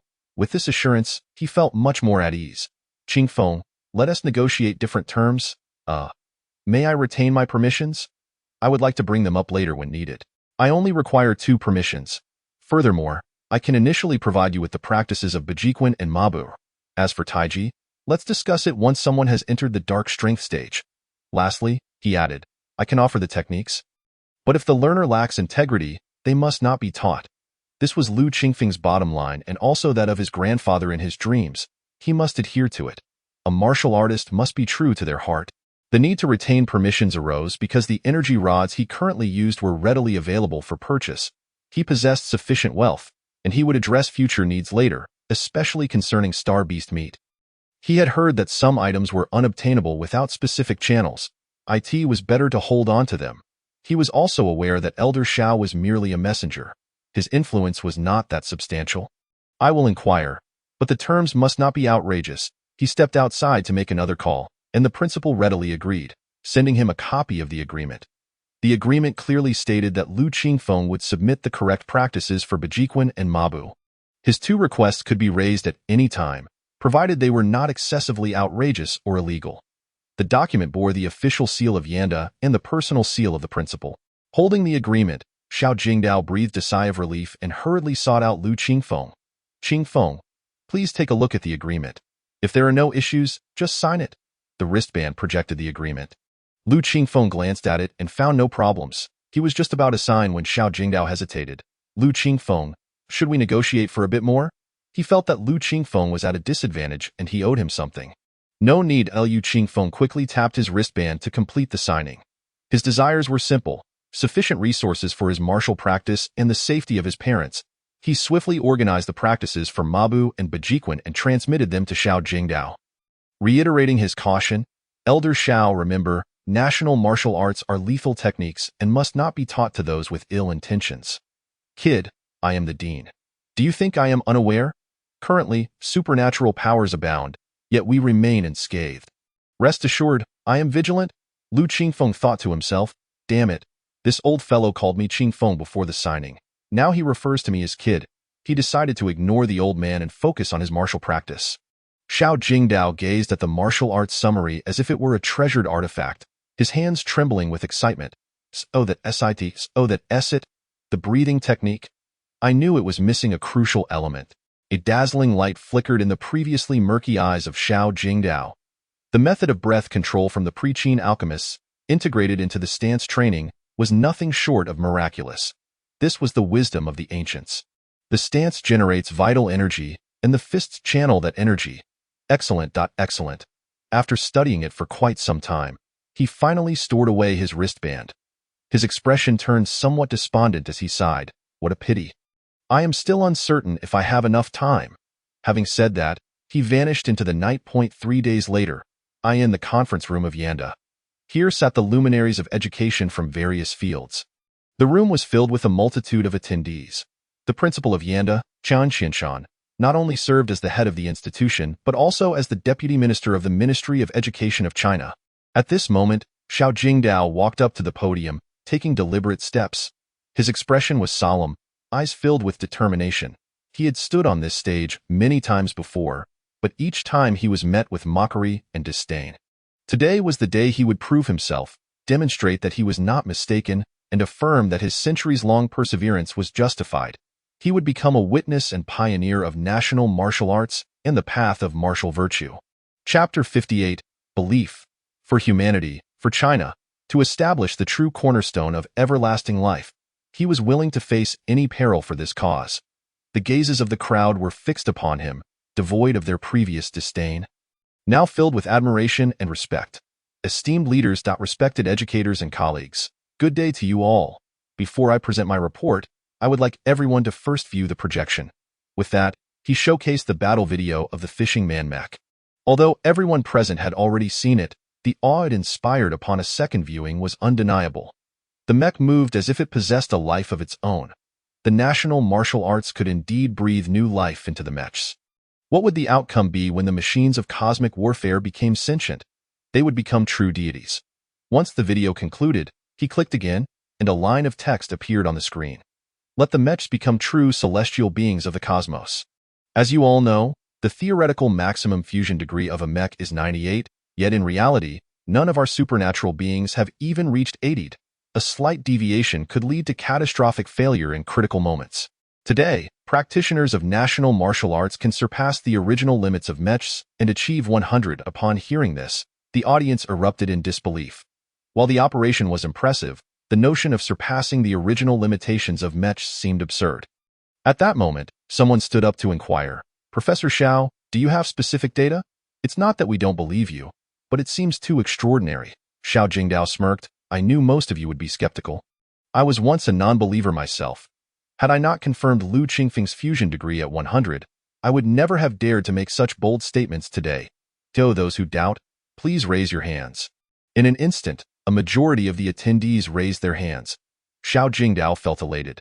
He wanted them to doubt him, as that would allow him to display his prowess. He clicked on his wristband once more, and the detailed data of the Fishing Man mech appeared on the screen. Mech name: Fishing Man mech level 4 training mech height, 15 meters, kinetic energy, 200,000 newtons, vital energy bonus, 1.5. Shield, present. Weapon: alloy longsword, pilot. From Yinjing University, National Martial Arts Institute, fusion degree. 100. What the hell? Is this real? The crowd erupted into chaos once more. Xiao Jingdao grinned widely, relishing the thrill of the moment. This was a satisfying slap in the face to the skeptics. The attendees, all esteemed figures in education, maintained their composure, albeit still stunned. Soon, the room quieted down, and all eyes were fixed on Xiao Jingdao, their gazes burning with curiosity about the extraordinarily high fusion degree. Was national martial arts truly that miraculous? It was not that they disbelieved, but after millennia of skepticism, today they were being told that national martial arts were indeed real. Anyone would find it hard to accept? Only Xiao Jingdao, this stubborn fool, had maintained his belief for centuries and continued to persevere. However, today marked his success. Esteemed elders and colleagues, do you see this? It is real. How can this be? Xiao Jingdao clicked on his wristband again, and the first stage of national martial arts training appeared on the screen. I have long asserted that humanity itself is the most powerful. Unlocking the secrets of the human body is the future. I know that my words may still not convince you that a century from now, when we look back, we will see that we are all descendants of China, inheritors of thousands of years of tradition. Do you truly believe that the existence of alchemists and national martial arts is merely a fabrication of the ancients? It is not. I have always believed in their genuine existence and have published many papers. Yet they have fallen on deaf ears.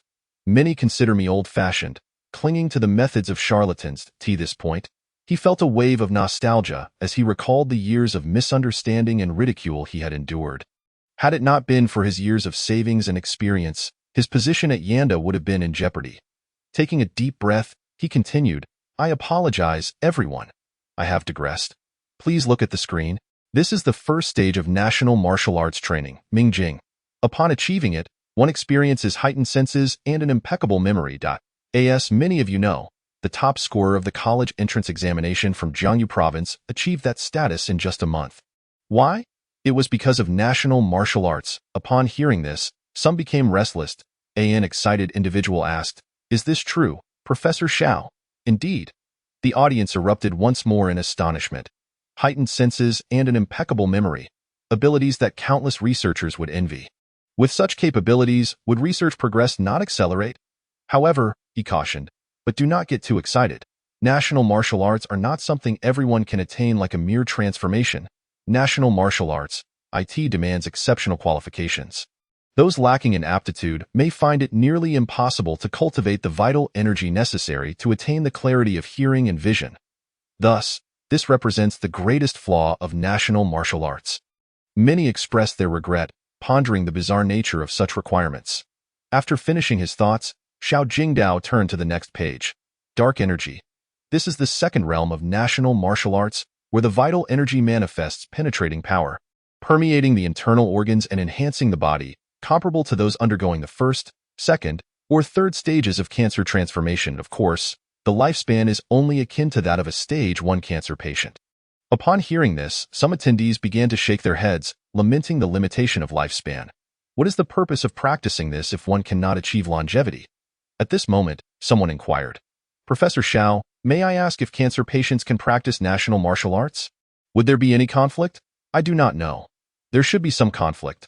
The top scorer in the college entrance examination who succumbed to cancer transformation may have been affected by practicing national martial arts. The audience sighed in disappointment once more, yet maintained a quiet anticipation for his continued explanation. He flipped to the next page. Transcendent energy, also known as the mastery state. What is a master? It is the complete integration of essence, energy, and spirit, akin to a student piloting a fishing mech. This is the transcendent energy master. We are aware that psychics are often dubbed as born mech pilots, possessing immense power. However, their spirit remains incomplete. In contrast, the spirit of a transcendent energy master is whole, enabling a 100-degree of fusion. As the attendees reached the end of the presentation, they found no new realms to explore. Someone posed a question. Are there any newer realms? If it is only this, the Transcendent Energy Master seems rather unremarkable, realistically comparable only to a level 6 mech combatant, while our strongest clansmen are all level 7 or above. Many nodded in agreement. Acknowledging that this alone does not sufficiently demonstrate the might of national martial arts, IT may be applicable, yet its utility appears limited. There are, but as of now, no one has achieved it. However, I firmly believe that someone will reach it. The ultimate warrior will undoubtedly experience a blood rebirth, shedding the mech to become a true deity, Xiao Jingdao declared with unwavering conviction.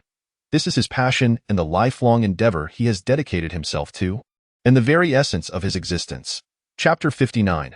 Recruitment at the National Martial Arts Institute. The atmosphere was hushed. Some believed, while others remained skeptical. Xiao Jingdao was not in a hurry. He thought to himself, just wait. Martial arts has merely revealed the tip of its iceberg. When it fully surfaces, all will go wild with admiration. Yet, he also understood that some concepts cannot be delved into too deeply. Those who have not practiced national martial arts will never comprehend. The more one explains, the more they will perceive it as mysterious and perhaps even fictitious. Well then, as Jingdao finished speaking, is there anyone else with questions? An elderly man seated in the center remarked. After a prolonged silence, he continued. Now that we have a general understanding, let us adjourn. I personally support the establishment of a genuine National Martial Arts Institute at Yin University. IT will provide everyone with insight into what national martial arts truly entails. With that, he stood and departed, followed by the other two elders on the podium, on the other side, in a small conference room. Comrade Qianshan, the National Martial Arts Institute must be established, but until we achieve results, we should refrain from letting the influence spread. Learn from the previous events. Understood, Minister Liu. He was acutely aware that Minister Liu referred to the social discourse generated during the previous attempt to establish the National Martial Arts Institute. Fortunately, Liu Qingfeng's mental fortitude was commendable. Had it been anyone else, they might have struggled to remain at Yin University without succumbing to pressure. Otherwise, Yin University would become the target of public ire. Well then, let's conclude for today, he said before leaving. Old Shun, be sure to reserve a spot for me at the National Martial Arts Institute. Another deputy minister chimed in with a smile. Old Shun? All right, but it must adhere to qualifications. You heard that practicing national martial arts requires certain aptitudes. Rest assured, if one does not meet the qualifications, then so be it. As the meeting dispersed, Chan Xinshan rubbed his temples. 11 spots were available, and he was confident that many would soon reach out to him. After all, this is a common human trait. Upon returning to Yin University, he immediately summoned Xiao Jingdao. Jingdao, those 11 spots are precious. You must remain true to your principles. No favoritism this year. We can discuss it next year. Rest assured, Principal. Many have already approached me, but I have not agreed to anyone.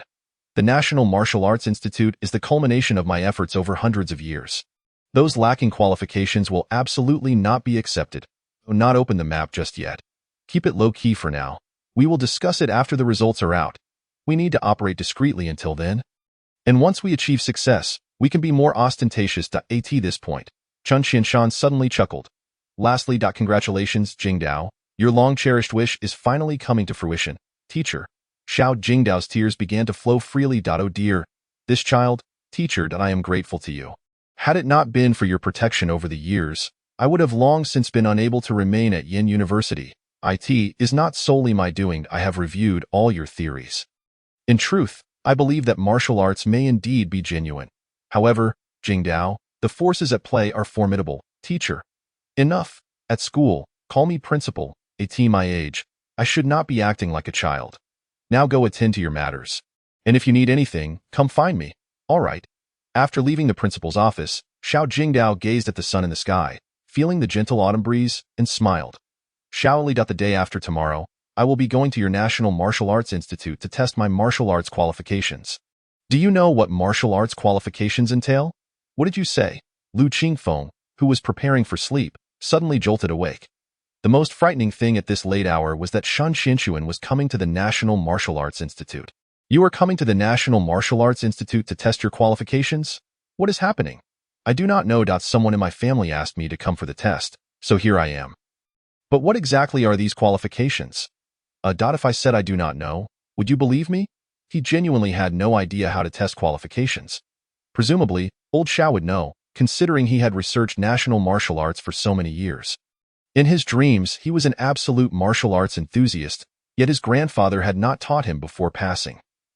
If you do not know, then you do not know. But you better not avoid me tomorrow, or you will regret it. No, I want to avoid you. I definitely want to. After hanging up the phone, Lu Qingfeng pondered. Qualification testing, could it be that the National Martial Arts Institute is recruiting new members already? So soon? That would be fine, as long as others do not come to bother him. He had no intention of getting involved otherwise. The next day, early in the morning, there was a loud knocking at his door. Lu Qingfeng got up, opened the door, and shot a murderous glare at Xiao Jingdao. Master, that you are disturbing my dreams at this early hour. Have you been drinking? Ahem, that I have something to inform you. The National Martial Arts Institute is recruiting. I know, so what? Why should I care? This is a matter of insufficient manpower. Look, I don't have the time, Lu Qingfeng said, attempting to close the door. Pay me. I want to work for free. Huh? How much? Damn, you brat. You are no fun. How about 10,000 a day for cooperating with the tests?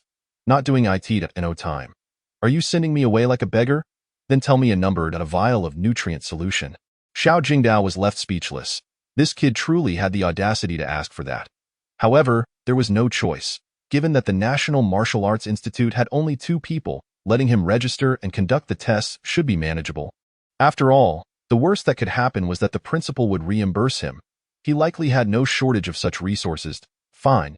Lu Qingfeng was taken aback. Did he just agree? He had merely thrown that out casually. He truly did not want to go. What is wrong? Is it too low? If you do not want to go, then forget it. Let us go, my dear principal. Humph. You still have not made breakfast. All right, 10 million, for something that cannot be bought. This is a good thing. I need to maintain my status. 1 vial may not be enough, and the following days, everyone's scores were on the rise. And he had to go train for a while every couple of days. For the sake of the gold medal and the monetary value of 3S level abilities, he was determined to push himself. As they prepared breakfast, the two sat across from each other, sipping kanji. Principled regarding the recruitment, are we aiming to fill all spots this time? Xiao Jingdao nodded. There are only 12 spots total, so we definitely need to fill them. Aside from you, we just need to recruit 11 more. They are all students from Yin University, so transferring departments should be straightforward. Suddenly, Lu Qingfeng recalled the matter of testing qualifications and asked, how is the qualification test conducted? Is it through bone examination?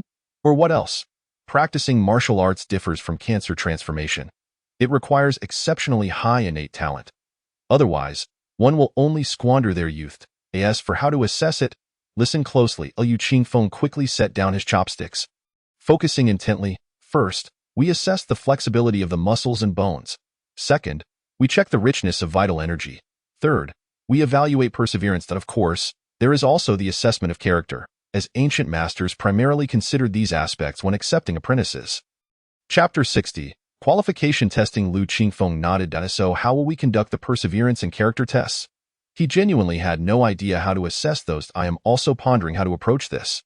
The perseverance test is manageable. I will bring in a pressure machine tomorrow. However, the character test that truly requires some serious thought. Create test questions? That is a joke. Using machines? That is even more ludicrous. Since the intelligent crisis, the precious old land of Blue Star no longer permits the existence of advanced intelligent life forms. Could we perhaps conduct background checks? Lu Qingfeng suggested. This is quite good. Let's proceed with this plan. First, we shall filter the fundamental qualifications and, in the end, conduct background checks. Let Yin University take charge of this matter. Well then, it's settled. Having said that, Xiao Jingdao hurriedly departed. Lu Qingfeng was left speechless. Great. It's back to cooking for myself and washing the dishes. That old fellow is quite cunning. At that moment, the Yin University forum was abuzz with activity. It was unclear who had disseminated the news. The mysterious National Martial Arts Institute of Yin University is recruiting new members. The original poster had stumbled upon this information unexpectedly. Our most enigmatic National Martial Arts Institute at Yin University is indeed recruiting, and only 11 spots are available, making these slots exceedingly precious. Moreover, the application process is quite arduous. Could the national martial arts be genuine? Yin University lives up to its reputation. The caliber and analytical abilities of its students are far from the chaotic commentary often seen in society. The truth remains uncertain, but if it is authentic, then the National Martial Arts Institute may indeed possess something remarkable. I have also heard about this. Within our Yin University, the opportunities to transfer between departments are especially scarce. And even leveraging connections reportedly won't suffice. One must undergo a qualification test. This implies that the national martial arts is indeed credible. There may be elements we have yet to uncover. Let us allow the national martial arts to linger a while longer. Whether it is true or false, we shall discern the truth when recruitment occurs next year. For now, it seems to still be in the experimental phase. I recall that top scorer from the college entrance examination, Lu Qingfeng. Does anyone know him? He was the first student of the National Martial Arts Institute. Asking him will yield answers. Numerous comments flooded in, most reflecting a rational perspective on the situation. However, the post was swiftly deleted. And others discovered that any mention of the National Martial Arts Institute resulted in the inability to post. Consequently, everyone became more convinced of the authenticity of the matter. The following morning, Lu Qingfeng rose early. There was no choice, for he was a worker, bound by the spirit of labor. Today, he was merely an emotionless worker. After preparing breakfast and having his meal, he made his way to the courtyard, where a massive machine stood. According to Xiao Jingdao, this machine could emit powerful mental pressure, designed to cultivate the mental fortitude of those with extraordinary abilities. When individuals arrive, I will test each one, and you shall record their details. Take your time, no rush, but be thorough in your documentation. Understood, I comprehend. You have repeated this several times already this early in the morning. My task of recording is the simplest. Your testing is the arduous part, Liu Qingfeng replied impatiently, finding Xiao, the old man, excessively anxious, as he had been rambling on all morning. It's merely a test. Cough, cough. I'm merely concerned you might forget. Look outside. Has anyone arrived yet? Do you see what time it is, old Xiao? You are being overly anxious, are you not? You should be the one at ease during recruitment, not the other way around. Cough, cough, cough. Xiao Jingdao's face flushed slightly as he coughed a few times. Who could understand him? He was torn between hope and fear, worried about the arrival of candidates yet anxious about their potential absence. Let me tell you, Master Xiao, cultivate your mind, maintain your composure. Your heart is in disarray. Observe the lake in the distance. Why is it so serene? Xiao Jingdao. Thought this rascal implies something. All right, I understand your years of hard work are nearing fruition, but you must remain grounded, lest you become blinded and recruit a multitude of fools. Go on, I still possess confidence in this matter. I will certainly not admit unqualified individuals into the National Martial Arts Institute. Let us hope so, Lu Qingfeng nonchalantly remarked as he lounged at the table. As time passed, by 9 o'clock, he began to hear footsteps approaching. They are here. Xiao Jingdao rose as well, his demeanor turning serious. Liu Qingfeng. Quite the performance you are putting on. A group of individuals stood outside. Noticing the sign that read testing, please enter. They crossed through the gate, walked past the shadow wall, and entered the courtyard. Liu Qingfeng glanced over. There were 9 individuals, 6 males and 3 females, who immediately appeared to be from the same family. Their resemblance suggested a genetic connection. A notably youthful man bowed respectfully to Xiao Jingdao, saying, I have come to see Director Xiao for testing. Very well. You must be from the Lu family. Please wait here until everyone has arrived. Yes, Director Xiao. They dutifully lined up on the side, remaining silent, their curious gazes fixated on Lu Qingfeng, who was seated behind a table, the legendary elder brother of the National Martial Arts Institute, who had undergone a failed transformation. Before long, waves of candidates continued to arrive. Ultimately, they formed a group of 15 from illustrious families, with nearly every family represented by 10 or so members. Liu Qingfeng calculated that a total of 147 individuals had gathered. Among them were 2 familiar faces. While Shan Xianchuan was expected, he was particularly astonished to see someone else. That person had even winked at him upon arrival. Indeed, it was the infamous Master Mia. Huang Fu Xinyu that he found it strange. Weren't they supposed to be recruiting university students? What was Huang Fu Xinyu doing here? Most students believed she to be at least in her 30s. Now someone claimed she was a student of Yin University? Even if she was a university student, wasn't the internship supposed to last 2 years? She had been their homeroom teacher for 3 years. Naturally, all the attendees regarded Lu Qingfeng with curiosity. this renowned elder brother of the National Martial Arts Institute. Upon arriving, their families had repeatedly instructed them not to underestimate Lu Qingfeng of the National Martial Arts Institute, suggesting that his future was potentially limitless, and to cultivate a good relationship without antagonism. Some families with more daughters even conveyed additional thoughts. Meanwhile, the formidable Shan Qinshuan fixed a wide-eyed stare upon him. Lu Qingfeng, however, remained indifferent, surveying this group of so-called scions with abandon. Remarkably, in terms of appearance, the males were handsome, and the females were exceptionally beautiful. Their demeanor was also exceptional. The men exuded a gentle charm, while the women appeared demure and graceful. Lu Qingfeng mused. Scions from noble families who could attend Yin University are certainly not ordinary individuals. They are the dragons and phoenixes among men.as. The crowd gathered. Xiao Jingdao stood up and addressed them. Fellow students, I trust your elders have briefed you before your arrival. Everyone nodded. We are initiating the first round of recruitment at the National Martial Arts Institute, seeking 11 individuals. However, practicing martial arts places great emphasis on qualifications. Without proper talent, you will only waste precious time and hinder your future. Therefore, before we commence testing, I must lay bare the harsh realities. Chapter 61. The bright moon over the sea. First and foremost, practicing martial arts may conflict with the transformation process. Each of you is a prodigy of transformation, and this must be considered carefully.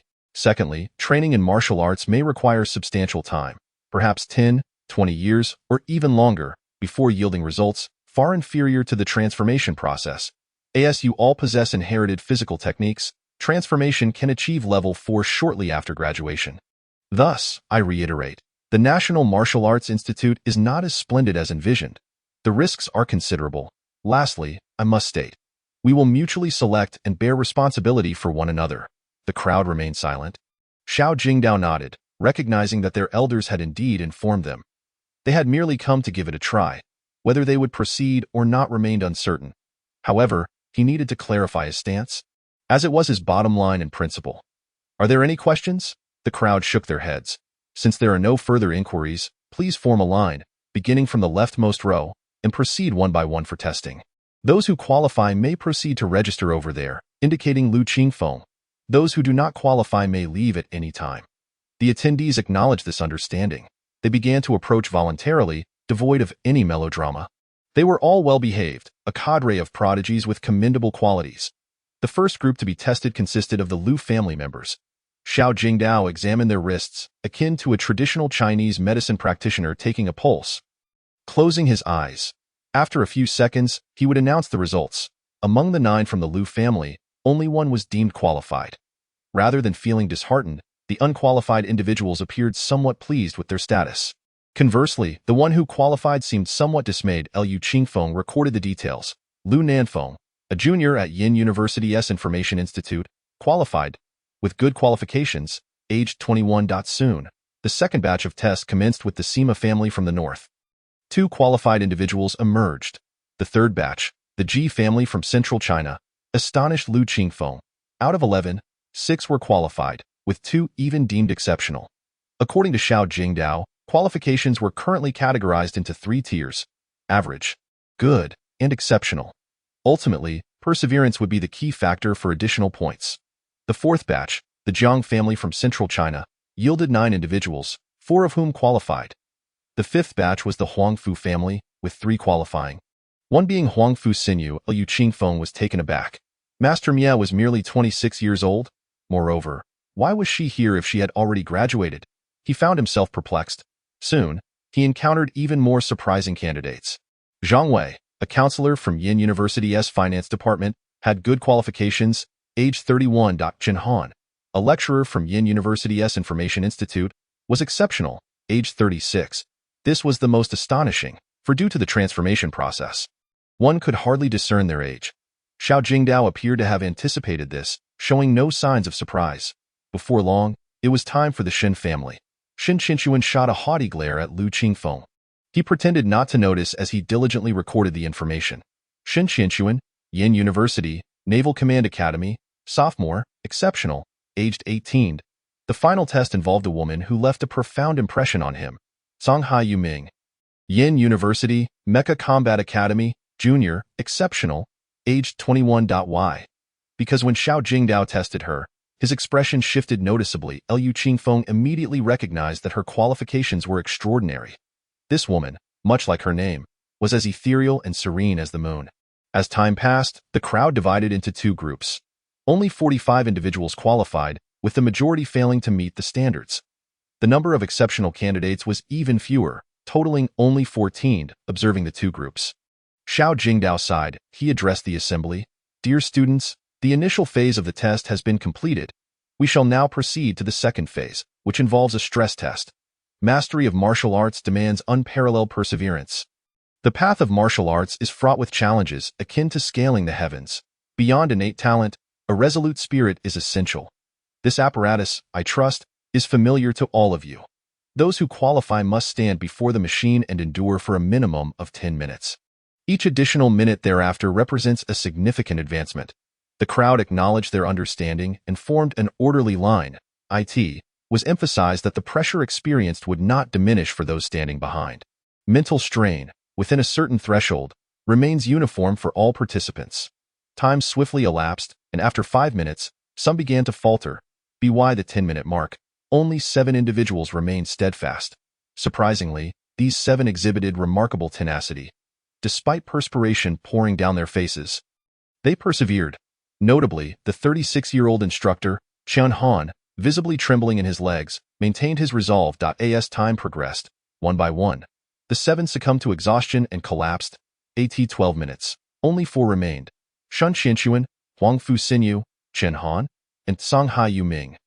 By 13 minutes, Shun Qianxuan could withstand no longer and fell to the ground, promptly attended to by members of her family. Next was Huang Fu Xinyu, drenched in sweat, pallid yet defiantly enduring. He glanced at Chen Han, whose legs quaked and face lacked color, and then at Song Hai Yuming, who appeared unaffected. As time continued to pass, Xiao Jingdao sighed and voluntarily deactivated the machine. 15 minutes. None had collapsed. However, for the other 2, continuing could pose health risks. Students, the test has concluded. You may return and await further instructions. The crowd dispersed quickly, leaving only the formidable female figure, who sat pale yet smiling, her thoughts inscrutable. Liu Qingfeng felt a twinge of sympathy and approached with a bottle of water. Have a sip. Why engage in competition with them? Once the 10 minutes are up, you could simply leave. She snatched the water from his grasp, unscrewed the cap, and drank eagerly. I wish to gauge my own perseverance. See, I am managing quite well. However, that Sister Yuming is truly terrifying. I felt as though I might perish, yet she remained unfazed. Liu Qingfeng nodded, acknowledging the chilling demeanor of Song Hai Yuming. You address her as sister. Do you know her? Of course. You are aware that those present today hail from the illustrious families of our nation. The 15 great clans of Huaxia. In the southwest, our families, the Xian, Lian, and Songhai clans, are closely associated. Liu Qingfeng nodded, grasping the concept. It was akin to the Yu, Huangfu, and Li families sharing a martial arts technique. Moreover, Sister Yuming is quite renowned at Yin University. You must have heard of her? Should I have knowledge of this? You are truly unaware? I am indifferent to worldly affairs, solely focused on mastering martial arts. At that moment, Shen Qianxuan, who was about to drink, accidentally sprayed water onto Liu Qingfeng's face. Ha ha ha, that brings to mind a humorous image. My apologies. Shen Qianxuan wiped his face absent-mindedly. Go away. Liu Qingfeng, disinterested in quarreling, had never found comfort in her company. Now, on a more serious note, Sister Yuming is a psychic, a third-year student who has already achieved level 3 mutation. She is a prodigy among prodigies, the belle of the Mecha Combat Academy, and a famous ice queen at Yin University. Liu Qingfeng nodded, realizing that being a third-year student meant advancing 1 level per year. This transcends mere talent. This is exceptional. Even with enhancements from martial arts, such a person is genuinely a rare genius. Many speculate she may reach level 9 mutation, potentially becoming the second immortal being. Wouldn't you agree she is famous? Chapter 62. A radical turnaround? Quite impressive, but why would she participate in this test? Oh, and why are Qianxuan and Huang Fu Xinyu here, along with the instructors? This seems rather extravagant. Did you not notice? Has this female tyrant softened? Does she now enjoy banter like Huang Fu Xinyu? Noticing Liu Qingfeng's displeasure, Shen Qianxuan continued, the older individuals are those from our families who lack special mutations, such as Instructor Huang Fu, your homeroom teacher, and that Zhang Wei. The lecturer from the Information Institute. Their futures are limited. Thus, they are the ones most eager to join the Martial Arts Institute, which aligns with our family's perspective. Conversely, our family does not encourage participation here. But if we were to let only them attend while we abstain, it would be rather dismissive and could offend Director Xiao. As for Sister Mingyue, I am uncertain. Liu Qingfeng began to comprehend the intricate dynamics of these noble families. They truly had a strategy in place to utilize those who were incapable of mutation. Oh, Qinshuan, when did you become so astute? Drop-dead Qinshuan almost lashed out but reconsidered, realizing she might not prevail. She felt a pang of frustration at her own limitations. Observing her disgruntled expression, Liu Qingfeng found amusement in her plight. Her countenance had returned to normal, and understanding the intentions of her family eased his mind. Come, I shall treat you to lunch today. Spicy boiled fish, he declared, pulling Shun Qinshuan towards the riverbank. Where are you going, Liu? Xiao Jingdao, engrossed in the forms he was completing, suddenly noticed him dragging the young girl away. To cultivate my mind. Wow, youth is truly a blessing. At the riverbank, he had placed his fishing gear. Xiao Lu, did you not inform Director Xiao that you were cultivating your mind? What are you doing? Indeed, I am cultivating my mind. The task assigned is fishing. Later, I shall prepare a dish of spicy boiled fish with whatever I catch. See, I am treating you well. Do not be overly touched. We have been brothers for many years. Despite your frequent bullying of me, I am magnanimous. After which, Liu Qingfeng patted his chest proudly. Qinshuan thought to herself that she genuinely wished to kick this bumbling fool into the river. He quickly prepared the bait, sat down, and cast his line. However, it seemed that the fish were not inclined to cooperate this time. An entire hour passed with the bobber remaining still. He glanced at Shun Qinshuan, who sat quietly, her gaze fixed on the horizon, lost in thought. This is a disaster. I must have ruined everything. Could this female tyrant truly be my nemesis? Another hour passed. Xiao Lu, are you even capable? It is noon. Where are the fish? You can do it. Go ahead, fine. I will give it a try. Qinshuan pushed him aside, casting the line with a rod that fell short of the anticipated distance. Liu Qingfeng chuckled, only to be met with a fierce glare from Shun Qinshuan. Suddenly, his laughter ceased. The bobber had gone under. Reel it in, he hurriedly urged. Oh. Qinshuan pulled the rod with all her might, and it bent dramatically. I caught one. I caught one. Her excitement was palpable. Fishing was indeed thrilling. Soon, the line whistled as the fish fought back. Liu Qingfeng quickly moved to net the catch, a sizable grass carp weighing over 10 pounds. What on earth are you doing? Just giving it a slap. Impudent fish. Qinshuan laughed heartily. You did not catch anything and are venting your frustration on the fish? Liu Qingfeng dismissed her, carrying the fish back triumphantly. He intended to transform this rebellious creature into a spicy boiled fish for dinner. Qinshuan followed, her face beaming with joy. Before long, lunch was prepared. Xiao Jingdao seemed to catch a whiff of the delicious aroma and walked in, nearly drooling at the sight of a large bowl of spicy boiled fish. Delightful.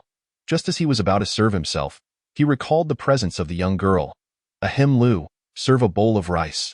Liu Qingfeng shot him a glance, ignoring him entirely. You dare to act high and mighty while eating my food? Not a chance. Qinshuan glanced between Liu Qingfeng and Xiao Jingdao, prepared to serve rice. But Liu interjected, Old man Xiao, serve yourself. You will be washing dishes later. Qinshuan is a guest. Liu Qingfeng was not one to indulge the old man. Ahem, young man, could you not show a little respect? Qinshuan, my childhood friend.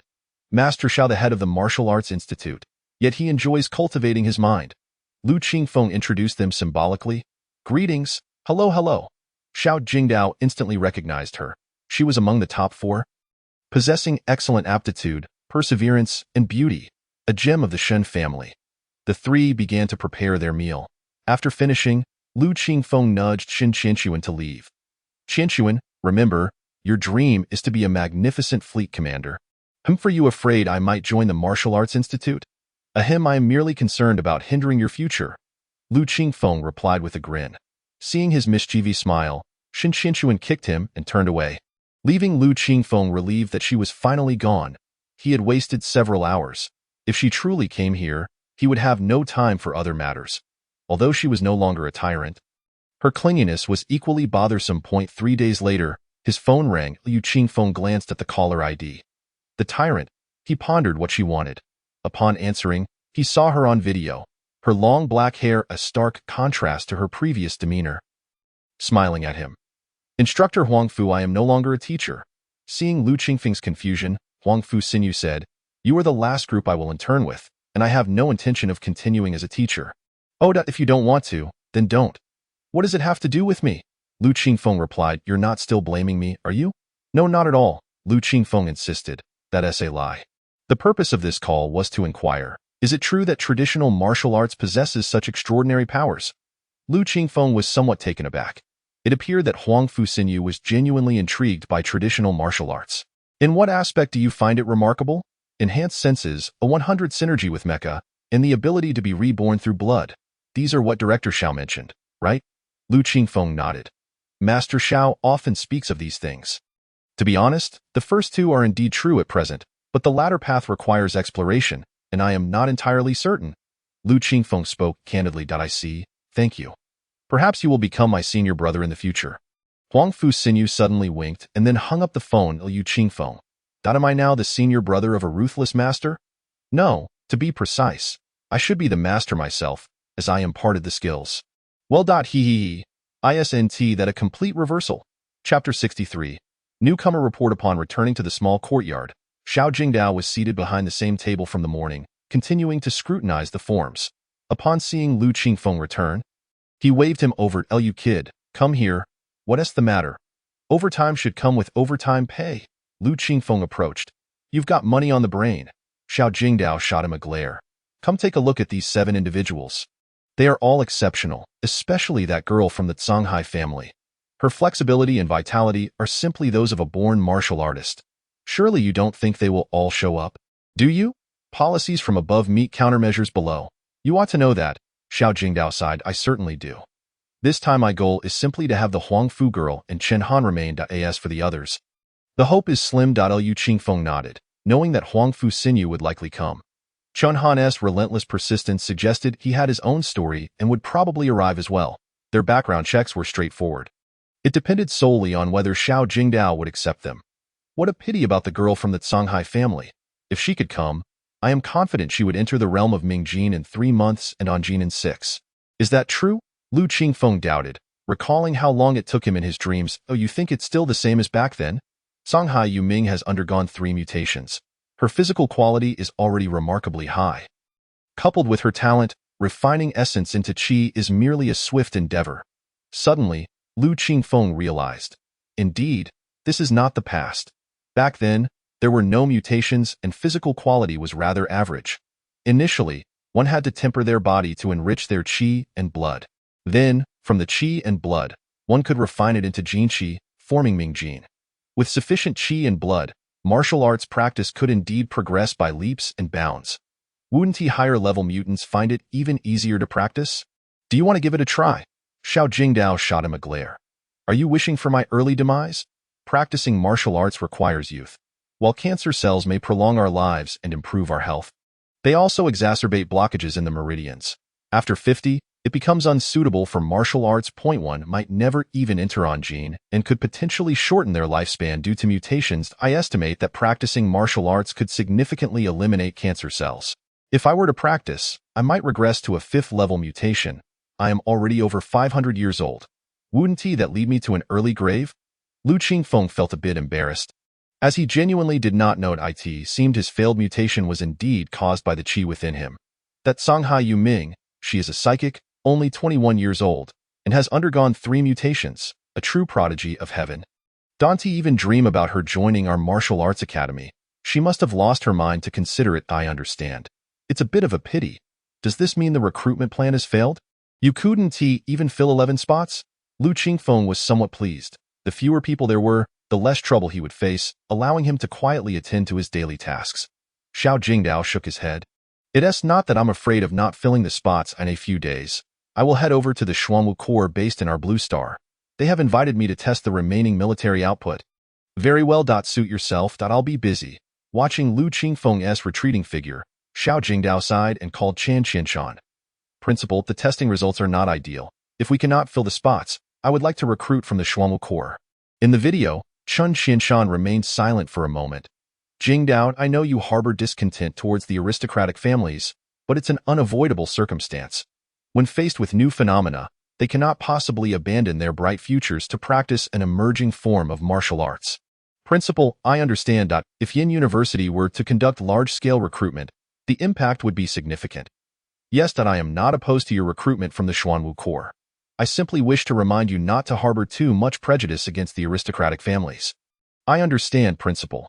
Since you have given your consent, I will head to the Xuanwu Corps once the results are out tomorrow. Good. After hanging up, Xiao Jingdao smiled wryly. How could one not harbor prejudice against the aristocratic families? Yet the principal himself is a member of one of those families. Over the years, how many resources have they monopolized? In the military, government, where they're the shadow of an aristocratic family? The next day, early in the morning, Lu Qingfeng's door was knocked upon vigorously. He irritably opened the door. Old Xiao, what brings you here so early? She agreed. She actually agreed. Xiao Jingdao exclaimed with evident excitement.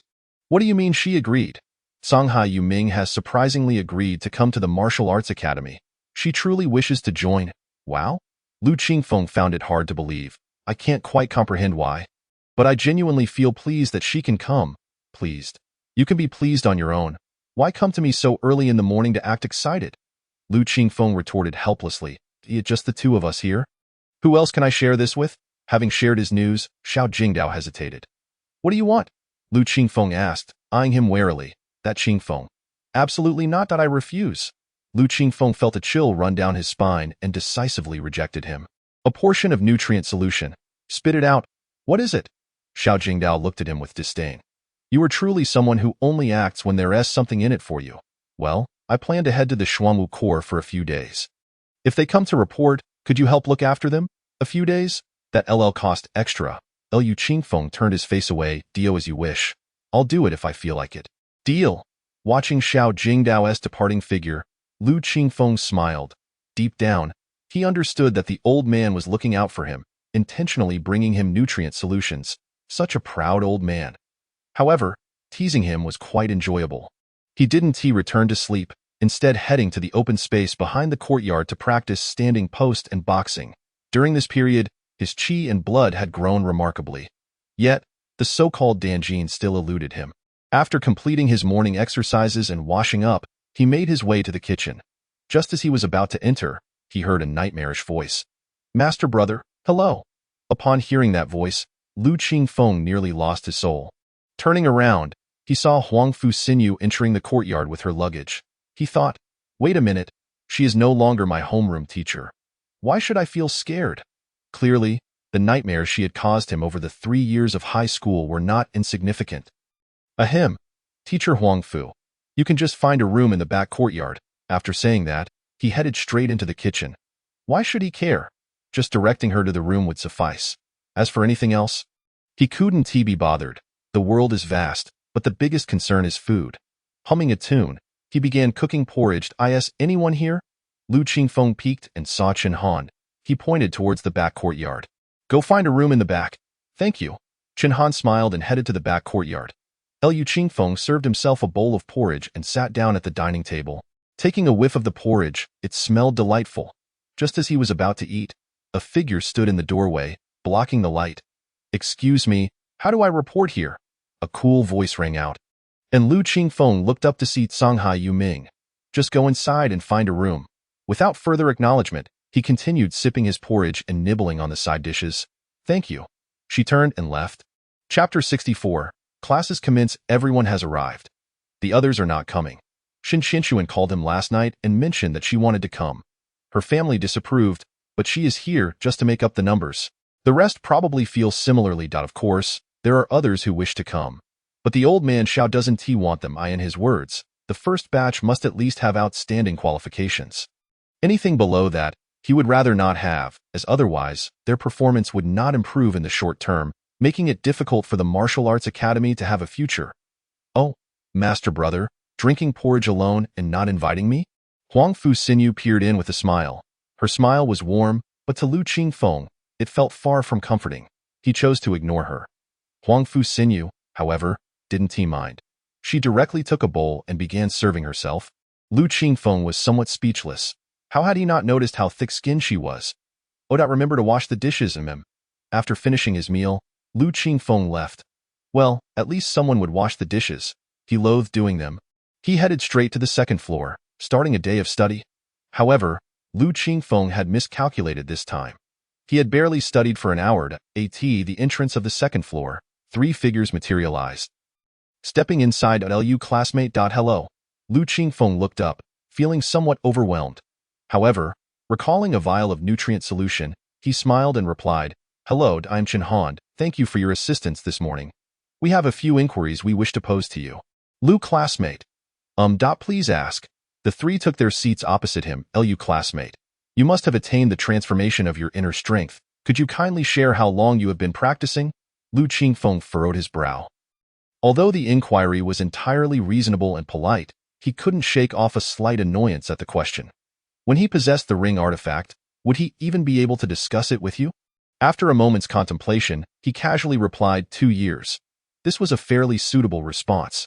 After all, they were merely curious about the duration of practice required to see results in the martial arts. 2 years is neither too long nor too short.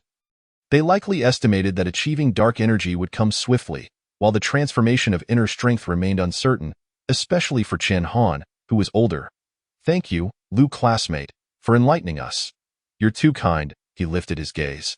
No need for hostility, as he genuinely wished to avoid any unpleasantness. Lu classmate. May we peruse the books here?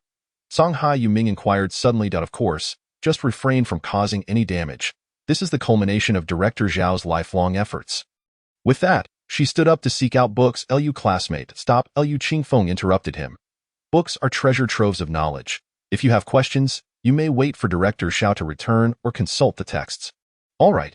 Qian Han bore no ill will, smiling as he rose to peruse the books. As for Huangfu Xinyu, she encountered no issues, quickly selecting a book to read. The second floor once again fell into silence, save for the rustling of pages. At noon. In a bid to alleviate his guilt over consuming a vial of nutrient solution, Lu Qingfeng took the initiative to invite the 3 for a meal. Naturally, the beloved boiled fish fillets were absent, replaced by more commonplace dishes. Lu classmate, is there no chef here? Must we cook for ourselves? Chen Han had actually harbored this question since the morning, holding it in until now. That is currently the case. You may inquire with Director Xiao. I find the situation rather satisfactory at present. But Lu de Shixiang, you must bear the burden, Huangfu Xinyu remarked with a smile. Lu Qingfeng quickly shook his head. Cooking for 1 or 2 was manageable, but with more people, it could become quite troublesome. Huangfu Xinyu seemed to recall something and continued, however, this doesn't seem right. It would be an excessive waste of Lu de Shixiang's time. Let's ask Director Xiao later. Chen Han concurred. Lu Qingfeng refrained from responding. Too many people lead to too many complications. Meanwhile, Songhai Yuming remained focused on her meal, silent and swift in her eating. In the afternoon, while Lu Qingfeng went fishing, they did not follow him but chose to remain on the second floor, engrossed in their reading. That evening, Lu Qingfeng prepared another meal, which naturally took significantly longer for the 4 of them. He inwardly grumbled about old Xiao. Were it not for a vial of nutrient solution, he wouldn't care less. After their meal, Lu Qingfeng proceeded to practice martial arts behind the director's office on the second floor.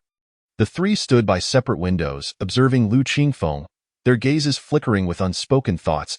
Lu Qingfeng noticed them as well, but it mattered little. There was no need to hide from each other. Huangfu classmate. What is he practicing? Huangfu Xinyu shook her head. I don't know. Tai Chi mixed element stance. Songhai Yuming interjected suddenly. Chen Han looked at her in astonishment. Songhai classmate, how do you know? It's in the book. It seems so, but it's different from what is described in the text. Huangfu Xinyu added, I heard that Director Zhao's techniques were all acquired from Lu classmate. Did the principal tell you that? Chen Han diverted from Huangfu Xinyu's comment, saying, blood rebirth, becoming a true deity. Do you believe it? I do. Songhai Yuming suddenly chimed in again. The 2 stared blankly at her, puzzled by why someone as illustrious as her would come here, relinquishing her chance at eternal life to pursue an uncertain path in martial arts. Why? Huangfu Xinyu also felt curious, harboring some concern, yet she had no choice. For the sake of freedom, she had to choose the martial arts academy. Songhai Yuming offered no response, her eyes shining with a brilliant light in the darkness. The 3 resumed their silent observation of Lu Qingfeng practicing his stance, while he discreetly consumed energy bars. Taking advantage of water breaks to swallow them down. 3 days later, a large vehicle arrived at the entrance of the martial arts academy. Xiao Jingdao disembarked, followed by 8 tall, young men. Upon stepping out, they quickly formed a line. There was also a middle-aged couple accompanying them. Xiao Jingdao led them into the academy in the dining hall. The 4 were having their meal and peeked out upon hearing the commotion. Lu Qingfeng, spotting the middle-aged couple, breathed a sigh of relief. The night prior, he had spoken with old Xiao, who mentioned he would be bringing a couple over to cook and clean today. Over these 3 days, he had truly been at his wits' end. Cooking for one was vastly different from preparing meals for 4. Lu Qingfeng, please help Xiao Ma and his wife familiarize themselves with the kitchen. Sure. This time, Lu Qingfeng was quite eager, as chefs would surely treat him with some courtesy. Uncle Ma, Auntie Ma, follow me. After introducing them around, he guided them to the adjacent room near the kitchen. There were 2 sizable rooms, one for old Xiao and the other for the kitchen staff, perfectly arranged. Ding, ding, ding. The bell, which had never rung before in the martial arts academy, suddenly chimed. Following the sound, Lu Qingfeng made his way to the first floor, where he observed everyone arriving and finding their seats. He also settled into a spot, while Xiao Jingdao strode confidently to the podium. Chapter 65. New Year, Enlightenment. Dear students, today marks the inaugural day of classes at our martial arts academy. He paused, glancing at Lu Qingfeng at the back, and continued, from now on, with the exception of Lu Qingfeng, all other students are required to attend classes here every morning at 9 o'clock for a week. The crowd fell silent, particularly the 8 seated at the front, who remained perfectly still, sitting upright. Upon hearing this, Lu Qingfeng stood up and walked away. Their classes would likely consist of theoretical knowledge, followed by the genuine practice of Baji Quan and live horse stance.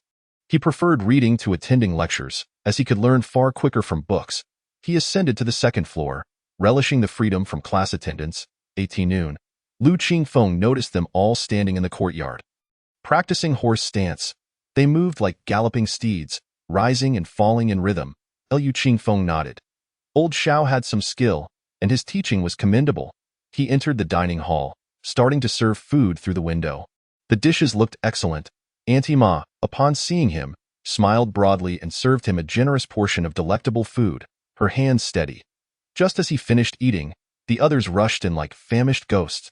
As Lu Qingfeng exited the dining hall, old Xiao called out to him. What is it? I still need to meditate. Coughed, the horse stance teaching is going well, right?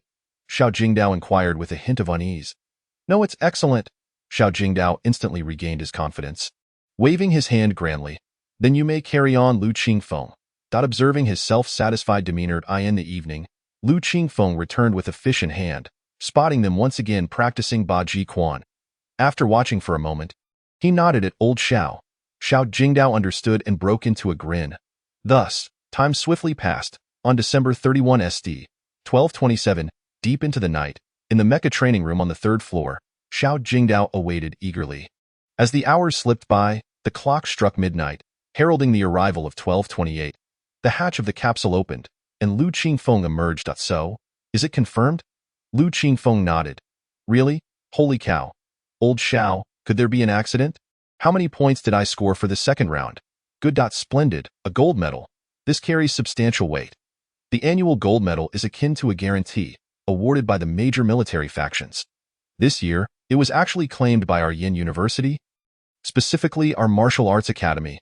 The system notified him to head to the Blue Star Ocean Center, the headquarters of the Human Alliance, to collect his rewards, including 3 S-grade elective abilities, which he was considering trading for money.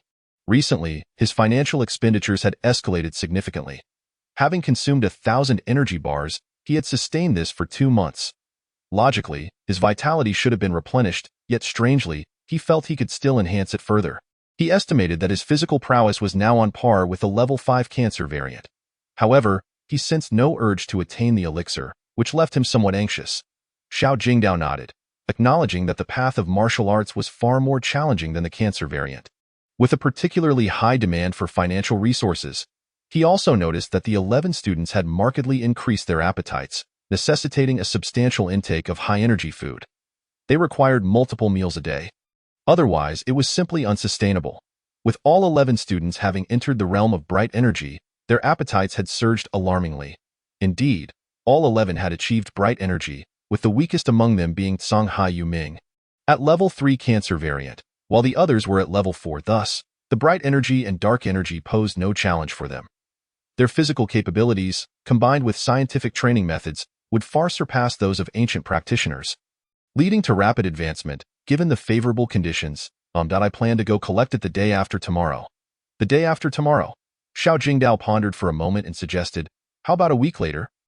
The school will surely send someone to accompany you, and I will go as well.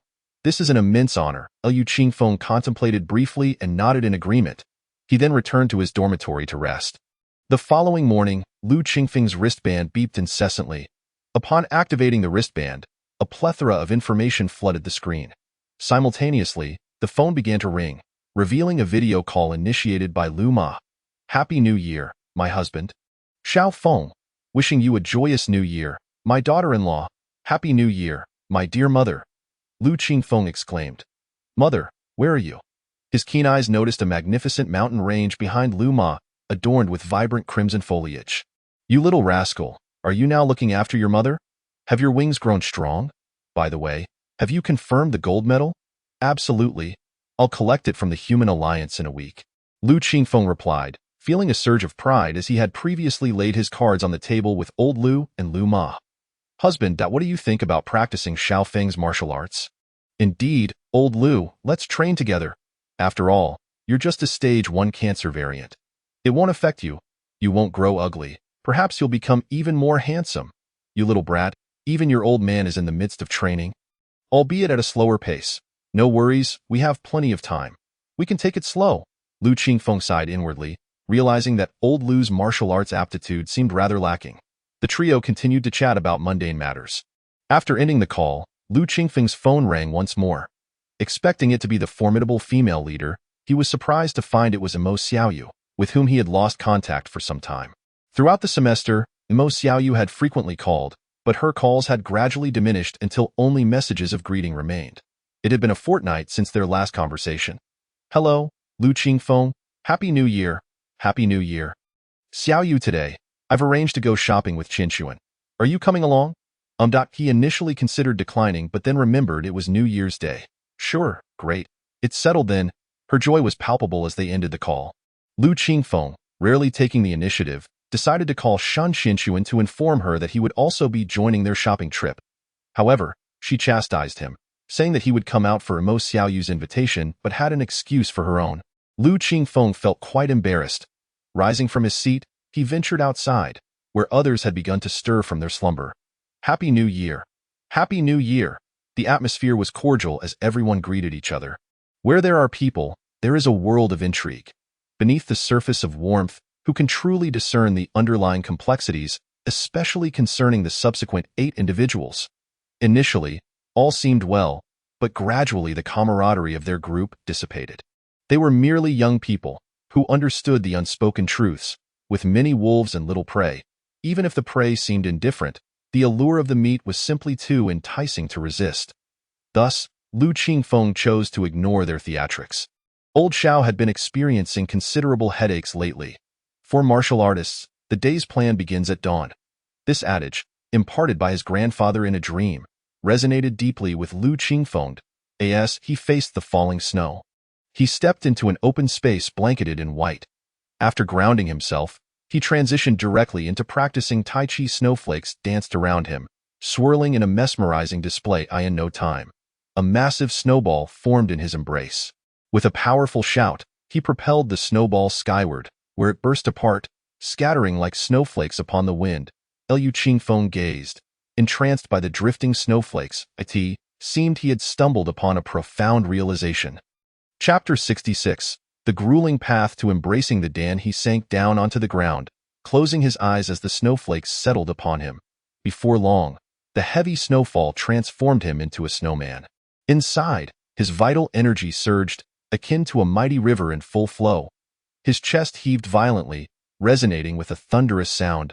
Boom, rumble, boom. The noise was deafening, and those gathered in the courtyard felt a sudden sense of asphyxiation. Xiao Jingdao's eyes sparkled with intrigue. He gestured for others to follow him to the second floor. They gathered on the balcony to witness Liu Qingfeng sitting amidst the snow, resembling a snowman. Yet his chest emitted relentless thunderous sounds. "Director, what is he doing?" someone whispered. "The harmony of yin and yang. Only then can there be thunder," Xiao Jingdao mused, realizing that Lu Qingfeng had grasped the method of embracing the Dan. The onlookers were taken aback, their eyes reflecting a mix of astonishment and longing. Suddenly, the snow enveloping Lu Qingfeng melted away, revealing his true form. The water from the melting snow evaporated instantly, while the flurrying snowflakes could no longer approach him. "What is happening?" one asked, witnessing the miraculous scene. "Alas, just a step away. This is the manifestation of vital energy. Rain cannot wet it, snow cannot settle upon it." Xiao Jingdao, astounded, had only speculated about the process of embracing the Dan. His theories lacked certainty, whereas Lu Qingfeng was actively practicing, discovering that embracing the Dan required such an intricate approach. Meanwhile, Lu Qingfeng's expression suddenly shifted dramatically as he retracted his vital energy. He felt an ominous presence. Should he succeed in embracing the Dan, a trial awaited him. Only by overcoming it could he truly enter the realm of the Dan. The trial of the heart's demons. One misstep could render him a fool. The obliteration of the mind could indeed lead to foolishness. Rising to his feet, he exhaled a breath of turbid air, shaking his head as he made his way toward the courtyard. Upon reaching the entrance, Xiao Jingdao pulled him into his room. "Kid, have you embraced the Dan?" "No." Lu Qingfeng shook his head. "Do you know how we viewed you this morning?" How?" "As a deity." Lu Qingfeng, the feeling of life-level suppression emanating from your chest. "Do you comprehend?" Lu Qingfeng shook his head. He was utterly bewildered. "The thunderous sound resonating from your chest created a life-level suppression for all of us, leaving us breathless. Can you explain how you achieved this?" Lu Qingfeng, unwilling to conceal the truth, pondered for a moment. "This sensation is quite profound. I'll attempt to articulate it. When I was practicing my forms, I witnessed the moment the snowball, propelled by my Tai Chi energy, soared into the sky and dispersed. In that instant, I glimpsed the secrets of life, creation, destruction, and then I seemed to see the sun and moon above, illuminating one another. I wondered if my internal energy also required a balance of yin and yang. Consequently, I channeled my Tai Chi energy, forming a duality, and my vital energy surged dramatically. This led to the formation of the Dan's energy, but ultimately, it failed. Why?" Xiao Jingdao asked eagerly. "The cultivation of the heart." "You re not deceiving me?" Lu Qingfeng earnestly replied. "Old Xiao, this is the truth. There exists a trial of heart's demons. Only by overcoming it can one embrace the Dan for vital energy to manifest in the Dan. Divine assistance is required, and for the divine to aid the vital energy, one must transcend the trial of the heart's demons." Xiao Jingdao frowned, lowering his head, murmuring to himself, "It truly requires overcoming a trial." "A trial?" Observing his demeanor, Lu Qingfeng offered reassurance. "Old Xiao, I too sensed this intuitively, but I lacked confidence, so I refrained from confronting the trial. Your speculation is correct. The martial path necessitates the cultivation of the heart." "I am fully aware." Xiao Jingdao raised his head, exhaling a heavy sigh. "I just never anticipated that one must truly face the trial of heart's demons. The martial path is arduous. No wonder when you formed the energy of the Dan. We felt the suppression of life level, yet." Xiao Jingdao quickly became animated again. "Speaking of life level, doesn't this indicate an elevation in life level? Perhaps the ancient texts hold truth. Blood rebirth?" Lu Qingfeng thought this notion absurd. In this era, to suggest that a single drop of blood could restore one to their former self was ludicrous. Science would argue that it was not truly you. At most it merely cloned you.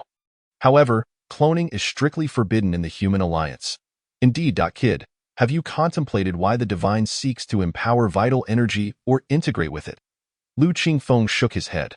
Once the divine empowers vital energy, the essence, energy, and spirit become a trinity. Ultimately, if one attains the pinnacle, does it not imply that a single drop of blood embodies your divine essence, thus signifying the possibility of rebirth? Lu Qingfeng's mouth hung agape. This perspective seemed plausible. According to modern scientific theories, if a person's DNA retained their memories, it would imply the potential for immortality. Xiao Jingdao continued, his excitement palpable. "Most importantly, you have already demonstrated that after embracing the Dan, the life level is indeed altered, and lifespan may significantly increase." Lu Qingfeng nodded in agreement. As he shared this sentiment, If he were to embrace the Dan, his lifespan would surely surpass 200 years. Perhaps even more, and in a manner that defied aging. Enough. Ponder this at your leisure. I must attend to my duties. Today is New Year's, and I have plans. We'll discuss it later. Xiao Jingdao waved his hand. And Lu Qingfeng promptly exited to wash up and have breakfast in the dining hall. Everyone regarded him with curiosity. They held no grievances against Lu Qingfeng, and their admiration was evident. It seemed this classmate, apart from his training, cared about little else and particularly loathed complications. Lu, may I ask? Lu Qingfeng lifted his gaze to Chen Han and I asked, there's something amiss? That I wanted to inquire about the sound you produced this morning.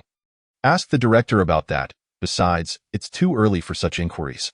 Wait until you're at the stage of energy transformation. Lu Qingfeng's voice rose, ensuring all present heard. Thank you. Lu Qingfeng scanned the dining hall, nearly laughing at the amusing sight. It appeared that apart from Chen Han, the others were seated in pairs, 2 by Huangfu Xinyu and 2 awkwardly beside Song Haiyue. The remaining 4 had opted not to engage. Lu Qingfeng couldn't help but indulge in a bit of gossip, realizing that Mieju was surprisingly popular. After all, when she wasn't teaching, she was incredibly captivating. Especially when she smiled, it radiated warmth. As for the bright moon over the vast sea, winter has arrived, and the chill is palpable, yet she seems to exude an even greater coldness.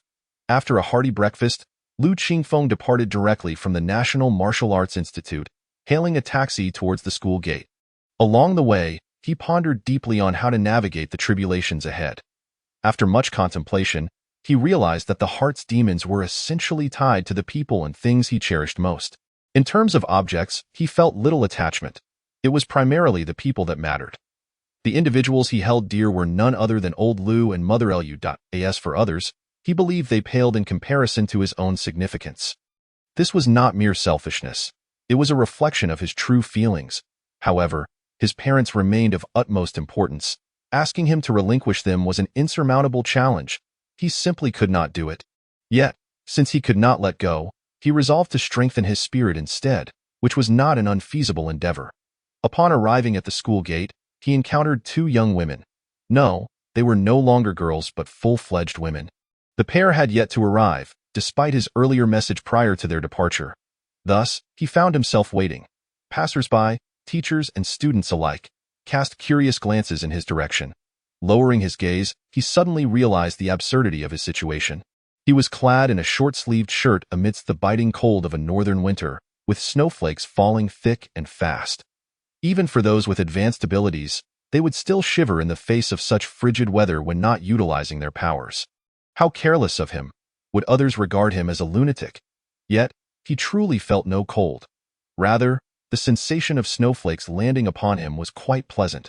After waiting a little longer, the 2 women finally arrived together. Lu Qingfeng, aren't you cold dressed like that?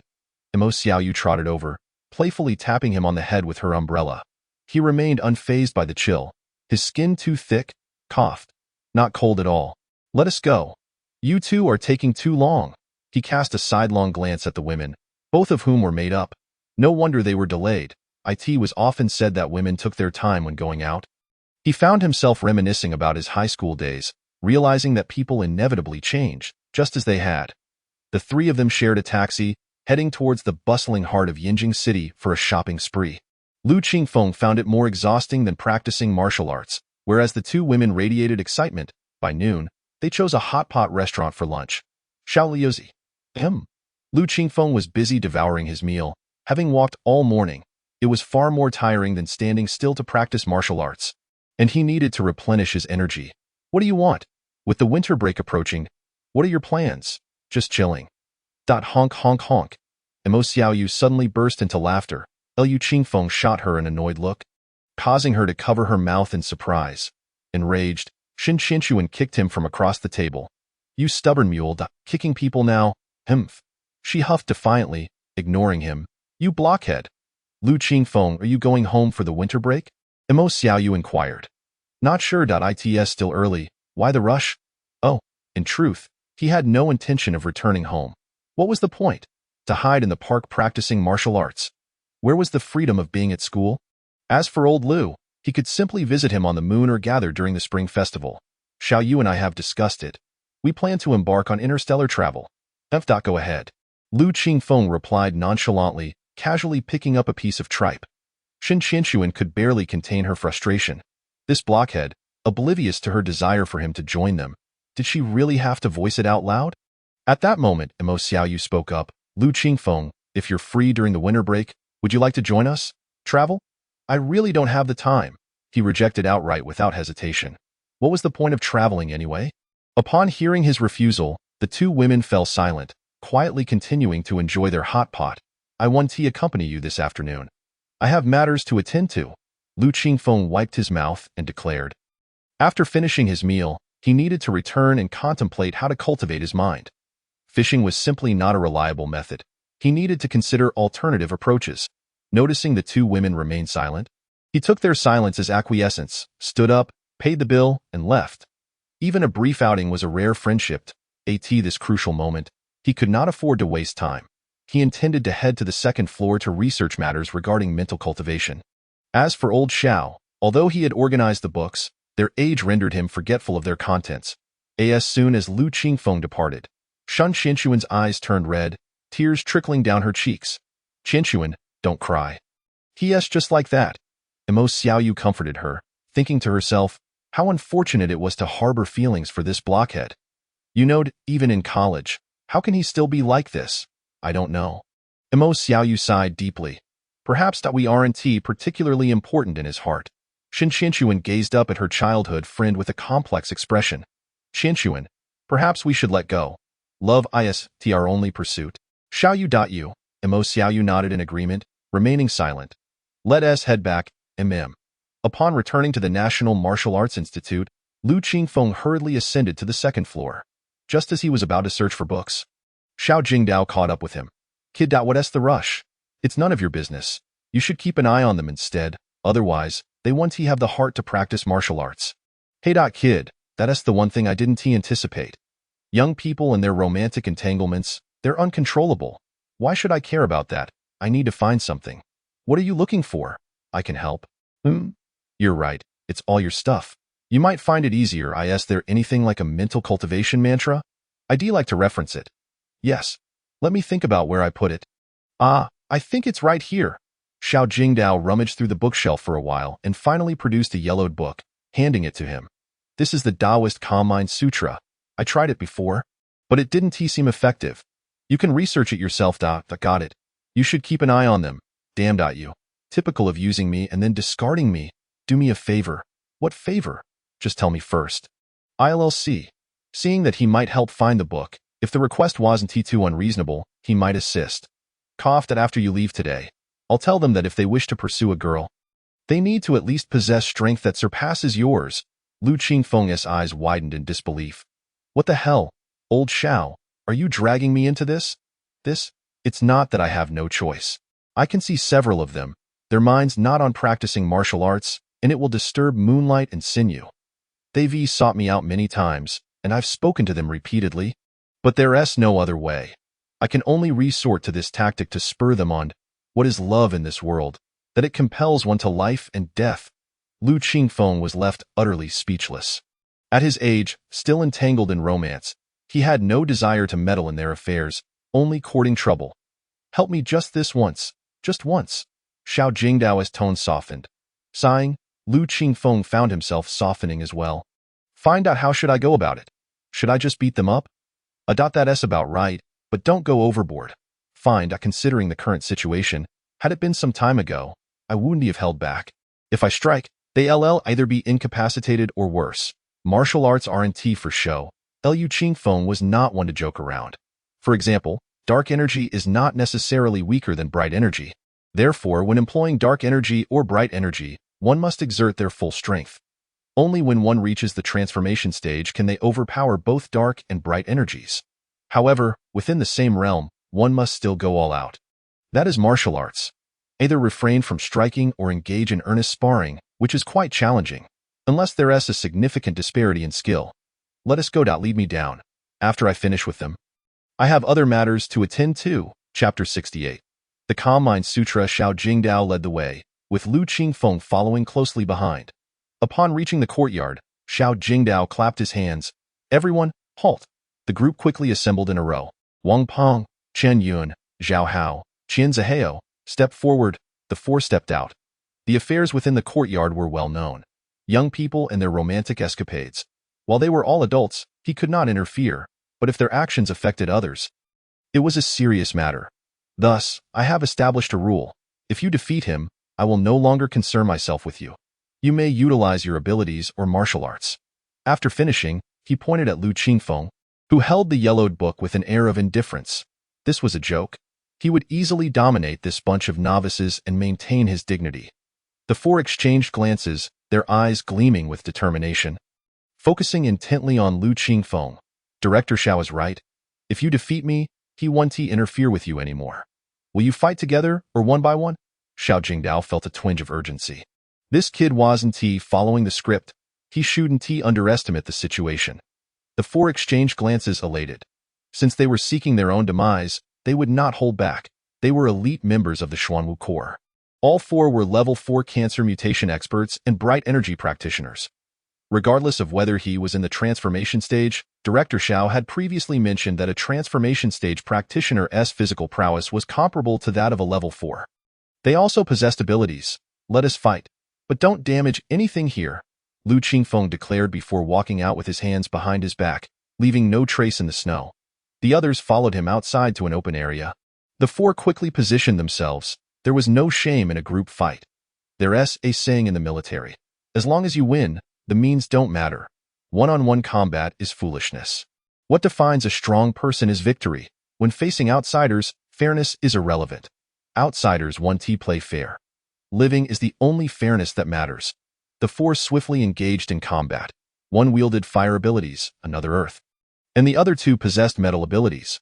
They all summoned their respective weapons. Lu Qingfeng shook his head, finally understanding why Xiao Jingdao wanted him to teach them a lesson. Turned out they were yet another group that believed martial arts were a waste of time. Inferior to abilities, without hesitation, he vanished from the center. Banged at a palm struck the fire user, and before the others could react, he stepped onto the 8 trigrams, flashing away, and unleashed a flurry of strikes, moving with the ease of a leisurely stroll. In less than 2 seconds, all 4 individuals lay sprawled on the ground like discarded puppets. Lu Qingfeng stood in place, his right hand holding a book, his left hand casually hanging by his side, exuding an ethereal presence amidst the falling snow, an aura of undeniable prestige. He scoffed at the incompetent lot before him, pondering whether they understood the concept of absolute dominance. In his eyes, they were nothing but glaring weaknesses, slow and ostentatious in their movements. Meanwhile, the onlookers, including Xiao Jingdao, were utterly astonished. Such monstrous prowess. This old man seems hardly a match for him, does he? Has he truly reached the pinnacle of level 6? The others gazed at him with fervent intensity. A true man of valor must remember his words. With that, Lu Qingfeng turned to leave, internally grumbling. Do they even comprehend the essence of half-step, Dan? Truly, half-step is forgivable, but to achieve the pinnacle of transformation is paramount. Just a day prior, he hadn't been this formidable. However, after this morning, his vitality had surged to the brink of Dan, witnessing a rapid enhancement in that fleeting moment. He now understood the stark difference between Dan and transformation, as well as the vast chasm separating subtle and overt energies. The crowd watched his retreating figure. The Dean. Lu, such strength. Chen Han remarked. He suddenly found himself eagerly anticipating the martial arts. Although he had never slacked off, yet he still felt uncertain. However, after witnessing Lu Qingfeng's prowess today, confidence began to blossom within him. At the tender age of 19, his combat prowess rivaled that of a level 6 supernatural being. If he were to pilot a mech, he would be an invincible force below the king level. What does this imply, Dean? Will we ever attain the same level as senior brother Lu? Huangfu Xinyu inquired. Contemplating the freedom such strength would afford her, this former student of hers had become unfathomably strong. You all have merely glimpsed the tip of the iceberg. Xiao Jingdao stroked his beard, speaking with an air of superiority. Alas, he was merely a theorist, not a practitioner. Otherwise, he would have intervened directly rather than summon Lu Qingfeng. Surely, it would be absurd for the dean of the Martial Arts Academy to utilize supernatural abilities against students. Would it not? The other 4 supported their fallen comrades. Martial arts? You are merely at the initial stage. the overt energy, do not fall into the trap of believing that your presence here is solely out of obligation. It will not hinder your future. You are all individuals of exceptional talent. Do not allow external distractions to invade your minds. I understand. Being young entails romantic entanglements, but persistent pursuit can be detrimental to others. Should you continue in this manner, I will have no choice but to send you back. Upon hearing Xiao Jingdao's words, the students felt a pang of shame. Yes, Dean. Cough, cough. As long as you understand, take them back to recuperate. He turned to the other three. Why not allow Lu Qingfeng to demonstrate? The disparity is too vast. I fear it may lead you to aspire beyond your means. Moreover, you all should know that he is the one who imparted the techniques to you. Strictly speaking, he is your true master. The ancients placed great importance on the master-disciple relationship, but that is of little consequence now. You all must encourage yourselves with that. Xiao Jingdao departed. Who knows how immense the pressure weighed upon him? Facing new challenges that could not be mastered overnight was indeed a formidable task.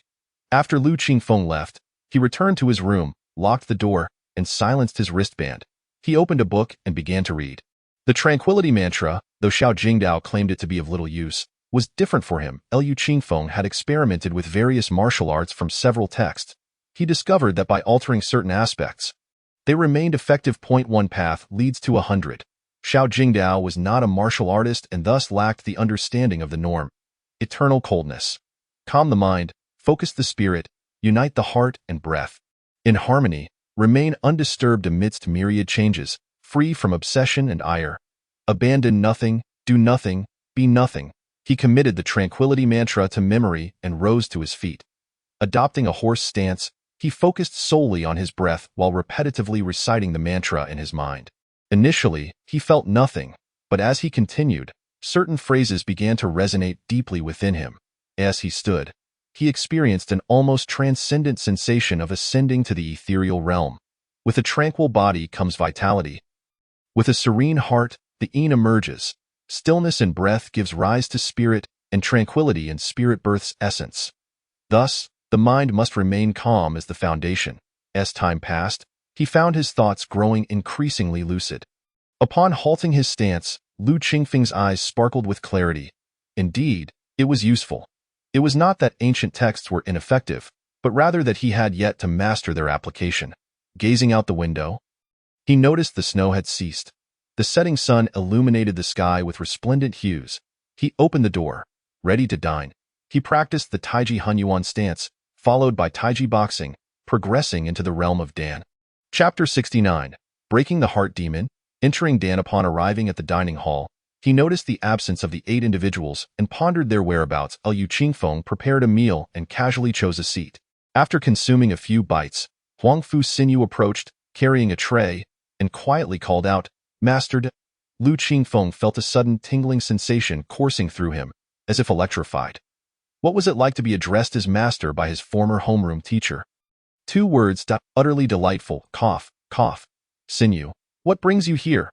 Huang Fu Xinyu shot him a glance, clearly unimpressed by his attempt to seize the moment. Dean Xiao mentioned that the techniques are all transmitted by you. Although you only imparted the teachings without clarifying the doubts, it still counts as being a master, so it's just a formality. However, if you have any questions, feel free to ask me. Upon hearing this, Lu Qingfeng immediately grasped her intention. She sought guidance. After all, she had been his homeroom teacher for 3 years, and there was certainly a bond there. Really? Yes, that's wonderful. Her eyes seemed to sparkle and she smiled brightly, saying, "Thank you, Qingfeng master, and by the way, you looked very handsome today." Lu Qingfeng gazed at her in confusion before it dawned on him. She was likely referring to 2 of the 4 individuals. Nonetheless, being complimented by a woman, especially a beautiful one, felt undeniably gratifying. No need for flattery. It was merely a request from Dean Xiao. The 2 then reminisced about amusing high school anecdotes, sharing laughter as they conversed. "Qingfeng master, I won't disturb you any longer. I am off to practice martial arts." With a playful wink, Huang Fu Xinyu carried her tray and walked away with a light-hearted step.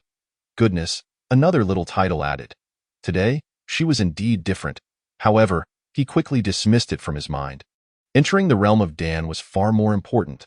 After finishing his meal, Lu Qingfeng swiftly made his way to the back of the courtyard. He began standing in the Taiji Hunyuan stance. constantly reciting the Qingxin mantra in his mind. His thoughts became increasingly clear, and the energy within him surged, continuously flowing into his mind. He distinctly felt his spirit growing stronger. Repeatedly standing in the stance, energy surged forth without cease. Only when he felt a slight pressure at his temples did he finally stop. He then swiftly began practicing Taiji boxing, again and again, stirring up a flurry of snowflakes that glimmered under the moonlight. Suddenly, inspiration struck him. The moonlight seemed to shine even brighter at that moment. Liu Qingfeng halted his practice, quickly consuming a few energy bars, and promptly seated himself on the snow-covered ground. The energy within him circulated wildly, blood coursing through his veins, merging with the energy. His vital essence flowed like a raging river. Blood belongs to the yang, while energy to the yin, harmonizing to form a great circle. Thunder rumbled across the ground. His spirit plunged rapidly into the vast circle, balancing the energies within. The thunder ceased. Liu Qingfeng suddenly experienced a vivid hallucination. He found himself in a grand estate, where his mother was pregnant, and his father held her hand. As if walking towards the gallows, step by step, the scene shifted abruptly. His mother knelt on the ground, her forehead bloodied, repeatedly pleading, "Father, it is all my fault. Do not blame him. Spare him. A child cannot grow up without a father." In the vision, a shadowy figure grasped his father, lifting him high. Liu Guoping, "You have ruined a jewel of the Yu family. You deserve to die." His father's face turned pale, breath quickening, on the verge of collapse. Suddenly, his mother lunged forward, desperately grasping the shadowy figure. After a long silence, the figure sighed, "Liu Guoping, unless you allow the child in Yinner's womb to bear the Yu name, you shall never step foot into my Yu family." With that, he cast Liu Guoping out of the door, and his mother chased after him, crying. His father coughed up blood, his eyes filled with hatred as he watched his bloodied mother approach, overwhelmed by endless remorse before losing consciousness. The scene shifted again. His mother, with a swollen belly, supported his father as they slowly exited the estate. Witnessing this scene, Liu Qingfeng's eyes reddened. He recognized that the shadowy figure was his step-grandfather, Yu Zhenhua. Just wait. One day he would visit the Yu family to seek justice for his father and mother. The scene flickered once more, revealing an endless starry sky. A spaceship traversed the cosmos, where two girls were joyfully chatting. "Xiaoyu, we are about to arrive at the Flower Sea Star. I've heard this planet is adorned with beautiful flower seas everywhere. Indeed, just thinking about it is delightful. It's a pity that little Lu couldn't join us." Xin Xinshuan suddenly looked a bit downcast. Suddenly, the spaceship shook violently. "Alert, alert! Dear passengers, we have encountered an asteroid field. Please fasten your seatbelts and remain calm." The turbulence intensified. "Qinshuan, are we going to die?" "Xiaoyu, no. I still have things to say to that wooden block." "We will not perish." The scene flashed again, revealing a massive asteroid hurtling towards the spaceship. Hallucination. This is merely an illusion. Damn it. This is an illusion. Liu Qingfeng's eyes turned crimson. In an instant, the spaceship shattered into a myriad of fragments. And the voice echoed relentlessly in his mind. I still have words left unspoken to him. Liu Qingfeng was suddenly engulfed by a sense of numbness. An illusion. It must be false. I am undergoing tribulation. The scene flickered once more. Outside a colossal crimson planet, an endless warship traversed the void. Surrounding the ship were innumerable mechanized warriors and drones, unleashing a barrage of lasers upon some fiery red monsters. Countless massive crimson steel beasts surged forth from the planet, relentlessly assaulting the warship. The vessel's shield trembled incessantly. "Deploy the mechs, deploy the mechs, fire rock star, intelligence anomaly." The enormous hatch swung open, and mechs erupted from within the warship. The last to emerge was an immensely gigantic mech. Liu Qingfeng instantly recognized it as his mother. The mech charged swiftly toward the monsters of Fire Rock Star, slicing through the steel beasts like watermelons, scattering their remains across the starry expanse. Suddenly, from the distant void, several massive warships appeared, revealing their enormous cannons glimmering with a sinister purple light, akin to bloodthirsty beasts. "Retreat. There's an ambush." The warship emitted a signal of danger. Zzz, a flash of electricity surged, and dozens of immense beams of light streaked across the starry sky. The drones and mechanized soldiers evaporated like snow under the sun, and some mechs were instantaneously melted. A colossal beam shot towards the largest mech, ZZZZZ. The energy shield atop the mech rapidly disintegrated. Moments later, several more lasers struck the crimson mech. This is an illusion, an illusion. It cannot be. Mother must be safe. The gigantic mech, towering at 1,000 meters, was struck by several beams of light, its energy shield obliterated. More lasers rained down, blocking every escape route for the mech. Run, Mother, despite knowing it was a falsehood. Lu Qingfeng's eyes brimmed with despair as he shouted, boom. The mech melted away into the endless cosmos. Liu Qingfeng noticed that the warships bore several unusual characters. AI, false, all mere illusions. I am undergoing tribulation. Undergoing tribulation. His eyes reddened, and his spirit wavered slightly. The circle formed by his vital energy trembled violently. Suddenly, a chilling sensation coursed through his hand, penetrating his entire being, a mere illusion, seeking to disturb my heart. Begone! The scene shattered. Liu Qingfeng opened his eyes, gasping for breath. He immediately raised his hand to glance at the ring, knowing full well that it had saved his life yet again. He was acutely aware of the peril he had just faced. Even though he knew it was false, his spirit remained unsettled. He felt anxious. If only he had a bit more time. If his spirit had grown stronger, perhaps it would have been more manageable. Nevertheless, now, he examined himself. His internal organs throbbed vigorously, and his vital energy flowed steadily through his meridians. He turned inward. Raising his head, he felt a remarkable clarity within a radius of 100 meters. Is this the realm of danholding? Truly wondrous, and a wonder. Since Zhang Sanfeng's time, danholding has merely been a legend. This is no mere martial practice. It verges on the realm of immortality. Chapter 70. Both the heart demon and a warning. Lu Qingfeng rose. Surveying his surroundings, astonishingly, within a 10-meter radius, not a single flake of snow remained. It must have been evaporated by his vital energy. He clenched his fist, producing a sound akin to an explosive burst through the air. His vital energy flowed continuously, augmenting his physical prowess. The sensation of hunger returned. He quickly devoured a dozen energy bars. After a while, the hunger returned once more. This is Dyard, the law of energy conservation. Those 10,000 energy bars are wasted. He hastily controlled the flow of his vital energy through his spirit, gradually alleviating the hunger, at this rate. Until he found new sources of energy, he could not practice martial arts nor consolidate his strength. Returning to his room, he glanced at the time. It was already 4 in the morning. His wristband displayed several missed calls, all from Shan Qianxuan. Remembering Shan Qianxuan, he pondered, did she appear in the illusion too? Moreover, according to the sequence of the fantasy, it seemed that old Lu's reputation paled in comparison to Shan Qianxuan's life. Her words replayed in his mind. I still have things to say to that wooden block. Am I the wooden block? Yet, recalling that scene, he felt a pang of pain. Compelled by an inexplicable urge, he dialed her number. To his surprise, she picked up immediately. Are you still awake? He felt a bit embarrassed. Shan Qianxuan appeared somewhat haggard on the video call. I called you several times last night, but you didn't answer. I couldn't sleep. I was practicing martial arts. No. A silence enveloped them. After a moment, Shan Qianxuan spoke. Xiao Liuzid, I want to ask you something. Go ahead. That does Xiao you like you? Lu Qingfeng found himself inexplicably tempted to lie. However, after some thought, since Mo Xiaoyu had confessed to him, it seemed accurate enough, so he nodded. I understand. You should get some rest. After saying that, he hung up the phone. Liu Qingfeng was left in a state of confusion. It was almost 5 o'clock. Why would he sleep?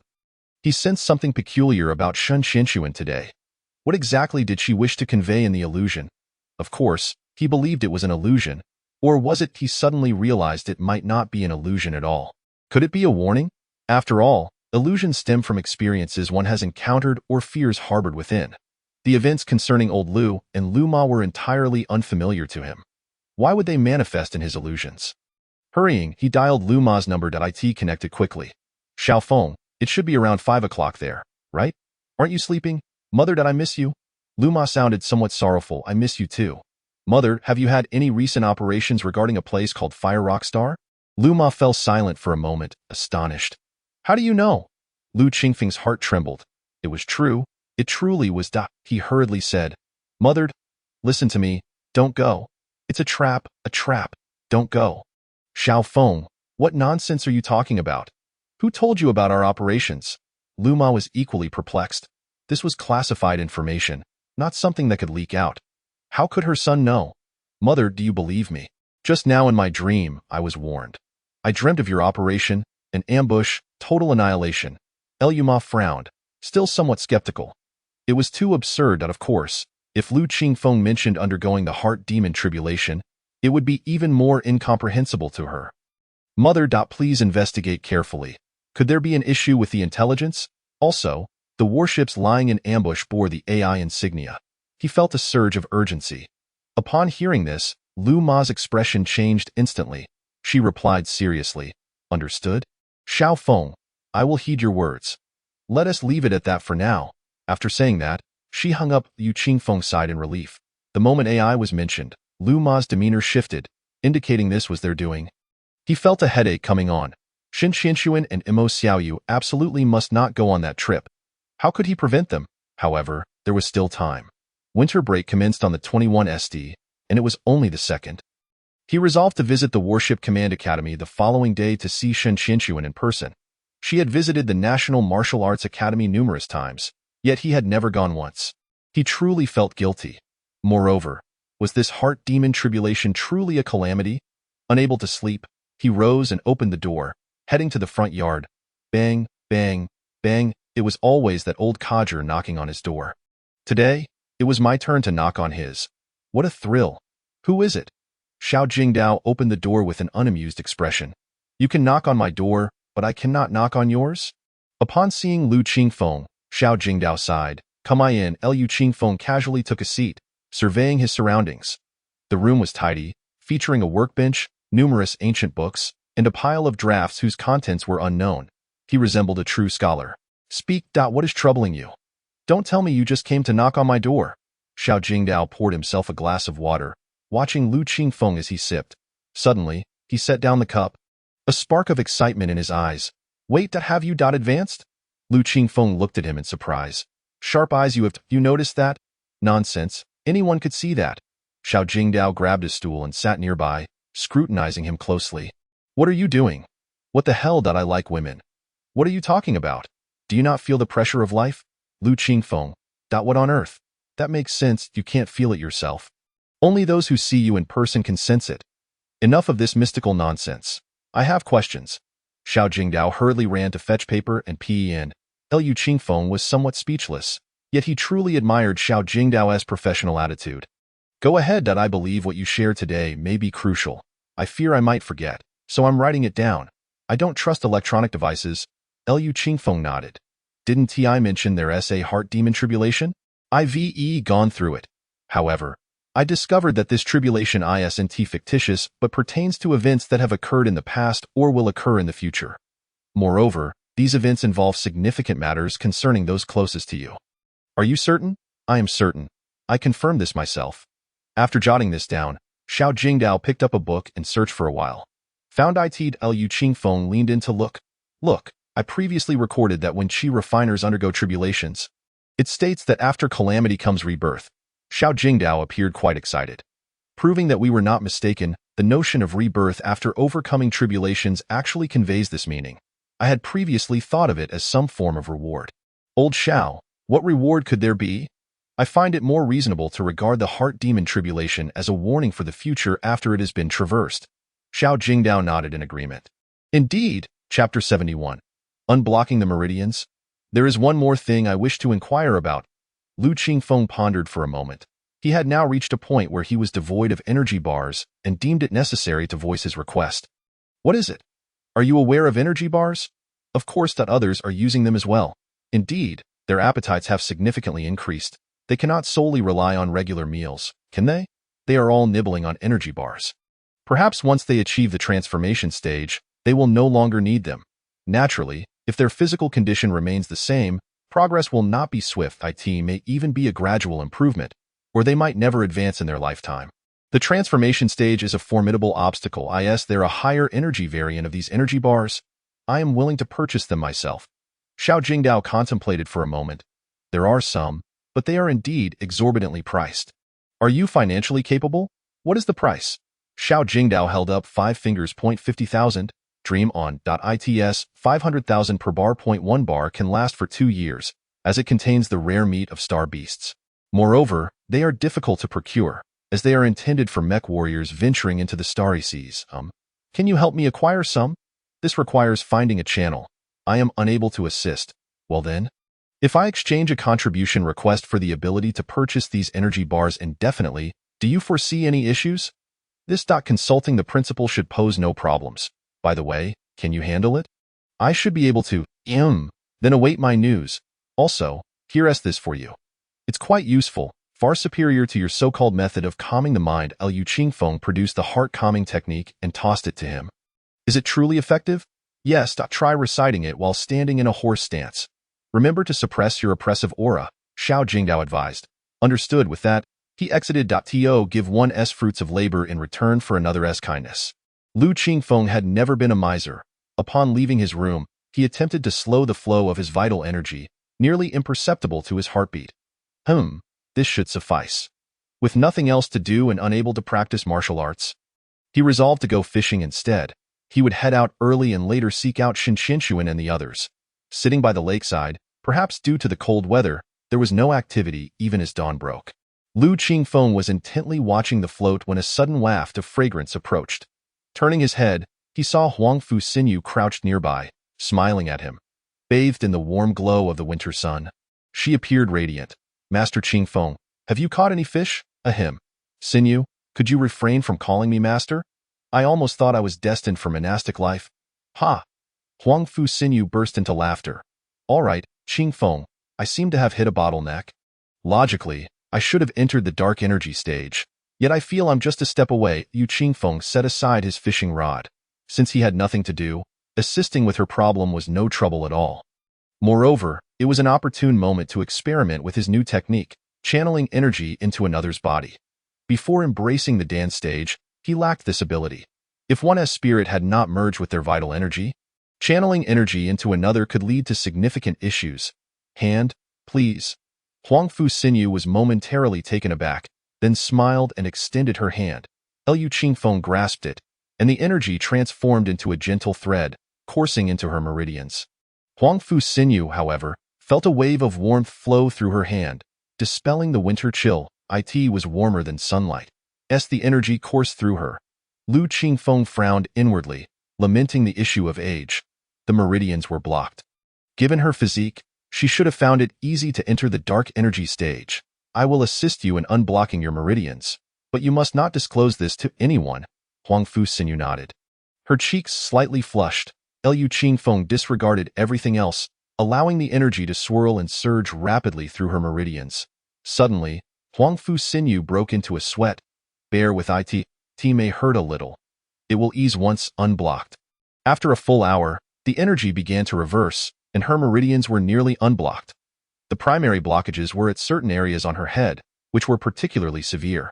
Hence, it seems that practicing martial arts is easier for those who are younger or possess a more innocent mindset. If she lacked this level of physical fitness, she might never enter the dark energy stage unless someone assisted her. After unblocking her meridians, she could potentially advance rapidly to the dark energy stage, or even beyond. With this thought, perhaps he could unblock old Liu's meridians. However, it seemed old Liu's aptitude was too poor, and his potential too limited. This was quite a conundrum.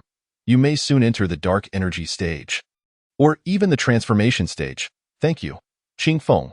This statement was delivered with sincere gratitude from Huang Fuxinyu. No need, after all. You've taught me for 3 years. By the way, did old Xiao teach you the heart-calming technique this morning? He did. What are the results? Quite good. I feel increasingly clear-headed.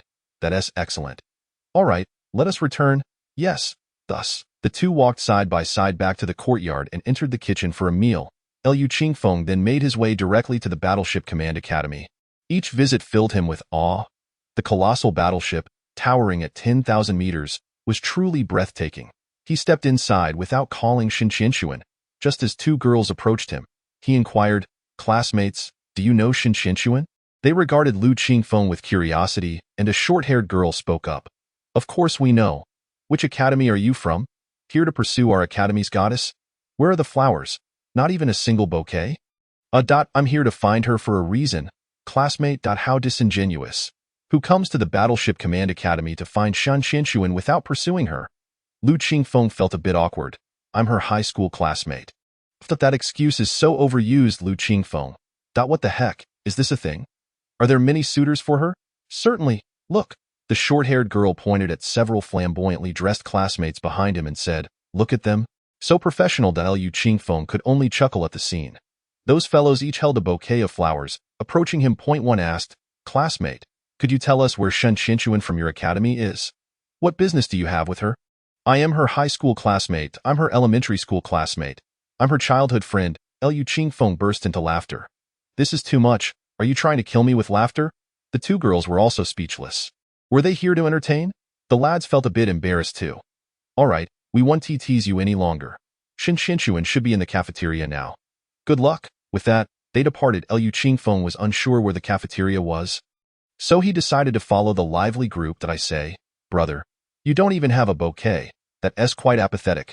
One of the guys remarked, looking at Lu Qingfeng's empty hands. Coughed, I really am Shan Xinshuan's classmate. The group shot him disdainful glances in unison. Dude, still pretending. Is Shan Xinshuan really that famous? Does your family only have internet access now? Lu Qingfeng was momentarily stunned.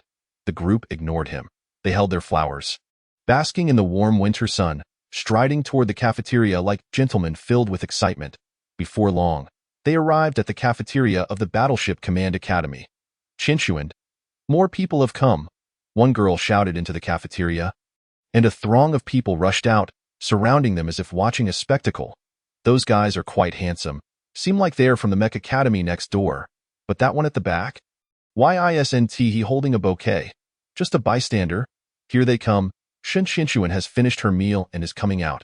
Sunflower seeds, beer, drinks, and bottled water. Do you think anyone will succeed? No way. Look at how many people there are. At that moment, the crowd parted, and Shan Xinshuan emerged. Shan Xinshuan, I like you. One of the guys stepped forward, offering flowers and declaring passionately, from the moment I first laid eyes on you. Before he could finish, Shan Xinshuan's eyes lit up. She brushed him aside and quickly walked forward. Tears brimmed in her eyes as she stood before Lu Qingfeng, then grasped his hand and ran away.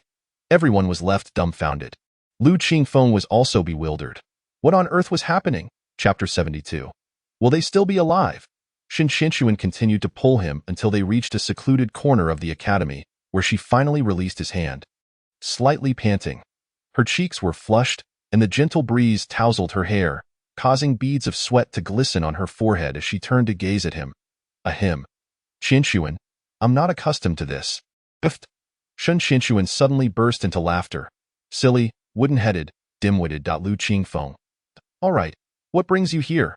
It was evident that she was quite pleased. Why shouldn't I come? Is this school your family's property?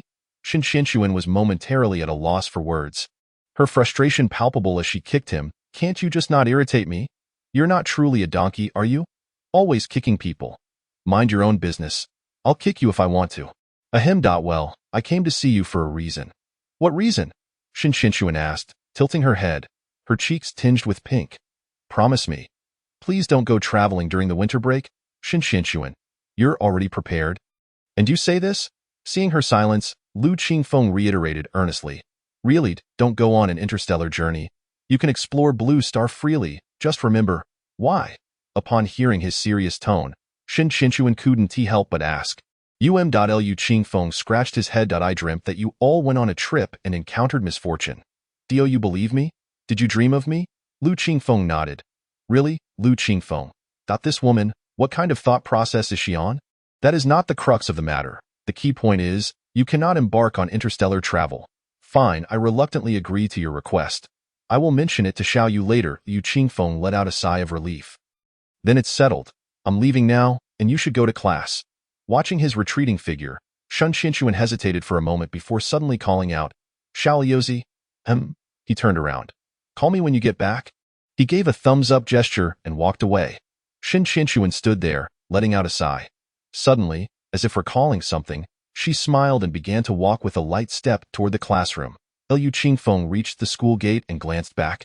His feelings a bit complex. After a moment of thought, he decided against going to the medical school. He hailed a taxi directly back to the National Martial Arts Academy. On the way, he opened his wristband and logged onto Yin University's internal forum. The top post featured the news of his earlier encounter. Shun Xinshuan, the campus belle of Yin University, astonishingly taken. Shocked. Yin University's goddess Shan Qinshuan apparently belongs to someone. My heart is shattered. Image. Just moments ago, our goddess Shan Qinshuan was seen sprinting hand in hand with a strange boy at the cafeteria entrance. It was the first time I witnessed the goddess taking the initiative to hold someone else's hand. My heart is broken, comrades. Who is this boy? Which college is he from? I want to challenge him to ITS unbearable. I feel like crying. My goddess, is she gone in her freshman year? Everyone, stop gossiping. It's hopeless. Move on to pursue others. I don't recognize this boy at all. A flurry of chaotic comments ensued, yet no one criticized him. This is Yin University, after all. He closed the post, only to find another pinned thread. Lu Qingfeng clicked on it. Ranking of Yin University's campus beauties, revision of the old list. Upon looking, he understood. No wonder Shun Qinshuan is so famous. She holds the top spot in the campus belle rankings. The list includes the top 100 beauties of Yin University, complete with photos and descriptions, simply exquisite. The former top contender, Songhai Yuming, has now vanished from sight, removed entirely. Surprisingly, Mo Xiaoyu also made the list, ranking 190. Lu Qingfeng stroked his chin. That can't be right. Are they really that beautiful? Especially Shin Qinshuan, who is ranked first? I don't see it. Could it be that I suffer from facial blindness? In his memory, Mo Xiaoyu was still the little girl who cried easily and often reported him. As for Shan Qinshuan, she was that pure girl who would frequently tease him. They wore oversized school uniforms, with short hair or high ponytails. Upon returning to the National Martial Arts Academy, he took screenshots of the rankings and sent them to both of them, adding a comment. Are the men of Yin University blind? Ding dong. Shin Qinshuan, hemph. Are you the one who's blind? Mo Xiaoyu. Shy expression, they ranked us randomly. He decided to create a group chat for the three of them to chat. 2 campus bells, are you free tonight? Shun, .mo, yes.lu. I'll treat you both to dinner. Shun, oh.is the sun rising from the west today? Mo, sounds good, excited expression. Shan, Mo, Xiaoyu, you're so spineless. Mo, Lu.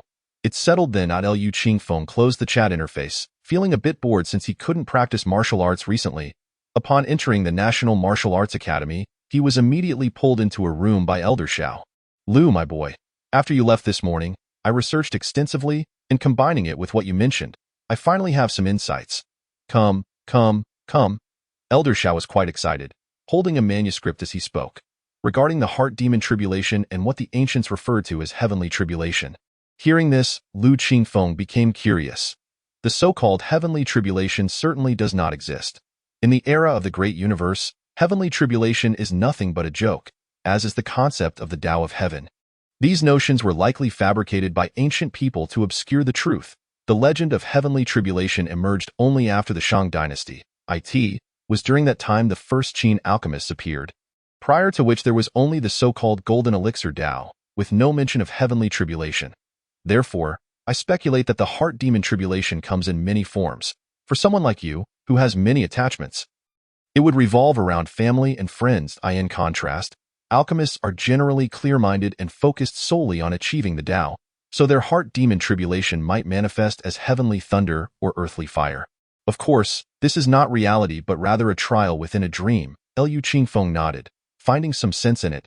If we talk about actual tribulations, that seems a bit absurd. After all, thunder and lightning are the results of clouds colliding. I refer to their tribulations as real tribulations. Heavenly thunder and earthly fire might arise when the balance of qi and blood is disrupted, attacking their so-called primordial spirit.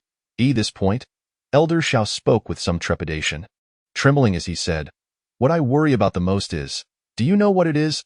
Lu Qingfeng looked puzzled. I fear that these people are not dead. If they are not dead, then where have they gone?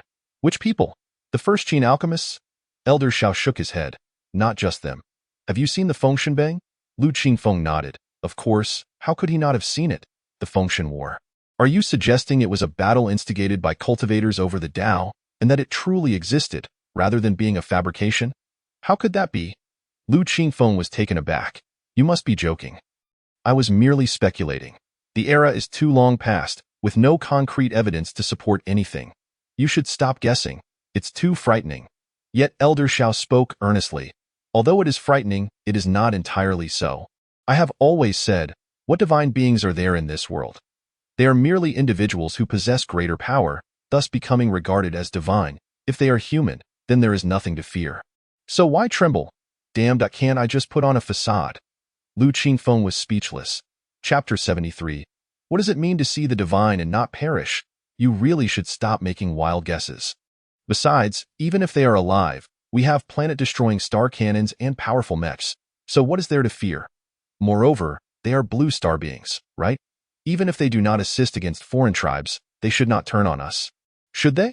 Elder Xiao trembled as he set down his book, then picked up another one and handed it to him, saying, "It's hard to say. Never mind, take this. May you ascend to a higher realm soon. The principal has agreed to help you gain access to purchase advanced energy bars. I will send you the link shortly." Lu Qingfeng accepted it, feeling quite pleased as he said, "That's wonderful." He was genuinely excited, finally able to continue his cultivation. After hearing Elder Zhao's words, he still felt a tinge of anxiety. If divine beings truly exist, where have they gone? Are there really sages in this world? This book contains the realms I have deduced. Please take a good look at it. I will first explain my thought process. Elder Xiao instructed him to flip to the 5th page of the book. He said, after embracing the elixir.it is qi and blood transforming into gang, first internally and then externally. This constitutes a realm, which is further divided into 2 types, referred to as the gang qi realm. Lu Qingfeng opened the page and realized he had never heard of this before. Qi and blood forming gang. Isn't that a concept from martial arts novels? Elder Xiao nodded. While it is a fabrication of novels, it originates from folk legends, processed and transformed, appearing both real and unreal, difficult to discern. However, this has a basis. Qi and blood transforming into gang adheres to the laws of energy. It is about condensing qi and blood into a more robust gang qi. Qi and blood are formless, whereas gang qi, akin to our qi wall, is tangible. It represents the transformation from formless to tangible. Lu Qingfeng understood. Simply put, it is about refining the formless qi and blood into a tangible form of gang qi. First, the internal gang protects the body, while the external gang inflicts harm. Upon reaching mastery, its power is formidable, though I have no specific numerical reference. However, I speculate that this still counts as the elixir embrace realm. The gang qi realm is merely a minor subdivision. Continue flipping through the pages. Lu Qingfeng turned to the next page. This is the final realm I have hypothesized, breaking through the void. Seeing the divine and not perishing. Lu Qingfeng. Just the name sounds impressive. This is the name of the realm in national martial arts and the martial path. In Taoism, it is referred to as refining the spirit and returning to the void.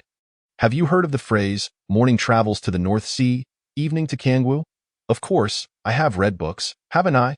Lu Qingfeng rolled his eyes.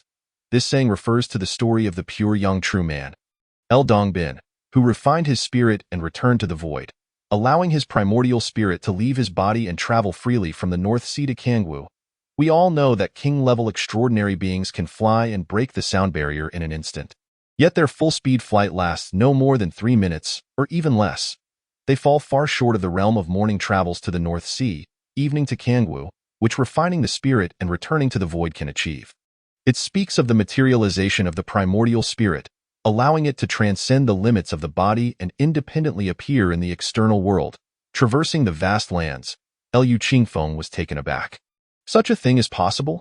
The divine can break free from its body and appear in the outer world, substituting itself to roam the earth. Thus, breaking through the void, seeing the divine and not perishing refers to the divine condensing into a tangible form, transcending its body, capable of existing independently without dissipating. Lu Qingfeng suddenly felt a longing.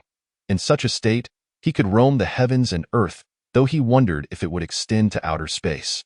This is the entirety of national martial arts as currently known. Meanwhile, Taoist alchemists have another realm, refining the void to unite with the Tao. I have yet to comprehend it. You will need to explore it gradually on your own. Understood. The road is long and arduous. I shall seek diligently. Lu Qingfeng's eyes sparkled with anticipation, a yearning for the future. If myths were to intersect with reality, what would that entail? Battleships and mechas. How will they stand against these ancient practitioners? Lu Qingfeng returned to his room, pondering for quite some time, only to recall that the link given to him by the old man Xiao had yet to be opened. He hurriedly accessed it and was astonished to find a web page featuring 2 types of energy bars. Point 1 was priced at 500,000, containing 2 years' worth of energy for an average person, while the other, offering 5 years of energy, was priced at 1,500,000. Lu Qingfeng decided to purchase the former, ordering 1,000 bars, which amounted to a staggering 500 million. He felt a twinge of regret, uncertain how long they would last, realizing that such expenditures would deplete his funds rapidly. After noting the address of Yin University, from where the goods would be dispatched by the fairy constellation, he learned it would take approximately 3 days to arrive. At that moment, it was just noon, and he was about to head out for a meal when his phone rang. It was his mother. "Mom, little phone, luckily you reminded me. The intel was indeed a trap, but it has been resolved now. That's good. When does winter vacation start?" "On the 21st. I believe you should go visit your father then." "Understood, I'm off to have lunch now. Talk later." Such a little rascal. Lu Qingfeng hung up, somewhat wary of his mother's tendency to ramble. People are indeed curious beings, if they refrain from lecturing. You dread their silence, yet when they do start, it is equally daunting. This balance is something most cannot master, yet some can. For instance, Huang Fu Xinyu, during lunch, sat far from him as if they were strangers. Lu Qingfeng sighed, acknowledging her maturity, truly deserving of her past as a teacher. After lunch, he spent a dull afternoon fishing, yet again returning empty-handed. In the evening, he took a taxi to the entrance of Yin University, waiting for quite some time until the 2 women finally arrived, made up and glamorous as usual. "I say, you 2 campus beauties, why bother with makeup when you're already on the leaderboard? Not only is it a waste of time, but how are other girls supposed to compete?" Goose. Mo Xiaoyu covered her mouth and giggled. "Smooth talker." Shin Qinshuan shot him a glare. "Let us go. I am starving." They chose a hot pot restaurant once more, leaving Lu Qingfeng speechless. Was hot pot really that appealing?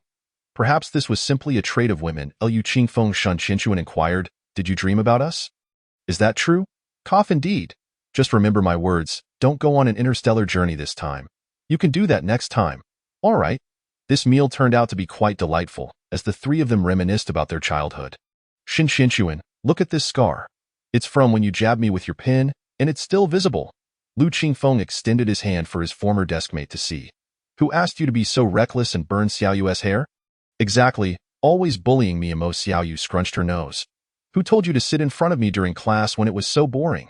Lu Qingfeng replied meekly. "Faulty logic. Who told you to be my deskmate?" "My pen was equally boring." Lu Qingfeng. P.S. In these 2 chapters, I wrote about the martial arts and Qi practitioners. As always, this is merely the author's perspective. Chapter 74. Headquarters of the Human Alliance. After finishing their meal, the women dragged him to a movie, and they didn't return to the Martial Arts Academy until late. Upon entering the courtyard, he was surprised to see someone practicing martial arts. It was Huang Fu Xinyu. Quite commendable, very diligent in martial arts. Besides talent, immense willpower is essential, perhaps even more so than innate ability. He observed her for a while. After finishing, her complexion was flushed, and her forehead glistened with perspiration. Wiping her face with a towel, she approached him. "Out on a date? Returning so late?" With some high school classmates, Mo Xiaoyu." She was aware that Mo Xiaoyu was at Yin University's medical school. "Yeah, also Shin Qinshuan." Huang Fu Xinyu's eyes widened. She had met Shin Qinshuan before. "Qingfeng, who would have thought? You've got some skills." Lu Qingfeng. "What's that supposed to mean?" "Just teasing you, by the way. I've entered the dark strength stage." "Thanks to you." Huang Fu Xinyu leaned closer, speaking softly. Lu Qingfeng could smell her fragrance and instinctively took a step back. "Congratulations, you've worked hard." She sighed softly. "I have no reason not to strive. I too wish to be a comfortable teacher, scaring students with a stern face. Just thinking about it is amusing." Lu Qingfeng. "So, you're just here to scare your students? That's terrifying. Do you know why?" Lu Qingfeng shook his head. "I'm not a mind reader. Your mother, I call her Sister Yu. Are you taking advantage of me?" "Haha." Huang Fu Xinyu laughed. "Not at all. I've known your mother for a long time. That's how I've always addressed her." Lu Qingfeng pondered for a moment and understood. The Huang Fu family in Jiangyu, the Li family in Jiangzhou, and the Yu family in Jiangnan were intertwined. Huang Fu Xinyu casually sat on the steps at the entrance of the dining hall and continued. "You must know about your mother's past." She paid a hefty price to rebel against her family. For women from prominent families, it's a nice way to say they are the pride of heaven, but frankly, they are merely tools, powerful tools for the family. Liu Qingfeng, while not entirely knowledgeable about such matters, grasped the essence. In grand families, marriage often feels like a lack of agency, as depicted in television dramas. I'm similar to your mother, yet I lack her resolve. I cannot do what she did, so I can only strengthen myself to gain my freedom. Liu Qingfeng fell silent, unaware of the immense sacrifices his mother, old Lu, had made. But he knew she had endured endless grievances. My dream is simply to be a teacher. Teaching elementary, middle, or even high school. However, teaching doesn't grant me the freedom I desire. It truly echoes that saying. Where there are people, there are rivers and lakes, and when one is in the rivers and lakes, they are not their own master. You will change your destiny, I believe. Huang Fu Xinyu smiled. I was merely testing the waters, but now I believe it gets some rest. Practicing martial arts requires a balance of work and rest. Overexertion can damage your foundation. With that, Liu Qingfeng decided to return and rest. Liu Qingfeng, thank you. Hearing her voice from behind, he paused, waved his hand, and returned to his room, leaving Huang Fu Xinyu smiling brightly, filled with hope. Yet she had come to the martial arts academy with her family's mission. Let it be. Time flew by, and in the blink of an eye, several days had passed. The energy bars infused with star beast meat had finally arrived. Early in the morning, after completing his morning exercises, Liu Qingfeng settled his qi and blood, allowing them to return to tranquility. Xiao Jingdao had mentioned that at present, he needn't lift a finger. Merely utilizing his qi and blood could subdue an average person. This was the suppression of life levels, and he had roughly calculated that he could live for 366 years. Moreover, as his qi and blood grew, his lifespan continued to extend. Returning to the courtyard, Xiao Jingdao pulled him aside. What is up? You haven't forgotten, have you? Two matters. All right, today I need to collect the gold medal, and another matter even more important. What is that? Xiao Jingdao dragged him into the room. Kid, you really forgot. Huang Fu Xinyu has entered the dark strength stage, practicing the Tai Chi Hunyuan post and Tai Chi fist. Liu Qingfeng suddenly comprehended. He had indeed forgotten, but Huang Fu Xinyu had been quite patient, waiting nearly a week to inform the old man Xiao. Thankfully, the old man was him martial artist. It's all sorted out. I want two conditions, nothing excessive, right? Xiao Jingdao shook his head. I hope you consider this carefully. The Tai Chi Hunyuan post and Tai Chi fist are not the same. This technique is exceedingly crucial. You could ask for more. Liu Qingfeng, why didn't you mention that earlier? I thought you would disagree. I'm not even sure what I want. Liu Qingfeng spoke candidly. Let us discuss this after we return from the Human Alliance. There's no rush for a day or two. I'll help you negotiate. I can't let you suffer losses. Should I thank you then? Liu Qingfeng said with a grin. Shut up, stop provoking me. Who's provoking whom? Old man Xiao. Xiao Jingdao glared at him with puffed cheeks. Too lazy to deal with you, let us eat. We need to gather at the principal's office. With that, he headed toward the dining hall. After breakfast, they went straight to the principal's office. This was Liu Qingfeng's first meeting with the principal of Yin University, known to him only as Qian Qianshan. Upon seeing him in person, the principal appeared to be a spirited, elderly man wearing glasses, clearly an intellectual. Hello, principal. You must be young Liu, right? Please, make yourself comfortable. Once everyone arrives, you'll set off. They waited for a while until the dean of the Mecha Academy, Wang Fu Wuwei, and a middle-aged man arrived. Wuwei, Jingdao, Ning Yuan, you will take young Liu to the Human Alliance headquarters to collect the gold medal. Remember not to expose his true appearance to the media. He is still a student. Additionally, I've contemplated this for a long time, and the Martial Arts Academy has matured more quickly than we anticipated. Having made certain achievements, let us take advantage of the interview to promote Yin University's Martial Arts Academy.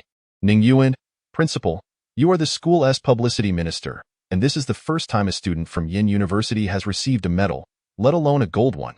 You must handle the promotion well. This is a milestone. Understood, principal. If anything arises, contact me promptly. Now go. The three left the principal's office and boarded a flying vehicle heading toward the ocean center. The speed was remarkable, taking only half an hour. Upon arrival, a vast metallic landmass came into view. Indeed, the headquarters of the Human Alliance is astonishingly situated on a land crafted entirely from steel. Towering buildings rise majestically above it, their facades reflecting the blinding sunlight of winter. Aerial vehicles come to a halt near the central edifice, where 4 individuals disembark and proceed towards the building. Inside, a multitude of people bustle about, yet everything remains remarkably orderly. Liu Qingfeng curiously surveys his surroundings. Noting that all activities are conducted by humans, utilizing merely rudimentary technological means, it appears that the more significant a location, the less advanced the technology, particularly in terms of intelligent systems. After all, the rebellion of artificial intelligence has occurred before. Humans are still deemed more reliable. They approach the reception desk to complete their registration, whereupon they are promptly escorted to the hall on the 2nd floor. Their acquisition of items proceeds smoothly, and subsequently, 3S gradability formulas are exchanged for a staggering 100 billion federal credits. Typically, one wouldn't expect anyone to convert S gradabilities into currency, yet Liu Qingfeng is an exception. The next crucial event is the interview. An unavoidable occurrence. Initially contemplating altering his appearance through blood and energy, Liu Qingfeng, upon learning that he could wear a mask, decides to don one, AS for pixelation, that seemed even less secure. Thus, he accepts the interview akin to a lottery winner. The interviewers, intrigued, have never witnessed someone of such prestigious honor donning a mask during an interview. However, upon discovering that Liu Qingfeng is still a student, their curiosity deepens. They ponder how a student could possibly obtain a gold medal insignia. As the interview unfolds, they gradually uncover the truth. The world is on the brink of transformation. The Yin University National Arts Institute is poised to be fully exposed to the public eye. Chapter 75.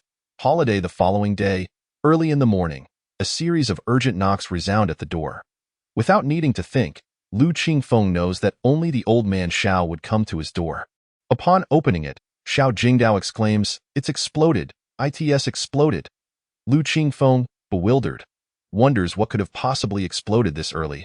"You exploded, you're the one who exploded," he retorts, bemused by the old man's frantic demeanor. "I exploded too." Liu Qingfeng coughs lightly, finally understanding. The Yin University National Arts Institute, me, and you, have all become famous. Understanding dawns upon Liu Qingfeng as he realizes the magnitude of the situation. His name has already gained notoriety. As long as no one knows what he looks like, he finds it all rather troublesome. I was initially hesitant about pushing the National Arts Institute forward so quickly, but now. Look at the news, almost all of it is positive. Curiously, Liu Qingfeng activates his wristband to see that the top 10 trending topics are all related to the national arts.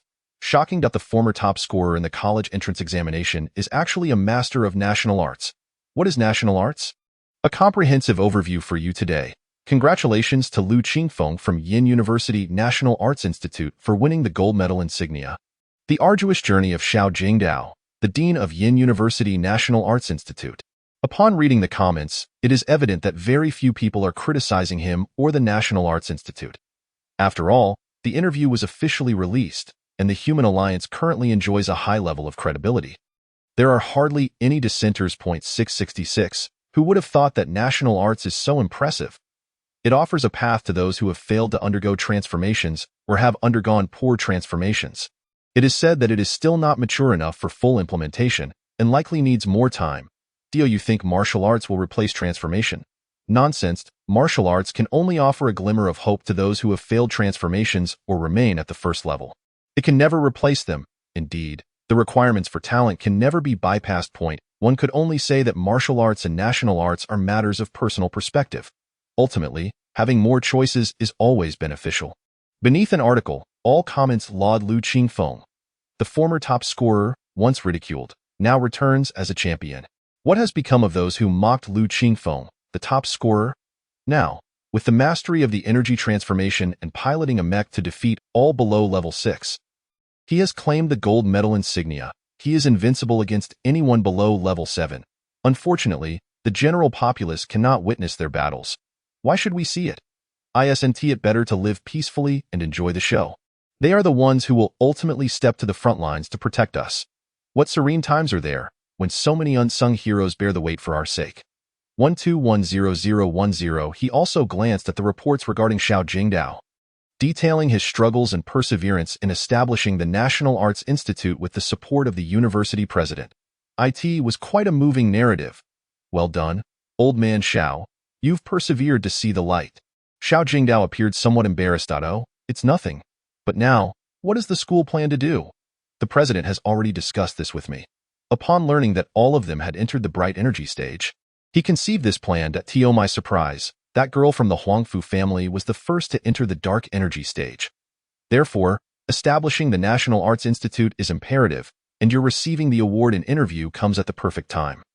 The school is already in the process of building a new teaching building, and by next year when the semester begins, the National Arts Institute will have a new office.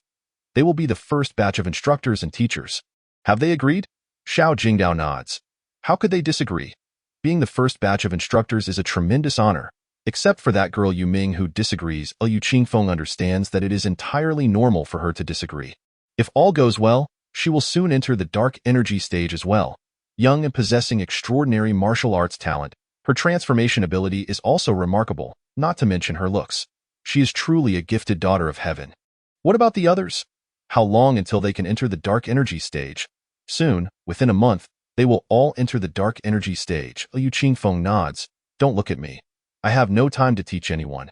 Moreover, I want to go to the new teaching building. I am accustomed to being here. If you demolish it, I'll drop out. Xiao Jingdao is rendered speechless. You brat, with such a stubborn temper, can you even teach students? There was never any intention to make you go. This place won't be torn down, so don't worry. Liu Qingfeng feels reassured and heads out for morning training. Time swiftly passes to December 21st, the day students return home for the holiday. All university students rejoice, having toiled for a semester, and finally welcome the time for relaxation and leisure. Xiao Lu, do you want to come home with us? Shin Qianchuan asks in a video call. As I mentioned last time, I want to be going back for now. I'll return during the new year. All right, then we'll go out to play without you. Himph. With that, she hangs up. Moments later, the phone rings again, revealing his close friendly Tianran. He is quite the busy individual, rarely reaching out. Whenever he does, it's to complain about how exhausting his studies are and the pressure he faces. Old Lu, now that the holiday is here, when are you going home? Probably during the new year. I'm too busy right now. Old Lu. Seeing him hesitate to speak, Liu Qingfeng prompts, why are you stammering? Just say it like a man. Do you think that the Hangzhou Academy will establish a National Arts Institute? You want to learn? Li Tianran nods, sighing heavily, his expression troubled. Old Lude, I can't grasp the lightning-type ability formulas. They read too difficult that I haven't even learned a thunderstorm this entire semester, so I'm considering if there's a National Arts Institute. Can I transfer? Tianran, don't rush. Let me assess your qualifications when I get back. Besides, you are a rare blood transformer with lightning attributes. You need to think it through. Liu Qingfeng understands his difficulties. He has seen the ability formulas, and for the average person, they truly are too challenging. Yeah, I know. There's one more thing. Suddenly, he turns a bit red and says, what about emoji? Cough. Cough. How is our class monitor doing? Liu Qingfeng glares at him and retorts, don't you have her contact information? What's the matter? Is your mouth sealed? It's just that I'm too scared to contact her. Li Tianran scratches his head awkwardly. She is going back with Shan Qianchuan today. The female tyrant is also going? Then never mind. Liu Qingfeng chuckles. Many times, he had been dragged out of the internet CAF by Shin Qianchuan for a beating, and inevitably, Li Tianran would also face the same fate. Thus, he feels a sense of fear towards Shan Qianchuan. After ending the call, he reflects wistfully. How things have changed. If he returns home now with the gold medal insignia, wouldn't that be incredibly satisfying? Chapter 76. As long as you have courage as time gradually passes. The weather grows colder. After a night of snow, the spring festival draws ever closer. The once lively Yin University now stands empty, with even those at the National Arts Institute beginning to depart. In the dining hall one morning, Chun Han sits across from Liu Qingfeng, his plate in hand. Liu Qingfeng. When are you going home? On the 30th, so late. MHM. Liu Qingfeng focuses on his breakfast while Chun Han hesitates. After a long pause, he finally speaks up, could I ask you for a favor? Liu Qingfeng looks up in surprise but does not outright refuse. He finds Chen Han to be a decent person, never causing trouble, dedicated to martial arts, and quite diligent. However, fate is unpredictable. Go ahead. Chun Han hesitates for a long time before attempting to speak. Dio, you think there's a reason why I haven't entered the dark energy stage? Chun Han nods. Yes, I feel so defeated. Everyone else has entered the dark energy stage, yet I remain unable to. Am I the one with the worst talent? He has been enduring immense torment these past few days. Apart from him, Everyone else has entered a state of profound energy, leaving him isolated, as if separated by a thin veil, unable to break through. Do you not feel that your energy cannot transcend the boundaries of the two bridges of heaven and earth, nor traverse the Ran and Du meridians? Indeed, do you possess a solution? He gazed at Lu Qingfeng with a face full of hope, as if clinging to a final lifeline. Lu Qingfeng had a method, yet it was not one he could employ. Should he disclose the means to assist others in unblocking their meridians, the consequence would be that everyone would seek him out, including Xiao Jingdao, the president of Yin University, and even others. He was not yet in a position to refuse such influential figures. He was dazed, but not foolish, until he attained sufficient power to decline all requests. Feigning ignorance was the wisest course of action. Thus, Lu Qingfeng shook his head. I have no solution either. But what? The reason is that you are older, and your meridians are significantly obstructed. Consequently, you will require more energy. Practice diligently, and you will soon break through. Qian Han felt a sense of disappointment, yet he nodded in agreement. Lu Qingfeng expressed his apologies and departed with a plate in hand. He sensed that Qian Han was likely a person with a story. Regrettably, he was no sage, and could only offer a simple apology. This favor truly cannot be rendered. Huang Fu Xinyu, after at least 3 years as a homeroom teacher, was someone he understood relatively well, while he was merely a fleeting acquaintance. Upon exiting the dining hall, he intended to take a moment to rest. The snow had ceased, and the dawn began to rise gradually. Perhaps I shall go fishing. He realized that while cultivating the heart was a ruse, it served as a pleasant amateur hobby. Just as he settled at the fishing spot, Huang Fu Xinyu approached. I heard you only returned home on New Year's Eve. Why haven't you gone back yet? Lu Qingfeng was somewhat taken aback. Today was the 20th. Huang Fu Xinyu smiled. As for me, I have no home left, and do not know where to return. How about I accompany you to celebrate the new year? Lu Qingfeng was startled, thinking it a joke. Cough. Xinyu, you truly have a knack for jesting. What if I'm not joking? Huang Fu Xinyu blinked, smiling at him. Lu Qingfeng suddenly found himself at a loss for words. Noticing his silence, Huang Fu Xinyu chuckled and wrapped her arms around her legs. A gentle breeze tousled her hair. As her gaze drifted towards the shimmering lake illuminated by the rising sun, Lu Qingfeng felt a sudden wave of discomfort and spoke up. Xinyu, why do you say you have no home? She did not respond immediately, but tucked a strand of hair behind her ear, turning to say, My parents passed away early, and the Huangfu family is, to me, merely a prison. Thus, I have no home, and I am so sorry. It is of no consequence. Huangfu Xinyu smiled. In truth, it has been a long time. My parents sacrificed themselves on a distant planet, contributing to the human alliance. Your parents must have loved you dearly while they were alive. Lu Qingfeng recalled his own parents, a wave of happiness washing over him. Indeed, at that time, I was the happiest princess, yet even a princess encounters misfortune. Is there truly no humanity amidst the aristocracy? Lu Qingfeng felt perplexed, including regarding his maternal grandfather's family. He struggled to comprehend their ways. Humanity, you say? Huang Fu Xinyu turned her gaze to the glistening lake and softly remarked, In their eyes? Aside from profit, there seems to be nothing else. Lu Qingfeng was uncertain how to reply, quietly observing the distant lake. Lu Qingfeng. Do you have someone you like? Caught off guard by her sudden question, Lu Qingfeng found himself unsure of how to respond. Unconsciously, a figure surfaced in his mind, the one person who affectionately called him Xiao Liuzi. Coming back to reality, he pondered, could it be that I am a masochist? Even after being struck by her, I still harbor feelings for her? Thus, he replied, perhaps there is, or perhaps not. Huang Fu Xinyu turned to him, her curiosity piqued, and exclaimed, No way? Lu Qingfeng, you really do have someone in mind. You seem so dazed. Who is it? Hurry and tell me. I shall provide my counsel. Lu Qingfeng found himself at a loss. He was not accustomed to her abrupt shifts in demeanor. I am merely somewhat uncertain. If you are uncertain, it must mean you have feelings. She appeared pensive. Then let me ask you. Xinyu, you must have been in love before. Tell me, what does it truly feel like to like someone? Cough. Huang Fu Xinyu's face flushed slightly, yet she struggled to articulate a response. Goodness, you haven't ever been in love, have you? And yet you seek my advice? Lu Qingfeng regarded her with disdain.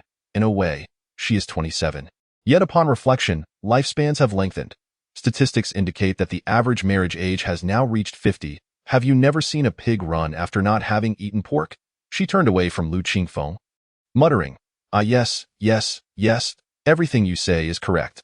Another theorist, cut from the same cloth as old Xiao, Huang Fuxinyu felt thoroughly exasperated, shooting an annoyed glance at Lu Qingfeng. After a moment, she declared, "You still haven't told me who it is you like?" "Let me guess." Lu Qingfeng feigned indifference. Let me think. There were quite a few pretty girls in our high school class, but the most beautiful must have been the class president, Mo Xiaoyu. Is it her? Seeing Lu Qingfeng remain silent, she felt no embarrassment and continued, "It must be her. I guessed correctly, didn't I? I remember you used to bully her, and she would always come to me to complain about you." The feelings of youth were so pure, simple, and direct. "You miss someone." Lu Qingfeng suddenly decided to tease her. "Who?" "The homeroom teacher. Of course, when she first arrived, she was the goddess of our entire class." Tsk. Ah. Huang Fuxinyu's face flushed suddenly. Yet it seemed she also recalled that many boys in her class had admired their Chinese teacher. She had even heard boys saying things like, "As long as one is bold, the teacher will go on maternity leave." Chapter 77. Returning home. Moreover, books have mentioned that most boys in their youth tend to develop crushes on women significantly older than themselves, while older men often prefer younger girls. She found herself at a loss for words and, feeling flustered, said, "I have things to attend to. I must take my leave." She rose swiftly and hurried towards the courtyard. "Huang Fuxinyu," Lu Qingfeng called out, and she paused momentarily. "Are you still coming to my home for the new year?" Her pace quickened. Haha. Lu Qingfeng suddenly found the situation amusing, having asked her to be his romantic advisor. Having never seen a pig run, she was quite the character. Tsk'd on New Year's Eve in the morning.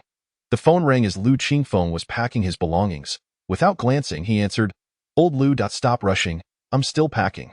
Xiaoyozi. Cough, cough, cough. "Why are you answering, Qianxuan? What time will you arrive home?" "Around 10. Why?" "No particular reason." "Hang up.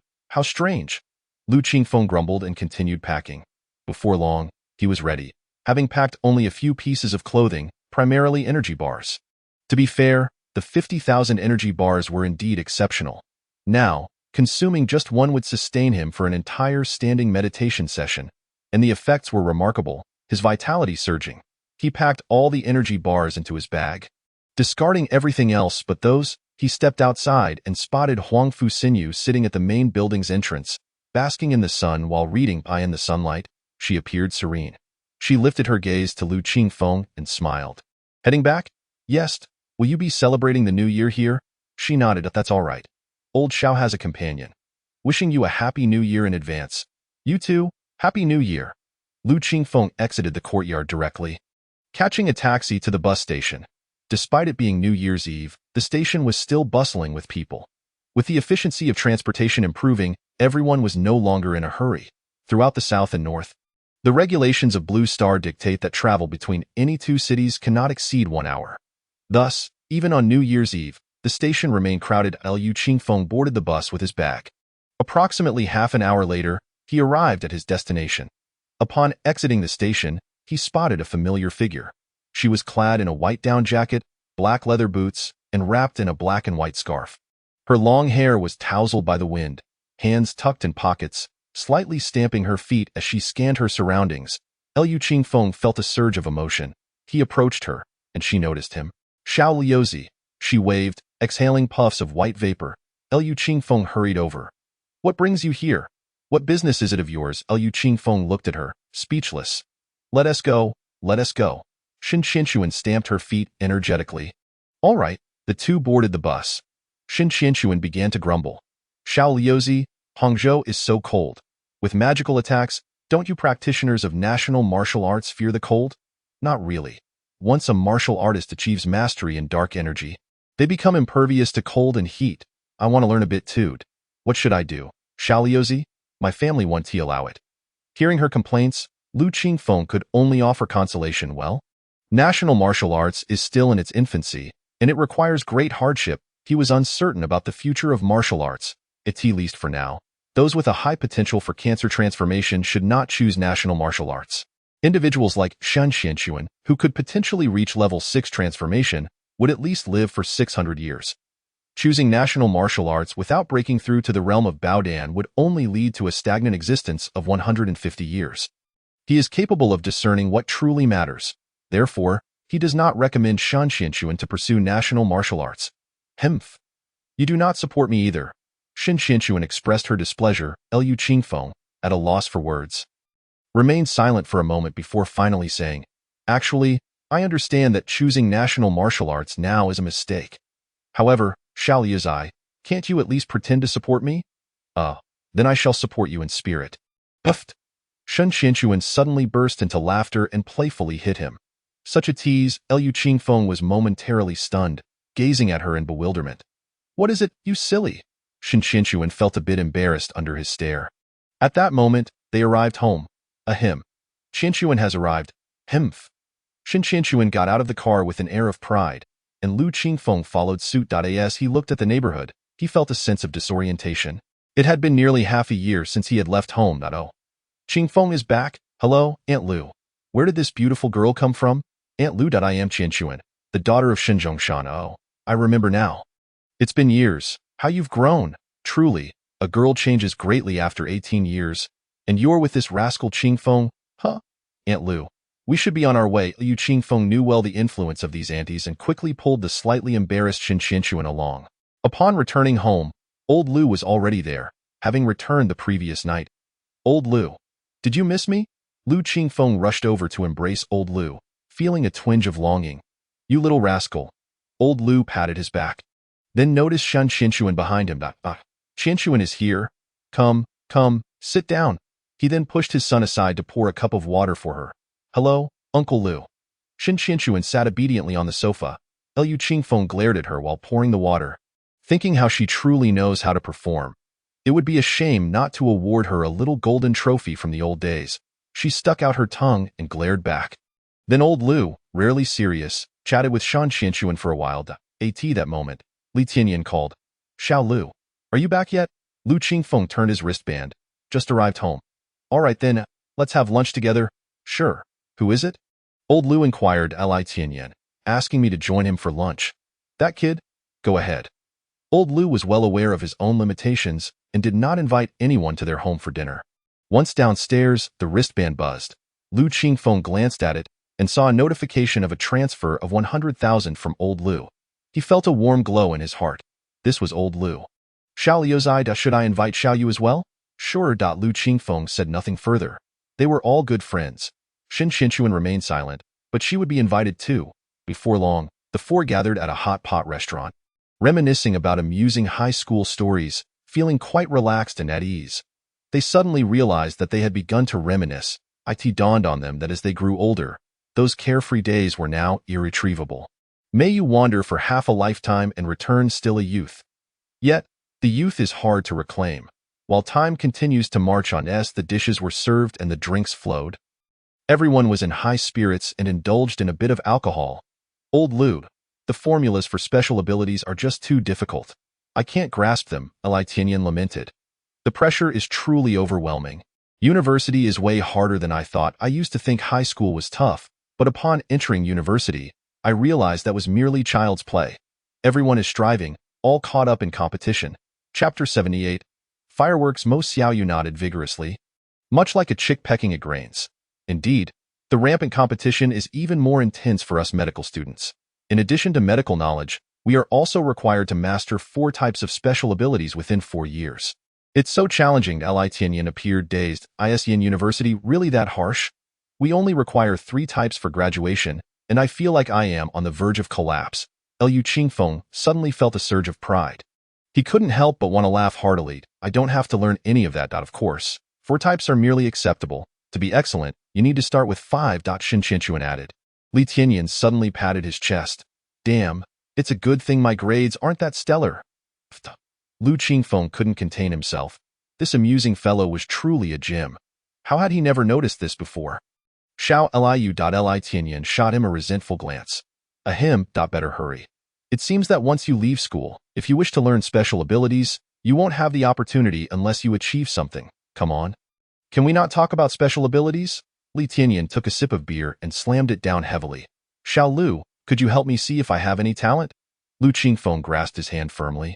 After a moment, he sighed inwardly, excellent. The lightning-type special ability is incredibly powerful. Too badly Tianyan isn't from a prestigious family.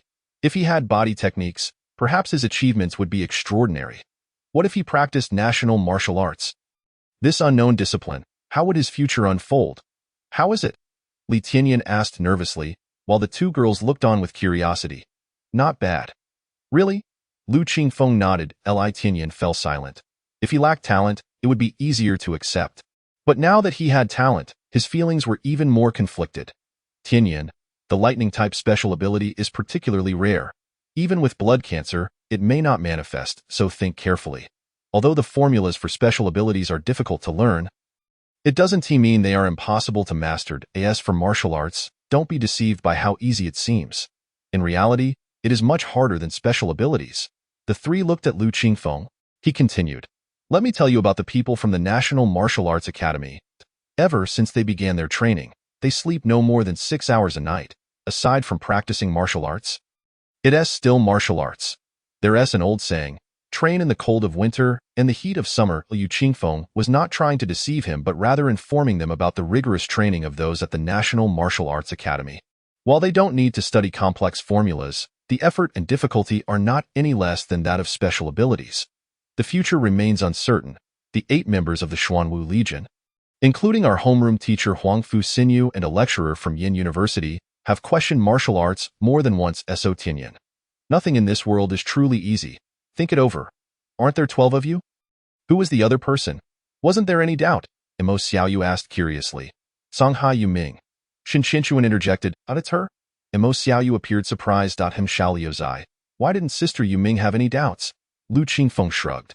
I don't know where she gets such confidence. That Songhai Yuming you all speak of really impressive. Li Tianyan asked, puzzled. The three nodded simultaneously.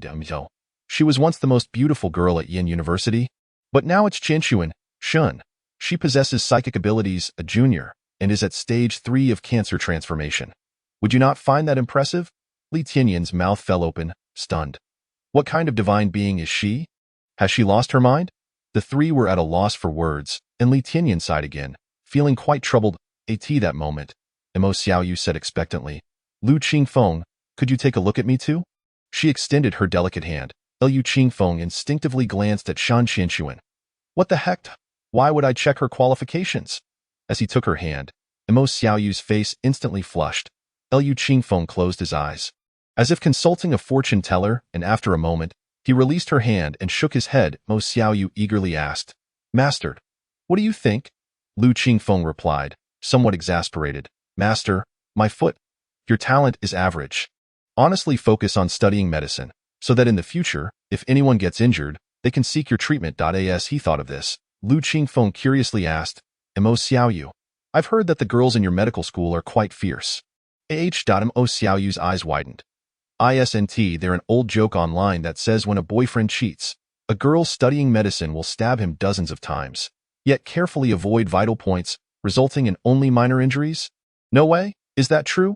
Li Tianyan exclaimed. No. Mo Xiaoyu felt a bit embarrassed. Xiaoliuzai, Li Tianyan, you two are ganging up on me, aren't you? Li Tianyan shivered when he heard Shin Qinchuan's words. Ahem, just sharing a joke? How am I bullying her? Mo Xiaoyu, did I bully you? No, not at all, she replied weakly. Xiaoyu. Shin Qinchuan sighed in disappointment. Qinsun, just an online joke. Mo Xiaoyu tugged at Shan Qinchuan's arm. Ahem, let us not talk about this anymore. Cheers, cheers. Lu Qingfeng quickly diverted the topic, lest the flames of battle engulf him. After finishing their meal, they dispersed. Tianyan, don't rush. It's just 3 types of special abilities over 6 years. You're only a freshman? So what's the hurry? At the restaurant's entrance, Lu Qingfeng patted his shoulder as he watched the 2 girls' figures fade away. No. I was too hasty. Xiao Lu. Never mind. It's nothing. What's wrong? Come, accompany me to play some games. Let us go. In the evening, Lu Qingfeng met old Lu at the entrance of a restaurant. Neither of them felt like cooking, so they simply ordered from a hotel. They enjoyed a sumptuous reunion dinner while testing various dishes with Lu Ma. Upon returning home, Lu Qingfeng remarkably did not train today. He lay on his bed, playing with his wristband. For the Spring Festival Gala. Not even a dog would watch it. With the chimes of the new year ringing out, Messages began to flood in. He politely replied to each one. Reflecting on this, he realized how much he had changed. Ever since he broke through to Bao Dan, his mindset had undergone a significant transformation. What had once seemed intolerable now felt quite acceptable. At that moment, his phone rang. Xiao Liuzai, where are you? At home. Let us go set off fireworks by the river. Lu Qingfeng suddenly felt a surge of interest. Upon hearing the words, he said goodbye and hastily departed for the supermarket, where he purchased a plethora of fireworks before heading towards the riverside in the suburbs.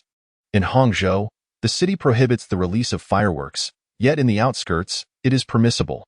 Arriving at the riverbank, the sky was adorned with an array of fireworks that soared into the air and exploded, blooming into their most splendid forms, illuminating the pitch-black night. Brief yet beautiful, Liu Qingfeng found a suitable spot and arranged the fireworks. Before long, Shen Qinshuan arrived, her excitement palpable as she exclaimed, "Don't move. Wait for me to light them." As each firework was ignited, the year 1227 came to a definitive close, marking their own passage into another year. Xiao Liuzi, how beautiful! Shen Qinshuan gazed up at the sky filled with fireworks, their brilliance reflecting a rosy hue on her cheeks. She admired the display, while he beheld her. Chapter 79. Unexpected changes after a prolonged moment. As the fireworks faded, Shen Qinshuan turned her head, only to find Lu Qingfeng staring at her. Lost in thought, instantly, her face flushed crimson, and she playfully chided, "You fooled! What are you doing?" Coughed, just watching the fireworks, Lu Qingfeng replied, feeling quite embarrassed. To his astonishment, he realized he had been gazing at her for quite some time, completely captivated by her beauty. Really watching the fireworks? Shen Qinshuan tiptoed closer to him. Liu Qingfeng felt her breath, wishing he could find a crevice to hide within. "I was really watching the fireworks." He silently added in his heart, "You are far more beautiful than the fireworks." "You fool! Blockhead, simpleton." I in a fit of irritation, Shen Qinshuan kicked him. "Hey, Shen Qinshuan, you truly are something else." Liu Qingfeng quickly evaded her. Shen Qinshuan ignored him, turning to sit on the embankment with her arms wrapped around her legs. "Xiao Liuzi." Lu Qingfeng joined her on the edge. "Do you remember the promise you made when we graduated from middle school?" Lu Qingfeng scratched his head, taking a moment to recollect. "I remember. You had me promise to get into university, while you pinched my head. Well, you were always so carefree back then. I just hoped you could get into an ordinary university." And then, at this point, Shen Qinshuan sighed. "Didn't he expect I would suddenly excel?" Liu Qingfeng felt a tinge of pride.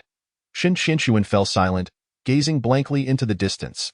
The dark night sky erupted with bursts of fireworks, each fleeting yet fervently seeking to please those who ignited their existence. After a long pause, "Xiao Liuzi, let us head back." "All right." Lu Qingfeng, perplexed by Shen Qinshuan's sudden change, thought, "Women's hearts are like needles at the bottom of the sea." The ancients were not mistaken. Upon returning home, Lu Qingfeng went straight to bed. The next morning, before dawn, old Lu took him to his grandfather's house in the countryside. Instantly, Lu Qingfeng was enveloped by the warmth of childhood memories. The rituals of tracing the family lineage and honoring ancestors were lively, traditions unchanged for thousands of years. Days of rest always seemed to pass swiftly on the 5th day of the new year. The two sat in the living room, eyes wide in silence as they watched television. Tomorrow, they would part ways. Liu Qingfeng had also helped old Lu unblock his meridians, yet old Lu's innate talent was merely average. "You little rascal, call your mother. I miss her. Can't you call her yourself?" "I called last night. If I call again, I fear she will find me bothersome." Liu Qingfeng cast a disdainful glance at old Lu but proceeded to dial. The phone rang for an eternity, yet no one answered. Liu Qingfeng shrugged. "She is probably busy. There's nothing I can do." Fine. Old Lu suddenly grew agitated. "Old Lu, I'll call again later. You can't live without your mother." "Can you? You little rascal, now you're mocking me. Do you know how much your mother has suffered for me?" Lu Qingfeng, intrigued, inquired, "Old Lu, tell me the story of you and my mother. What is there to tell? You are not a child anymore. Have you dated anyone in university?" Lu Qingfeng shook his head. "That's not right. You are my son. How can you be so unlike me? You resemble your uncle far too much. Just a single-minded fool." "Old Lu, I'm still young. Hurry and tell me about you and my mother, or else I'll call myself." Old Lu glared at him. You little rascal, you've got some guts. As he spoke, old Lu pulled out a pack of cigarettes and lit one, exhaling slowly as he began. Well, my relationship with your mother, is a bit mystical. If I had to describe it, I would say it's fate. Old Lu typically did not smoke, but at this moment, Lu Qingfeng paid him no mind, listening intently. I met your mother on the bus. That day, I was in Jiangnan City for business and took a crowded bus. After a long day, I fell asleep. An elderly lady standing beside me woke me, asking for my seat, but I noticed she seemed more energetic than I was, so I refused. Then your mother, with her fiery temper, yanked me up, and in my fatigue, I fell to the ground, injuring my head. Tell me, was that fair? Unfair. Lu Qingfeng was taken aback by how fierce his mother was. Later, your mother realized I was unwell and felt bad. So she took me for treatment. And then you, with your thick skin, pursued my mother? Old Lu slapped him lightly. You little rascal, that was my perseverance. Your mother initially looked down on me, but who could resist her charm? I had no choice but to showcase my relentless spirit. It wasn't just thick skin. Your mother is a woman of grace. You little rascal, you don't understand. A good woman fears persistence. If you had even half my level of tenacity, you wouldn't still be unable to win over that girl from the Shin family. This, old Lu sighed. However, I must say, I do not endorse your pursuit of the Shin girl. Why? Lu Qingfeng was puzzled. The hardships your mother and I endured, I do not wish for you to traverse that same path. You saw for yourself last time, when your mother and I went to your grandfather's house. There exists a vast chasm between the aristocracy and common folk. Lu Qingfeng nodded, recalling the sorrowful image of old Lu and his mother. His mother, pregnant, had carried the barely conscious old Lu out of the Yu family gates. Contemplating this, Lu Qingfeng clenched his teeth and declared, Old Lu, rest assured, I will help you and my mother seek justice in the future, as long as you have that heart. Old Lu patted his shoulder. Youthful as he was, Lu Qingfeng had yet to comprehend the intricacies of aristocracy. All right, enough talk for now. Make the call. Lu Qingfeng sighed, realizing the conversation had merely recounted their meeting. Nevertheless, he dialed again, but still, no one answered. Old Lu's expression shifted.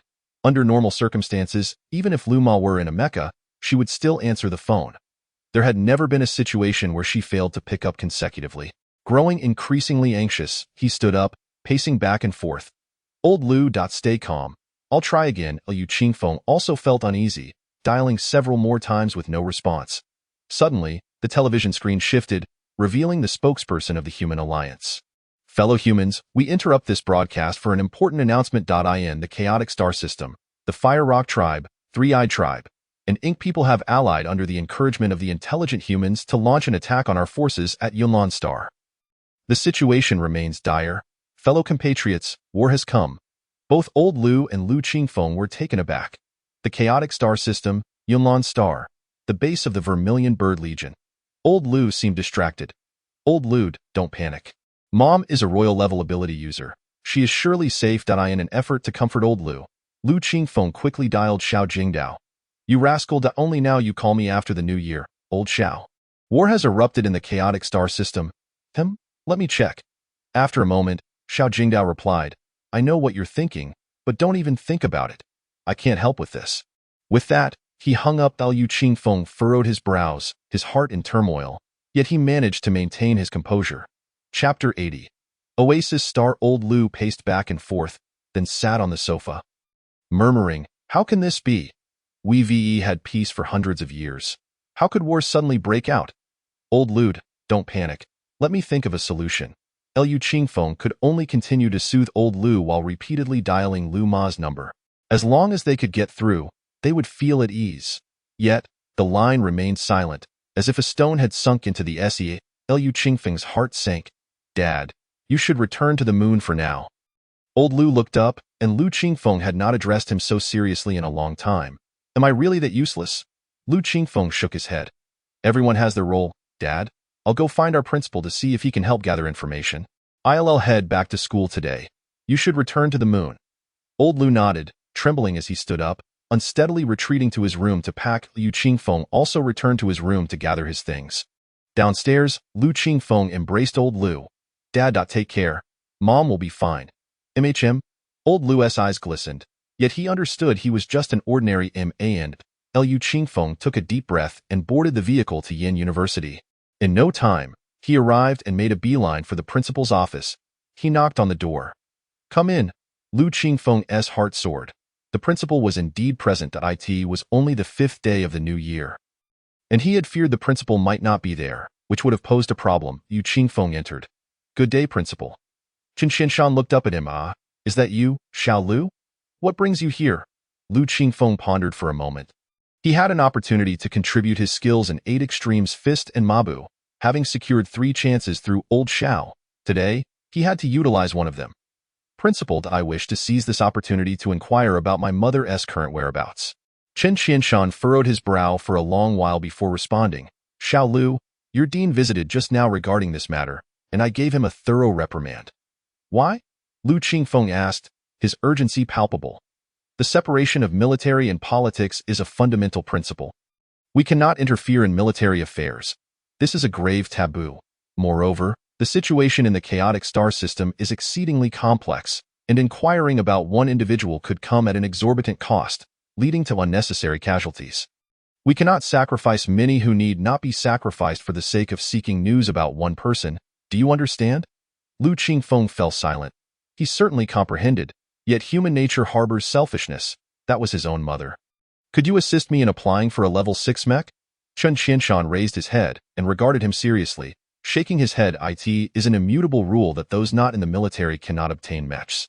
They are strategic resources. I understand. Thank you, principal." Liu Qingfeng turned and departed. Chen Qianshan rubbed his temples, feeling somewhat melancholy, before dialing a call to Xiao Jingdao. "Keep an eye on Liu Qingfeng," he concluded before hanging up. Liu Qingfeng did not return to the National Martial Arts Institute. Instead, he purchased a ticket to the space station in a nearby city. Indeed, he intended to venture into the cosmos to seek information personally. He was confident that he had grown formidable enough. With caution, he believed he might evade troubles. Soon, he boarded the space station and acquired a ticket to the chaotic star system, then promptly powered down his device. The spacecraft swiftly surpassed light speed, traveling for half a day before reaching the vicinity of a wormhole, where several were constructed, distant from Blue Star.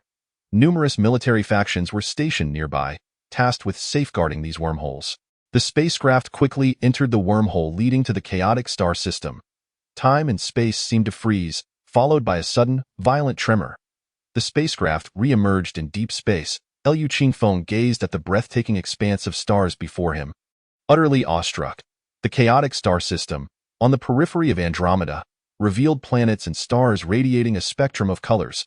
Certainly, the visuals captured on video paled in comparison to the reality before his eyes.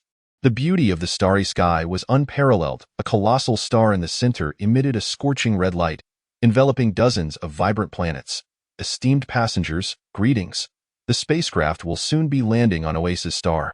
We wish you a pleasant journey." Liu Qingfeng had verified that Oasis Star was a planet within the chaotic star system, located near Andromeda. Other planets were embroiled in warfare, making this the most accessible one. It was home to abundant plant life, hence its name. Humans had merely constructed a city here, while the majority of the land remained under the dominion of the flora. From a distance, the planet emanated a rich green glow, resembling a verdant gem amidst the endless starry sky. The spacecraft shuddered slightly as it descended into the port. Liu Qingfeng joined the throngs disembarking from the vessel. A glance revealed towering skyscrapers and various flying vehicles weaving through the city, while dense vegetation cloaked the distance. Unsure of his next steps, Liu Qingfeng wandered, observing as he entered this steel city bustling with tourists. Before reaching the city proper, a middle-aged woman approached him, exclaiming, "Hello, handsome, do you require accommodation? The environment is top-notch." She glanced around and whispered, "Special services available, beautiful people, sweet voices, and negotiable prices." Liu Qingfeng had no interest in such distractions. He waved her off and proceeded into the city. After a moment's thought, he activated his wristband and a flood of messages and missed calls erupted. He ignored them and dialed his mother's number, yet it remained unanswered. A sense of dread enveloped Liu Qingfeng. It had been far too long. His mother, a king-level esper, how could she not respond? Just then, his phone rang. It was Xiao Jingdao. Without a second thought, he dismissed the call, anticipating a lecture. He checked his wristband for information on all planets within the chaotic star system.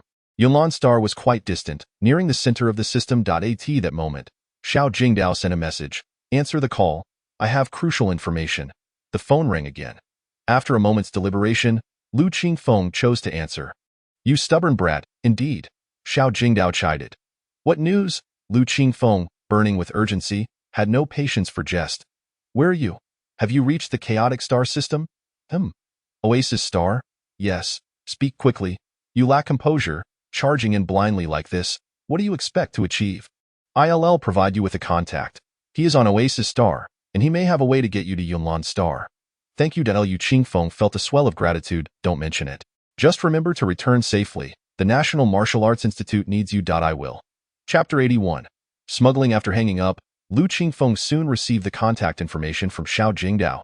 He dialed the number without hesitation. Hello. Is this Mr. Drunkard? I was referred by Xiao Jingdao.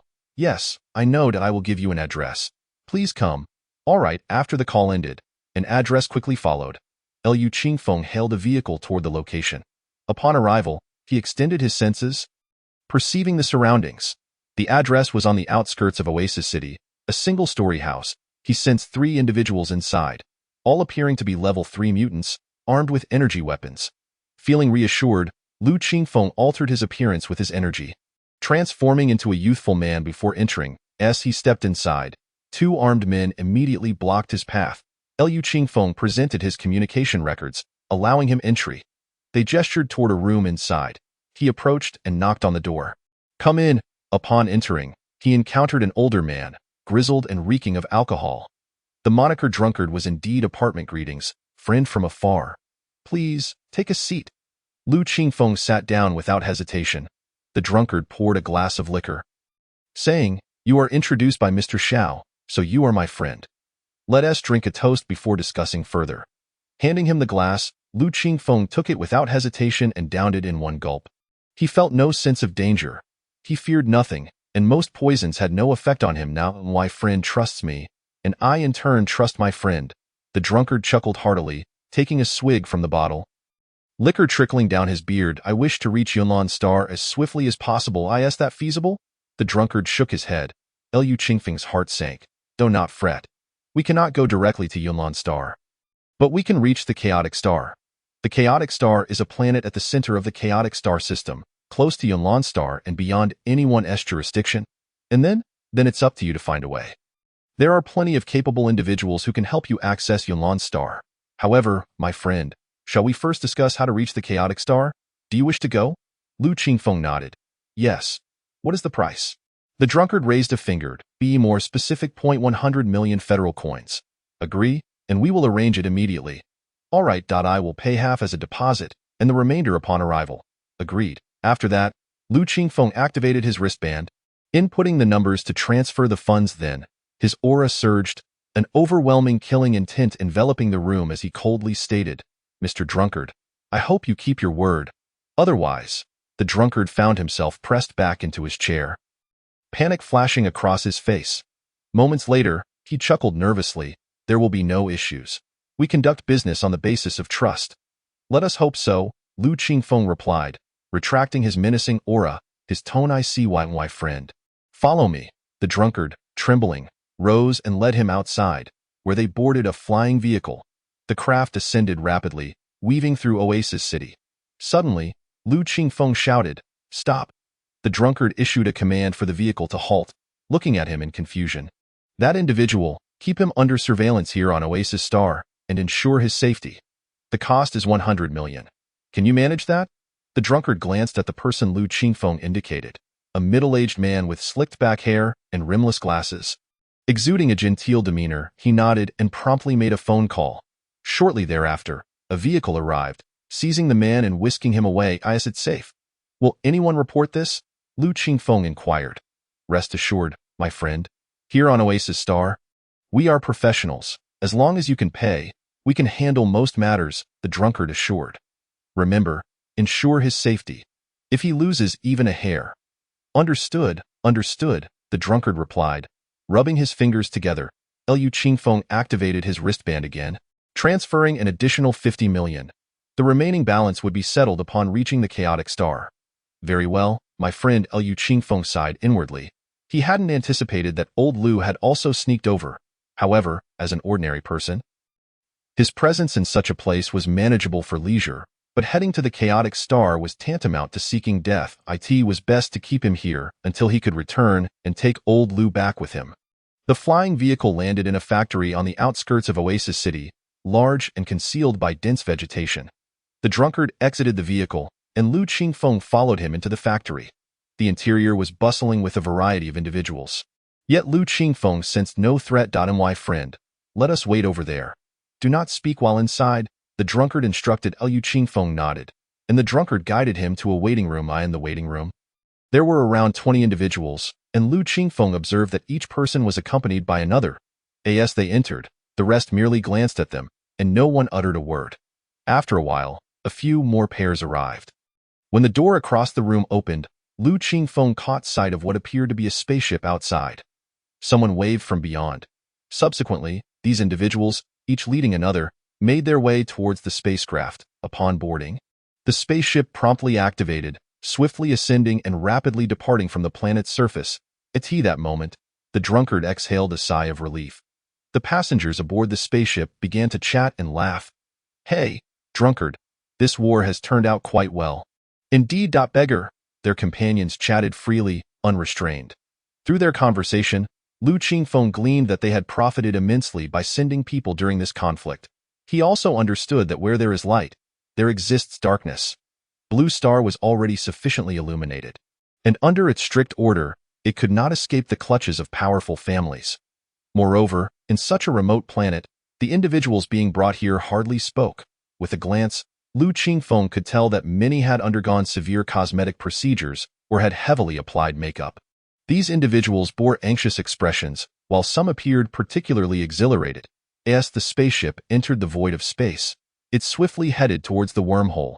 Upon nearing the wormhole, the spaceship paused for a moment. The smuggled individuals appeared somewhat anxious.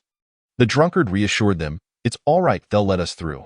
Once we exit Oasis Star, we're in the clear." Liu Qingfeng nodded. Is it difficult to leave Oasis Star?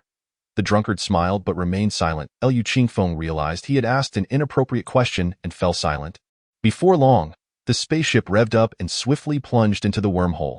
Exiting the wormhole, they rapidly directed themselves towards a vibrant, multicolored planet. Liu Qingfeng recognized it as the fabled Chaos Star, a place rife with legends online. Here, chaos reigned, the strong dominated. Various races congregated, and many criminals fled here to take root. Consequently, various factions regarded this as a buffer zone, resulting in a lack of governance over the planet. For criminals, this was paradise. The spaceship landed on the outskirts of Chaos City, within a large factory. The smuggled individuals disembarked in succession. Friend, it has been a pleasure collaborating. The drunkard extended his hand, fingers rubbing together. Liu Qingfeng instantly understood and transferred the money to him. Upon receiving the funds, the drunkard remarked, "Thank you, my friend. How does one get to Yunlan Star from here? Do you have any channels?" The drunkard shook his head. "I'm sorry, friend, but we truly do not have that information. Additionally, once you leave this place, the wristbands will lose their Tianwang signal. Only special areas will have it. Best of luck, my friend." With that, he turned and left, while the other smugglers swiftly exited the factory. Liu Qingfeng dispersed his spirit and quickly made his way out. Chapter 82. Chaos City. Gazing at the enormous city in the distance, he was struck by the bizarre architecture that surrounded him. There were no vehicles, nor could one hail a cab. Fortunately, he carried ample energy bars, so hunger would not be an issue. He swiftly advanced towards the city, moving at a brisk pace of 10 meters per step, yet maintaining a leisurely demeanor. If he unleashed his full vitality and surged forward, he could approach the speed of sound in an instant. However, this burst would last only a few seconds, leaving him weak and potentially injuring his body, primarily due to the inadequacy of his internal organs. If he could form an inner defense to protect himself, he believed his instantaneous speed could indeed surpass the speed of sound. As he neared the city, he slowed his pace, blending in with the crowd. Upon entry, he noted that as soon as he stepped into the city, he attracted the attention of several individuals. After all, he was carrying a large backpack. Those eyeing him were, notably, several humans. The area was populated by a hodgepodge of races, he encountered the legendary elves, not the diminutive kind but rather slightly smaller than typical humans, akin to children of around 10 years old. They were adorable, yet one should not be deceived by their appearance. Elves were not a weak race. He also spotted the three-legged tribe, with one leg resembling a blade, and the robust and dark-skinned Emo people, whose appearance was almost indistinguishable from humans, save for their pigmentation. This tribe was among those who instigated wars. He also observed the mechanical race, with individuals sporting two heads, one male and one female. The variety of races dazzled Lu Qingfeng as he encountered those he had only read about. Noticing the humans trailing behind him, Lu Qingfeng smirked inwardly and turned towards an alley. The alley was spacious, cluttered with various vehicles parked haphazardly. Upon seeing Lu Qingfeng enter the alley, the group exchanged glances and quickly followed. Lu Qingfeng maintained a moderate speed, ensuring they could keep up, as he had a use for them.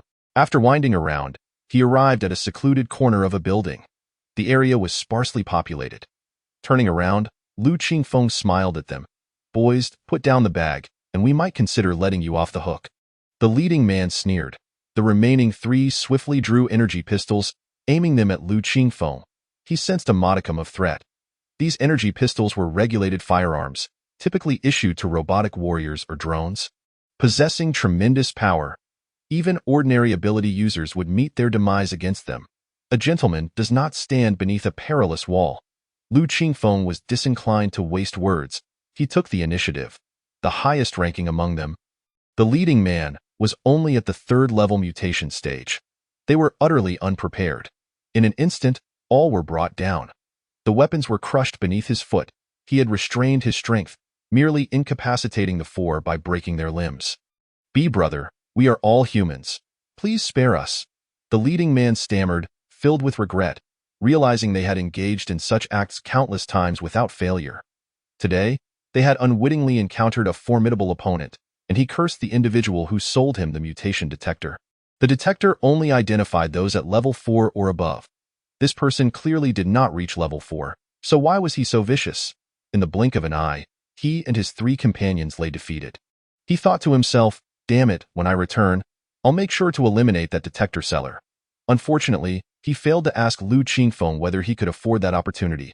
"Humans? Yes, yes. We are all humans, big brother. Please spare us. We mistook you for an intelligent human." Lu Qingfeng stepped on the severed hand of his subordinate. "Brother, save me and I ask you answer. If you dare say anything out of line, I will crush your fingers." Lu Qingfeng ignored the leading man and released his foot, fixing his gaze on the subordinate. "What is your name?" "Zhang San." "Smash, I truly am named Zhang San. Great hero." Lu Qingfeng remained expressionless. "Which race are you from? And why are you here?" "I am from Huahai Star. I fled here due to robbery." Zhang San replied, drenched in sweat, gasping heavily. "What part of Chaos City is this?" "Southeast District." "Which race holds sway here?" "The Tony brothers. They control the human race." "Yo, you know how to reach Yunlan Star?" No, I don't know." Smash. Lu Qingfeng crushed his skull, blood and brain matter splattering everywhere. The remaining three turned pale, unsure whether it was from pain or fear. "You speak now that I am Tang San, from Huayan Star." Smash. I didn't ask you that." "You speak now." He turned to the last subordinate. "No, I don't know." "Speak." "Great hero, spare me." "I truly don't know, but the Tony brothers group definitely knows. They must know." This subordinate was so terrified that he urinated himself. Lu Qingfeng showed no mercy and crushed him. Turning his gaze to the leading man, who trembled uncontrollably, he stuttered, "Master, we're just small-time thugs. We genuinely don't know anything about such confidential matters. Spare my life, and I can serve you." Lu Qingfeng shook his head and crushed him as well. He then searched their bodies, discovering 6 colorful banknotes, each worth 100. This must be the currency here, and indeed, it was quite impoverished. The area was a chaotic mix of people, devoid of a network, and even transportation was primitive. The city was filthy and disorderly. He exited the alley, not out of cruelty, but because in such a place, with such individuals, leaving them alive was akin to allowing them to plot revenge. In his dreams, he reminded himself that enemies must be eradicated without exception. Returning to the main street, he was surrounded by flickering neon lights, evoking a sense of nostalgia for a time over 1,000 years ago. Night had fallen, making it easier to conduct his affairs. He found a noodle shop, owned by humans. Utilizing his enhanced perception, he listened to the conversations around him and learned that this was the southern part of the city, where humans held power. The Tony brothers were the dominant force, powerful ability users rumored to possess mechs, with countless underlings wielding energy weapons. Liu Qingfeng felt this might pose a challenge. Their headquarters was located within that peculiar high-rise in the distance. After finishing his noodles, he had to admit, the taste was quite exceptional. Transactions here were cash only, utilizing the colorful banknotes he had confiscated. They were called rainbow bills, the currency of intelligent humans in the city. Indeed, the most powerful faction here turned out to be the intelligent humans. It was evident that human creativity thrived everywhere. Even artificial humans excelled. Ever since intelligent humans learned to create, they had formed a new race. Their technology even surpassing that of true humans. Moreover, they refused to accept their origin as human creations, constantly asserting that they were the new humans. AI humans. Thus, intelligent humans regarded real humans as their mortal enemies. A bowl of noodles cost $10, and he received 90 in change. Liu Qingfeng slung his backpack over his shoulder and swiftly headed towards that peculiar high-rise. Chapter 83. The Brothers Group. What makes the high-rise so peculiar? As Liu Qingfeng approached, an alarm rang in his heart, a sensation of life and death looming over him. His suspicions were indeed not unfounded. This building was a sub-building, a colossal structure exceeding 1,000 meters. While the main building was merely a few hundred meters tall, through the outer curtain wall, Liu Qingfeng sensed a massive mech inside the sub-building. A king-class mech, no less. It was evident that to dominate the southern city, one must possess absolute strength. Anything less would be utterly impossible. A level 7 ability user piloting a king-class mech was beyond his current capabilities. Confronted by such a behemoth, he felt a suffocating pressure in his perception. In the illusion, he had witnessed Liu Ma's mech endure multiple strikes from the main cannon of an interstellar battleship before its energy shield finally dissipated. How much punishment could it withstand? It was clear even to the dullest of minds. The main building featured 5 lower floors, all brightly lit. He drew near, amplifying his senses to catch the sounds within. Old Wolf, how was that woman last night? Was she thrilling? The elven girl, you mean? Indeed. Wolf, next time, let me join in. Was she exciting? Don't be fooled by her petite stature. She was exhilarating. Damn, I nearly got drain dry. It's not just about excitement. As for taking you along, that's negotiable. Hey Wolf, have a smoke. Next time you indulge with an alien woman, remember to invite me. Small matter, we're brothers, after all. But I must remind you, any woman's fair game, except for the intelligent ones, understand? Why? Why?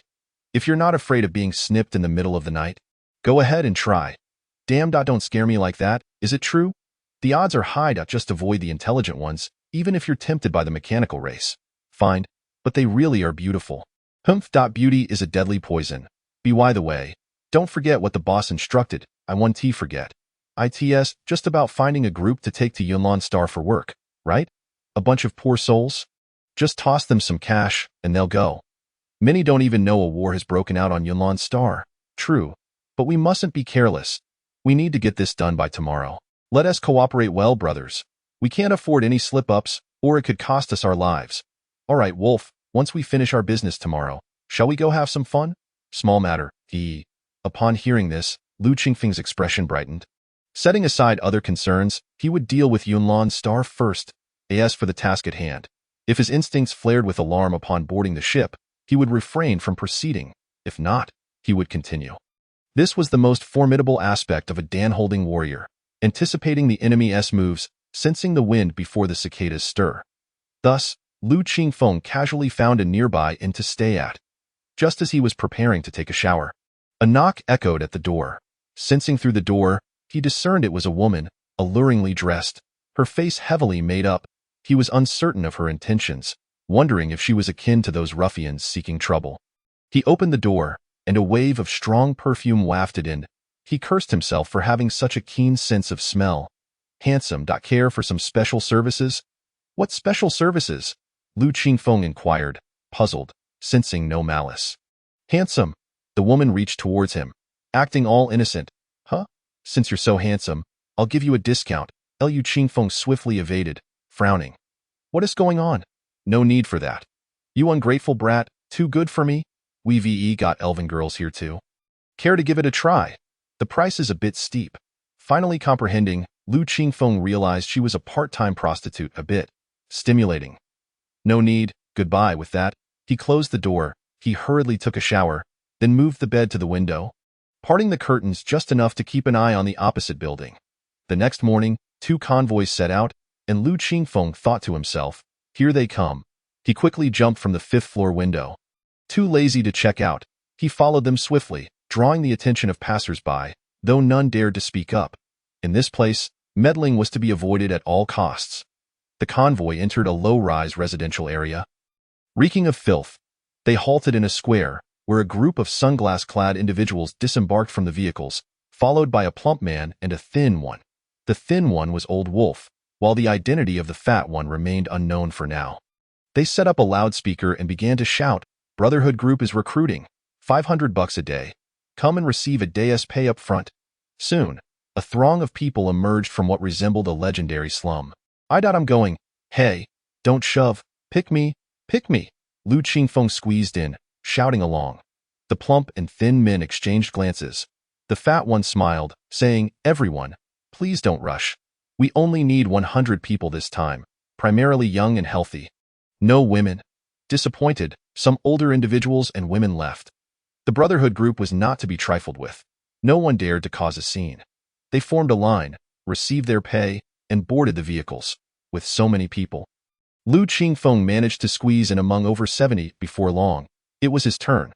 He received 5 colorful bills and was directed to the back of the vehicle. Soon, the group was complete and the doors closed. The interior was somewhat cramped, with the windows covered by opaque film, rendering the outside invisible to them. However, Lu Qingfeng could see outside. The vehicle drove out of the suburbs, traditional gasoline-powered cars, moving at a slow pace. They traveled for 3 hours and 16 minutes, covering a total of 206 kilometers, a detail Lu Qingfeng remembered distinctly. The vehicle stopped inside a large factory. A faint sense of crisis washed over him. It was that feeling. I can go, Lu Qingfeng thought to himself. He followed the group as they disembarked and boarded a large transport spaceship. Some began to feel uneasy, questioning why they were taking a spaceship to work. Were they heading to another planet? Just as one thought to resist, they were met with a harsh beating, and soon everyone fell silent. The spaceship ascended swiftly. Inside, a group of individuals armed with energy weapons stood at attention. The fat man approached and declared, listen closely, we're heading to Yunlan Star. Currently, there are no wormholes for travel. It will take about half an hour to arrive. Bear with it, and don't make a sound. Violators will be shot. Upon hearing this, the crowd realized they had boarded a pirate ship, but faced with the ominous barrels of guns, everyone promptly sealed their lips. Meanwhile, on Oasis Star, in the low-rise houses at the city's edge, Old Lu sat in frustration, drinking with a drunkard. I say, old drunk, what is the meaning of bringing me here yesterday, treating me so well, yet not letting me leave? Brother Lu, it's a matter of trust. Just understand, and stay put. Returning to Blue Star isn't an option? The drunkard shook his head. No damn. Old Lu felt increasingly dejected. After pondering for a long time last night, he suspected this was the work of that brat. He called the National Martial Arts Institute, and his former homeroom teacher answered, stating he had not seen Lu Qingfeng return to the institute. Brat, you better not get into trouble. Chapter 84. Yunlan Star at Yinjing University. National Martial Arts Institute. Director Xiao was in a predicament. Director Xiao, just tell us. Mo Xiaoyu shook his arm incessantly. I really don't know, girl. Shaking me want to help. Xiao Jingdao replied, exasperated. Xiaoyu, how about we ask the principal? Suggested Shin Qianquan. Wait, you little Shin girl. Why would we bother the principal? He.s. busy every day. Xiao Jingdao discreetly wiped away sweat. If the principal learned he had lost track of Lu Qingfeng, he would surely face severe consequences. He sighed inwardly. This brat had a temper. Yet, for the sake of his mother, he understood. After all, legends speak of mountain-splitting heroes saving their mothers. Not to mention, raising a son for 18 years. One would naturally worry. So, where did Lu Qingfeng go? Shin Qianquan fixed her gaze on Xiao Jingdao, and Mo Xiaoyu ceased her shaking. He went to a special training location, didn't I tell you? He'll be back soon. Director Xiao, do you think we're 3-year-olds? First, his phone was off. Now it's completely unreachable. Xiao Jingdao felt a headache coming on, and just as he was at a loss, Huang Fu Xinyu walked over gracefully. Qianxuan, Xiaoyu, what brings you here? Huang Fu teacher, Mo Xiaoyu exclaimed. Huang Fu teacher, do you know where Lu Qingfeng has gone? His phone is unreachable. Huang Fu Xinyu glanced at Xiao Jingdao. He shot her a look, but she acted as if she hadn't seen it. Director Xiao, keeping it a secret isn't a solution. Hearing this, Xiao Jingdao thought to himself, this is it. Yet simultaneously, he felt a sense of relief. Indeed, it was not sustainable to keep this under wraps. That brat could return any time. Or perhaps it was uncertain if he would return at all. He mentally scolded himself for such thoughts. What nonsense! That brat looked too cunning to meet an early demise. Moreover, he had sensed that although Lu Qingfeng appeared harmless, there was a heavy aura of danger about him when they first met. He looked like someone who had seen blood, definitely not a good person.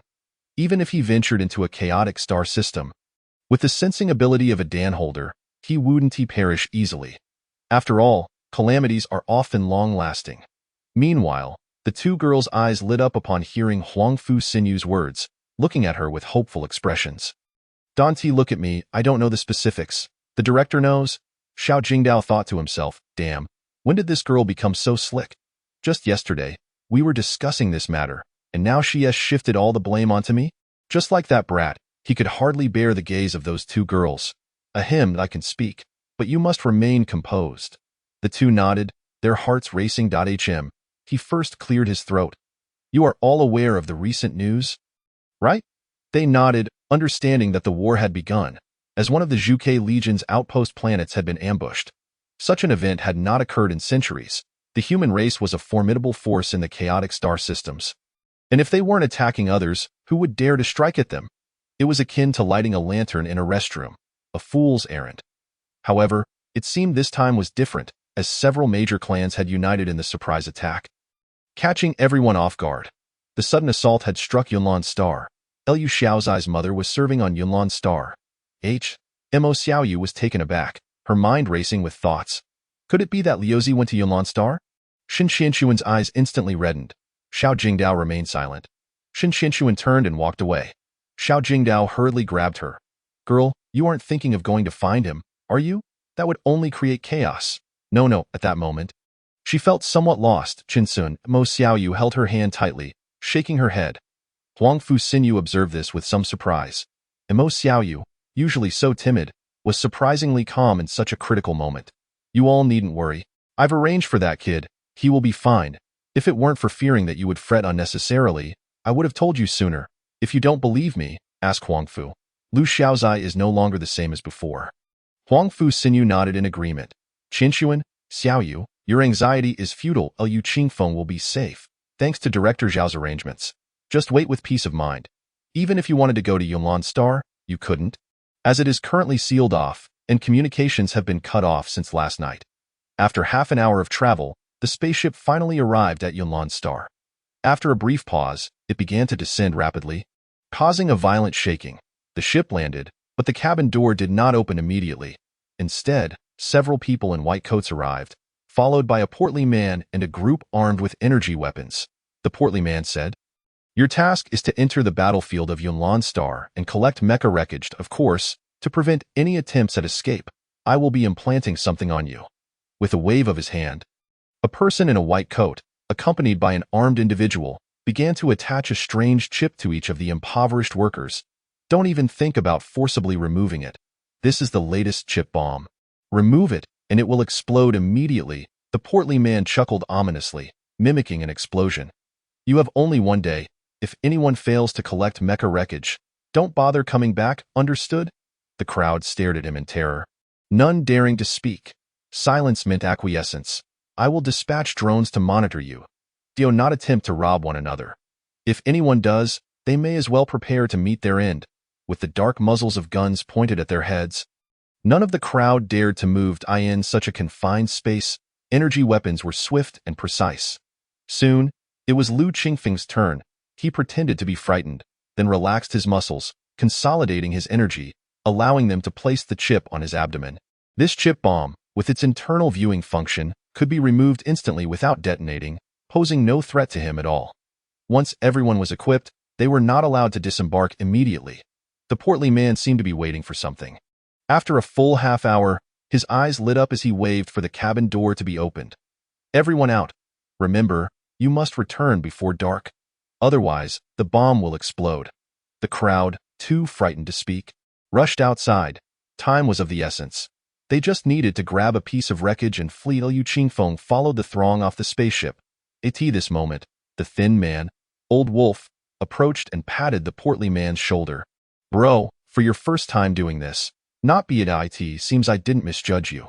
Stick with me, and I promise you'll enjoy a life of luxury and pleasure with women from all clans." The portly man lowered his head and chuckled. "Thanks for your guidance, Wolf brother. I'll be following you from now on. I want a little sister from the elf clan." "I'm not bad, but elves aren't necessarily little sisters, you know." Suddenly, Old Wolf looked at the portly man with concern. "Bro, this time we are doing something that could severely offend the human race. Will there be retaliation afterwards?" The portly man hesitated, seemingly not having considered that possibility. "It'll be fine, bro, just keep an eye on them." With that, he turned and walked away, muttering to himself, "This generation of human readers is truly hard to please. They don't even know how to leave a good review." Sigh. Chapter 85. The Fire Rock Lord. As Liu Qingfeng stepped off the spaceship, he was met with a scene of devastation. Smoke billowed everywhere. The distant city blazed, casting a crimson glow across the sky. The air was thick with the scent of gunpowder. Meanwhile, the group of impoverished workers was desperately rushing towards the city. Scrambling ahead of one another, Liu Qingfeng glanced up at the drones above and joined the throng, weaving past collapsed buildings until he vanished from the drone site. He did not hasten to remove the chip bomb, but instead heightened his senses to the maximum and activated his wristband. To his dismay, the local network had been destroyed, leaving him without a signal. The Tianwang communication system was the most advanced form of communication, capable of spanning star systems. It was not easily dismantled. Rumor had it that it was discovered simultaneously with the neighboring star and physical arts, a technology not belonging to this era date. Humans could only construct it without fully understanding its principles. Only humans and intelligent beings possessed this technology, which formed the backbone of their dominance in the chaotic star systems. Communication was always a crucial strategic tool. Furrowing his brow, Liu Qingfeng thought, "This is troublesome. A wristband without a network is useless. Moreover, Yunlan Star is an unfamiliar planet to him. How vast could a planet be? Without detailed maps or coordinates, where could he possibly search for remnants of humanity? Why remnants? Because this planet was still under siege by alien forces, indicating that humanity had not been entirely annihilated. The Brotherhood must have found some way to infiltrate and scavenge mecha wreckage. The wreckage itself was a strategic resource, with its complex materials a testament to human ingenuity. IT was fundamental for survival in the cosmos. Even imitation was beyond the capabilities of other races. Thus, the preciousness of mecha wreckage was self-evident, especially for humans. Because the aliens could not operate mecha, they would find it useless. These were machines of war unique to humanity. Damn. Never mind that for now. Let's enter the city and see if there are any survivors, Liu Qingfeng thought to himself, then began to evade the drones, running at full speed. Before arriving, he had studied a rough map of Yunlan Star. It was a resource-rich planet, teeming with various ores. There were only 3 cities here. The city before him was a ruin, a shadow of its former self. Yet, amidst the rubble, he could still discern that this was Yunlan Star's smallest city, Yimu City. This city was known for its abundant mica deposits, which could be refined into a metal essential for mecha manufacturing. Thus, even as the 3rd city, it still had a significant military presence.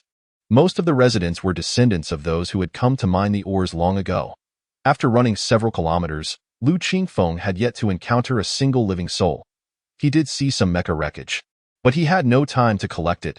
He had ventured far from the drone's range, so he decided to climb atop a partially collapsed high-rise. After confirming his position in the northwest, he scanned the surroundings. But his senses only extended 100 meters, far short of his line of sight. Suddenly, his pupils contracted. In the southwest direction, he spotted a fiery red steel monster, one he recognized from Fire Rock Star. If he recalled correctly, Fire Rock Star had not participated in this war. The steel beast seemed to be pursuing something. It was too distant for him to see clearly, but his instincts warned him that it was dangerous. He was not a match for the steel monster. However, he decided to investigate, as it might be his only lead. Descending from the high-rise, he headed southwest. After traveling about a kilometer, he quickly concealed himself in an abandoned building. Observing once more, the steel beast was severely injured, its wings damaged, leaving it with only one arm wielding a massive red axe. Pursuing a squad of robotic warriors, Liu Qingfeng keenly observed that the robotic warriors were protecting two humans who were desperately fleeing. He dared not approach, estimating the steel beast's height at around 100 meters and its weight exceeding 3,000 tons. Originally possessing a pair of iron wings, it could soar through the skies. He had seen it in visions. It was a unique creature of Fire Rock Star. The biological records described it as the Fire Rock Lord. Such creatures were rare across Fire Rock Star. And in terms of combat prowess, it could rival a human piloting a level 6 mecha. As a living being, it was inherently alive. Now, this monster was madly pursuing the two humans, who crouched behind the robotic warriors, urging them to run faster. Energy weapons striking the beast merely sparked, as if tickling it at that moment. The steel monster let out a roar and suddenly leaped, the ground beneath it cracking open to reveal two massive craters as its body shot skyward. Its left-hand axe glowed fiercely, trailing flames. It bellowed incomprehensible words, the sound deafening. Yet, Liu Qingfeng could roughly discern that it was likely cursing, akin to an exclamation of frustration. The two individuals below exhibited pallid visages. The remaining robotic warriors seemed to have received some form of command, charging one after another towards the leaping flame lord. Boom, the boom, boom. The successive self-detonations of the robotic warriors momentarily curtailed the monster's movements. Meanwhile, the other two robots swiftly pivoted, racing towards the heart of Yumi City, where numerous collapsed structures lay. Perhaps they could temporarily evade the gaze of the Flame Lord. Liu Qingfeng observed their destination and promptly followed suit. The living, evidently military personnel, undoubtedly possessed vital information. He could not afford to miss this opportunity, despite its inherent risks. Navigating through the ruins of the city, the robots moved with remarkable speed, and Liu Qingfeng closely trailed them, wary of drawing too near. Yet, contrary to his intentions, the robots detected his presence. Several energy beams shot towards him. Anticipating their attack, he swiftly evaded. Frowning, Liu Qingfeng pondered the absurdity of humans opening fire on one another. Having been discovered, he resolved to approach and inquired. In an instant, he accelerated, casting a glance back at the rampaging Flame Lord, which was systematically demolishing the dilapidated structures as it advanced in his direction. His heart raced. Time was of the essence, and he continued to dodge the energy beams. Closing the distance, he discerned the two individuals behind the robots, a middle-aged man and a young man. Taking a deep breath, Liu Qingfeng surged forward like a projectile, swiftly nearing the robot accompanying the middle-aged man, before leaping aboard and seizing the man's neck. Chapter 86. The Temptation of Fire Essence. Liu Qingfeng spoke coldly. Command that robot to cease its assault on me. After releasing his grip slightly, the young man aboard another robot hesitated. Qin Ming, halt the attack. The middle-aged man gasped, his breath restricted. With a sigh, the young man issued commands to the robot beneath him. The Flame Lord loomed ever closer in the distance. Liu Qingfeng continued to shout, "You, come here. Have that robot self-destruct." The young man's expression flickered with uncertainty. The middle-aged man beside Liu Qingfeng called out. Qin Ming, resigned. The young man instructed the two robots to align closely. Liu Qingfeng yanked him closer. Order the robots to self-destruct. The three of them, along with the robot, continued to race through the ruins of the city. I ask, you answer. I lack the luxury of time. Otherwise, I shall end your lives without hesitation. Liu Qingfeng's countenance was frigid. He had little patience for unwarranted aggression. What is the current status of the Zhuge Legion? The young man named Qin Ming stared blankly at him, and upon realizing the question posed, he quickly responded, "You're not a traitor?" A traitor? The term sparked a myriad of thoughts in Liu Qingfeng's mind, prompting him to inquire urgently, "I hail from outside, unaware of the situation here. Speak quickly." Qin Ming glanced at the middle-aged man, who exhaled in relief. "Young man, you come from outside. That's splendid. Our Zhuge Legion has been compromised by traitors, leading to the swift downfall of Yunlan Star. The Skynet has also been rendered inoperable, resulting in catastrophic losses among the remaining personnel." Upon hearing this, Liu Qingfeng pressed on, "Do you know the Flame Phoenix King? A major general named Yu Shengyan? What has become of her?" The Flame Phoenix King. You know her. The middle-aged man did not respond immediately. Liu Qingfeng's gaze sharpened, his hand tightening around the man's neck, his patience waning. Speak. The middle-aged man flinched, startled by the young man's ferocity. I will tell you. Calm down. The Flame Phoenix King has led the remnants to retreat to the military base at Yunlan City. But they lack control over the Sky Net. That authority lies with the traitors. Hearing this, Liu Qingfeng felt a surge of relief, realizing that his mother was likely safe. The tension that had gripped him for days dissipated in an instant. He released the middle-aged man and glanced towards the still rampaging Flame Lord. The crisis remained. They would not escape this way. It seemed as if the Flame Lord could lock onto their position. At this rate, we won't elude it. What do you possess that keeps it focused on you? The middle-aged man's expression wavered. Liu Qingfeng extended his hand. The middle-aged man sighed, retrieving a gleaming, fiery red stone from his pocket. What is this? Fire essence, the treasure of Fire Rock Star. There are perhaps only a few of these across the entire planet. This is one of them. Is it of any use to us humans? The middle-aged man nodded. Very much so. We are from Zhuke Legion's 315 Research Institute. I am the Institute's director, Qianling Feng. This fire essence was brought out by the Flame Phoenix King, and we are at a critical juncture in our research. The traitors allied with the 4 clans to assault Yunlan Star.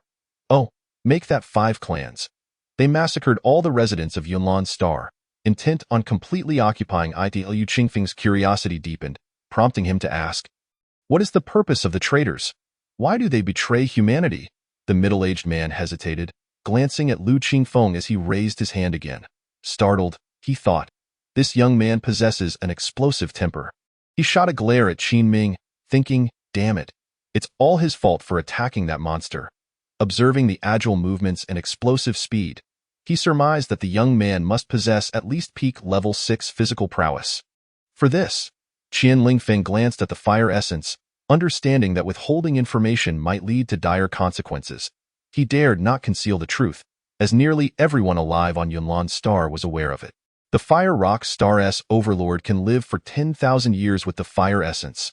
It harbors the secret to immortality. Liu Qingfeng was taken aback, realizing the allure of such power. Who could resist the temptation of 10,000 years?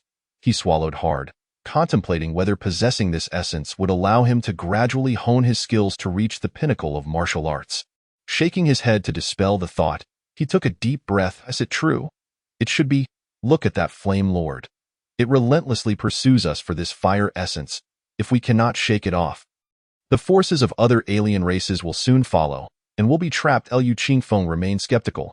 Human nature was the most unpredictable of all things. He could not trust Qianling Feng entirely, as there were too many inconsistencies. First, why would his mother entrust the fire essence to him for research?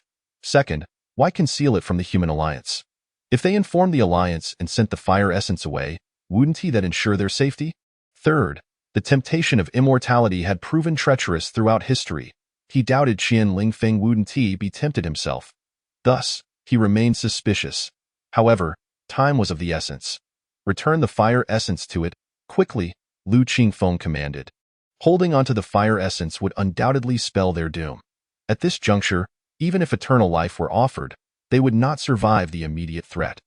Qianling Feng understood this as well, but his eyes remained bloodshot. Clutching the fire essence tightly, unwilling to relinquish it, Liu Qingfeng seized his arm forcefully, and Qianling Feng's grip weakened, his hand opening involuntarily. He grasped the fire essence, feeling a warm sensation envelop his palm. A profound comfort coursing through him. At that moment, the ring on his hand suddenly glowed, prompting Liu Qingfeng to extinguish it immediately. The ring emanated a longing sensation, leaving Liu Qingfeng astounded. Yet, no desire could overshadow the value of life. The Flame Lord, exuding a searing aura, charged towards them wielding a massive axe. Gritting his teeth, Liu Qingfeng hurled the fire essence far away. Sure enough, the Flame Lord immediately pivoted, fixating on the airborne fire essence, and hastily pursued it. Witnessing Liu Qingfeng discard the fire essence, Qianling Feng appeared as if his soul had departed, staring vacantly at the Flame Lord in pursuit of the essence. Director, I warned you. If you discarded it, you wouldn't listen. The lives of so many of our colleagues, as well as the mecha warriors, were lost because of that damned stone. Qin Ming suddenly shouted. Upon hearing this, Qian Lingfeng snapped back to reality, gazing at him with an expression of guilt. Chapter 87. The reasons behind the war? He trembled. I'm sorry. Qin Ming sighed in response. Lu Qingfeng paid them no mind. Continuing, direct the robots to flee southeast, swiftly. Qian Lingfeng complied. The robots moved with the speed of vehicles, their endurance far superior to that of humans, racing onward. After a while, he led the two into an abandoned building. Lu Qingfeng had many questions he needed to pose to them. Is there anything to eat? Qian Lingfeng inquired. There is, but you cannot consume it, Lu Qingfeng replied honestly. The energy bars were priced at 500,000 each, and he was merely at stage 3 of cancerous transformation, while Qin Ming was at stage 2. They would not be able to digest it without risking their lives. Well, you won't starve to death immediately. Clarify the situation on Yunlan's star, and I shall find you something to eat. Qian Lingfeng nodded, while Qin Ming continued to stare blankly into the distance, perhaps reminiscing about fallen comrades. Such was the nature of youth. Their fervor still burned within, yet this passion gradually waned with experience. 3 days ago, the Flame Phoenix King approached me, presented the fire essence, and asked if I could apply it to ordinary individuals. The Flame Phoenix King is the supreme commander of the Zhuge Legion here on Yunlan's star. I certainly had to listen to her. Wait. Upon hearing this, Lu Qingfeng closed his eyes, exhaling slowly before opening them to fixate on Qian Lingfeng. Can the fire essence be utilized by ordinary people? Qian Lingfeng cast a surprised glance at him and replied honestly, we have yet to discover a method suitable for ordinary individuals. However, with diligent research, I believe it should not pose a significant challenge. While we were in the process of verifying our findings, the rebel forces allied with the 4 major clans, launching a surprise attack on Yunlan Star with over 100 Fire Rock Lords. Under normal circumstances, what kind of person is required to wield the Fire Rock essence? One needs a physical constitution of at least level 4 to endure it, but it requires time to adapt to the transformation of the crystal. Roughly a decade, or even several decades. The specifics remain unclear. Lu Qingfeng nodded, realizing that this was indeed something his mother might orchestrate. Now that the Human Alliance's army had arrived, it was possible that Yunlan's star would soon be reclaimed. What, then, should be done about his mother's concealment of matters from the Human Alliance? Lu Qingfeng squinted at Qian Lingfeng, the murderous intent within him beginning to swell. Please continue. Qian Lingfeng shivered and continued. The rebels are the subordinates of the Zhuge Legion on Yunlan Star, led by the one known as the Golden Eagle King, who was the first to seize control of the Skynet signal base on Yunlan Star. This allowed everyone to make calls, yet they could not receive them, as disrupting a planet's Skynet requires considerable time. Lu Qingfeng nodded, aware of this fact. However, such matters were too sensitive, and naturally, it was not something a mere student like him could comprehend. You are also aware that the 4 major clans have besieged Yunlan Star, preparing to completely occupy this planet. I suspect their plan is to expel humanity from the chaotic star system entirely. The chaotic star system harbors vital mecha resources, and losing it would gradually erode humanity's greatest advantage. Of course, this is merely my conjecture, as we humans have also harbored ambitions to dominate the chaotic star system. Regrettably, that is unattainable in the short term. However, I have heard of a recent national martial arts initiative. Experts claim that if we can gather 10,000 martial artists proficient in transformation to control mechas, we could unify the chaotic star system. Therefore, the various clans might have sensed this impending crisis and taken action prematurely to drive humanity from the chaotic star system. Without the latest materials for mecha production, humanity would find it exceedingly difficult to sustain itself. Moreover, within the entire chaotic star system, only the Flame Lord of Fire Rock Star possesses the capability to contend with our human mechas. As for the Three-Eyed Clan, the Ink People, and the intelligent humans, they might still pose a challenge in space with their formidable warships, but once on the surface of a planet, they stand no chance whatsoever. Without their warships, conventional weaponry is utterly ineffective against mechas. However, they would not annihilate any planet here, as it would trigger a chain reaction. The magnetic fields of each planet in the chaotic star system are fixed. Lu Qingfeng knew this. Even in the heat of battle, unless faced with an existential crisis, the planet-destroying cannon would not be deployed lightly. Much like the nuclear weapons of the old era, everyone possesses them. They are strategic weapons meant for deterrence, not casual use. Destroying a planet could disrupt the entire system's magnetic field, resulting in a self-inflicted wound while attempting to harm the enemy. He had not anticipated that the war would be initiated due to the National Martial Arts Initiative. Yet, the experts seemed to have a point. If there were indeed 10,000 martial artists piloting mechas, unifying the chaotic star system and expelling the various clans could become a reality. The Fire Rock Essence. Lu Qingfeng mused, recalling the vision he had during his embrace of the Dan, where his mother led a fleet to attack Fire Rock Star. Could it also be for the sake of the Fire Rock Essence? For old Lu? Or perhaps for him? And why did the Golden Eagle King suddenly rebel? He could not fathom it. Could it be that the clans promised him the Fire Rock Essence in exchange for conquering Yunlan Star? He could think of no other reason. His mind was in disarray, unable to find clarity. He pondered whether his mother would face punishment for violating the regulations of the Human Alliance. He also could not help her conceal this information. The thought that every living soul on the planet was aware of this news left him feeling helpless. This must have been propaganda spread by the alien races. Mother, how can I assist you? A headache began to brew, and he felt a deep resentment towards his own lack of strength. If he were powerful enough, why would his mother have to take such risks? If he were strong enough, even the Human Alliance would have to heed his commands, much like the noble families. Even if they erred, as long as they did not betray the Human Alliance, what could be done to them? The entire Human Alliance was under the control of the noble families. For the first time, Lu Qingfeng felt a burning desire to become stronger due to his own inadequacies. The pride he had felt from recently embracing the Dan dissipated entirely. The Fire Rock Essence, he muttered to himself, glancing at the external device in his hand, realizing it might serve as a shortcut. Director Qian, can we enter Yunlan City now? Qian Lingfeng shook his head. It is impossible. The clans have surrounded Yunlan City as tightly as a drum. The Fire Phoenix King believes Yunlan City may not withstand the siege, so he personally cleared a path for us. The Mecha Squad led us out of Yunlan City, drawing away all the Fire Rock Lords. Yunlan City has long since fallen. And the other Fire Rock Lords? Lu Qingfeng asked, puzzled. Qin Ming suddenly spoke softly. They are dead. All of them. Along with them perished the Mecha Squad, who detonated their mechas desperately, perishing alongside the Fire Rock Lords. Our colleagues, our brothers, they all died on the road to escape. With that, he collapsed in tears. Lu Qingfeng fell silent, and Qian Lingfeng's expression darkened. After a long moment, Lu Qingfeng finally inquired, what of Yunlan City? How is the Fire Phoenix King? I do not know. The Fire Phoenix King continues to hold the line, steadfastly protecting the majority of the citizens of Yunlan City. It's all my fault. Greed has led to this. Qian Lingfeng's face was etched with anguish. Yes, by T is indeed you. The Fire Phoenix King instructed you to abandon the Fire Rock Essence when faced with a life-threatening situation and find a place to hide. He also advised against putting all your eggs in one basket. Is this how you protected all the research personnel? Qian Lingfeng, you are truly selfish. Qin Ming suddenly spoke with reddened eyes. From this day forth,